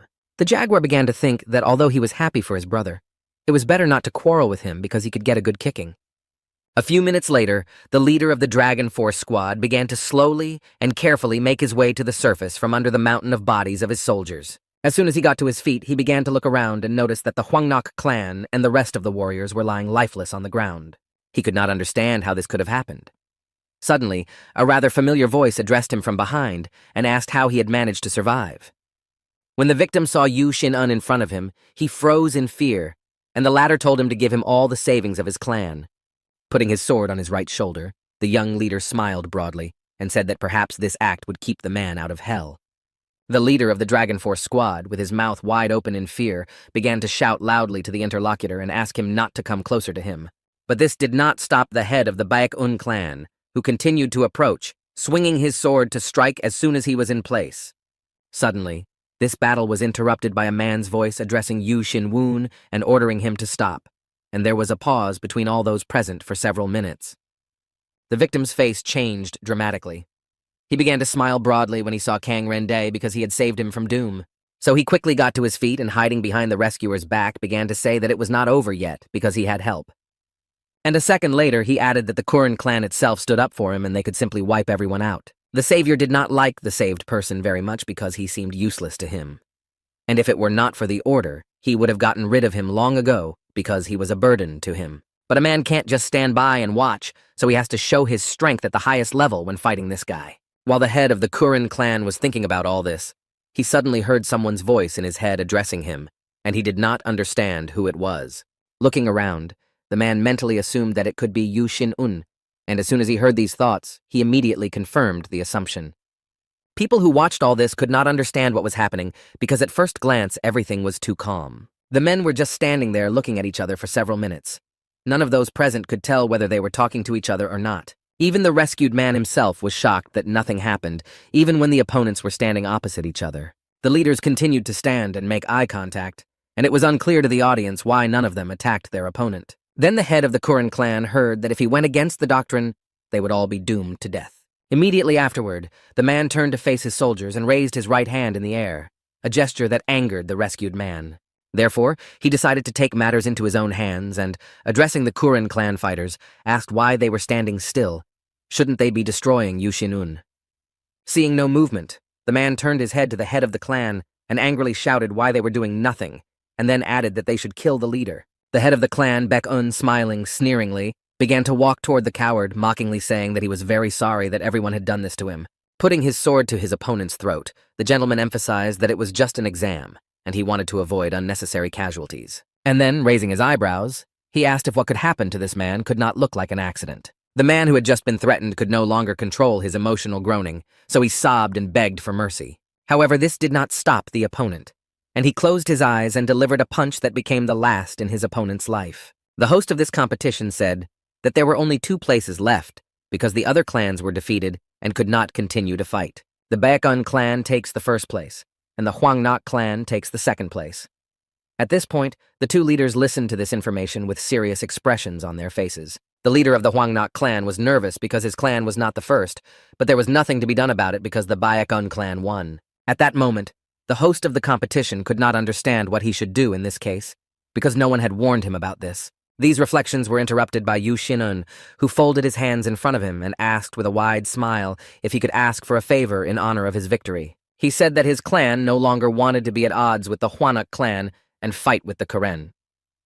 The interlocutor asked if he just wanted to take over the Du-Aichil clan. The young leader looked at the gentleman with an oblique glance and clarified that Kurin's goal was to come first, and such conditions should be beneficial for both of them. Then the second-place man smiled sarcastically and said that they would never forget the generosity of Yu Xin-un and his people. A second later, he added that he was allowing the Baek-un clan to lead the third squad, whose leader disappeared and then turned around and started walking toward the exit. The young leader remained standing in his place and smiling happily because so far, everything was going exactly as he had planned. The next morning, one of his men came to the emperor and fell to his knees before him and asked how he could have allowed such impudence. This visitor cried bitterly and said that one of the bastards of another clan had killed his son and his emperor had simply let these people go home in peace. After listening to everything, the chief asked the guest who he thought he was, since he thought that they had to stop the demon himself because of one cut neck. Then the emperor said that the efforts of the fool they had sent there were not enough. The father was not very happy that his son was considered a fool. After a short pause, the chief asked why they should fight with the allies at all, since they had just established ties. The visitor continued to kneel and put his hands on his heart, and asked how a leader could be so cruel to other allies. Continuing to sob, the guest asked how a member of the Mount Huang faction could say such a thing, and whether he would really do nothing to these impudents. The man tried to bring out at least some emotions in the emperor, so he kept asking him if he was worried about such a large loss of soldiers. However, during all this time, the leader did not say a single word. Instead, he sat quietly and listened attentively to the entire monologue of his visitor. Then another key member of the government entered the room, and his presence distracted the victim's father from his plan to put pressure on the emperor. When the assistant stood in front of the guest, he also did not say a word, and this alarmed my father, giving him reason to think that the two were conspiring against him. It was because of this attitude towards his son and clan that the man made a promise to himself that these people would not get away with it, and he would take revenge on them. Therefore, quickly getting to his feet, the visitor said that as soon as he left here, he would tell the whole world who the leader of this gang was. The emperor could no longer react calmly to all this, so he silently used magic against this rascal who had been crucified here for an hour. And in a matter of seconds, the effect of the magic made itself felt as the father abruptly fell to his knees and began to cough loudly, and later blood spots appeared in his saliva.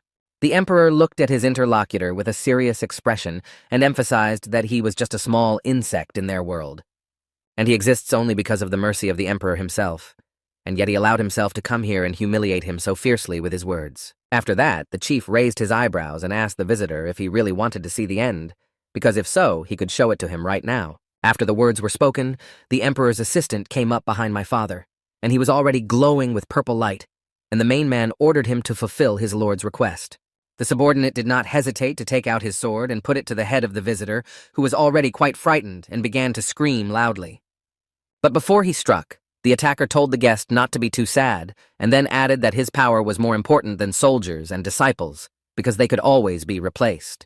The father broke out in a cold sweat, but still dared to apologize for his mistake, and promised that he would not do it again. A second later, he added that he would pretend that nothing had happened, but for that they had to pardon him and let him return home safe and sound. But this did not stop the subordinate, and he struck the visitor, which became the last blow in his life. On the same day, the leader of the Baek-un clan and the Kurin clan met at one of the main squares where they were during the competition. Yu Shinun, smiling broadly, greeted his new ally and said that he had decided to visit this place today and did not expect to see anyone here. Then the young leader said that everything would happen as they had agreed, and that they would be able to get the tasks for the second and third places. The interlocutor added that the Kurin clan never breaks its promises, so you can fully rely on them and not think that something can go wrong.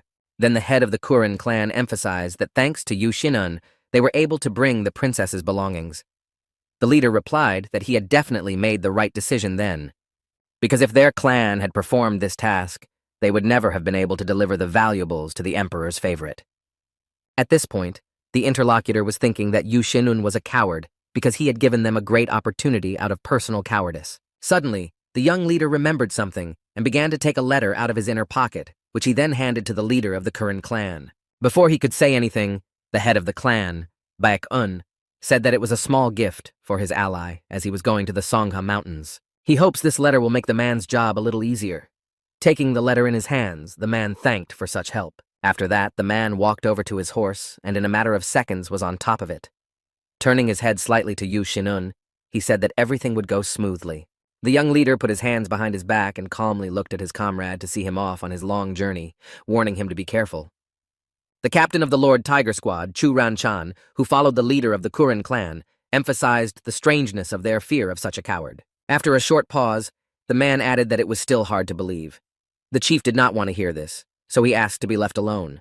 After all, one day they will definitely destroy this Yu Shin-woon, but for now they need to endure his focus on himself, and then they will receive a great reward for it. After a few hours of traveling, the people who were carrying all the princess's belongings turned to the captain and told him that they could not go in such bad weather. However, the boss did not even want to hear any of this, so he came closer to his subordinates and ordered them to continue moving in the direction they needed. And while they were trying to sort out the situation, stones began to fall from the mountain right onto the people who were standing on the road at the time. The captain quickly dismounted from his horse and, looking around, began to wonder what was happening, since everything had started so well. After all, they are simply fulfilling an assignment for the imperial family, and then, in the middle of the journey, they are faced with a test for which they were not prepared. It was hard for the leader to watch his people trying to save themselves from falling stones, all because they wanted to raise their status. And in a matter of seconds, everyone was destroyed, and Yushinan watched all this and emphasized that even the masters of their craft could not resist nature. In another version of the future clan, Baek-un and Kurin went on a mission together. Kurin's unit survived, and the other suffered many casualties. Yu Shin-un, folding his arms across his chest and looking into the distance, said to himself that his intervention changed the course of history, and that this event did happen. Therefore, he had to give up the first place, although in truth they deserved it. And that's how he got rid of the Kurin squad without even touching them, and without falling under suspicion. And that's what it means to kill two birds with one stone. Besides, it would be a shame to miss such an opportunity and not absorb so much mana and energy that would come in handy later. As soon as the man realized that he could do nothing more here, his attention was drawn to a certain thing that began to sparkle on the ground a few meters away. Approaching it, the leader sat down on the ground and said that he had almost forgotten about it. And then he emphasized that the reflection of the light made it clear that the thing was wonderful. In another version, the future leader of the Kurin clan managed to survive and escape the wrath of the imperial family by showing them this beautiful thing. A few hours later, the emperor was informed that a whole detachment of soldiers had been killed in the mountains due to bad weather, and that they were carrying the princess's belongings home at that very moment. The gentleman was very angry because none of his subordinates knew whether any of their belongings had survived and whether they would be able to get anything at all. The man was then told that his boss was angry and had already sent Gim Yi of the Blue Dragon Sword Squad to the scene to investigate. The gentleman did not know what to do next, because now their immunity in Murin would not help them in any way. In a matter of hours, 2,000 soldiers had already arrived at the estate of the instigators. They managed to do it so quickly because they were riding there on horseback. As soon as they were spotted by the guards, one of them came to the investigator and reported that they had been visited by uninvited guests. The man became very worried about what they might do to them for such actions, because the authorities knew nothing about it. When the commander-in-chief entered the courtroom, he told the investigator that they had not seen each other for a long time and that he had lost a lot of weight. The man said that he was very ashamed that they had to meet after many years because of such tragic circumstances. The guest asked why it was allowed that the Kurin clan received this task when they did not even take first place. How could the hosts allow this at all? When he received no answer, the man asked the next question to find out if it was true that the clan had paid to get the job. The investigator realized his guilt, so he sat silently with his head bent over the table. His mind was racing with words that he could not combine into sentences. The commander-in-chief informs them that the emperor gives them 7 days to find the princess's belongings, and that if they don't, they will be punished. Then the commander-in-chief stood up and finally said that this was all he wanted to say and slowly began to walk to the exit.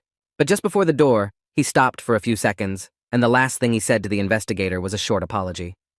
After the conversation, the host of the competition sat sadly with his head down and thought that he would like to tell everything, but unfortunately, he could not. And he can't tell because his boss threatens to kill his daughter, whom he loves very much and doesn't want to sacrifice. Then the man leaned on the table with his first hand on the table and began to think about what he could do to remedy the situation and save himself and his daughter. Suddenly, out of nowhere, a young leader stood behind him and asked the gentleman if he really wanted to save his child from an inevitable fate. The investigator slowly turned his head to see his guest and could not understand how he could approach him so quietly. Yu Shin-woon, folding his arms across his chest, asked if the man wanted to save his daughter and the Kuren clan, and if the answer was yes, he should obey him. A few days later, the young leader returned to his clan and called a meeting with all his assistants. The deputy leader looked at him with an oblique glance and said out loud that their leader actually knew what was going to happen to the Kuren clan. Other participants in the meeting began to ask in surprise whether the man was really involved in the grief that had occurred. Yu Shin-un listened carefully to all the questions in his favor and said that man cannot influence the forces of nature. And then he added that he had only studied its laws while practicing martial arts. One of the gentlemen said that they did not expect anything else from him. Then he winked at the clan leader and said that he could only admire his wisdom and strength. The leader smiled broadly in response. He then turned to his deputy and asked how things were going with the Hwanak clan. The aide replied that a lot had changed over the past few days. The man recognized the guest because he was the strongest in all of Murin and the best warrior in the Imperial Army.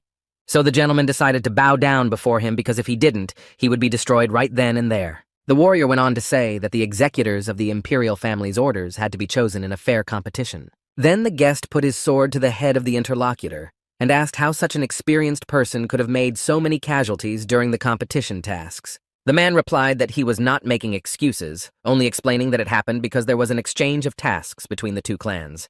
The commander-in-chief was very angry with this answer and asked how the gentleman could blame everything on this, because no one in the government would believe this excuse. The subordinate said that he had told the truth and that it had been discussed immediately after the test, and the guest could see for himself. And to confirm everything, the man went to one of his closets and took out a notebook in which the meeting was described in detail. When the emperor's employee examined everything to the smallest detail, the owner of the estate emphasized that he was telling the truth and was, in fact, innocent of anything. Walking to the exit, the guest said that he would give him and his men 6 days to find the lost belongings of the emperor's favorite. And when the guest was leaving the door, the interlocutor asked him to exclude personal feelings from the investigation of the situation because they could harm him. As long as the commander-in-chief was in the field of view of his subordinate, the latter restrained all his emotions and seemed to look calmly into the man's eyes. However, as soon as he disappeared, the gentleman gritted his teeth, swung his right hand, and struck a powerful blow to the desk that was nearby at that moment. Hearing a loud knock, one of the man's assistants quickly entered the room and asked what they would do next, as the case looked quite serious. The chief said in a serious tone that they needed to prepare for the worst, and a second later added that they should immediately get rid of all available evidence. The gentleman went on to say that the head of the faction had killed Duakchil's father, and after that, Kurin sent his army to the scene to investigate. The head of the clan, Pek Un, folded his arms across his chest and asked if the clan could disintegrate. The man replied that they would only change their leadership. The deputy added that Secretary Yang Jio now holds the position of leader. Yu Shinun listened attentively to the new information because it is very important to him. Then the assistant said that there was still something strange in this story, and for some reason, the Huang Nok clan's funds were transferred to the Huang San faction's treasury. All those present were quite surprised, because it really looks quite strange for such two powerful clans that were not friends with each other. Suddenly, a young leader spoke up and said that in exchange for them turning a blind eye to their involvement, the fate of the clan would be in the hands of the faction. One of the clan members, clenching his fist tightly, emphasized that in this case, they were doing the same thing as the Ustia faction that absorbed the clans. This means that the Kurin still has a good relationship with the Bak Un clan, so one of the men suggested that we focus on the clan's internal affairs. After listening carefully to this proposal, the young leader held his hands out to the side and said that they should actually do the opposite. After all, this is a chance they must take, and then their clan will be able to destroy their real enemy. All those present began to look at their leader in surprise, because they did not yet know exactly who their enemy was, so they clarified whether it was the Huangsan faction. Yu Shinun closed his eyes and said in a calm tone that it was finally time to tell them the truth, and inform them that their main enemy was the Kurin clan. The participants of the meeting froze in their seats with their mouths wide open, and only one substitute asked if these people were not their allies. The head of the clan, Baek Un, began to say that from the moment his father died and before he became leader, the head of the faction was influential only because of Kurin. The deputy leader was shocked to hear this suggestion, as he had never even realized that things could be so serious. The young leader went on to say that in 6 days the search for the faction on the mountain would end, and then they would be able to fight Kurin. At this time, the emperor's commander-in-chief came to the estate where decisions were made about holding a competition for clans and units. When he was met at the gate by soldiers who blocked the way, the man angrily asked them how they were not afraid to interfere with the imperial family. And after a short pause, he added that if they didn't want to die right now, they had to clear the way for him as soon as possible. And the guards had no choice but to obey the order. Thus, the main warrior was able to approach the door and open it by the handles. And in the first room, the one who started all this chaos around the clans was already waiting for him. The man was sitting so confidently, as if he was not afraid of anything.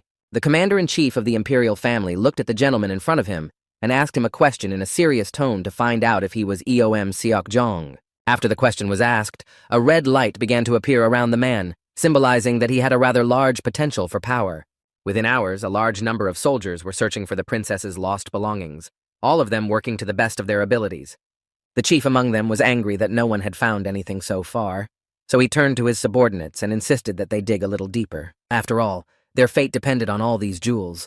The soldiers obeyed the order and began to dig even deeper and examine everything around them more carefully. The leader of the squad warned that if the soldiers did not find the value, they would all face severe punishment that they would not be able to avoid. The two comrades stopped for a second and began to talk to each other about how they shouldn't do it at all, because they were warriors, not moles. Even though they are called the Bloodsect demons, even if they find these things, they will not be able to bribe the imperial family with them. The chief carefully watched the work of his subordinates and reasoned that these lazy people were generally talentless because they could not even dig properly. And if they fail to fulfill this task by the meeting, their leader will be removed from office, and in this case, the head of the detachment will also lose his position. So the man again turned to his subordinates and angrily told them to work harder because they had very little time left. Suddenly he heard a voice behind him thanking them for the work they had done. It turned out that this guest was Yu Shin-un. The young leader smiled with joy and said that it seemed as if these people needed help, and that is why he came here. The chief replied that he was glad to hear that the head of the clan, Baek-un, had come here for the sake of the Kurin. The guest said that according to his observations, there are no results yet.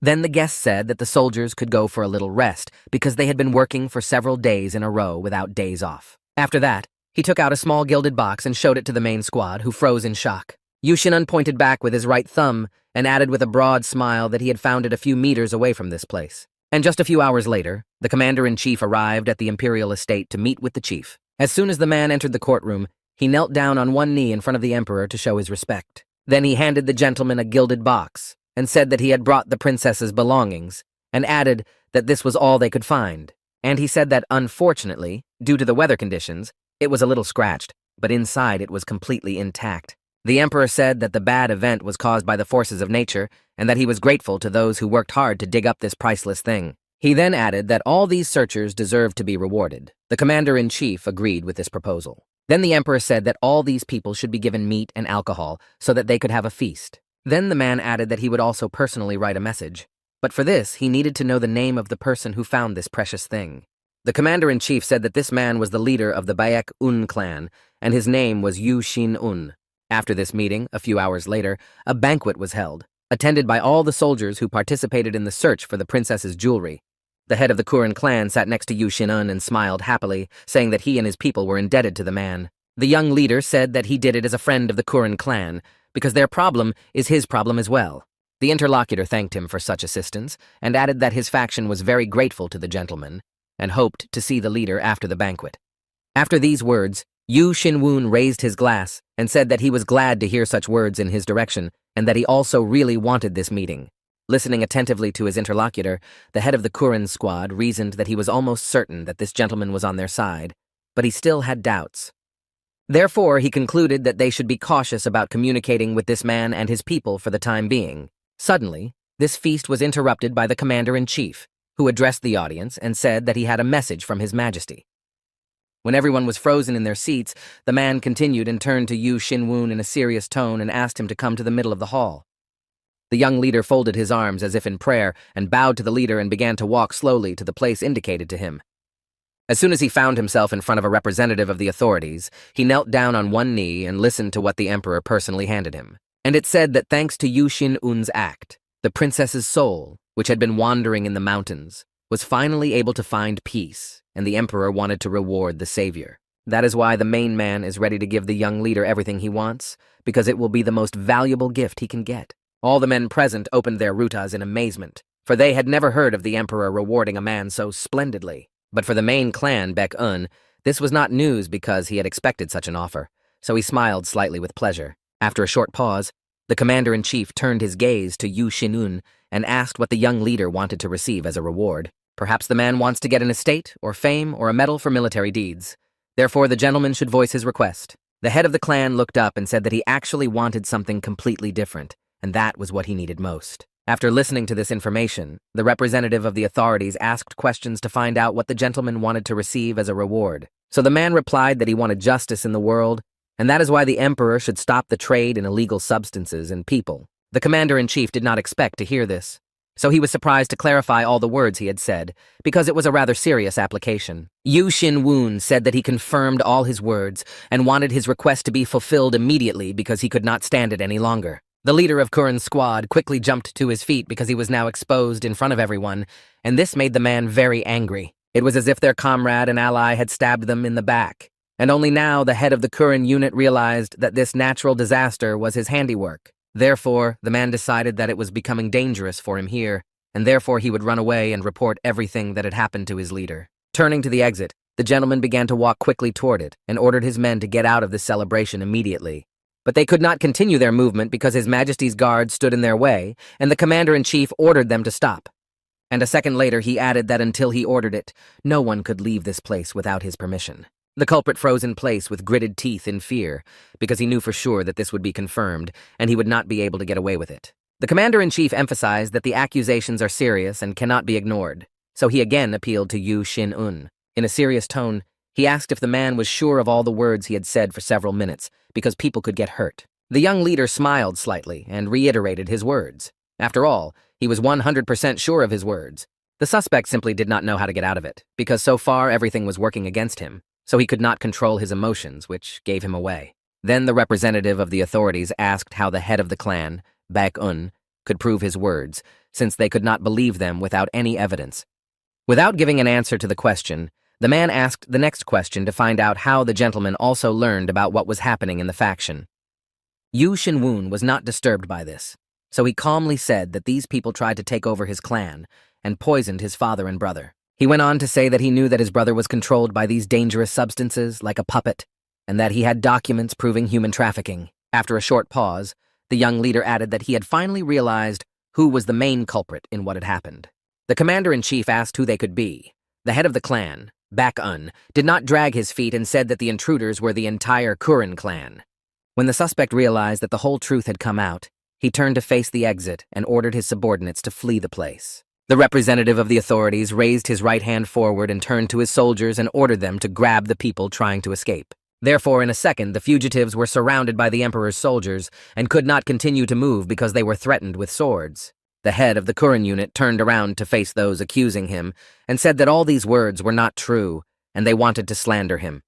He went on to say that the leader of the Baek-un clan is blinded by pride and greed and wants power over the entire Zhejiang province. And that's why he gained the trust of the imperial family in a dirty way and now wants to brainwash the governor. Therefore, the man began to look around and look for the governor himself in order to discuss the whole situation with him. Not seeing the person he wanted, the head of the Kurin unit said that everyone had heard these accusations, so someone else could express their opinion. Yu Xin-un decided to speak up and asked if the man really thought he could get away with putting pressure on the governor. A second later, a young lady stood next to the young leader, and the man said that if the gentleman wanted proof, he would have it. Even the commander-in-chief himself was surprised by this appearance, so he let it be known with a wide open mouth that he knew who this lady was. Yu Xin-un went on to say that this girl was the daughter of the provincial governor, and that she was the proof of all these crimes. Later, her father came to her side and put his hand on her shoulder, saying that she was being held hostage and threatened with death for disobedience. After all that was said,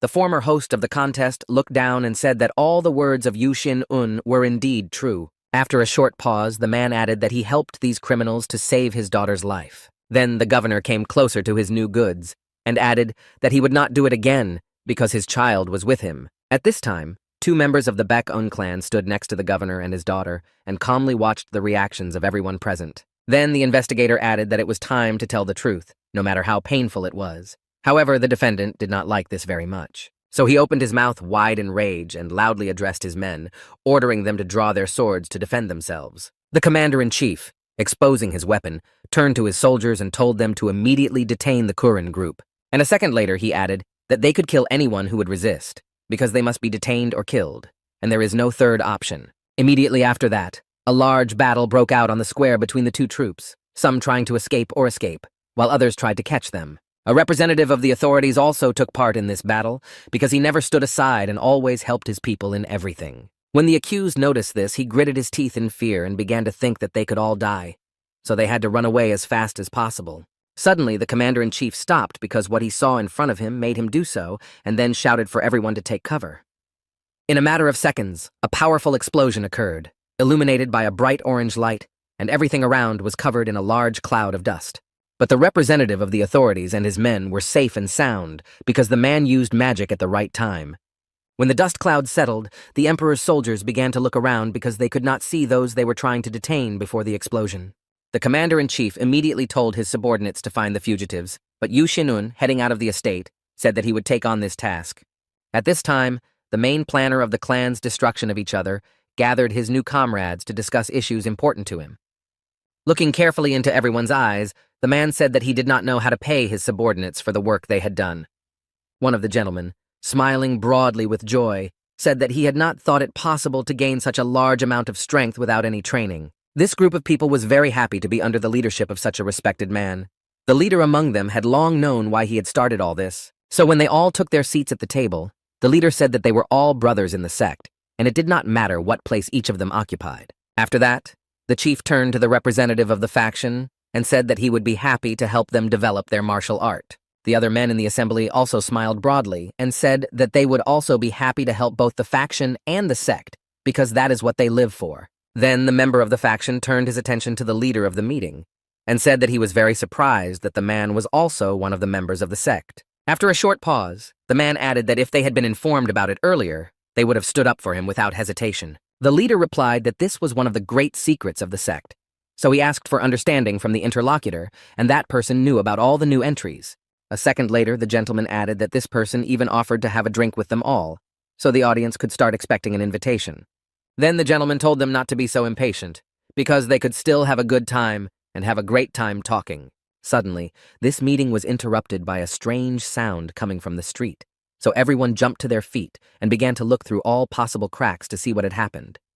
The main gentleman of the meeting did not hesitate for long and got to his feet and quickly went to the door and opened it with the speed of light. And what he saw there in front of him made him freeze in his seat with his eyes wide open in surprise and shock. It turns out that a powerful explosion occurred a few meters from the estate, and after that, red smoke began to spread through the neighborhood. Then his new colleagues approached the gentleman from behind and began to ask him one by one what had happened and what it could mean. But they were not able to hear the answer, because in just a couple of minutes they began to writhe from the pain that pierced their entire body. Then all those present fell to their knees and bent their heads to the floor, and began to cough heavily, while the leader stood steadfastly glowing with a red light. After the incident, his subordinate came up to the boss and asked if he had seen everything with his own eyes. The man replied that it was a sign from Meng Dinho. Then the leader of the estate told his aide to get the army ready. Then the young man had to destroy all the evidence and go to the main headquarters. And all this is necessary in order to gain at least a little time for yourself and to build a new plan of action. The chief continued to look out the window and a few minutes later told his men to get ready and prepare their weapons because the war had begun.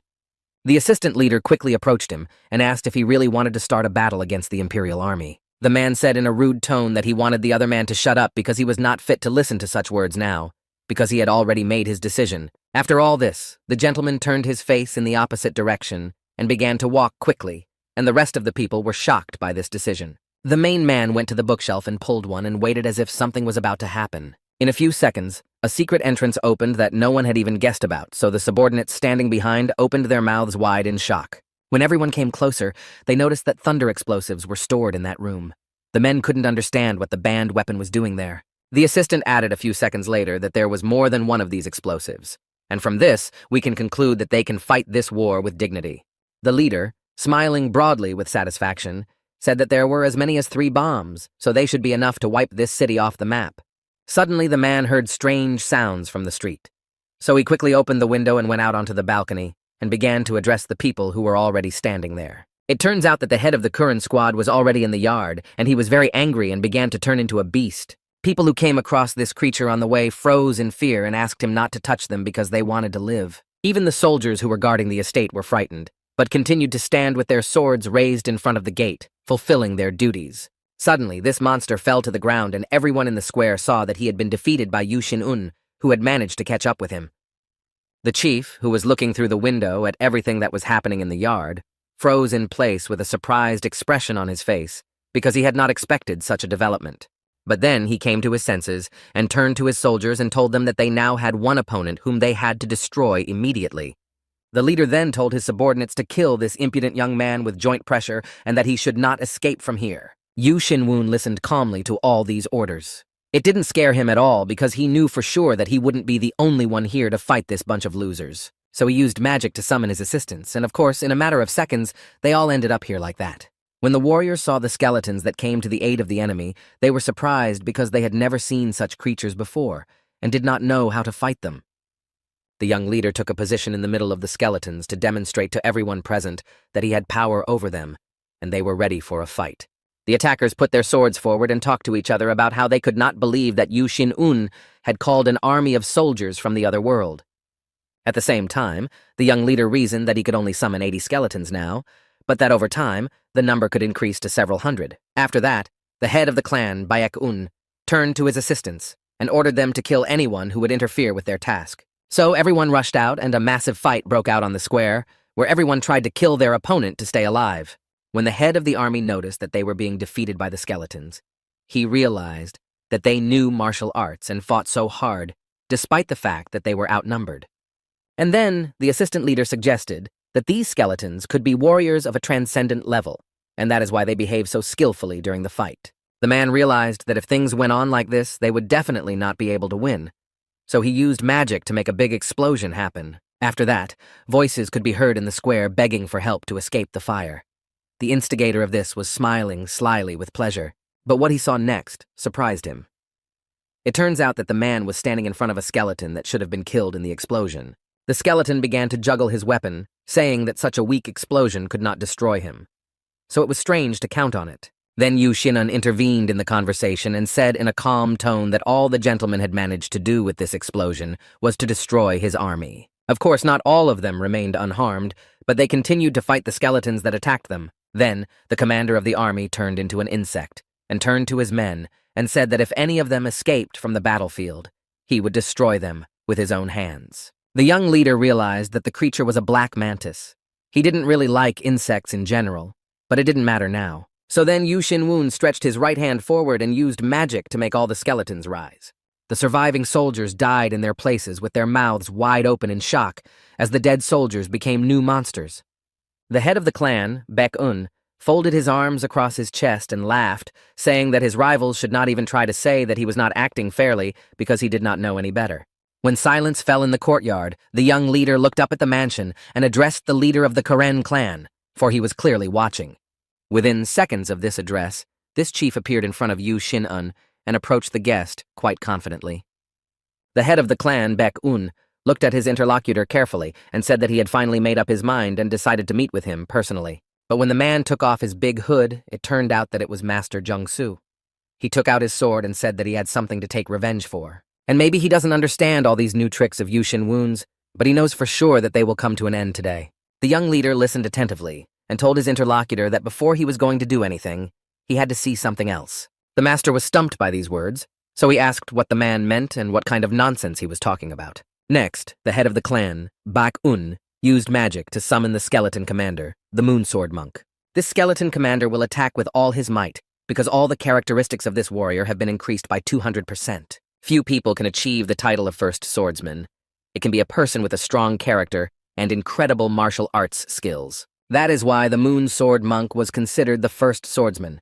He was the strongest skeleton there is, and no one wanted to meet him. The men who were supposed to fight him froze in their seats with their mouths wide open in surprise and fear. Then the skeleton began to light up with green light, symbolizing that it was ready to start the inevitable battle. But the assistant to the leader of the leader who started all these strange rules in the competition gritted his teeth and began to think about how they could defeat such a rival.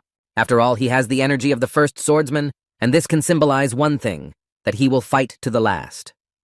Then Yu Xin'an decided to intervene in order to clear things up a bit, so standing behind the skeleton, he told people that he was their mentor. After these words, there was a short pause in the courtyard, but it was broken again by a young leader who asked if this skeleton was not the first swordsman. Then the man smiled lightly and said in a calmer tone that this creature had returned from the dead and should not scare everyone present so much, and that is why people should treat him with due respect. But people were still shocked by what they saw. Suddenly, the skeleton spoke and said that it was his fault that the strongest faction had become a laughingstock. After a short pause, the creature added that he had come back here to fix everything, because it could not go on like this. Then the skeleton took a pose to attack, and during this he said that he would destroy those who disgraced the name of the Huangsan faction. The assistant began to shout at the top of his lungs to make it all end, because they would not fall for this trick. Then the man emphasized that it was just a puppet made of bones, which they would definitely not fear, let alone believe and worship. He didn't know how else to inspire faith in his people, so he also said that Yu Xin'un had only decided to play a joke on them, so they shouldn't worry so much. Then the assistant added, smiling slyly, that even if this skeleton was real, they were 100% stronger than it, and would be able to overcome it. Then the man said once again that they should not be afraid, even if he was indeed the first swordsman. The young leader was not surprised by this, but immediately after these words, the skeleton decided that there was no point in wasting time on all this talk, and it was time to start the already inevitable battle. The first person the creature ran up to was the warrior who stood in front of everyone else, and, as he thought, was ready to take the first blow. However, it was a mistake, because he could not even cope with this because the skeleton immediately dealt him a blow that was incompatible with life. After that, he switched to the other soldiers who were waving their swords in front of him, and they were also destroyed in a few minutes. But there were also those who tried to fight back with dignity and succeeded quite well, and all because they attacked two at a time and hit different parts of the body. And to deal with these two attackers finally, the skeleton had to use his signature explosion against them using magic. The bright light from the explosion blinded the leader of these soldiers, and he had to hide behind his sword. And at that moment, he could not believe his own eyes. After all, it really turned out to be the elder of the faction. And despite the strength that the man gained thanks to the sect, he now feels devastated. As soon as the skeleton had dealt with all the attackers for the moment, it froze in place and began to look at the main gentleman. At that moment, the man realized that all his subordinates had been killed in battle, and now he had to fight this creature one-on-one. Then he realized that the power he received from Eom Seokjong would not be enough to win, but he had no other option. So he used magic, and because of this, he began to be illuminated with purple light, and raised his head up and spread his arms to the sides and began to shout loudly. After a few seconds, the gentleman said that he finally felt the magic with which he could fight his opponent with dignity, and it was because of this surge of strength that the man said to himself that now he was not afraid of anything, not even this bastard Yu Shin Woon and this first swordsman. Then the leader of the fallen army put both hands forward and said to his opponents that they would not even be a pile of ashes. And in a matter of seconds, the man pushed off the ground and began to move quickly toward the skeleton, which was still standing still. However, the creature was not at a loss, and used the magic of the moon's embrace to keep the gentleman away from it. Therefore, a large number of streams of energy glowing with blue light flew at the opponent. The victim had nowhere to go, and they pierced him.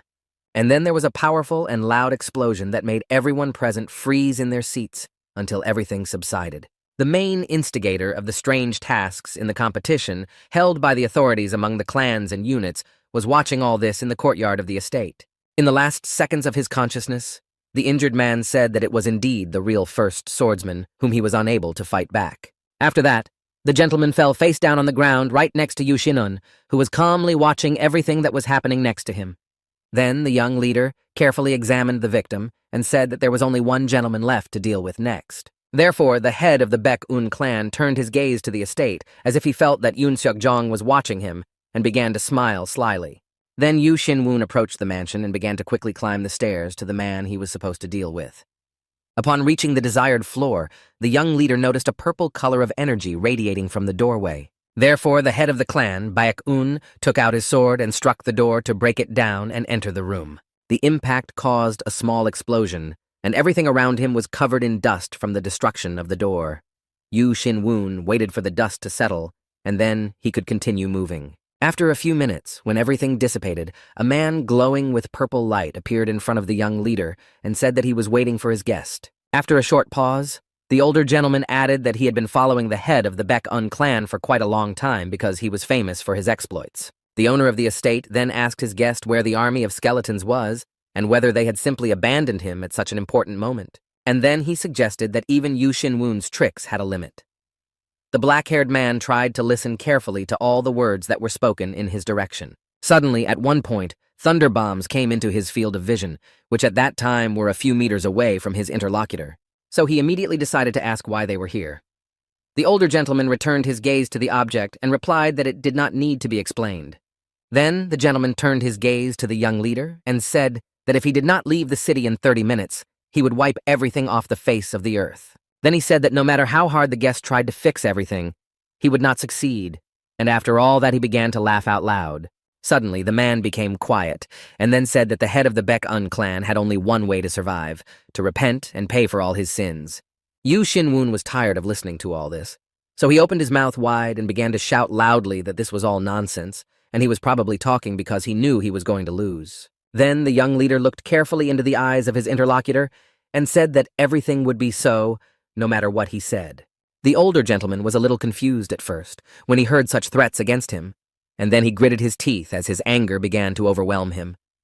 For this reason, he decided not to hesitate but to pick up his sword and threaten his unwanted guest with it. Then their swords touched each other, and a burst of light occurred that could be seen even while standing on the street. During this fight, the older gentleman told his opponent that he had chosen to die today, but that it was even better, Yu Xinwun continued to fight with dignity, smiling slightly, and at the same time asked if the gentleman was going to defeat him. And in a matter of seconds, he asked the next question. Does the opponent really think that he can do everything he says so easily? After these words, there was a pause between the men, as each tried to prove his power and strength to the other and win. After a few minutes of this fight, the older gentleman began to think that he knew he was stronger than his opponent. But something was wrong. After all, the head of the clan, Baek-un, does not look tired at all, and he is only gaining strength as he fights. Therefore, the man could not believe that his opponent's skills were close to perfection, and he used this skill quite successfully. Suddenly, in 1 second, skeletons appeared between the two men, and Yu Xinwun called for help to end it quickly. And when they received the order, they began to move directly at the opponent in order to neutralize him. When the man saw this, he began to scream out loud in fear. After a minute-long clash, the older man found himself on his knees in front of Yu Xinwun and lost his right upper limb. The young leader put his sword on his shoulder and began to smile with satisfaction and said that thanks to his opponent, he managed to gain time. And after a short pause, the young man turned his attention to the box and said that during this period of time, he had managed to remove all the dangerous bombs. The victim continued to kneel and looked closely into the eyes of the uninvited guest and asked what was wrong with him and why he was behaving so brazenly. Then the older gentleman began to ask in despair what the attacker wanted from him, why he broke in and started a fight. After listening to all the questions, Yu Xinwun calmly replied that he was not going to stop this man because he really wanted to stop the blood sect. And the victim is only the first step towards this. That's why the head of the clan, Baek-un, said that he would destroy everyone who tries to destroy the world. Sooner or later, all those involved in any disaster will have to pay for the damage they have done to humanity. This punishment will not escape even the sect leader himself. The elder gentleman froze in his tracks and gritted his teeth in shock. However, in a few minutes, the man mastered the emotions that overwhelmed him and decided to fight to the last because he could not die like that. That is why what happened next surprised even the young leader himself, because he clearly did not expect such a course of events. For a couple of seconds, he was blinded by a very bright light that did not allow him to look at his opponent properly, so the black-haired guy covered himself. But as soon as he was able to open his eyes normally, he saw a giant monster in front of him, who was the 8th executioner of the spirits of disasters. After their first collision, a powerful explosion occurred and Yu Xinwun was knocked back several meters by the shockwave, along with his sword. Having successfully landed, the young man quickly got to his feet and began to think that he had already fought similar creatures in the past. But there is one drawback.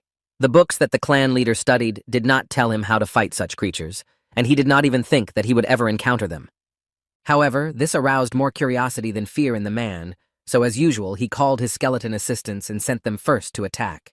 The two attackers tried to use their skills as successfully as possible, but they failed because the executioner managed to destroy them. After that, the creature also used flames to completely destroy the attackers, and while doing so, he loudly said that Yu Xinwun should die.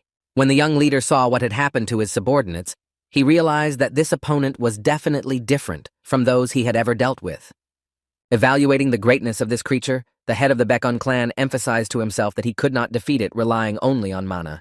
And so he has no choice but to use all his strength to defeat this strong opponent. And so he went down on one knee and put his right hand on the floor and used magic that summoned the powerful monsters that the man had absorbed earlier. In order for him to summon them all at the same time, Yu Xinwun spent quite a bit of his strength and energy. And when everything was behind him, he proudly raised his head forward and ordered his new subordinates to attack the creature opposite them. And all of them, without hesitation, simultaneously attacked the fallen man. Each of them tried to inflict severe damage on the other. The young leader watched the fight from the sidelines, thinking that he had cast a spell on his men that repelled fire.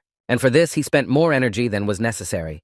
And if this creature manages to defeat them, that's when he'll be finished. Suddenly, a skeleton, believed to be the oldest and most powerful, appeared next to the young man. Yu Xinwun looked at him and assured him that he was fine. And in a matter of seconds, he realized that they also needed to join the battle. So he took out his weapon and moved directly at the enemy. Watching everyone fight, the man realized that they were fighting with dignity, and that if everything went on like this, a good ending was not far off. However, what happened next was something he had not counted on. Namely, after the blow, the executioner began to manifest fire all over his body, which should harm him. But after that, the monster stood still because Yu Xinwun used all his strength for this attack, and yet he was unable to win. However, the young leader decided that he would not give up so easily and would spend all his remaining strength and therefore fight to the end. Immediately after this decision, the system began to issue various messages about the use of all available skills, which led to some discomfort. After all, the man was losing control of his body and spirit, and if he relaxed for even a second, he could disappear altogether, but this could not happen now. This led to a momentary pause on the part of the young leader, and he froze on his knees while the monster was moving right at him. The head of the Baek-un clan had no choice but to accept this blow, but he was not at all prepared to resist it with dignity. Suddenly, in 1 second, the oldest and most powerful skeleton appeared in front of Yu Xinwun and took the entire blow. The young leader was surprised to see his savior, because he did not expect anyone to come to his aid. The mighty helper adequately restrained all the attacks of the creature, and for this purpose he also used quite a lot of his strength and energy. Suddenly, a bright orange light emanating from the young leader spread in the room, and the system reported that the powers were completely absorbed. This made the man feel better, so he was able to stand up properly and look in front of him with a confident look. And then he began to look at his hands and think that his whole body was filled with new energy that gave him more strength. And from that moment on, all his forces have gathered and will work in harmony, even though they did it unwillingly, and this effect may not last long. Therefore, in order not to waste his time, the gentleman headed straight for his opponent in order to finally deal with him. The head of the clan, Baek-un, smiled broadly as he swung his sword, for now he could use the 12 swords of the formidable cloud. And as soon as the effect was applied to the weapon, the man jumped high up and struck the monster, which deprived him of his limbs. After that, the monster froze in place and, holding the place of injury, began to scream loudly in pain, and because someone managed to harm him. Then the victim turned his gaze to the young leader, who asked him a question about whether it was not true that it had become a little more fun. Then the young leader stretched his right hand forward and, illuminated by yellow light, used another 1,000 sword magic. And his light began to spread around the room and approach those assistants who had been injured during the fight with the monster. In a matter of seconds, a circle of the young leader's assistants formed in front of the creature, ready for a new attack. During a short pause, the system began to issue messages that the level of conscripted soldiers had increased and their status had changed. The monster was shocked by what he saw in front of him, especially since he had not yet recovered from the fact that he had lost one of his limbs. The head of the clan noticed this confusion and asked if the creature was afraid because it was shaking with fear. So, looking at his opponent with a keen eye, he added that in this case it was necessary to end it as soon as possible. The creature didn't know what to do in this case, so all it could do was use as much fire as possible to scare the attackers. Yu Xinun was not frightened at all, so he turned to his soldiers and told them that their last attack was about to begin. And, of course, after that, everyone took their positions, took out their weapons, and prepared for a simultaneous attack on the monster. He, in turn, tried to protect himself from any attacks, so he used as much fire as possible to stop the attackers. As it turned out, he did not harm them in any way, because the creatures continued to move at the same pace as before. The monster could not understand what was going on, why he could not cope with these attackers, and suddenly he noticed that the main skeleton from above wanted to strike him. During this, a young leader approached Balrog with a sneering smile and told him that he would soon meet his friends in hell. After all the attackers have struck each in their own zone, the system began to issue messages about the destruction of the monster. For a few seconds, the head of the Baek-un clan froze in place because he began to feel something strange in his body. The man continued in this state for a few seconds and noticed that all his strength was gone and that the air was very tired of them. When the room fell silent, the man looked down and began to wonder if these powers were given to him only to fight this monster. Then he smiled slightly and said to himself that he had quite a few questions about what had happened today. But he will deal with them a little later because first he needs to deal with the body of the dead monster that was lying right in front of him. Putting his right hand out in front of him with an open palm, the young leader said that even if he did not have it, he had to do it. At that time, a large fire broke out in one of the settlements, but it was caused by people from the Kuren unit. The man who led the attack turned to his subordinates and told them not to leave anyone alive. All the locals should die. Each of the soldiers tried to fulfill their task as best they could, but the people who were tortured begged for mercy. The head of the army was also confused by the fact that he had not received a signal from his commander, which should have been heard long ago. With his head already down, he began to think about what could be happening behind the closed doors of the mansion, whether something bad had happened there.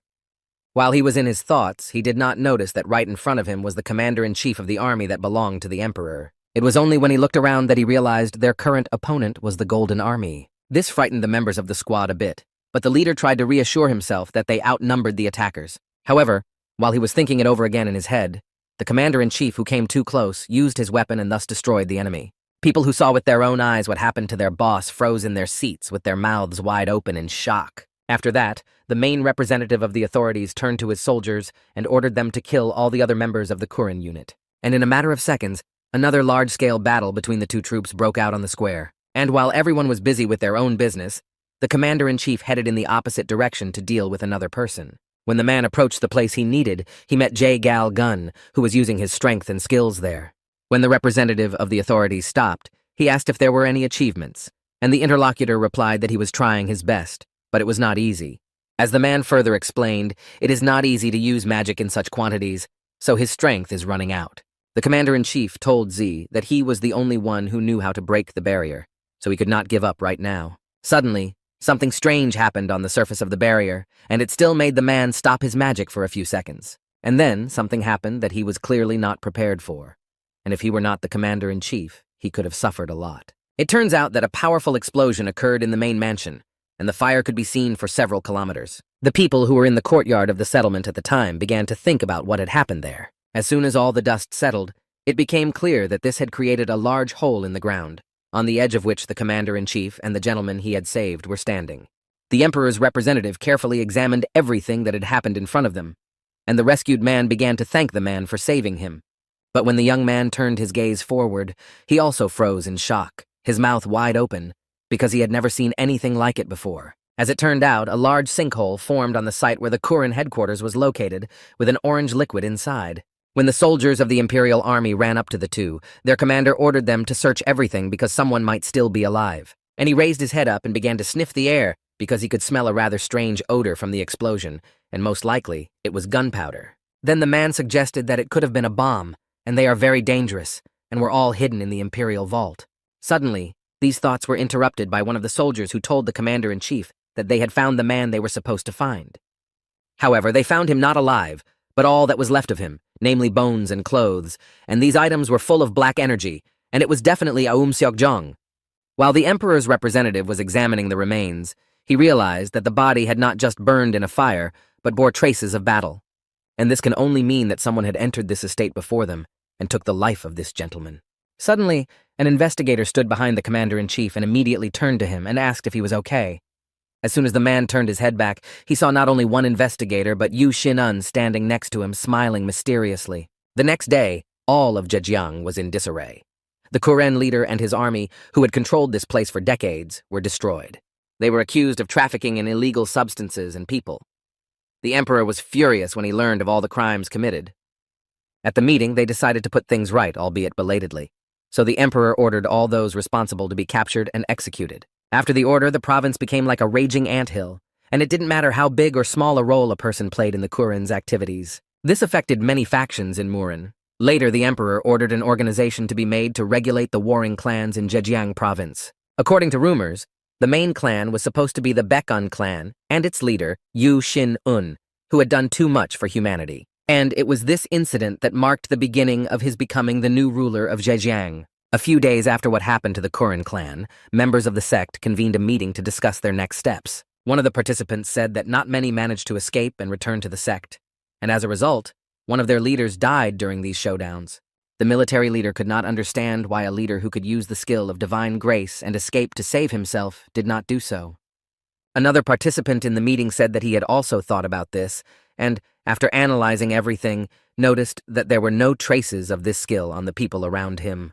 And it seems that the deceased did not use it on purpose so that the traces would not lead to the sect. The military commander went on to say that their prisons and warehouses of prohibited substances had been attacked and that it was all done by the Imperial Army.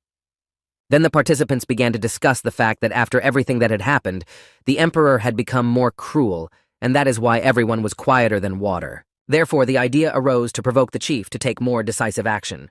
After all, the war they were counting on would have started long ago. And because of this, the men began to discuss the future plan.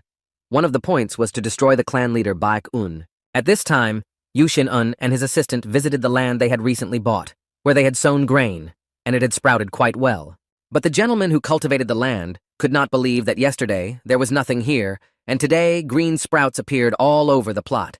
So, the man turned to the young leader and folded his hands as if in prayer and asked if the gentleman wanted to sell the land. After all, it will be quite difficult to cultivate it, so it will be easier to simply sell it and buy a better plot of land. However, the head of the clan, Baek-un, turned his back on the interlocutor and said that he had not sold the land for a penny, so he had not yet decided what to do with it. When the two men arrived in the wagon, Yu Xin-un asked his assistant to wait for him here because he had something else to do. The friend guessed where the boss was going and asked if the gentleman wanted to buy tools again, like last time. The young leader said that this time he would not buy anything, but that what he had to do would most likely take a long time. The assistant froze in one position because he was shocked by the words he heard. He clearly did not expect that something like this would happen when he went on this trip. A few minutes later, the head of the clan, Baek-un, approached the door through which he had previously entered the room, where he had purchased many different tools. The elderly owner of the premises folded his hands in front of him and bowed to welcome his guest. Looking carefully at the elder Mr. Yu Xin-un, he smiled broadly and said out loud that he seemed to be lucky in some way. The owner of the room looked up at the guest and calmly invited him to go to another room, as the young lady was already waiting for him. The man did not hesitate long over the invitation, so he immediately headed for the door the older gentleman pointed out to him. As soon as he got closer, the door opened on its own, and the young man stuck his head through the small crack to look inside. There was a beautiful young lady sitting in the middle of the room, calmly smoking a pipe, and of course waiting for Yu Xin-un to join her. Taking another puff, the lady smiled sweetly and asked why the man came to buy or sell something. The young leader immediately answered clearly that he had come here for the wrong reason. After that, the girl asked if he had come to see her. However, the head of the clan, Baek-un, became more serious and said that this was not the reason, and then said that he was here to pave his own way. There was a short pause between them, at which point the man realized that he was looking at Baek Li-lan, the founder of Hawkholden. Looking closely at her, Yu Xin-un realized that the young lady really had a strong enough energy that she could be useful to him in the future. It was also strange that he felt it just being around the lady, and he could not understand whether everyone who had reached the level of ascension had such power. Baek Li-lan created 2 weapons that are considered the most powerful in Murin, and in another version, during the war with the Blood Sect, she created 5 more. But this power fell into enemy hands who did not know how to use it, which is why the situation in the war deteriorated dramatically. And so Yu Xin-un decided that this person should be on his side. So he folded his hands as if in prayer and asked the young lady how he could address her. The girl smiled sweetly and replied that he could call her whatever he wanted, if he had the nerve to do so. But judging by the way he talks to her sweetly and calmly, she realized that this guest knows exactly who she really is. So the young lady put her foot up and took another puff and asked the guest which side of the emperor or the sect he was on. Yu Xin-un smiled slightly and calmly replied that, to be honest, he didn't belong to either of these options. Without receiving any explanation, the lady asked the next question to find out if the gentleman was not supporting Murin, to which he replied in denial. Baek was surprised that her husband was not part of any of the 3 parties, and now she definitely doesn't understand his visit to her. Then she poked the guest with her pipe and said that he must belong to something, but he continued to say that he did not belong to any of them. A second later, he added that he was following his own path. The girl thought this answer was ridiculous, so she clarified why he had come to her. After a moment's pause, the young lady asked if the young leader really needed to buy a sword from her collection. Finally, the guest answered the question in the affirmative, and then said that he really needed the swords forged by this young lady. This surprised Baek, because she can buy weapons anywhere. She asked why the gentleman needed the sword of his retired godmother. Then the head of the clan explained that he came for the 2 swords that are the strongest in Murin. The young lady closed her eyes and began to think sadly about how she had never thought that with age she would begin to see through people. And now she can't understand this guy, because what he says doesn't match the thoughts that are raging in his head. Therefore, Baek put her right hand on the back of the chair and decided to ask him directly if he was going to go to war. He answered in the affirmative. He went on to explain that these people belonged to the Blood Sect, who had already captured half of Murin and were going to take over the whole world. After a short pause, the man added that these people were also behind the murder of Baek's son and his wife. The last sentence caught the lady's interest, so she just approached the guest in a second and grabbed him tightly by the neck with one hand, so that he could barely breathe normally. The woman was so overwhelmed with emotions that she simply could not understand the people and therefore squeezed his hand even harder, and because of this, the gentleman began to cough. However, he still managed to turn to his godmother and ask her to calm down a bit and discuss everything calmly. And in order to distract her a bit, the man showed her a scroll that really shifted Baek's attention, and she began to gradually calm down. Port, nevertheless, abruptly snatched the documents, carefully unfolded them, and began to read carefully what was written inside. As it turned out later, there were records of all the horrific crimes of the Blood Sect and the murder of the young lady's family members. Moreover, the traces of the perpetrators of the murdered son and his wife matched those written in the document, and the lady could not believe it. Then she got angry again and asked how the man had even learned about this sect and was able to dig up so much useful information about it. Yu Xinan, on the other hand, was surprisingly calm, so he replied in a normal tone that this sect had also killed his father and brother, and he wanted to take revenge for that. And then he began to tell me that he found out who was behind the murder when he found a letter from his brother, and after the victory over Kurin, he found even more information. The lady bowed her head and said that in the past, in a fit of anger, she had tried to find those responsible for the deaths of her son and daughter-in-law, but had failed. But now that she sees such clear evidence in front of her, everything is falling into place, and only now is she beginning to understand who is behind it. The young leader assured that he did not need swords to kill innocent people, he needed them to protect himself. After a short pause, the interlocutor added that if he had these swords, he would no longer allow any ordinary people to die. The woman didn't say a word to that, but turned to face her chair and began to walk confidently toward it, holding a pipe in her hands. Comfortably seated in her usual place, the lady said that even if he received half of Zhejiang province, would he be able to defeat his rivals? The head of the clan came closer to Beck and, trying to be honest, said that it would be difficult to implement at the moment. The young lady took a drag and closed her eyes, sadly emphasizing that, based on this answer, even Yu Xinwen himself was not capable of everything. However, these words did not upset the gentleman in any way, for he merely smiled and said that he only needed to get the other part of Murin on his side. While the young leader was at an important meeting, his assistant fell asleep because he was tired from the journey and the long wait. As soon as Yu Xinwen was in the carriage, it began to move in the direction of his estate. The gentleman was holding a flute in his hand and carefully examining it from all sides. The old owner of the house where the meeting was held gave him this thing and explained that if he wanted to meet them, he should use this flute. He then explained that the godmother would need to be alone with herself for a while and that they would be able to meet in person a little later.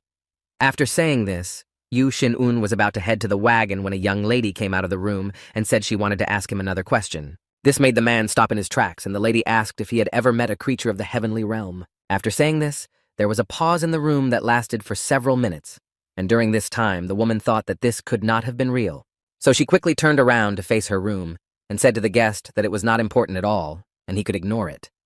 The man did not answer then, but now, sitting in his wagon with his arms folded across his chest, it did not give him peace, and he constantly thought about it. Analyzing every word that the young lady said, the young leader came to the conclusion that Beck Li Lan had also met with a celestial being. Then a picture of the last battle with the monster appeared in my memories, and this may be one of the creatures mentioned by Beck Li Lan in her question. After this meeting, Yu Xinwen had so many questions that he decided to clarify in the near future. After a few hours of travel, the assistant finally woke up and yawningly told his boss that he hadn't even noticed how he had fallen asleep.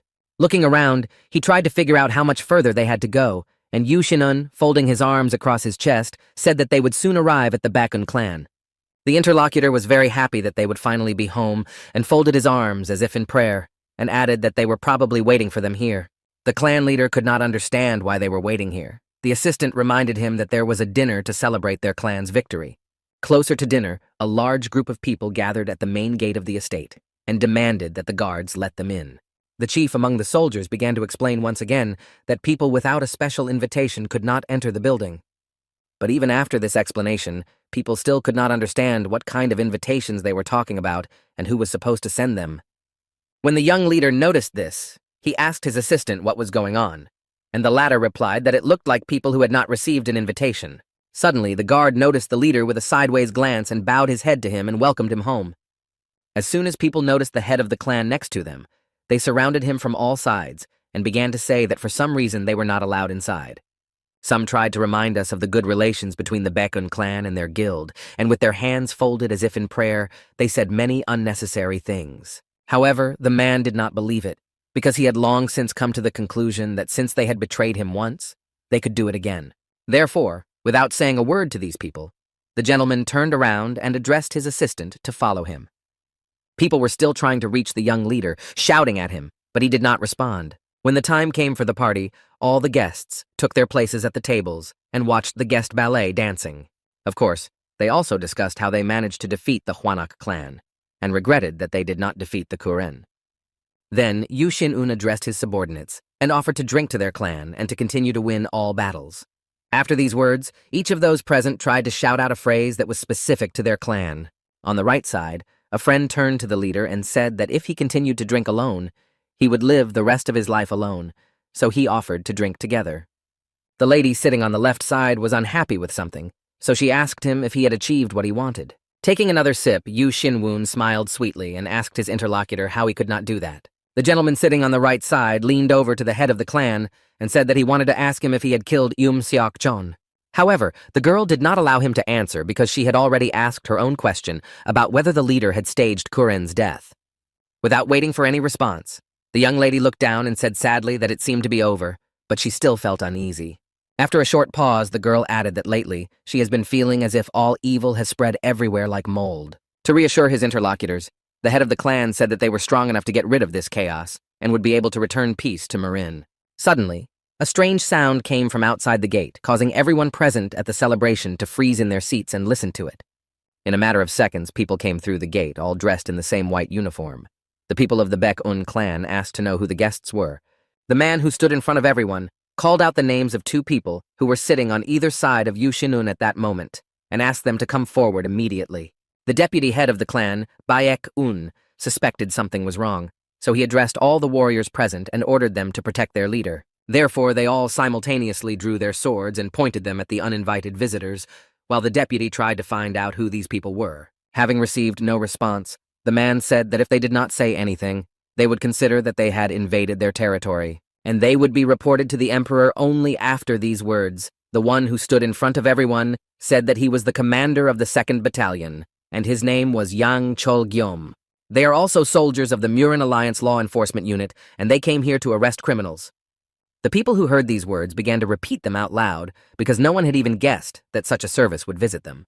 And so far, no one understood why they came here, because no one had ever returned after being arrested by this unit. The young lady whose name was announced became nervous, so she jumped to her feet and began to clarify that they were guilty and asked what crimes they had committed. The head of the squad sneered, and then said that the girl should save all these excuses until she met with the Alliance itself. After all, there are elders there who know about this, and they will determine the punishment, so the warrior told the people with the voiced names to come forward. Yu Xinun decided to intervene in this fight and addressed the uninvited guests, saying that they had no right to speak to his soldiers like that. He asked, smiling broadly, if the men were friends of the goats they had killed a few days earlier. When he received no response, the head of the clan, Baek-un, asked the following question. Didn't they learn that you have to knock before you enter? The leader among the guests, having heard everything, clarified that the man had not heard that they were a unit of the Murin Alliance, and therefore he should treat them properly. The young leader was not convinced by these facts, and asked whether he should turn a blind eye to the fact that they had entered his clan's territory. And then he asked if Murim's alliance was full of stupid thugs. These words angered the guests, and they began to draw their swords. The leader among them even began to glow orange with anger. He asked Yu Xinun how he had the audacity to insult the alliance.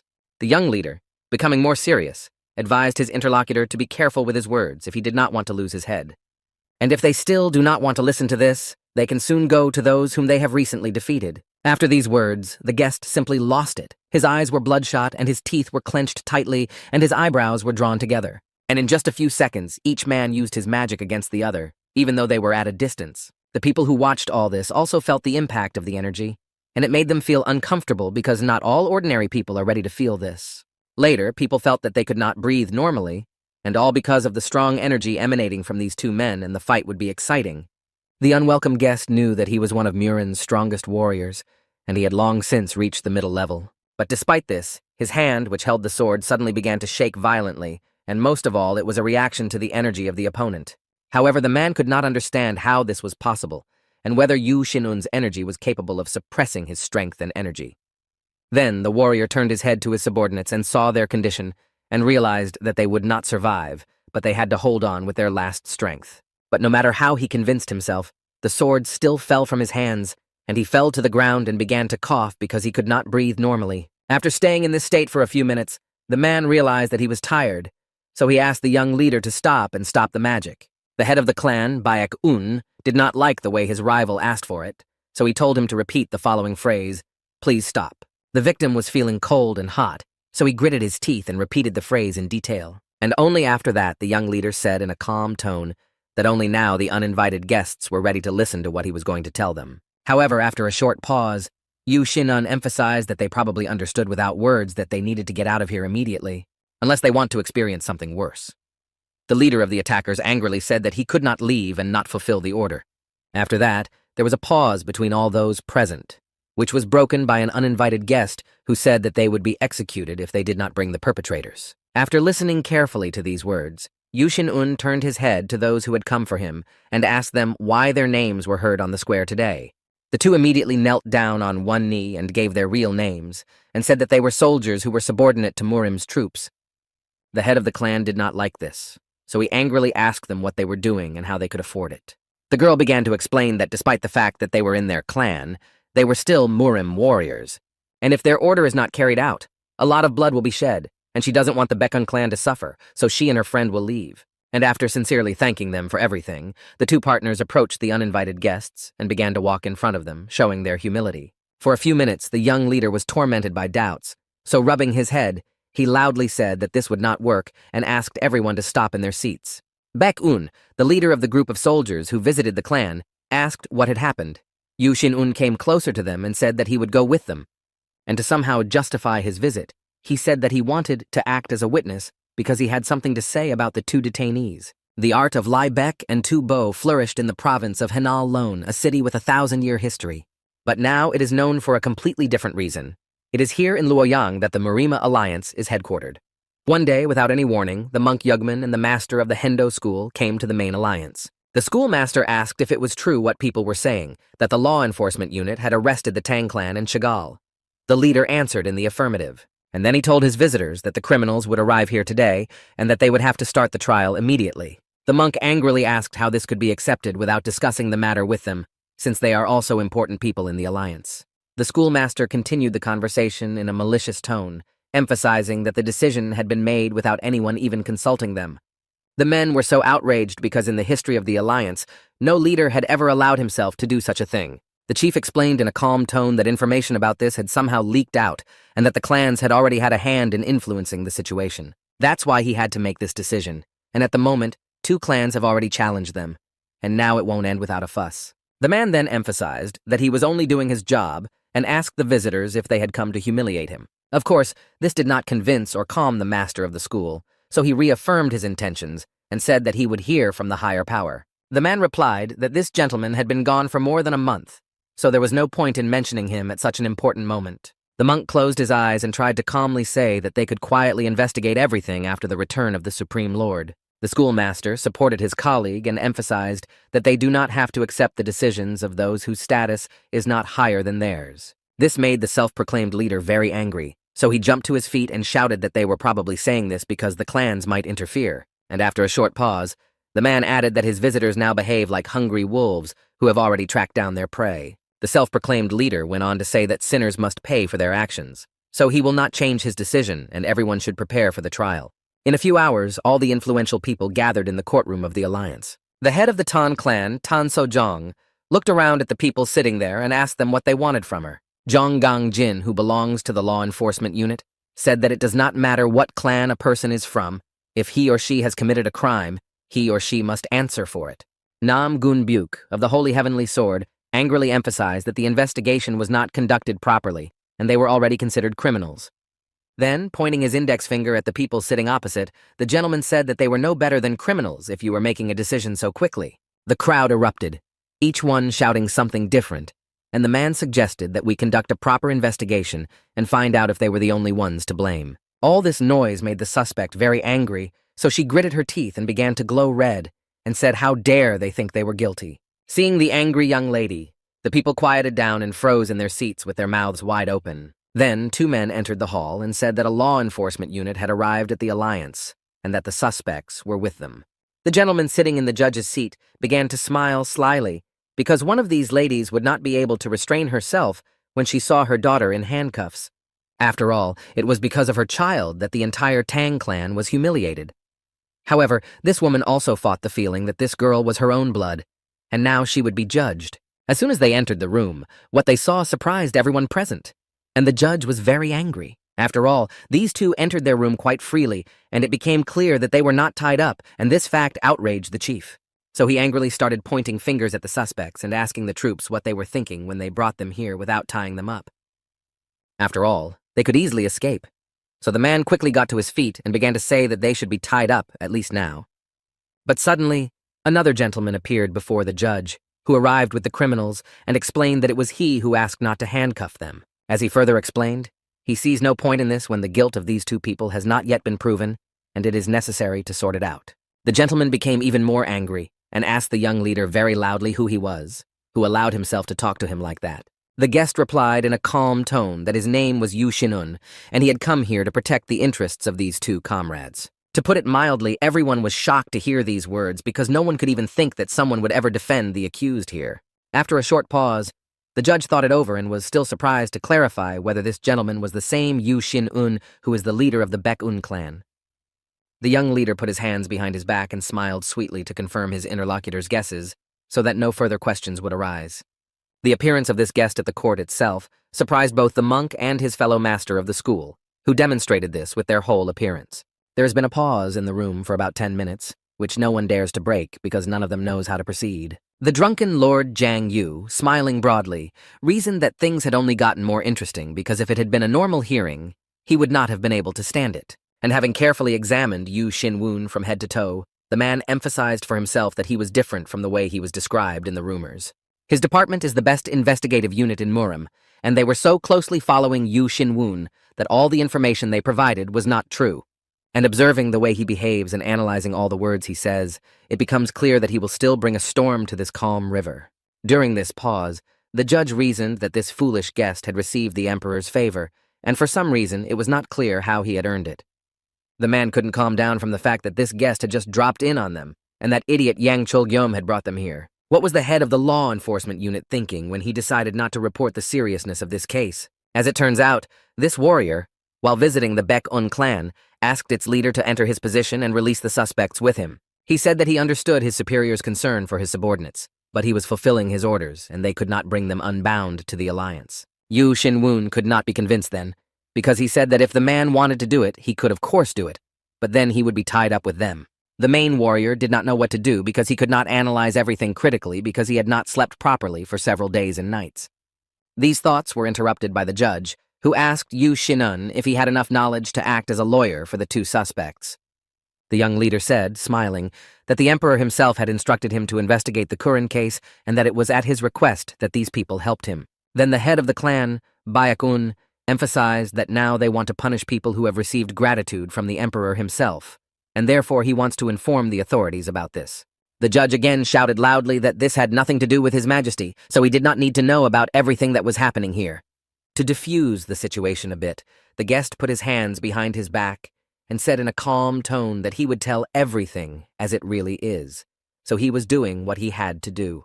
The interlocutor called Yu Shin-woon arrogant because he did not even show respect for the older man. The young leader replied that it was because he did not remember the man being among his mentor's students, so he could not be older a priori. The self-proclaimed leader mentally turned to his subordinate and said that he should not lose control because listening is more important than anything else. So now there is no need to settle scores with the emperor's favorite. Therefore, the judge said that the defendant Tan Ha-rin should answer.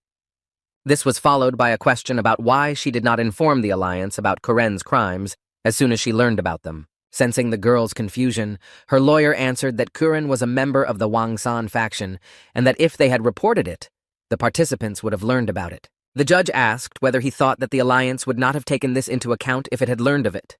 Yu Shin-un replied that he was not sure. The judge then pointed his finger at the suspects and asked why they had agreed to commit a crime with a person who was not even in the alliance. The head of the clan, Baek-un, folded his arms across his chest and began to explain that it was a personal request from the emperor and himself. The judge was enraged by this answer. After all, no matter what he asked this self-confident man, he would have an answer for everything, and this made him even more annoying. Why did the gentleman decide to move on to another suspect and turned to Jae Galgun and said that it was his turn to give answers? The gentleman then asked if the man had specifically opposed the Hwangsan faction because his clan had never been friends with them. The suspect was able to answer this question himself, saying that it was out of the question because they only wanted to establish justice. After that, he asked a rather logical question. Is it possible that as a member of another clan he cannot fight for justice in the world? The judge, smiling broadly, emphasized that their alliance was justice itself, so there was no need to trample on his authority. Yu Shin-un could no longer listen to all this, so he put both his hands to his sides and asked how the gentleman could behave like that during the meeting.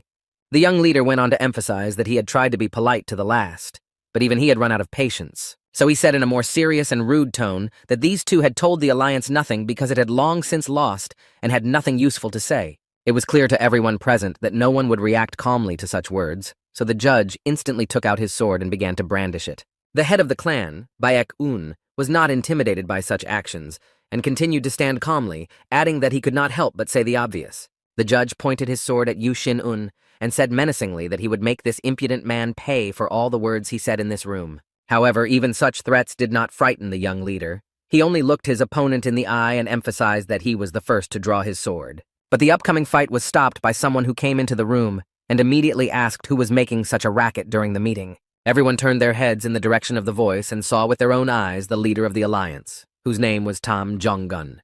At that time, the judge's mind was racing with thoughts about what the leader was doing here, because he shouldn't have come back so early to find it.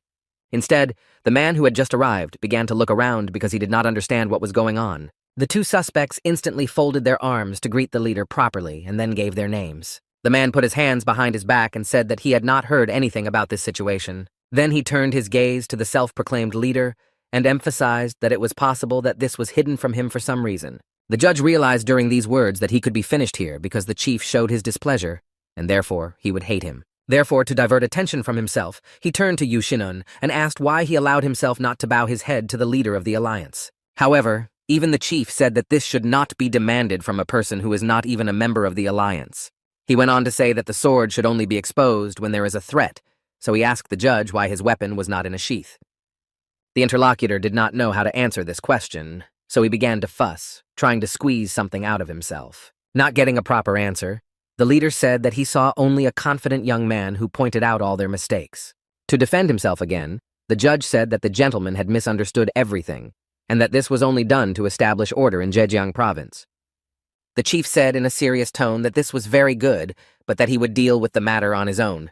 All those present were shocked that the leader himself would be involved in a meeting that had long been started before his arrival. The main man was confused by this, so he said that when he was going here, he heard that there was a man whom the emperor himself trusted. Other influential people at the meeting began to angrily ask why the emperor himself had shown such kindness to this young man, pounding his fists on the table. Then the chief said that it was time to finally recognize all the mistakes of the Alliance with the Zhejiang incident and apologize.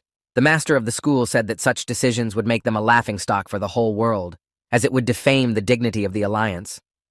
The leader shouted at everyone to shut up, because they not only did not correct their mistakes, but did not even recognize them. Then the man asked what kind of dignity we could talk about because, as the guest said, they should stand for a righteous cause, and they do not fulfill their duties. After all that was said, the head of the Alliance put his hands behind his back and told everyone present that the meeting was over, so they could leave. When everyone rushed out, the gentleman addressed the two suspects' friends by name and told them that they were innocent. The chief then folded his arms to express his respect for these people and said that on behalf of the Alliance, he was very grateful for their help. The comrades were shocked, to put it mildly, and began to say that they shouldn't thank them so much for it, because it was their duty. The remaining judge was quite angry about everything that was happening because he did not expect the chief judge to be at the court session. A few minutes later, the leader turned his gaze to the guest and asked if he remembered correctly that the young man's name was Yu Shin-yun. And then he said that the young leader had the courage to defend his point of view in the face of so many opponents. By this act, he showed his superiority over them, and that is why the leader thought that he was a very decent and honest person. Therefore, the head of the Alliance then asked the head of the Baek-un clan if he wanted to become his disciple. The judge who heard all this exploded with anger and loudly shouted that it was impossible to do this because it was against their rules. After a short pause, the leader added that he could give the young man some time to think about it, but he wanted to get an answer as soon as possible. The young leader raised his right hand to his beard and began to think carefully about the proposal. A few minutes later, Yu Shin-un replied that he was refusing to do so. At first, the chairman of the Alliance did not understand because he thought it was impossible to refuse. The elder gentleman looked closely into the eyes of his interlocutor, demanding an explanation. The clan head, Baek-un, thanked him for the offer.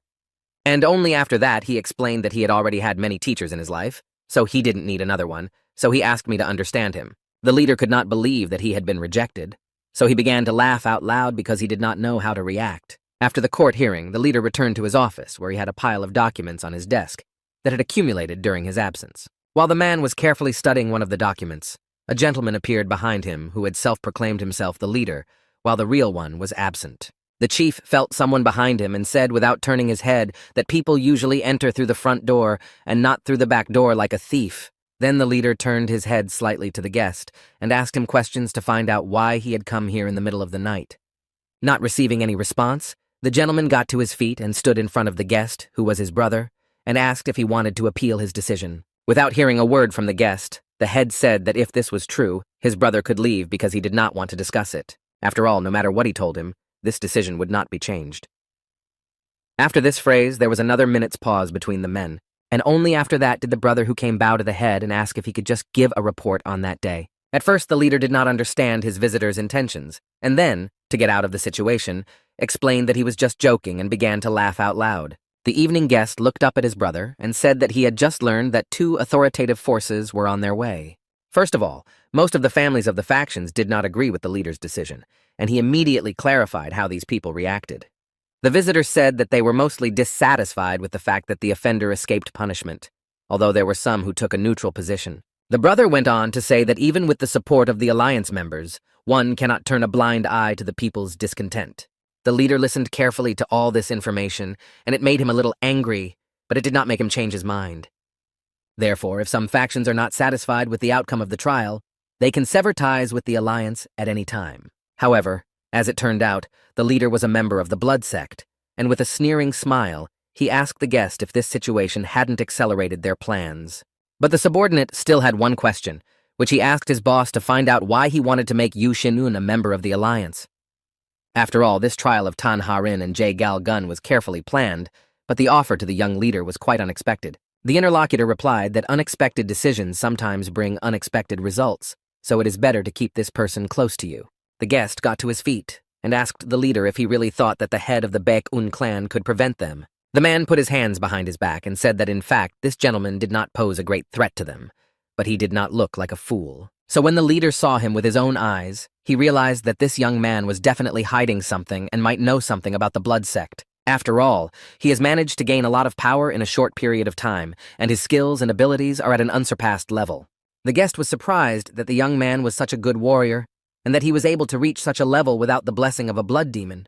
Then the visitor again knelt down on one knee in front of the leader and asked him what the sect would do in the future. After a short pause, the man replied that he had thought it over and was going to put the young man in the inner observation room. This decision made my interlocutor happy, and he even started to smile slightly, and then he said that it was the best thing to do. At that time, the head of the Baekun clan was in a very beautiful and mysterious place, and next to him was a group of beautiful girls. One of the ladies, with a downward glance, assured the man that they would keep the place safe, and he did not have to worry about it. After Yu Xinun listened carefully, he turned to the girls and said that they could leave the room now. A few minutes later, the room was empty, and the gentleman put his hands to his sides, saying that even the alliance should not reach him here. And when the young leader was sure that no one would interfere with him, this was the only way he could apply magic to his work. Looking closely at his fist, which was enveloped in flames, the man said to himself that if he did not have such strength, he would be in big trouble now. He would also never have known that the head of the alliance is one of the rulers of the Blood Sect he is so eager to end. After these thoughts, Yu Xinun decided to show his true self, and in a matter of seconds, large white wings appeared behind him. This meant that only now he was able to use the 6 banners of the soul that he had received after the victory at Eom Seok Chan. This skill has its own will, and in order to unlock the rest of the abilities, a young leader needs to use it more often. Then the young leader realized that the Pen of Knowledge was a very useful ability, because it would allow him to learn the true nature of the head of the alliance. And unlike other abilities, the Pen of Knowledge does not emit energy, so it will not be possible to track it. And thanks to this, Yu Xinun was able to unnoticeably feel the true aura of the chairman and determined that he was a member of the Blood Sect. However, there is one drawback, and that is that this ability can be used once a month, and because of this, he will not be able to use it in the near future. But he still needs to track down other members of the Blood Sect who are hiding in the Alliance, and he can wait for some time to do so.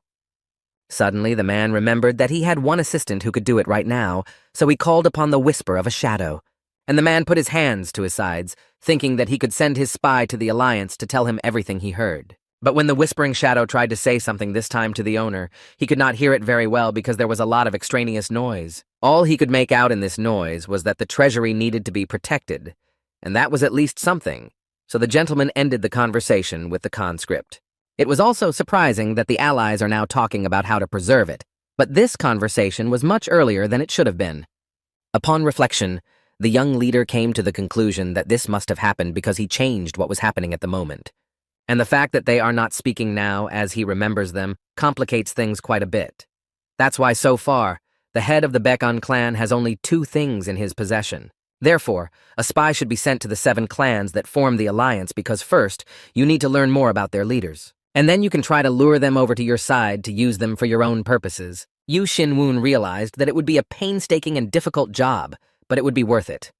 He also had to deal with the treasury. That's why he decided to hunt her down wherever she was, and then he would find the people who interfered with him and trample them into the dirt and make them beg for mercy. Then the young leader put on a mask made of an animal skull and thought that until the date of their meeting was determined, he would find a new name. A few days later, the news from Luoyang caused a wave of discontent among martial artists, because it became known about the problems in Zhejiang and that Yu Xinwoon was offered to join the alliance, and rumors that he was on the judge spread quickly. This event became the most talked about and caused a lot of controversy, and this was in favor of the young leader because people saw him in a new light. After all, he appealed against the decision of Ansu Murim himself, and no one had ever done this before, so it was hard for people to believe it. Moreover, the head of Ansu admired his courage and offered to become his apprentice, an offer that every warrior dreams of. In one of the bars, a gentleman interrupted the conversation between the 2 friends and told them that it was Yu Xinwoon who had refused the offer, and yet he immediately gave this answer without even thinking about it. The audience was quite surprised by this, and then they started discussing it as if the young man thought that the head of the alliance was throwing such proposals around. The other man didn't understand how the boss could offer Yu Xinwoon to join the alliance, since he probably didn't like his appearance in court. Then the 3rd gentleman suggested that the leader probably wanted him to guard the treasury because it is the worst position in the alliance. But this would be too shameful a place for a man who had gained the favor and trust of the emperor himself. After a second's pause, the know-it-all said that the emperor himself had also shown his interest in this case. Everyone present was equally surprised. The emperor has his own interest in this matter, since it was he who commissioned the alliance to protect the treasury and was grateful to them for their work. For some reason, these facts made the 2 comrades laugh, so they said that no matter how strong they were, they could not refuse to serve the emperor. While the friends were discussing and laughing about it, their omniscient interlocutor simply disappeared in a second. And when they turned their heads to him, they noticed that he was not there and could not understand exactly when he disappeared. Then they began to ask each other if anyone knew this gentleman at all, and they were also worried about the heating bill. It turns out that this man had already gone outside and after taking a few steps, realized that he had had too much to drink, but he had a task to spread certain rumors. After a few minutes, he regained consciousness and said that he had to continue to fulfill his mission because this is the work of the Hao community. Late at night in Luoyang, the red light district was a loud place to be because it is famous for its vibrant life. There is also a building on this street that has no signage, and usually people don't even approach it, but some vagrants sometimes look in. Over time, a leader emerged from this group of vagrants who was bald and wore small round glasses. That very evening, a new visitor came to the building without signs, dressed rather strangely and saying that he had come here for new knowledge. Having carefully examined the guest, the leader noticed a certain strangeness. In addition to the characteristics of the gentleman's skills, the letter did not mention his name, age, or origin. There are rumors that some people come to the main vagrant not for money, but to settle their accounts with their lives as soon as possible. Having recorded the guest, the leader pointed to the board and said that there were no requests for warriors of this level, but the gentleman could still choose a task there.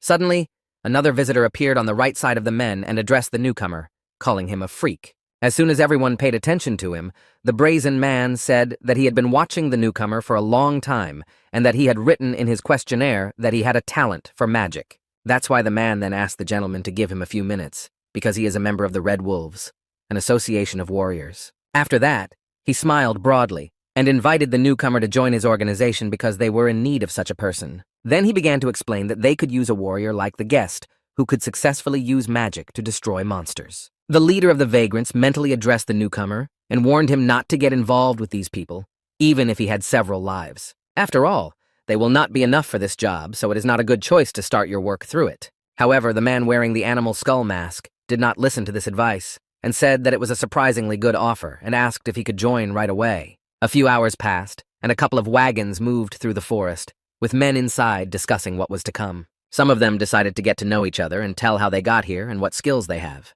But all those present were alarmed by the gentleman who was sitting in a mask and remained silent, and they were unable to find out anything about him. There are a lot of strange people among the vagrants, But this is the first time they see a masked man, and he doesn't even try to contact them. Suddenly, this strange man was approached by a young man who first apologized for disturbing him, and then asked if he could sit next to him. The masked man did not answer, but only waved his head, which made it clear that he did not mind. When he sat down, he said that everyone here already knew each other, and he felt somehow lonely, and then emphasized that his neighbor seemed to be talking to no one either. Then the young man took a rice ball out of his backpack and handed it to his neighbor, offering him a snack and giving him his name, Dick Goo. The masked stranger replied in a serious tone that he did not accept food from people he did not know. This upset the other man a bit. So he said that a few minutes ago he introduced himself and emphasized that they would work together and help each other achieve their goals. After a short pause, the young man smiled sincerely and asked his new friend to take care of him no matter what happened to him. The masked gentleman began to think that only here could someone who uses the skill of mimicry and bone rebuilding, which allow you to change your body, appear. So the weirdo wondered if this guy was here to punish him, but you couldn't tell from his appearance. A few minutes later, all the wagons stopped, and a voice coming from the street ordered everyone to get out. 3 leaders stood in front of the participants and told them that they would continue on foot and that their way would be to the cave of hell. As soon as everyone saw where they were brought, they began to loudly, indignantly say that everyone just wants to finish them off. That is why everyone began to say that they did not want to go there and would rather return home on their own. But there is no going back now.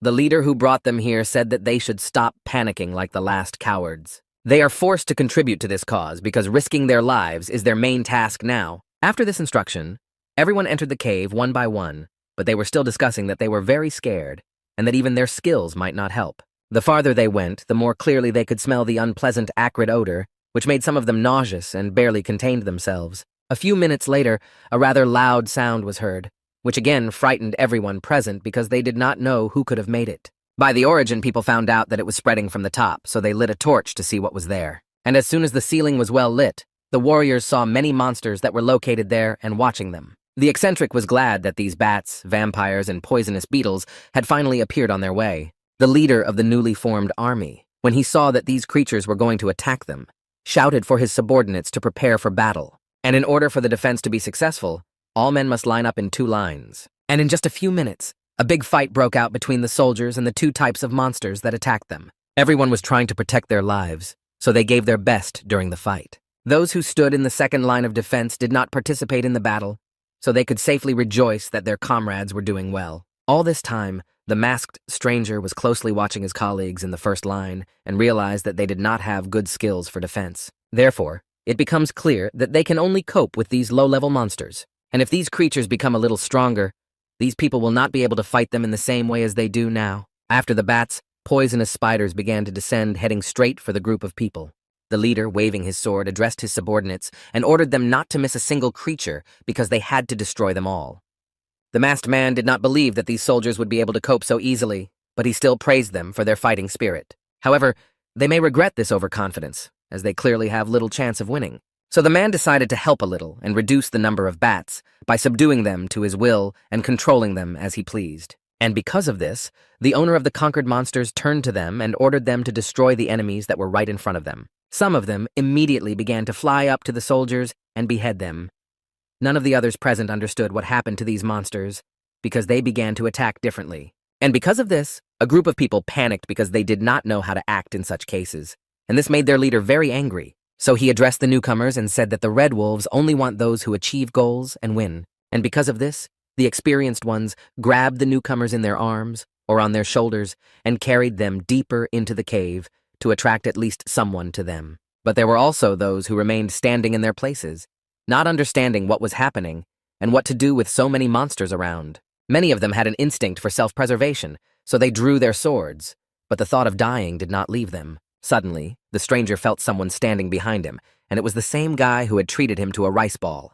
This guy was pretty determined, but the weirdo used his new skill on the head of the Alliance, and so he can't find out who the young man is. Noticing that the situation was getting worse, the man decided to use a new skill that he had never used before but really wanted to. And pulling out his sword, the masked gentleman called upon the sword of fire of the black demon, and his weapon instantly glowed with bright red light. As soon as the poisonous beetles noticed this, they immediately began to move towards the man, and as the attackers arrived, he destroyed them with a single swipe of his sword. The rest of the people who were left standing on the sidelines froze with their mouths wide open in amazement that it was possible to fight like that. This battle lasted a long time, and when it ended, his colleagues were shocked that this stranger was able to save himself and them at the same time. At this time, the people who were saved by the leader's soldiers were sitting on the ground and rejoicing that they were alive, and then thanked everyone present. However, when they turned their gaze to the chief, his subordinate stood next to him and smiled rather mysteriously. The men were a little confused by this reaction, so one of them dared to ask why the leaders were happy after what had happened to them. Suddenly, one of the rescued newcomers pointed his finger to the right side and asked what this thing was, because it was smeared with blood. Then this gentleman began to call on all his friends to look at this object, because it looked quite creepy and did not inspire confidence. After that, the gentleman turned to the leader and asked where he had brought them and what these strange smiles meant. And because of this, the newcomer paid with his head. At that time, at the beginning of the cave, people were looking closely at the stranger who turned out to be their savior, and could not understand how he managed to do it on his own. Breaking these whispers, the rescuer said in a calm, serious tone that there were many more monsters in this cave. So he warned them that if they wanted to stay alive, they should not go any further, but return to the outside and go home. Hearing this warning, everyone began to quickly head in the direction from which they had come, except for one young man who did not know what to do next. Because of this, he approached his friend and asked if he was going to leave, and the stranger told him that he had something else to do here. The young man offered his help, hand on heart. The masked man replied that he could handle the task himself. And then, to scare the interlocutor a little, the gentleman said that one cannot trust someone who hides his face. After these words, the young man did not insist on his help, because under the influence of his friend's magic, he decided to leave the place, wishing him good luck. In just a few minutes, the leader and his soldiers killed all the newly rescued men, but there was one last man left, who begged for mercy. However, this did not affect the chief in any way. He still took a swing and dealt a fatal blow to the recruit. It turns out that it was an offering before the ceremony began. The chief was very happy that everything was going according to plan so far. But suddenly, a voice came from behind me saying that he was a little late, but he had arrived and was ready to do the next task. When everyone turned their heads to the side where someone was speaking, they noticed that it was the weirdo they had invited to join them. However, no one could understand how he managed to get through those monsters unharmed and without a scratch. The leader said that it looked like this man had saved a few weaklings like him, and when he came here, he met monsters again. The leader decided not to hide his plans and intentions any longer, so he approached the survivor and swung his sword to kill him. However, he did not succeed at the first blow, as his opponent managed to dodge by tilting his head back a little. The man was shocked by this, to put it mildly, because he had never met a person who could fight back. But the stranger not only managed to avoid the blow, he was able to deliver his own, and it was right on the mark, because he deprived his opponent of one limb. Then the attacker began to tell us that 3 months ago, when the leader first entered the church, he was supposed to find something on the altar. Namely, a book that devours the blood of demons.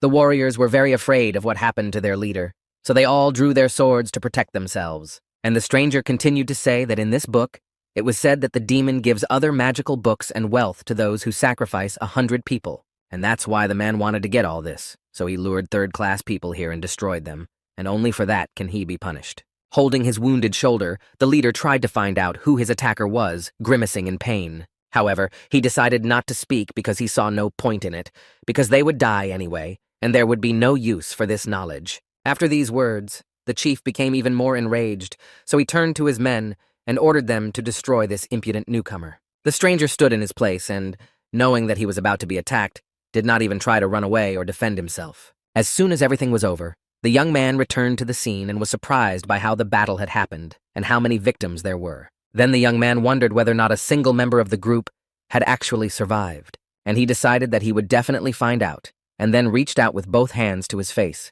because he was actually faceless. At this time, further inside the cave, new groups of people were waiting for Guguan Rim to appear, who was delayed for some reason. The head of the Bloodhound army, Ga Chui-hin, also agreed that this delay seems rather strange. The assistant said, smiling broadly, that even if he did not come, it would not make them feel worse, because they had already received a valuable thing. It turns out that they have the rest of the books from the blood-sucking demon. The army chief was sure that now he could become an invulnerable warrior.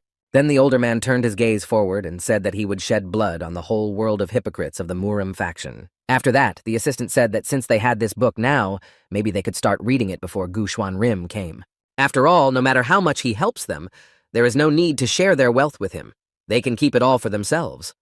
Because of this decision, the young man began to walk around the detachment of soldiers waiting for their leader, who, as it turned out, was already quite late. The young man stopped a few meters away from the soldiers and said that the chief had decided to reward them for their efforts and contribution to the cause. The subordinates began to rejoice that they would get something this time, but they did not rejoice for long, as several men fell to the ground, writhing in pain. This brought the assistant to his senses, and he stopped in his seat, not understanding what had happened to make them feel so sick. Then a voice came out of the darkness and asked the two instigators why they were so surprised, because they hadn't wanted to do exactly that. That is why he decided to help them. Then, coming out of the shadows, the man said that the men should not worry because they are also waiting for it. The chief and his assistant were standing farthest away, so they could not see who was addressing them, so all they could do was ask. The weirdo in the mask said that these two seem to be waiting for Guguan Rim, so he is. So it's quite an interesting development of events. And then he added that they probably already realized how it happened that he came to them and not the one they were waiting for. Then the newcomer turned his attention to the skeleton sitting on the money and asked if it was really the same demon blood-eater, because it didn't look like it. And finally, the man added that since his interlocutors let him learn so much interesting things, he would not let them get bored either. The elder gentleman could not stand such impudence, so he ordered his men to go into battle and destroy this stranger. This time, the man in the animal mask decided to accept the challenge with dignity, so he immediately began to use magic, and a blue light appeared around him. A few minutes later, a large, headless man dressed in metal protective clothing appeared in the stranger's place. The soldiers were very frightened by what they saw in front of them, and they tried to figure out what kind of monster it was. As soon as they saw that he raised his sword up, everyone who was standing nearby began to scatter in fear. However, there were those who were less fortunate and died. For some reason, the assistant chief was sure that he could deal with the attacker on his own. Therefore, using the technique of blood absorption, he thought that he could suck all the energy out of this creature, whoever it was. However, after a few minutes of use, the young man still did not feel a surge of energy, and this was a little alarming. And then there was the blow that the monster dealt him, and it was an ominous blow because it was the last one in this young man's life. The leader of the entire group was shocked, to put it mildly, because even he could not understand how this could have happened. Then he began to shout angrily, asking the attacker what it was and why he had come to them. The weirdo who used magic against the man said that they would never have succeeded in using the blood absorption technique. It turns out that the creature did not suck the strength and energy out of the leader, but rather filled his body with this energy that it could not withstand in excess. The next morning, the stranger returned to the town and told the bald leader of the vagrants that all 3 leaders of the bloodhounds had died and that he had managed to survive. Then the gentleman said that these people worshipped a demon blood drinker, and that was the main reason why so many soldiers disappeared. After a short pause, the masked man added that in addition to these freaks, he had also destroyed all the monsters that were in that cave. Then he turned to leave and asked to raise his rating in the leaderboard by his next visit. It was at this moment that the leader of the brothel realized that a new chief warrior, a vagabond, had appeared in these places. And this was the first appearance of a wolf with the face of a ghost. A few days passed, and the day of Yu Shinun's inauguration was celebrated in the courtyard of the training pavilion. Some of the clans sent their weakest warriors, and even they were not in the mood to attend such an event for some reason.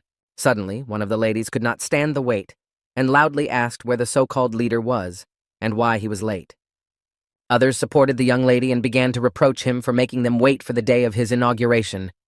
The girl, feeling supported, asked the next question about how such a person could be the leader of the Zhejiang clans. A member of the Cheonim faction, smiling slightly, emphasized that this leader ignores not only them, but even the Murim alliance. A man from the Gundong faction said that if the gentleman realized that he could not cope with such a position, he should have refused immediately. A beautiful young lady from the Ami faction, smiling mysteriously, said that everything happened as she thought it would, and that the leader of this faction was very overrated.